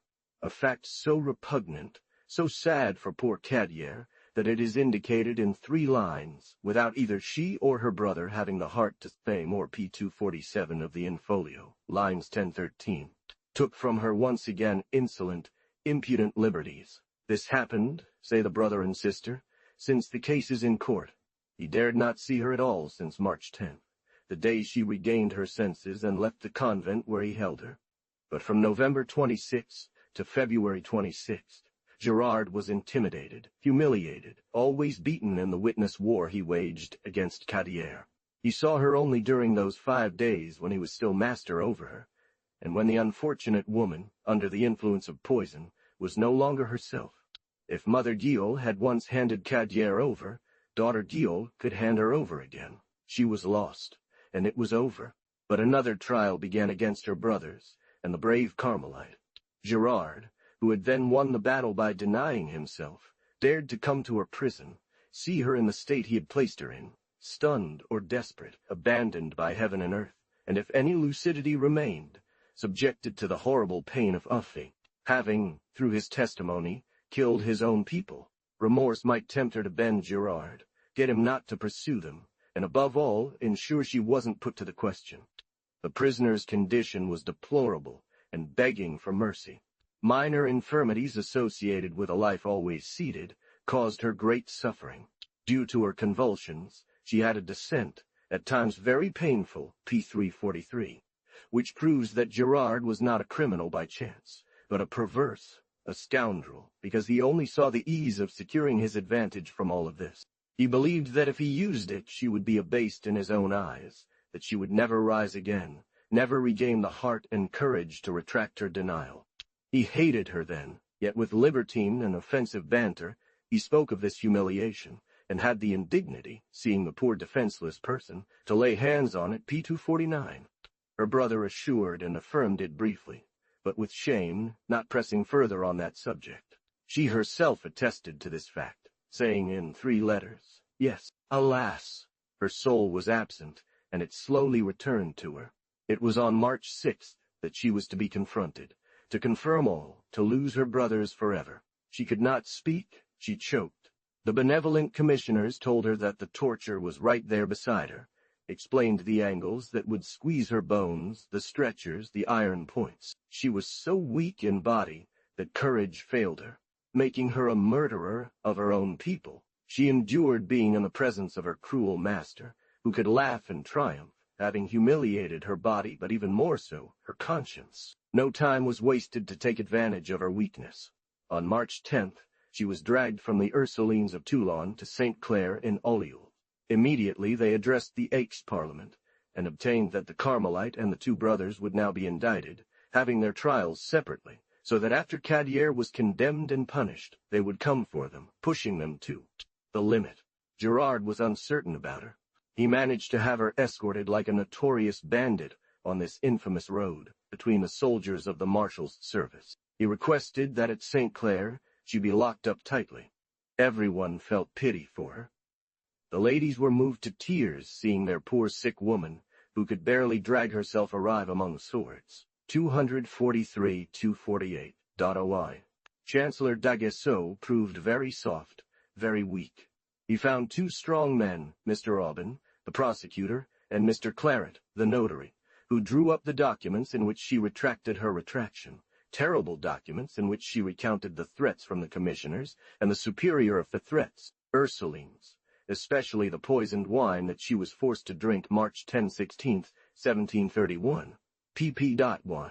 At the same time, these intrepid men drafted and sent to Paris, to the Chancellery, what was called an appeal against abuse, exposing the faulty and guilty procedure, the blatant violations of the law committed by the commissioners. He allowed this abominable procedure to continue, letting the case go to the Parliament of Aix, so suspect. after the dishonor its two members had just incurred. So they took hold of the victim again, and from Allielos dragged her to X, still by the gendarmerie. At that time they would stop halfway in a tavern, and there, the brigadier explained that by order he would spend the night in the girls' room. They had pretended to believe that the sick woman who could not walk, flee, or jump out the window, infamous situation, to restore her chastity to our dragoon soldiers. What joy, what laughter if she had arrived pregnant. Fortunately, her mother had presented herself at the outset, followed, willy-nilly, and they dared not drive her away with the butt of a musket. P-52. She stayed in the room, watched both standing, and protected her child in the 11th month, vol. It was addressed to the Ursulines of Aix, who were to keep her, and had orders from the king. The superior claimed not to have yet received the order. There, one saw how fierce women can be once passionate, no longer having any feminine nature. She kept her at the door for 4 hours in the street, on display vol. IV of the 11th, P404. It was 4 hours of pillory. They had time to gather the people, the Jesuits, the good workers of the clergy, to hiss and whistle at the children if needed to stone her. Nevertheless, all the disinterested passers-by asked if the Ursulines had orders to let this girl be killed. One can judge if these good sisters were tender jailers for the sick prisoner. The ground had been admirably prepared. A vigorous concert of Jesuit magistrates and intriguing ladies had organized intimidation. No lawyer wanted to risk defending a girl so defamed. No one wanted to swallow the snakes that her jailers reserved for whoever would daily face their parlor, to agree with Cadier. The defense in this case fell to the syndic of the Aix Bureau, Mr. Chaudon Daudet. He did not shy away from this difficult duty. However, sufficiently anxious, he would have liked an arrangement. The Jesuits refused, so he revealed what he was, a man of unwavering honesty and admirable courage. He exposed, as a knowledgeable lawyer, the monstrosity of the procedures. It was to forever alienate himself from Parliament, just as much as from the Jesuits. He clearly pointed out the spiritual incest of the confessor, but, out of modesty, did not specify the extent of the libertinism. Finally, he gave Girard the best possible cause by attacking him as a sorcerer. People laughed. He also refrained from speaking about the Girardins, pregnant devotes, a perfectly known fact, but one no one would have wanted to testify to. They mocked the lawyer, and they laughed even louder. He attempted to prove the existence of the devil through a series of sacred texts, starting with the Gospels. The case had been cleverly disfigured by making the honest Carmelite into a lover of Cadier and the instigator of a great conspiracy of slander against Girard and the Jesuits. From that moment, the crowd of idle people, bewildered worldlings, cheerful or philosophical, amused themselves with one another. Thus, the affair becomes muddled. Those who would soon be called Voltairans are even more favorable towards the Jesuits, polished and worldly people, than towards the former mendicant orders. Jokes rain down, but even more so on the victim. It's a matter of gallantry, they say. It is seen as nothing more than entertainment. Ms. de la Bible de Toulon. On this specific point, Girard's friends easily cleared him. Not a single student or clerk who does not sing his song about Girard and his pupil, who does not warm up old Provençal jokes about Madeleine from the Gaufridi affair, her 6,000 little devils, the fear they have of the whip, the miracles of the whip, the miracles of the Pia. Discipline that drove those from Cadier away. He had acted in his right as director, and according to common usage. The staff is the attribute of paternity. He had acted for his penitent, for the remedy of her soul. The demoniacs were beaten, the aliens were beaten, other sick people as well. It was the great means of chasing away the enemy, whoever it was, demon or illness. A very popular viewpoint. Girard, so well supported, had no need to be right. He doesn't even bother. A brave worker from Toulon, a witness to the sad state of Alacadière, had said that the only remedy for the poor patient was beef nerve. His defense is charming in its lightness. He contradicts his own witnesses. He does not even agree with his own depositions. It seems he's joking, and says with the bold tone of a great lord of the Regency, that if he locked himself away with her, as they accuse him of doing, it only happened 9 times. And why did he do it, the good father, said his friends, if not to observe, judge, deepen what one needed to believe. Read the life of the great Saint Catherine of Genoa. It is the duty of a director in such cases. In the evening her confessor would hide, stay in his room, to witness the miracles she performed and surprise her in the act. But why not later as well? It is an ancient and excellent practice to stifle monsters at birth. But the misfortune was that hell, which never sleeps, had set a trap for this Lamb of God, had spat out, launched forth, this draconic female, this devouring monster, manic and demonic, to swallow her whole, to lose her in the torrent of calumny. The charitable advice from the ladies of Girard was to use iron and fire as soon as possible. Let her perish, said the devout. There were some stubborn Jansenists in Parliament, but they were more enemies of the Jesuits than favorable towards the daughter. Many high-ranking ladies also wanted her punished, finding it exorbitant that a creature had dared to file a complaint, to challenge such a man who had honored her too much. Would they be more brave than the head of justice, the Chancellor d'Aguesseau, who had become so soft? And they had to be crushed, discouraged, facing everything against them. The formidable society, Versailles, the court, the cardinal minister, and finally the salons of Aix. The prosecutor general did not hesitate. Charged with accusing Girard, he declared himself his friend, gave him his advice to respond to the accusation. It was only a matter of finding out what kind of reparation, what solemn expiation, what exemplary punishment would satisfy the complainant, now accused, for Girard and the Society of Jesus. By 2 points they could pin down Cadier, throw him the harpoon. One she had slandered.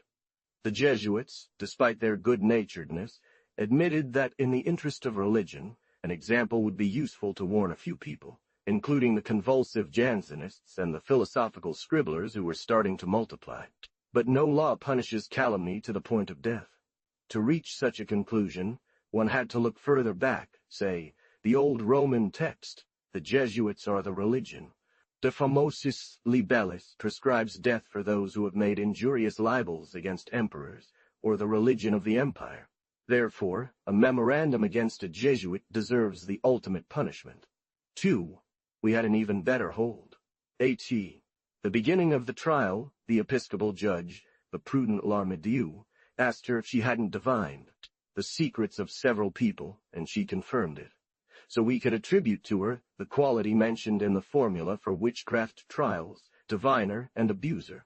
That alone deserved fire, according to direct ecclesiastical law. Their enthusiasm, their sudden tenderness so surprising, seemed to be bewitchment. We could even very well qualify her as a witch, based on the testimonies of the ladies from Orleans. That at night, at the same hour, she was in several cells at once, gently weighing down on them, etc., who prevented her from being burned. Burning was still prevalent in the 18th century. Spain, under a single reign, that of Philip V, burned 600 people, and they continued to burn a witch in 1782. 89. Germany, one in 1751.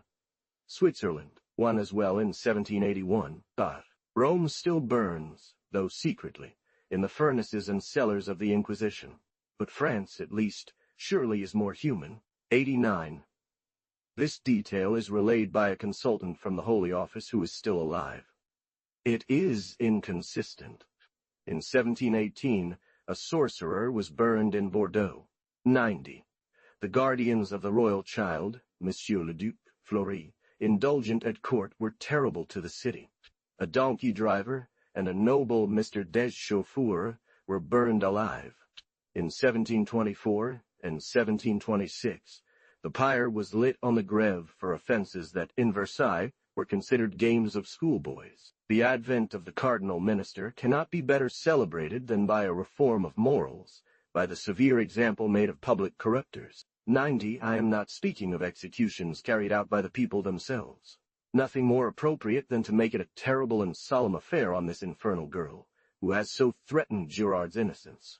A century ago, in a village in Provence, an old woman to whom a landowner refused alms flew into a rage and said, she was struck and died. She was burned alive. The whole village, not just the poor, but the most honest people, seized the old woman, placed her on a pile of brushwood. The Parliament pretended to investigate, but did not punish. Even today the people of this village are still called Burn Woman. Brulo Feno. Dijung. This is what was needed to properly cleanse this father. It was necessary to establish that even if he had committed a fault, imitated by the chauffeurs, he had been the victim of an enchantment. The acts were all too clear. Under canon law, and according to these recent edicts, someone had to be burned. Of the 5 prosecutors, only 2 would have burned Gerard. 3 were against Cadier. A compromise was reached. It was a terrible blow. The 3 with the majority did not demand the flames, spared the long and terrible spectacle of the pyre, contenting themselves with a simple death. There was a prodigious shift in opinion. In the name of the 5, it was concluded and proposed to the Parliament that Cadier, after being subjected to ordinary and extraordinary interrogation, be subsequently returned to Toulon, and on the Preacher's Square, hanged and strangled. The worldly, the merry, did not laugh any more. They trembled. Their lightness would not allow them to slip over something so horrifying. They thought it was very good that a girl had been seduced, abused, dishonored, and used as a toy, and that she had died in pain and delirium. But when it came to a torture, when the image of the sad victim, with a rope around her neck, strangled on a pole, arose in their minds, their hearts rose up. In mass, with a tightly packed body, a crowd of men from all classes impulsively marched towards the Ursulines. The Cadier and her mother were paraded. They cried, "Be assured, miss." A cry went up from all sides. This perverted reversal had never been seen since the beginning of the world. The law of rape applied upside down, the girl condemned for having been bribed, the seducer strangling the victim. Unforeseen in this city of aches, all judges, priests, and high society, suddenly a people's movement emerged. We are here. Fear nothing. The great 18th century, which Hegel aptly named the realm of the spirit, is even greater as the realm of humanity. Distinguished ladies, like the granddaughter of Amame de Sévigné, the charming Madame de Simiane, took in the young girl and sheltered her within their midst. If Provence is violent, it is all the more admirable in these moments, violent with generosity and true grandeur. One saw something of this in Mirabeau's early triumphs, when he had 1,000,000 men gathered around him in Marseille. Even more beautiful and so touching, the Jansenist ladies of wild purity, so difficult among themselves with excessive authority, sacrificed the law to grace in this great circumstance, wrapped their arms around the threatened poor child, purified their arms around the threatened poor child, purified her with their kiss on the forehead, rebaptized her with their tears. Here, already, it was a great revolutionary scene, a massive uprising against the foolish government of the time, and the Jesuits, protected by Fleury. A unanimous uprising for humanity, for pity, for the defense of a woman, a child, so barbarously sacrificed. These 2 parties were thus nicknamed. The Jesuits wisely organized among their own scum, their clients, their beggars, some sort of people whom they armed with bells and sticks to repel the Cadiers. The last one was everyone. Marseille rose as a whole to triumphantly carry the son of attorney Chaudon. Toulon went so far for its poor compatriot that they wanted to burn down the Jesuits' house there. The most moving of all testimonies came from Cadier d'Olioule. This great and deep movement acts within the very Parliament. A simple boarder, Miss Agnès, though young and timid, followed her heart's impulse, threw herself into this melee of pamphlets, wrote, and printed the apology for Cadier. 91 could unleash. The enemies of the Jesuits were suddenly raised, strengthened, to the point of defying top-down threats, the credit of the Jesuits, the lightning from Versailles that Fleury. 91. A grotesque anecdote symbolizes, expresses perfectly the state of the Parliament. The rapporteur was reading his work, his assessments of the witchcraft trial, the part the devil might have played in this affair. There is a great noise. A black man falls through the chimney. The man apologizes. It's simply a chimney sweep who took the wrong chimney. All flee in terror, except a lone rapporteur, embarrassed in his robes and unable to move.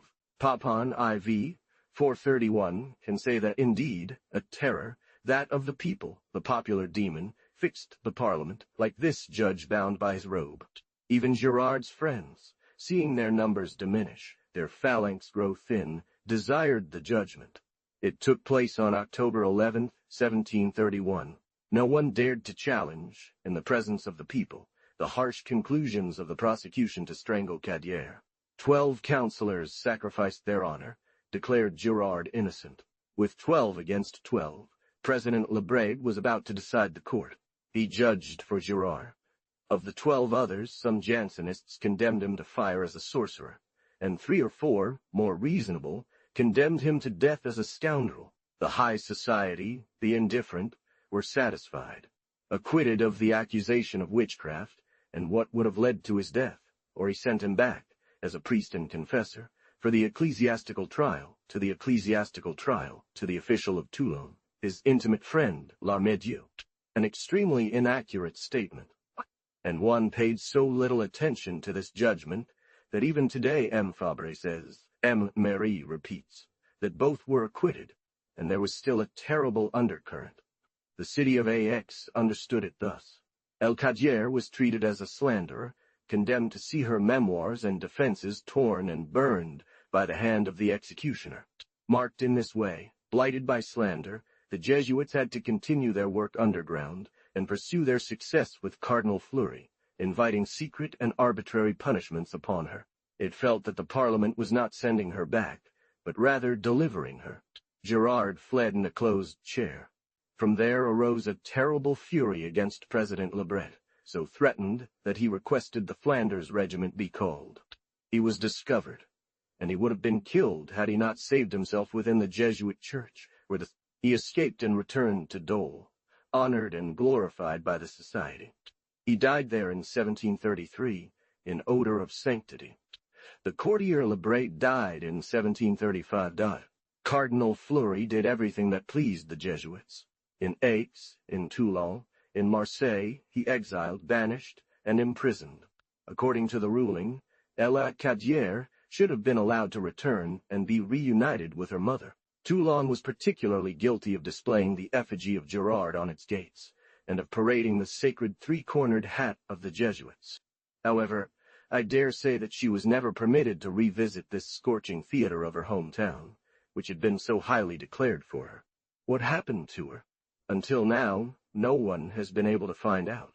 They would have waited perhaps until public attention was diverted, until people thought of something else. If the sole crime of showing interest in her merited imprisonment, then she must have been imprisoned herself soon after. That the Jesuits easily obtained a letter of cachet from Versailles to lock up the poor girl, to stifle, bury with her an affair. So sad for them. Then the grip would seize her again, plunge her, lose her in some unknown convent, extinguish her in an in-pace.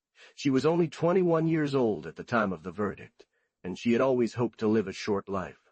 May God grant her that grace. 92. The persecution continued, and through the altered publication of documents, even up to today's historians. Even the trial in folio, 1733, our main source, is followed by a cleverly compiled table against Cadier. At her article, everything that was said against her is immediately and completely indicated as proven facts. However, her retraction from what the poison made her say is not noted. Regarding Girard, almost nothing. You are referred, for his actions, to a multitude of articles that one will not have the patience to search for. Voltaire is quite light-hearted about this affair. He mocks both sides, especially the Jansenists. In the binding of some copies, care has been taken to place, before the trial, as an antidote, apologies for Girard, etc. The historians of our time, who certainly have not read the trial, Mr. Cabas, Fabre Marie, consider themselves impartial and mercilessly accuse the victim. Epilogue. A woman of genius, and a strong surge of heart, believes she sees the two spirits whose struggle marked the Middle Ages, finally recognizing and approaching each other, uniting. Upon closer inspection, they discover too late that they share family traits. What if they were brothers, and this old conflict was nothing more than a misunderstanding? The heart speaks, and they soften. A lovely, womanly idea. Consuelo, Dodon. The proud exile and the gentle persecutor forget everything. They rush toward each other, leaping into each other's arms. Others have also had this same dream. What does the wise Merlin think? My sweet Montanelli wrote a beautiful poem about it. Who wouldn't welcome the charming hope of seeing the struggle here below calm down and end in this moving embrace? In the mirror of his lake, whose depth only he knows, what did he see? What does he say in the colossal epic he gave in 1860? That Satan, if he disarms, will only do so on the day of judgment. Then, pacified, side by side, they will both sleep in common death. It is not difficult, without a doubt, to reach a compromise by distorting them. The nervousness of long struggles, weakening everything, allows for certain mixes. This time is sweet, and hatred is felt much less. One hardly hates but one's friends. In the last chapter, one saw two shadows pacting in harmony and lies. Satan's shadow, Jesus' shadow, rendering small services, the devil friend of Loyola, the devout obsession, and the diabolical possession facing each other. Hell softened in diabolical possession facing each other. Hell softened in the tree. Sacred Heart. I saw Methodists admire Jesuits. But let us leave these appearances. I saw those that the Church calls Satan's sons throughout the Middle Ages, lawyers or doctors, prudently packed with the defeated old spirit. Those who seriously propose to Satan to make arrangements, to make peace, have they well reflected. The obstacle is not revenge. The dead are dead. Those millions of victims, Albigensians, Waldensians, Protestants, Moors, Jews, Indians of America, sleep in peace. Her ashes are to the wind. The universal martyr of the Middle Ages, the witch says nothing. But do you know what protests, what firmly separates the two spirits, prevents them from drawing close? It is a massive reality that has been formed for 500 years. Name me one science that has not revolted. There is only one way to reconcile the two spirits and mix the two churches. It is the gigantic work that the Church has cursed, the prodigious edifice of modern sciences and institutions, which it excommunicated stone by stone, but every anathema grew, increased by one floor. It is to tear down the new, the one that from its principle was declared guilty, condemned. Let us destroy, if we can, all the sciences of nature, the observatory, the museum and botanical garden, the medical school, every modern library. Let us burn our laws, our codes. Let us return to canon law. What? All these novelties have been Satan. There is no progress but his crime. It is this guilty logician who, without respect for clerical law, preserved and re-established that of philosophers and jurists, based on the impious belief in free will. Yes, mathematics. It is this dangerous magician who, while one discusses the sex of angels and other sublime questions, was obsessed with realities, creating chemistry, physics, mathematics. They had to be reclaimed. It was a revolt, for one was burned for saying that three make three, a manifest sin to halt the soul on its way to heaven, to throw it back into life. Medicine, especially, is true Satanism, a revolt against disease, the deserved plague of God.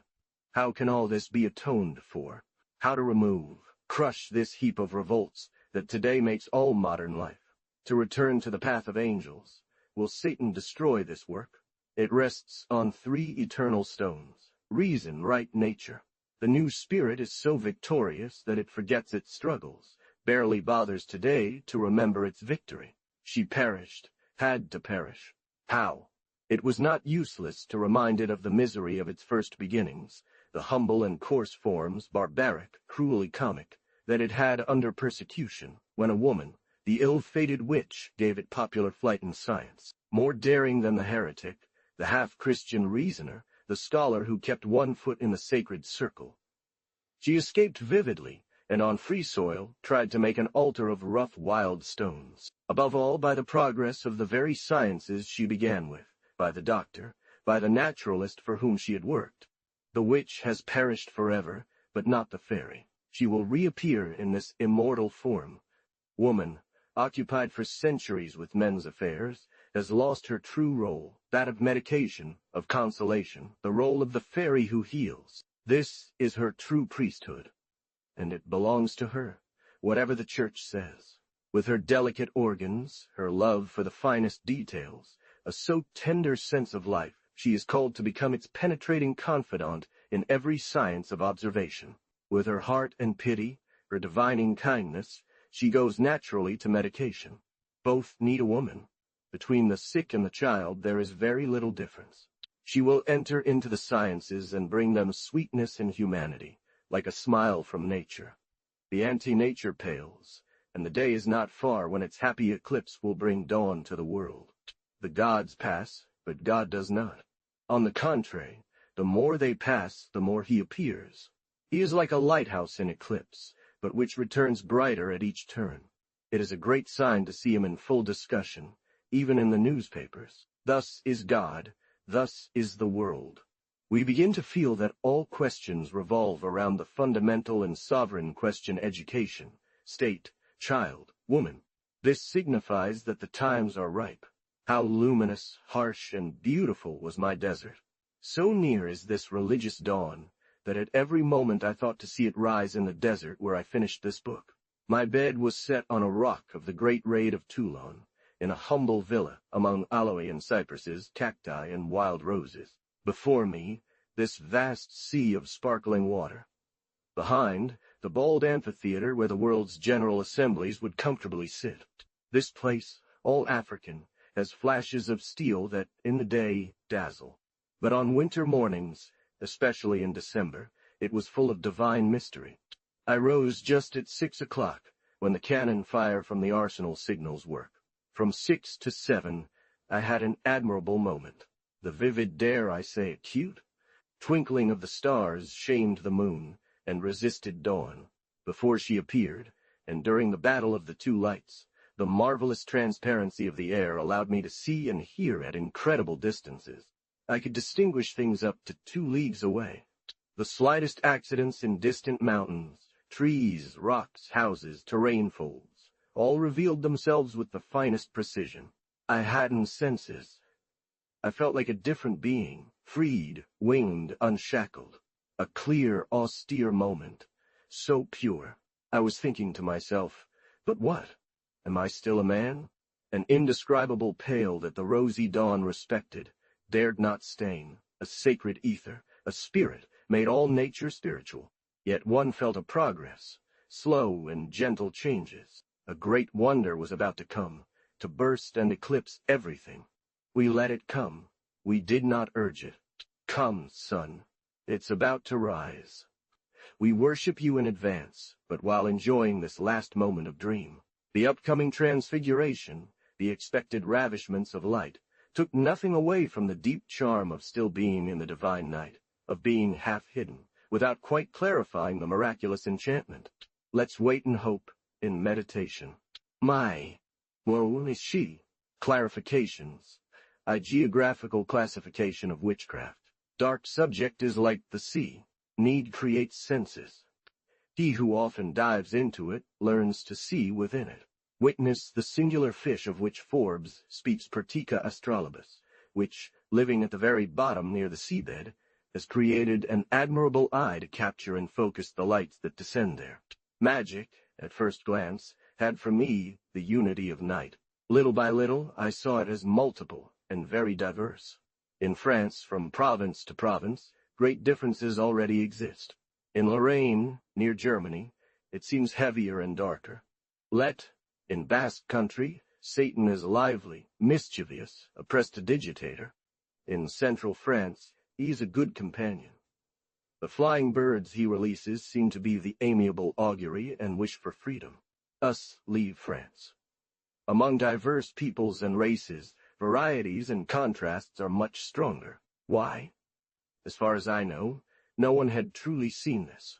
Imagination, a vain, childish poetry blurred and confused everything. I, however, took it to heart. One had fun over this terrible subject that is only tears and blood. I left behind the mirages, fantastical fogs and vague mists in which one found pleasure. The true meaning of life vibrates with living diversities, making them sensitive and revealing them. It distinguishes and characterizes. As soon as they are no longer shadows and tales but living, suffering human beings, they differ and are classified. Science will gradually explore this. Here is the general idea. Let's first exclude the extremes from the equator and the pole, the Negroes and the Lapps. Let's set aside the savages of America, etc. 1. Only Europe had a clear idea of the devil, sought and wanted, and worshipped absolute evil, or at least what was believed to be such. In Germany, the devil is strong. Mines and forests suit him. But upon closer inspection, one sees him mixed up, dominated by the remnants and echoes of northern mythology. Among Gothic tribes, for instance, in opposition to the gentle Hulda, arises the fierce Unhulda J. Grimm, 554. The devil is a woman. He has a vast retinue of spirits, gnomes, etc. He is industrial, works, is a builder, mason, metallurgist, alchemist, etc. Second, the English soul guards itself as long as it can. In England, the cult of the devil is secondary, being mixed and dominated by certain household spirits, certain domestic bad animals through which the sour and angry woman practices mischief and vengeance. Thomas Wright, I. 177. Curiously, among this people where goddamn is the national oath in the 15th century, the trial of Joan of Arc, and perhaps earlier, one wishes to be damned by God, but not sold to the devil. There are hardly any explicit solemn pacts. No grand Sabbath rite, i.e., 281. She lets them go, sometimes sells them. Their mistress calls them by Baroque names, Tiffin, Piggin, Calicut, etc. The vermin of small minds, often in the form of dogs or cats, often invisible and tucked away in woolen packages, in certain bottles known only to women, wait for an opportunity to cause harm. These equivocal beings, whatever one may think, are enough for her. Hold back her malice within their baseness. She has little concern for the devil, does not strive for this ideal. Another reason that prevents the devil from progressing in England is that very few methods are used with him. The witch is hanged, strangled before being burned. The devil does not have his rich monastic literature there. He does not take flight. Thus dispatched, she lacks the horrible poetry that the stake, exorcism, and anathema of councils give her on the continent. To grow, he needs ecclesiastical cultivation. Mr. Wright agrees with me as to time and place. 3, in my opinion, and only in the 14th century, was pure adoration of the devil found in France. He says, however, in France and Italy. I do not see, nevertheless, among the Italians Barthol, 1357, Spina, 1458, Brillandus, 1524, etc., the Sabbat in its most terrible form, the Black Mass, the solemn defi to Jesus. I even doubt it for Spain. There was more crazy freedom than hate and fury. On the frontier, in Basque country, Jesus was adorated impartially by day, Satan by night. The people there live a wretched life, made miserable. The countries of light, Spain and Italy, were probably less far advanced in dark religions, less far advanced in despair. The nature of the South levels many things. Imagination overrules everything. In Spain, the singular mirage of the salt plains, the wild poetry of the shepherd, the goat, etc. Everything seems clearer in France. Madness and fantasy, just as in the dark dreams of the Harz and Black Forest. In Italy, such hysterical desires, for example, of altered individuals, who slip in through the door or the keyhole to drink the blood of young children. Even after the year 1000, see Gerard, Cartol. The heresy of witches, as it was called, appears to occur there normally, after great persecutions, as the supreme heresy. To Chartres, the accusation against the heretics of Orléans began, which would be continually renewed against nighttime orgies and other practices. Every persecuted sect that falls into a nocturnal state, leading to the dangerous life of a secret society, gravitates towards the worship of Satan, and little by little approaches the terrible ideal which was only reached in 1300. An accusation mixed with falsehood and truth, but which increasingly had its effect, reducing the outcasts and suspects to nocturnal assemblies. This is also true of the Waldensian Christians. Even the pure ones, Cathars or Albigensians, after their horrific ruin in the 13th century and falling into despair, turn en masse to sorcery, worshipping the anti-Jesus. Innocent in the 12th century, as Walter Mapes acknowledges, they will eventually become sorcerers, to such an extent that by the 15th century, Waldensians and sorcery are synonymous. In France, the witch does not seem, as much as elsewhere, to be the product of imagination, hysteria, etc. A considerable portion, and perhaps the majority, of this unfortunate class emerged from our cruel religious revolutions. The history of the diabolical cult and sorcery will shed new light on that of the heresy which engendered it. I eagerly await the great book on the Albigensians which is about to be published. An unexpected discovery. Mr. Peyrat has rediscovered this lost world in a sacred depository, faithful and well guarded, the tradition of families. To page 328 of the introduction. It has discovered the in-pace where an entire people was sealed, the immense underground whose man from the 13th century said, "They made so many pits, caves, dungeons, oubliettes, anro, warmsioen, pankenwingme, wingme, adjuon, and Watford, England." Original records of the Inquisition. They were then restored, fartu my fart. I had hoped to find one at the Imperial Library. Inquisitio, the number 5954 Alati, is indeed titled. He regrets this and says, "Licit in regni nostri primor dies," but it is only an inquiry made by order of St. Louis in 1261, when he saw that the horrible regime established by his mother and the legate during his minority was turning the South into a desert. Only 2 true records of the Inquisition have been published so far following Limburg. No mercy for heretics, but only for widows or children of those who are well dead. The Magi extracted 2 others acad. These are records from Toulouse, dating from 1307 to 1326. Lamothi Langen extracted those of Carcassonne Hist. De Toulouse, 1790, in quarto, Ti4, P19. Delinqui, Tachor, on France, T3. Lorente those of Spain. These mysterious registers were locked away in bags, hung high on the walls, and everywhere in Toulouse, and surely elsewhere, sewn shut on both sides, so that nothing could be read without unsuing them all. They provide a valuable specimen, instructive for all the Inquisitions of Europe. For the procedure was exactly the same everywhere. Voi, Directorium, Americi, 1358. They were the best treated. They were left at home provisionally. It's also the infinite number of Crozats who bore the Red Cross before and behind. What strikes in these registers is not just the large number of suppliants, but that of those emures people walled up, placed in a small stone loggia camarula, or in a low pit in-pace, given bread and water. Only they were required to go and be whipped by their priests on Sunday after mass regulation of 1326. Archives of Carcassonne, in L. Langen III, 191.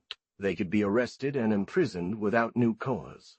The most cruel, especially for women, was that the common people, the children, mockingly scoffed at them. Their sons and grandsons were suspected and very easily imprisoned. Everything is heresy in the 13th century. Everything is magic in the 14th. The transition is easy, for demons are very sensitive. Michel Celis. In the crude theory of time, heresy differs little from diabolic possession. Every bad belief, like every sin, is a demon that is banished through torture or the whip. Croats, or those suspected of heresy, are prescribed to flee all sorcery. Dive set, Lang. This transition from heresy to magic represents a progression in terror, where the judge must find his account. At the heresy trials, mostly men, he has assistants. But for magic and witchcraft trials, almost always involving women, he has the right to be alone, face to face with the accused. But what woman will be innocent? Note that under this terrible title of witchcraft, one gradually understands all the little superstitions, the old poetry of the home and fields, the sprite, the elf, the fairy. Even the most devoted believed in all this. Before going to bed, after her prayer to the Virgin, she left milk for her sprite. What? The village woman would give a small bonfire to the fairies in the evening, and a bouquet to the Holy One during the day. Is she a witch for that? Here she stands before the black man. She fainted from fear, no longer knowing what she was saying. It's not me. I won't do it again. He asks her questions, the same ones, always the same ones, asked of every secret society, the Albigensians, the Templars, anyone. She needs to consider this. The executioner is there. Everything is prepared, under the vault next to it, the estrapade, the rack, the vises, the iron corners. It was my mother, my sister, my cousin, who forced and dragged me. What to do? Reg. Tolos, 1307, P10, A.P. Limburch. I feared her. I went against my will and trembling trepidabat. Sororia sua gilelma trahebat, et metu faciebat multa. Few resisted. In 1329, Joan perished for refusing to denounce her father Reg. De Carcassonne, El Langon, 202. But with these rebels, other methods were tried. A mother and her 3 daughters had resisted torture. The Inquisitor seized the second one, made love to her, reassured her so much that she confessed everything, betrayed her mother and sisters Limburch, Lamo the Langen, and all at once they were burned. What broke more than even the torture was the horror of in-pace. Women died of fear of being sealed in that little black hole. Sometimes, fear was exploited to the point of epilepsy. In Paris, one could witness the public spectacle of a dog's log in the court of the repentant girls, where Dame Escoman was kept, except for a slit through which she was fed bread, lying in her excrement. In Spain, the in-pace, far from being a place of peace, had a door through which the victim was daily brought at a fixed hour to be worked for the good of his soul, by flagellating him. Example. This small blonde, a weak child of 15 years, whom Michelet himself admits he forced to denounce, by placing her in an old ossuary to sleep on the bones of the dead. Laurente, a monk condemned to the in-pace prays, and begs that he be given death instead. On the auto da fe, see what eyewitnesses say in Limburch. See especially Dellin, who himself wore the San Benito. Inquisition of Goa, 1688. She escaped while her confidant was burned at the stake. The seneschal apologized and remained disgraced. From the 13th to the 14th century, terror was so great that people in high positions would abandon their ranks, fortune, and flee as soon as they were accused, just like Lady Alice Keitler, mother of the Seneschal of Ireland, who was pursued for witchcraft by a mendicant monk, made Bishop 1324. T. Wright, Proceedings against Lady Alice, etc., in quarto. Dal. London, 1843. All of this unfolds between 12 and 1300. What happened? It was in 1233 that the mother of St. Louis established the great prison of the Amurats in Toulouse. People gave themselves to the devil. The first mention of the devil's pact is from 1222. Cesar Heisterbach. One did not remain heretic or half-Christian. One became satanic, anti-Christian. The fierce sabbatical round appeared in 1353 Trial of Toulouse, in El Langen, 360, the night before the Jacquerie.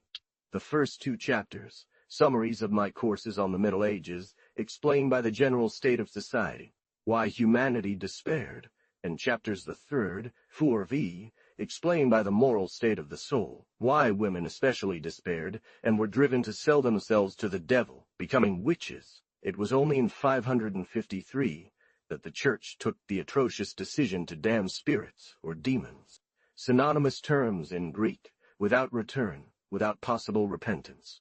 She followed in this the African violence of St. Augustine, against the milder opinion of the Greeks, Origin, and Antiquity. Hag, Hist, Des Dogmas, I, 8083. From then on, one studies, one fixes the temperament, the physiology of spirits. They have a body and they do not disappear in smoke, but love heat, fear blows, etc. This Byzantine gives exactly the same idea as that of Western legends. Everything is perfectly known, agreed upon, by 1050 Michael Sellis, energy of spirits or demons. They do not inquire into the successive stages by which one arrived at this horrible thing. Their witch appears suddenly, as if from the depths of the earth. In chapters Vitude of Book 1, and as early as page 379, I tried to find out how the woman could become a witch. Delicate research. None of my predecessors inquired about it. See the numerous texts in Grimm's mythology, Maury's fairies, etc., etc. It is only in the 14th century that it is clearly stated that all these spirits are devils. Notius Trilby, and most of the analogous tales are missing, because they do not go to the tragic moment when the little woman sees in the sprite the infernal lover. Such is not human nature. This research imposed on me the most difficult task. Ancient texts are rare, and those found scattered in bastard books from 1500, 1600, are difficult to distinguish. When these texts were rediscovered, how could one date them, say, this is from the 12th, this from the 13th, 14th? Nothing has served me better.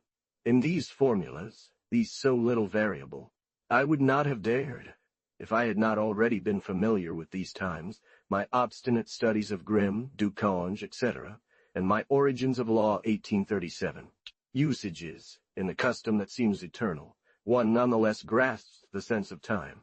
Other centuries, other forms. One learns to recognize them, to fix them with moral dates. One distinguishes marvelously the dark gravity of antiquity from the pedantic chatter of relatively recent times, a less subject to error critique. If the archaeologist determines the form of such an arrowhead, that a monument is from such a time, with much greater certainty, historical psychology can show that such a moral fact belongs to such a century, and not another, that such an idea, a passion, impossible in earlier times, impossible in recent ages, was exactly from such an age. For archaeologists have sometimes been mistaken about such skillfully reforged arrowheads. In the chronology of arts, certain forms can indeed be reforged. But in moral life, this is impossible. The cruel history of the past that I tell here will not reproduce its monstrous dogmas, its terrible dreams. Now here is my sin where criticism awaits me. In bronze, in iron, they are fixed in their eternal place in the fatalism of time. In this historical and moral analysis of the creation of witchcraft up to 1300, instead of delving into prolix explanations, I have often taken a biographical and dramatic thread, following the life of a single woman over 300 years, and this note well, in only 6 or 7 chapters. For example, if I have given the word, in this brief section, one will easily sense how everything is historical and well-founded. Gerbert, in the 11th century, studied magic in this city. It is a master from, according to Cesar Dijsterbach, students from Bavaria and Swabia also learned necromancy in Toledo. Toledo, as the sacred name of the capital of magicians, I had not only the very serious opinion of Mr. Soldan, nor only the lengthy passage from Lancre, but also very ancient texts. Toledo, who propagates the crimes of witchcraft, pursued by Conrad of Marburg. The great cry of fury, which is the true meaning of the Sabbat, reveals something quite different. There are not only material sufferings and the emphasis on old miseries, but an abyss of pain. However, the Saracen superstitions, coming from Spain or the East, as Jacques de Vitry says, had only a secondary influence, as did the ancient Roman cult of Hecate or Diana. The depths of moral suffering are only found around St. Louis, Philippe le Bel, particularly among certain classes who, more than the ancient serfs, felt and suffered. From here these despairings that precipitate towards the spirit of hidden treasures, the devil of money. Add laughter, outrage, and perhaps more, perhaps they create the bride of Satan. These must have been especially the good peasants, notable villains, the mayor serfs of villages, which I have seen in the 12th century, and who, in the 14th, under the new taxation, responsible like the ancient curials, are doubly martyrs, for the king and barons, crushed by humiliations, finally living hell. What could be more natural? The Black Death ravages the globe and kills a third of the world. A trial in Toulouse, which gives in 1353 the first mention of the Sabbath circle, just puts my finger on the exact date. The Pope is deposed. Lords are defeated. Prisoners extort ransom from their serfs, and take even their shirts. The great epilepsy of time begins, then slave war, Jacquerie. One is so furious that one dances. IV chapters 9 and X. Satan, as a doctor, potions, etc., and those who walked free from these chains, the witches would have found nothing. It would be unbelievable. In reading the very beautiful works that have been written in our days on the history of the sciences, I am amazed by one thing. It seems to be believed that all was discovered by doctors, these half-scholastics, who at every moment were checked by their robes, dogmas, the deplorable mental habits that their school gave them. Paracelsus says the opposite. In what little we know of their recipes, there is a singular common sense. I was surprised to see in Mr. Cost's History of the Development of Bodies, Vol. du Auteur. Even today, solanaceas, so extensively used by them, are considered the special remedy for the great illness that threatened the world in the 14th century. 2. p. 24, ed. D. 2. p. 53. That Mr. Paul Dubois' opinion on the effects of cold water at a certain moment was exactly in line with the practice of witches at the Sabbat. Luc Duny, in Octavo Dot. On the contrary, look at the foolish recipes of the great doctors of those times, the wonderful effects of mule urine, etc. Agrippa de occulta philosophia, Valtorta de occulta. As for their love medicine, their philtres, etc., we have not noticed how much pacts between lovers resemble pacts between friends and brothers in arms. The seconds in Grimm Rex Alterthumer, and in my Origines. The first in Calcanini, Sprenger, Rolandus, and many other authors, have exactly the same character. Add certain communions, by blood, by such or such excretion. It is always either nature attested and taken as witness, or the more or less impious use of sacraments, church matters, or the common banquet, such drink, such bread or cake that is shared. Satan's relations with the Jacquerie.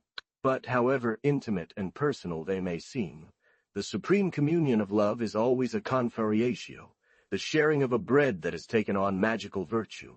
It becomes such, sometimes through the Mass said over at Grolandus, 316, sometimes through contact, the emanations from the beloved object. On the evening of a wedding, to awaken love, they serve the pâté de l'épousetiers, Superstitions IV, 548, and to wake it up in someone who has been bound to them, she makes him eat certain paste that she has prepared, etc., breathe, etc. Anunsu, Cairo, or Westford. But all this was stifled early on in waves of blood. The beautiful symbol of flying birds, set free by Satan, would suffice to suggest that our French peasants saw it as a savior and liberator. On the Rhine, the matter is clearer. There, as princes were also bishops, hated for double reasons, they saw Satan as a personal adversary. In the 16th century, the movement changed forms and became the Peasants' War. Despite their reluctance to accept the yoke of the Roman Inquisition, they embraced him in the face of the imminent danger of the great eruption of witchcraft that broke out at the end of the 15th century. Fine tradition, told by Walter Scott, shows us that in Scotland, magic was the auxiliary of national resistances. An enchanted army waits in vast caverns for the hour of combat to strike. One of these lowland men who deal in horses sold a black horse to an old man from the mountains. "I'll pay you," he said, "but at midnight at Lucan have a point on Eildon Hill." He does pay him indeed in very old coins, then tells him, "Come see my abode." The old man whispers, "All will awaken at the Battle of Sheriffmuir." In the cave hung a sword and a horn. Great is the merchant's surprise when he sees, in an infinite depth, rows of immobile horses, near each a similarly still warrior. "With this horn," says the old man, "you can break all enchantment." At that moment, the horses neigh, prance, shake their gear. The other, troubled and beside himself, takes the horn, plays some sounds. The warriors rise. Everything resounds with the noise of iron, armor. The merchant dies of fear, and the horn falls from his hands. Everything disappears. Einkuhl, Karmolder, Bejuan, or Baramol. A terrible voice, like that of a giant, rings out, shouting, "Woe to the coward who doesn't draw the sword before sounding the horn." These. The unworthy merchant was carried out of the cave by a trumpet, and whatever he may have done since, he never found the entrance again. Great national opinion and profound experience. Very good for these wild tribes that always made much noise before they were ready to act, warned the enemy. But I have no doubt about the very thing itself. I doubted that incest was solemn, displayed publicly, as said by Lanker, from the last act of the Sabbat. When one returns completely from this miraculous dream of almost 2,000 years, and judges coldly the Christian society of the Middle Ages, one will notice something enormous, unique in the history of the world. That one adultery is in a state of regular institution, recognized, esteemed, sung, celebrated all monuments of noble and bourgeois literature, all poems, all fablio. And on the other hand, incest is the general state of serfs, a perfectly manifest state in the Sabbat, which is their sole freedom, their true life. Our women, working less, were considered useless mouths, economic incest above all, resulting from the miserable state in which the serfs were kept. One sufficed for the family. The birth of a daughter was mourned like a misfortune. See my origins. Few survived. She was barely taken care of. The eldest brother married alone and cloaked this communism in a Christian mask. Between them, perfect understanding and conjuration of sterility. This is the essence of this sad mystery, attested by so many witnesses who do not understand it. He too asserts two great things. 1. Incest, even that of mother and son. 2. Sterile and painful pleasure, impossible fertility. One of the most serious for me is Boguet, serious, honest, diligent, who in his country distant from the Jura, on his mountain of St. Claude, must have found ancient customs, better preserved, followed faithfully with the routine tenacity of the peasant. It is frightening that entire peoples of women submit to this sacrilege. I say, entire peoples. These sabbats were immense assemblies, 12,000 souls in a small Basque canton, see Lanker, 6,000 for a hovel, La Mirandole, see Spina. Great and terrible revelation of the little moral influence the Church had. And in the only moment when it is free, when it can show what it is, it appears more than pagan. One believed that with its Latin, its Byzantine metaphysics, scarcely understood even by itself, it Christianized the people. Interest, calculation, family concentration, do more than all these vain teachings. The incest of father and daughter would have done little for this, and it is spoken of less. Why? That of mother and son is specially recommended by Satan. Oh, but how did she consent to that? Because, in these wild races, the young worker, at the first awakening of his senses, would have escaped from the family, would have been lost to it at a moment when he became precious to her. She believed she could hold him, fix him there, at least for a long time, by this so strong bond, let his mother damn herself for him. Let us judge from the rare cases fortunately seen today.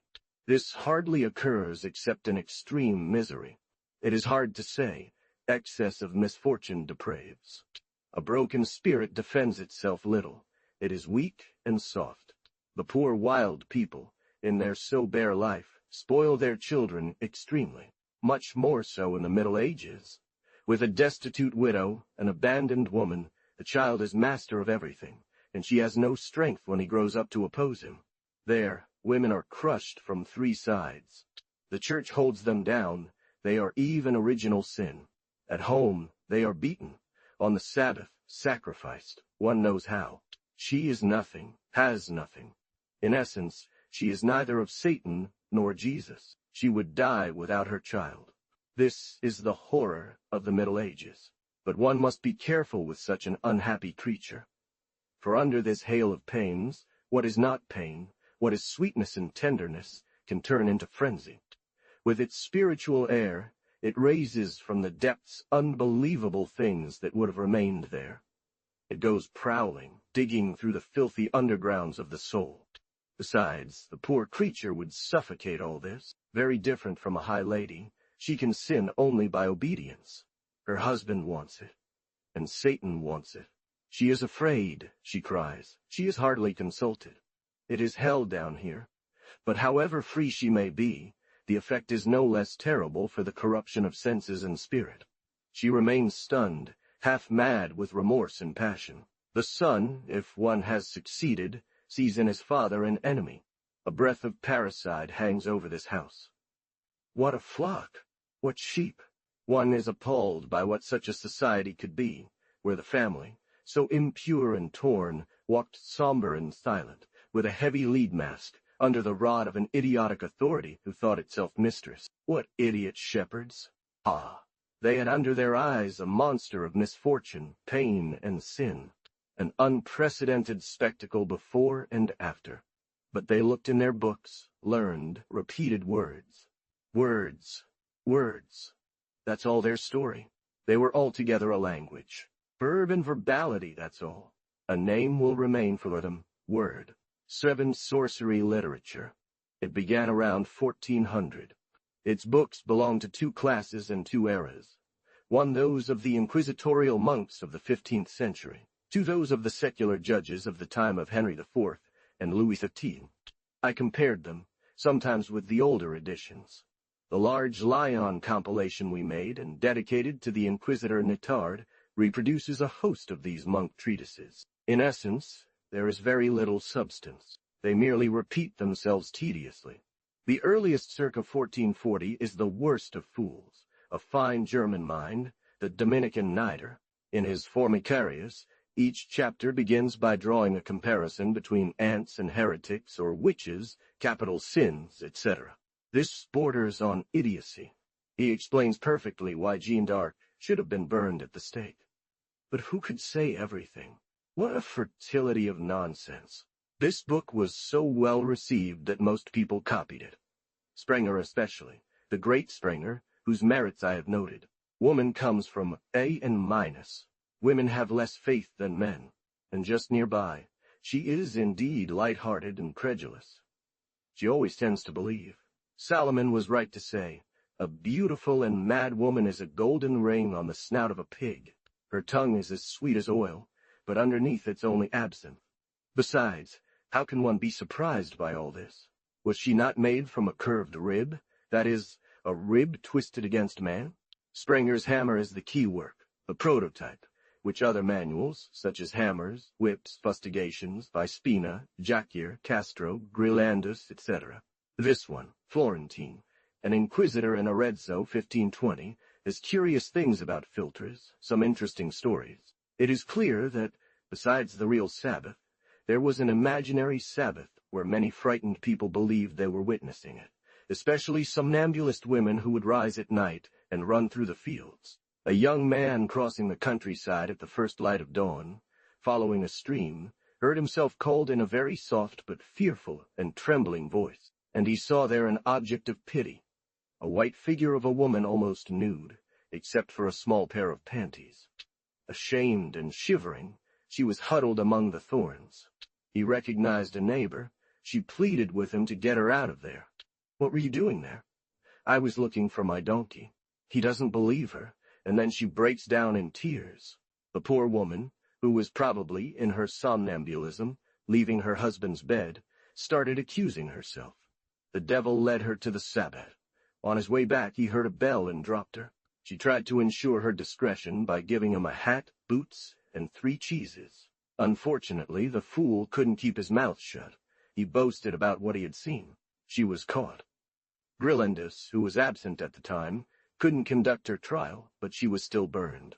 From monk to monk, the snowball always grows larger. He speaks of it with complacency, and says the sensual butcher. She was beautiful, and quite fat pulchra, et satis pinguit. Around 1600, when compilers themselves were being compiled, increased by the latest arrivals, one arrives at an enormous book, the Disquisitiones Magicae, by the Spaniard Del Rio. At the first banquet service, children are eaten in a hash. At the second, the flesh of a wizard dug up. In his Auto da Fe de Logroño, reprinted by Lancre, he provides a detailed but curious sabbat, one of the craziest that can be read. Satan, who knows his world, escorts the guests, holding as a torch the arm of a dead child unbaptized, etc. No. Is this enough nonsense? The prize and crown belonged to the Dominican Michaelis Gaufridi affair, 1610. His sabbat is certainly the most unlikely of all. The sabbat takes place every day. First, we gather at the sound of the horn, a good way to get caught. Each day has its special crime, and so does each class in the hierarchy. Those of the lowest class, novices and poor devils, practice their skills to start, by killing young children. Those of the upper class, magical gentlemen, have the task of blaspheming, challenging, and insulting God. They do not take the trouble of performing evil deeds and enchantments. They make them through their valets and maids, who form the intermediate class between proper wizards and rogue ones, etc. In other descriptions of the same period, Satan observes university practices and subjects aspiring students to severe examinations, ensures their competence, enrolls them in his records, grants diplomas and patents. Sometimes he demands a long preliminary initiation, a near monastic novitiate. 8. Or, according to the rules of apprenticeship and craft corporations, he enforces learning, the presentation of the masterpiece, decadence, etc. Or 1. On the contrary, one thing well worthy of attention is that the Church, the enemy of Satan, instead of defeating him, accomplishes his victory twice over. After the extermination of the Albigensians in the 13th century, has she triumphed? Satan reigns in the 14th. After St. Bartholomew, and during the massacres of the 30 Years' War, does the Church triumph? On the contrary, Satan reigns under Louis XIII. The Church had only demons. My strength lies in starting, not from the devil, a hollow entity, but from a living reality, the witch, a warm and fertile reality. The whole object of my book was to give, not a history of sorcery, but a simple and powerful formula of the life of the witch, which my learned predecessors obscure by the very science and excess of detail. She could not reach Satan. It is the witch's dream. I said, I have attempted to summarize her biography of 1,000 years, her successive ages, her chronology. First, I said, second, how the witch reigns, but destroys herself, how she makes herself by the excess of miseries, how the simple woman, served by the familiar spirit, transforms this spirit in the progress of despair, is possessed, obsessed, devilishly possessed, constantly begetting it, incorporates it, and, dadding it, incorporates it, finally becomes one with Satan. What remains in the light through famous trials is no longer the witch, but the enchanted apes, Laudun, Louviers. The proud and hateful witch becomes, in success, the insidious and cunning witch, who heals but defiles, increasingly industrial, an empirical factotum, an agent of love and abortion. Countryside. This chronology was not yet well established for me when I attempted, in my history, to recreate the Sabbat and its acts. I erred on the 5th point. The true native witch is an isolated being, a demon's nun, who knows no love nor family. Even those of decay do not love men.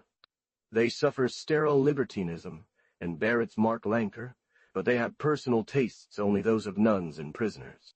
They attract weak, credulous women who let themselves be led to their secret feasts. Wire, ch. 27. The witch seldom conceives except against her will, from outrage and ridicule. The husbands of these women are jealous, disrupt this beautiful mystery, beat the witches, and inflict on them the punishment they fear most, which is to become pregnant. But if she has a son, that is said to be the essential point of satanic religion, that he becomes her husband. From there in recent times have come hideous families and generations of little witches and wizards, all cunning and evil, subject to beating or denouncing their mothers. There is, in Boguet, a horrible scene of this kind. Strenger, p. 174, Edgy of Lyon. What is less known, but well infamous, is that the nobles who employed these perverse races for their personal crimes kept them always dependent, through fear of being delivered to the priest. For the decay of sorcery and the last persecutions it has suffered, I refer to 2 excellent books that should be translated, those of M. Soldan and Mr. Wright. I have spoken twice about Toulon, for its relations with magnetism, spiritualism, spinning tables, etc. One will find rich details in the curious history of the wonderful by M. Figuier. Never enough. It has brought me luck. Our works bear the mark of the country where they were accomplished. It was much for me to finish this dark story in the land of light. Nature works with us. It is a duty to give thanks to this mysterious companion, to thank the genius loci. He himself died there recently. The one who built this hermitage, a doctor, wrote an original book, Agony and Death. At the foot of Fort Lamalgue, which dominates invisibly, I occupied on a rather steep slope of moorland and rock a small, very secluded house. With a burning head and a volcanic heart, he came from Toulon every day to pour out his troubled thoughts there. They are strongly marked there. He is still present there through the foreign plants that he loved, the white marbles loaded with Arabic characters that he saved from destroyed tombs in Algiers. In the enclosure, quite large, with vines and olive trees to close it in and isolate it doubly, he's created a very narrow garden, surrounded by walls, in an African style, with a tiny pool. All very solitary, with no soft spots but very charming. His cypresses of 30 years have become giants, his aloe vera, his enormous and fearsome cacti. This bay, we know, is the wonder of the world. In winter, everywhere the olive tree in bloom, everywhere thyme and bitter perfumes. There are even larger ones, but none so beautiful, none so proudly drawn. It opens to the sea through a mouth 2 leagues wide, constricting it with 2 curved peninsulas like crab's legs. A singular charm, nobility, and severity. All the varied interior, irregular with headlands, rocky peaks, sharp promontories, plains, vines, pine groves. I did not even discover the bottom of the bay, but its 2 immense arms. To the right, Tamaris now immortal. To the left, the fantastic horizon of Gian, the Golden Islands, where great Rabelais would have wanted to die. Behind, under the high cirque of the bald mountains, the gaiety and sparkle of the port, its blue waters, its ships going and coming, this eternal movement, form a sharp contrast. Floating pavilions, banners, swift boats, taking and bringing back officers, admirals, all alive, interest. Every day at noon, on my way to the city, I would climb from the sea to the highest point of my fort, from which the immense panorama unfolds. The mountains from Hyères, the sea, the harbor, and in the middle of the charming town seen from there. What eager friends!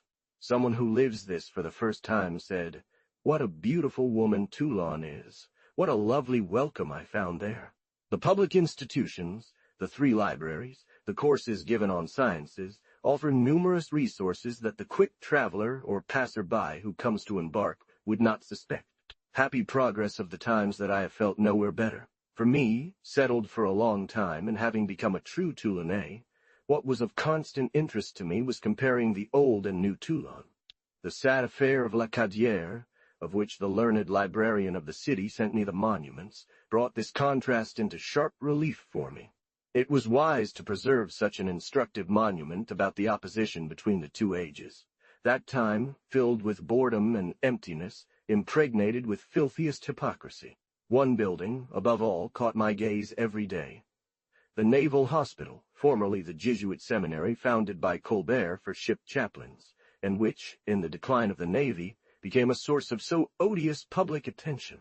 This time, bright with truth, ablaze with labor, inquiry, science, and here, science entirely charitable, focused solely on the relief and consolation of human life. Let us enter now. We shall find that the house has undergone some changes. If those who oppose the present say that its progress comes from the devil, they will admit that apparently the devil has changed his tactics.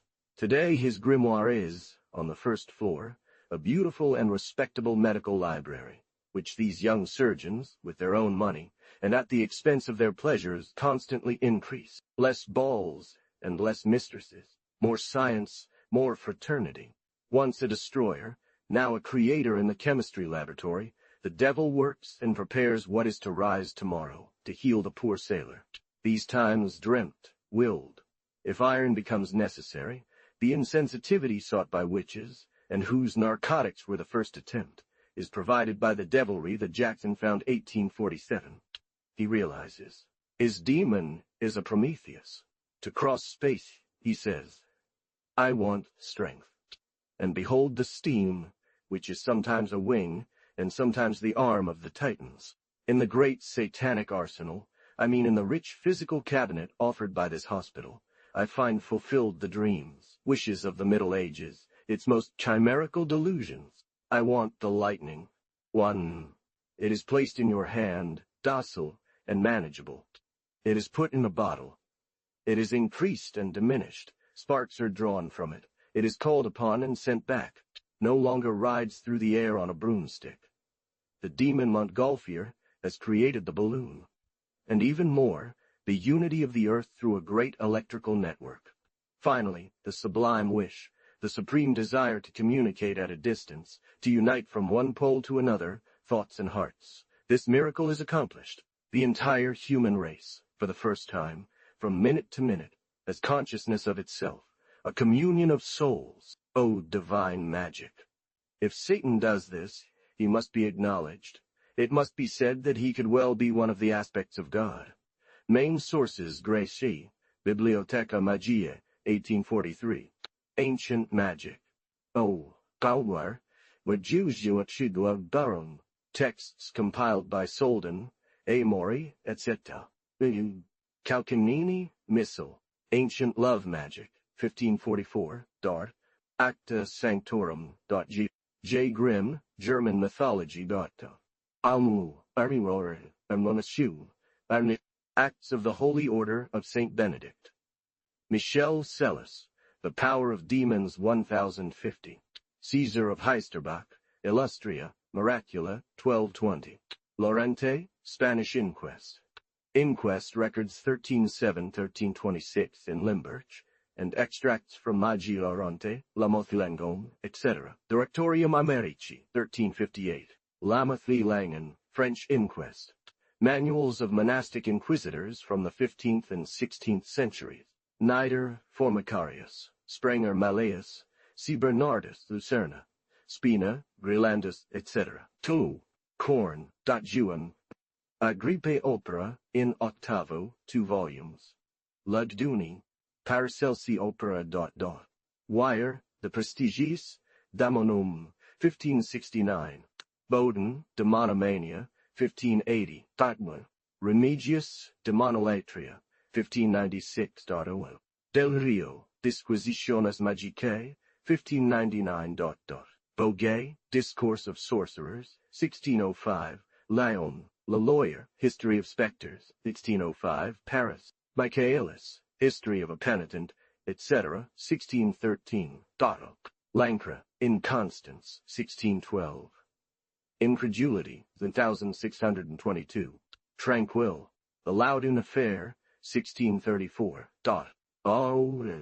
Einwer, The History of the Loudon Devils by Alban, 1716. Maurald Dome, Carmi, and Westermone, Monsieur, Alvery Wife. The Story of Madeleine Bavant from Louvier's, 1652. Examination of Louvier's. Apology for the Examination by Eveline, 1643. Trial of Father Girard and Ella Cadier.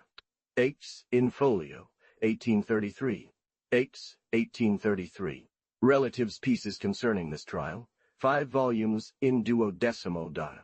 Mauro, Bengo Bao, and Kerblamet Loregiu. Factum, Songs, Relatives, etc. U.G. Manuscript, from the Library of Toulon. Salverte, Occult Sciences, with an introduction by Lettre. T. A. Maury, Fairies, 1843. Magic, 1860. Soldan, History of Witchcraft Trials, 1843. Wright, Narratives of Sorcery, 1851. A. L. Figuier, History of the Marvelous, 4 volumes. Ferdinand Dennis, Occult Sciences. The Enchanted World. Einwar, End of the Witch.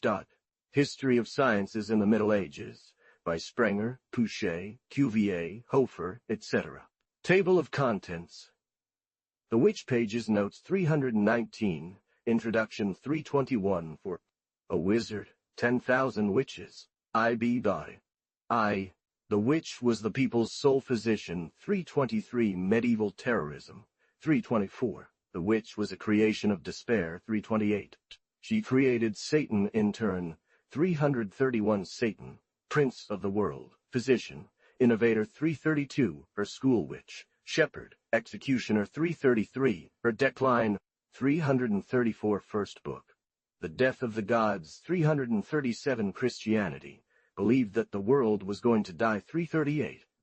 The World of Demons, 341. The Fiancée of Corinth, 343-2. Why the Medieval Period was Desperate, 347. The people create their legends, 348, but they are forbidden from inventing, 352. The people defend their territory, 357, but they are made serfs, 358. The third. The Little Demon of the Home, 359. Primitive Communism of the Villa, 360. Independent Hearth, ID. The serf's wife, her fidelity to the ancient gods, the Imp for Theo. Temptations. The serf invokes the spirit of hidden treasures. Feudal raids. The woman turns the imp into a demon. Possession. The arrival of gold in 1300. The Pact 398. The woman strikes a deal with the gold demon. Unclean. Middle Age. Fears the village made hatred for the castle lady sits. The King of Deads 405. The server is given to the devil 399. The Land and the Witch 4027. The Prince of Nature 4014. The Thaw of the Middle Ages 419. The Witch evokes the East Ibid. She makes the beloved dead return 410.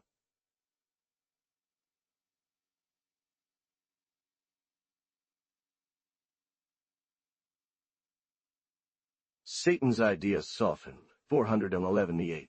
She conceives nature 421. Arrow, obey, and Olmer, and Shenley. While Brang. Satan, the Doctor 423, the diseases of the Middle Ages IBIA. She begins to heal women 435x charm. The sorceress heals them with poisons 429. The consolers, or Solanese Ibid, filters. Au Ran Shi, Bantreum, Howard Dowm, Dub Shi. 437 Bluebeard and Griseldis 439. The Castle Implores. The Witch 442. Her Malice Ibid. The Communion of Rebellion. The Sabbats. The Black Mass 448. The Ancient Semi-Pagan Sabbats 449. The Black Mass. The Offering. The Altar Woman and Host 457. 2. Love. Death. Satan. Faints. 461. Act 3. Love among close relatives 462. Act 4. Daughter. Satan and the Witch's Death 469. Second Book. I, the Witch of Decadence. The Last of the Filters 4079. 2. Satan multiplied 471 witches and wizards employed by the great 475 She-Wolf Lady 476. A Century of Tolerance in France. The Witch's Hammer 481. Satan Master of the World 492. 3rd. Our lawmakers burn as much as priests 502 of 40. Reaction 497. Spain begins when France halts 498. Reaction. Basque Witches 504. They direct their own judge 505 v. Satan becomes ecclesiastical 514. Sabbat Antics in the modern world 516. Oh, Gaufridi 1610. 523 Priests sorcerers pursued by monks IB. Jealousies of nuns 526-7. The Possessed of Laudun. Grandier 1632-1634 546. The Handsome Curate Sorcerer 553. Malicious Fury of the Nuns 561-8. Possessions of Louviers. Madeleine Bavant 1633-1647 565. Enlightenment. The Quietest Devil Ibid. Ani and Roel. Finer Jude. Walwil Elder Ages She. Duel between the Devil and the Doctor 572-9. Satan triumphs in the 18th century 580x. Father Girard and the Cadier 1017-35. The Cadier at the Convent 1730-621-2. The Trial of the Witch 1731,000, 1731-646, Epilogue 673, Can Satan and Jesus be reconciled? 674. The witch is perished, but the fairy will rise again 676. Imminence of religious renewal 677. Illustrations.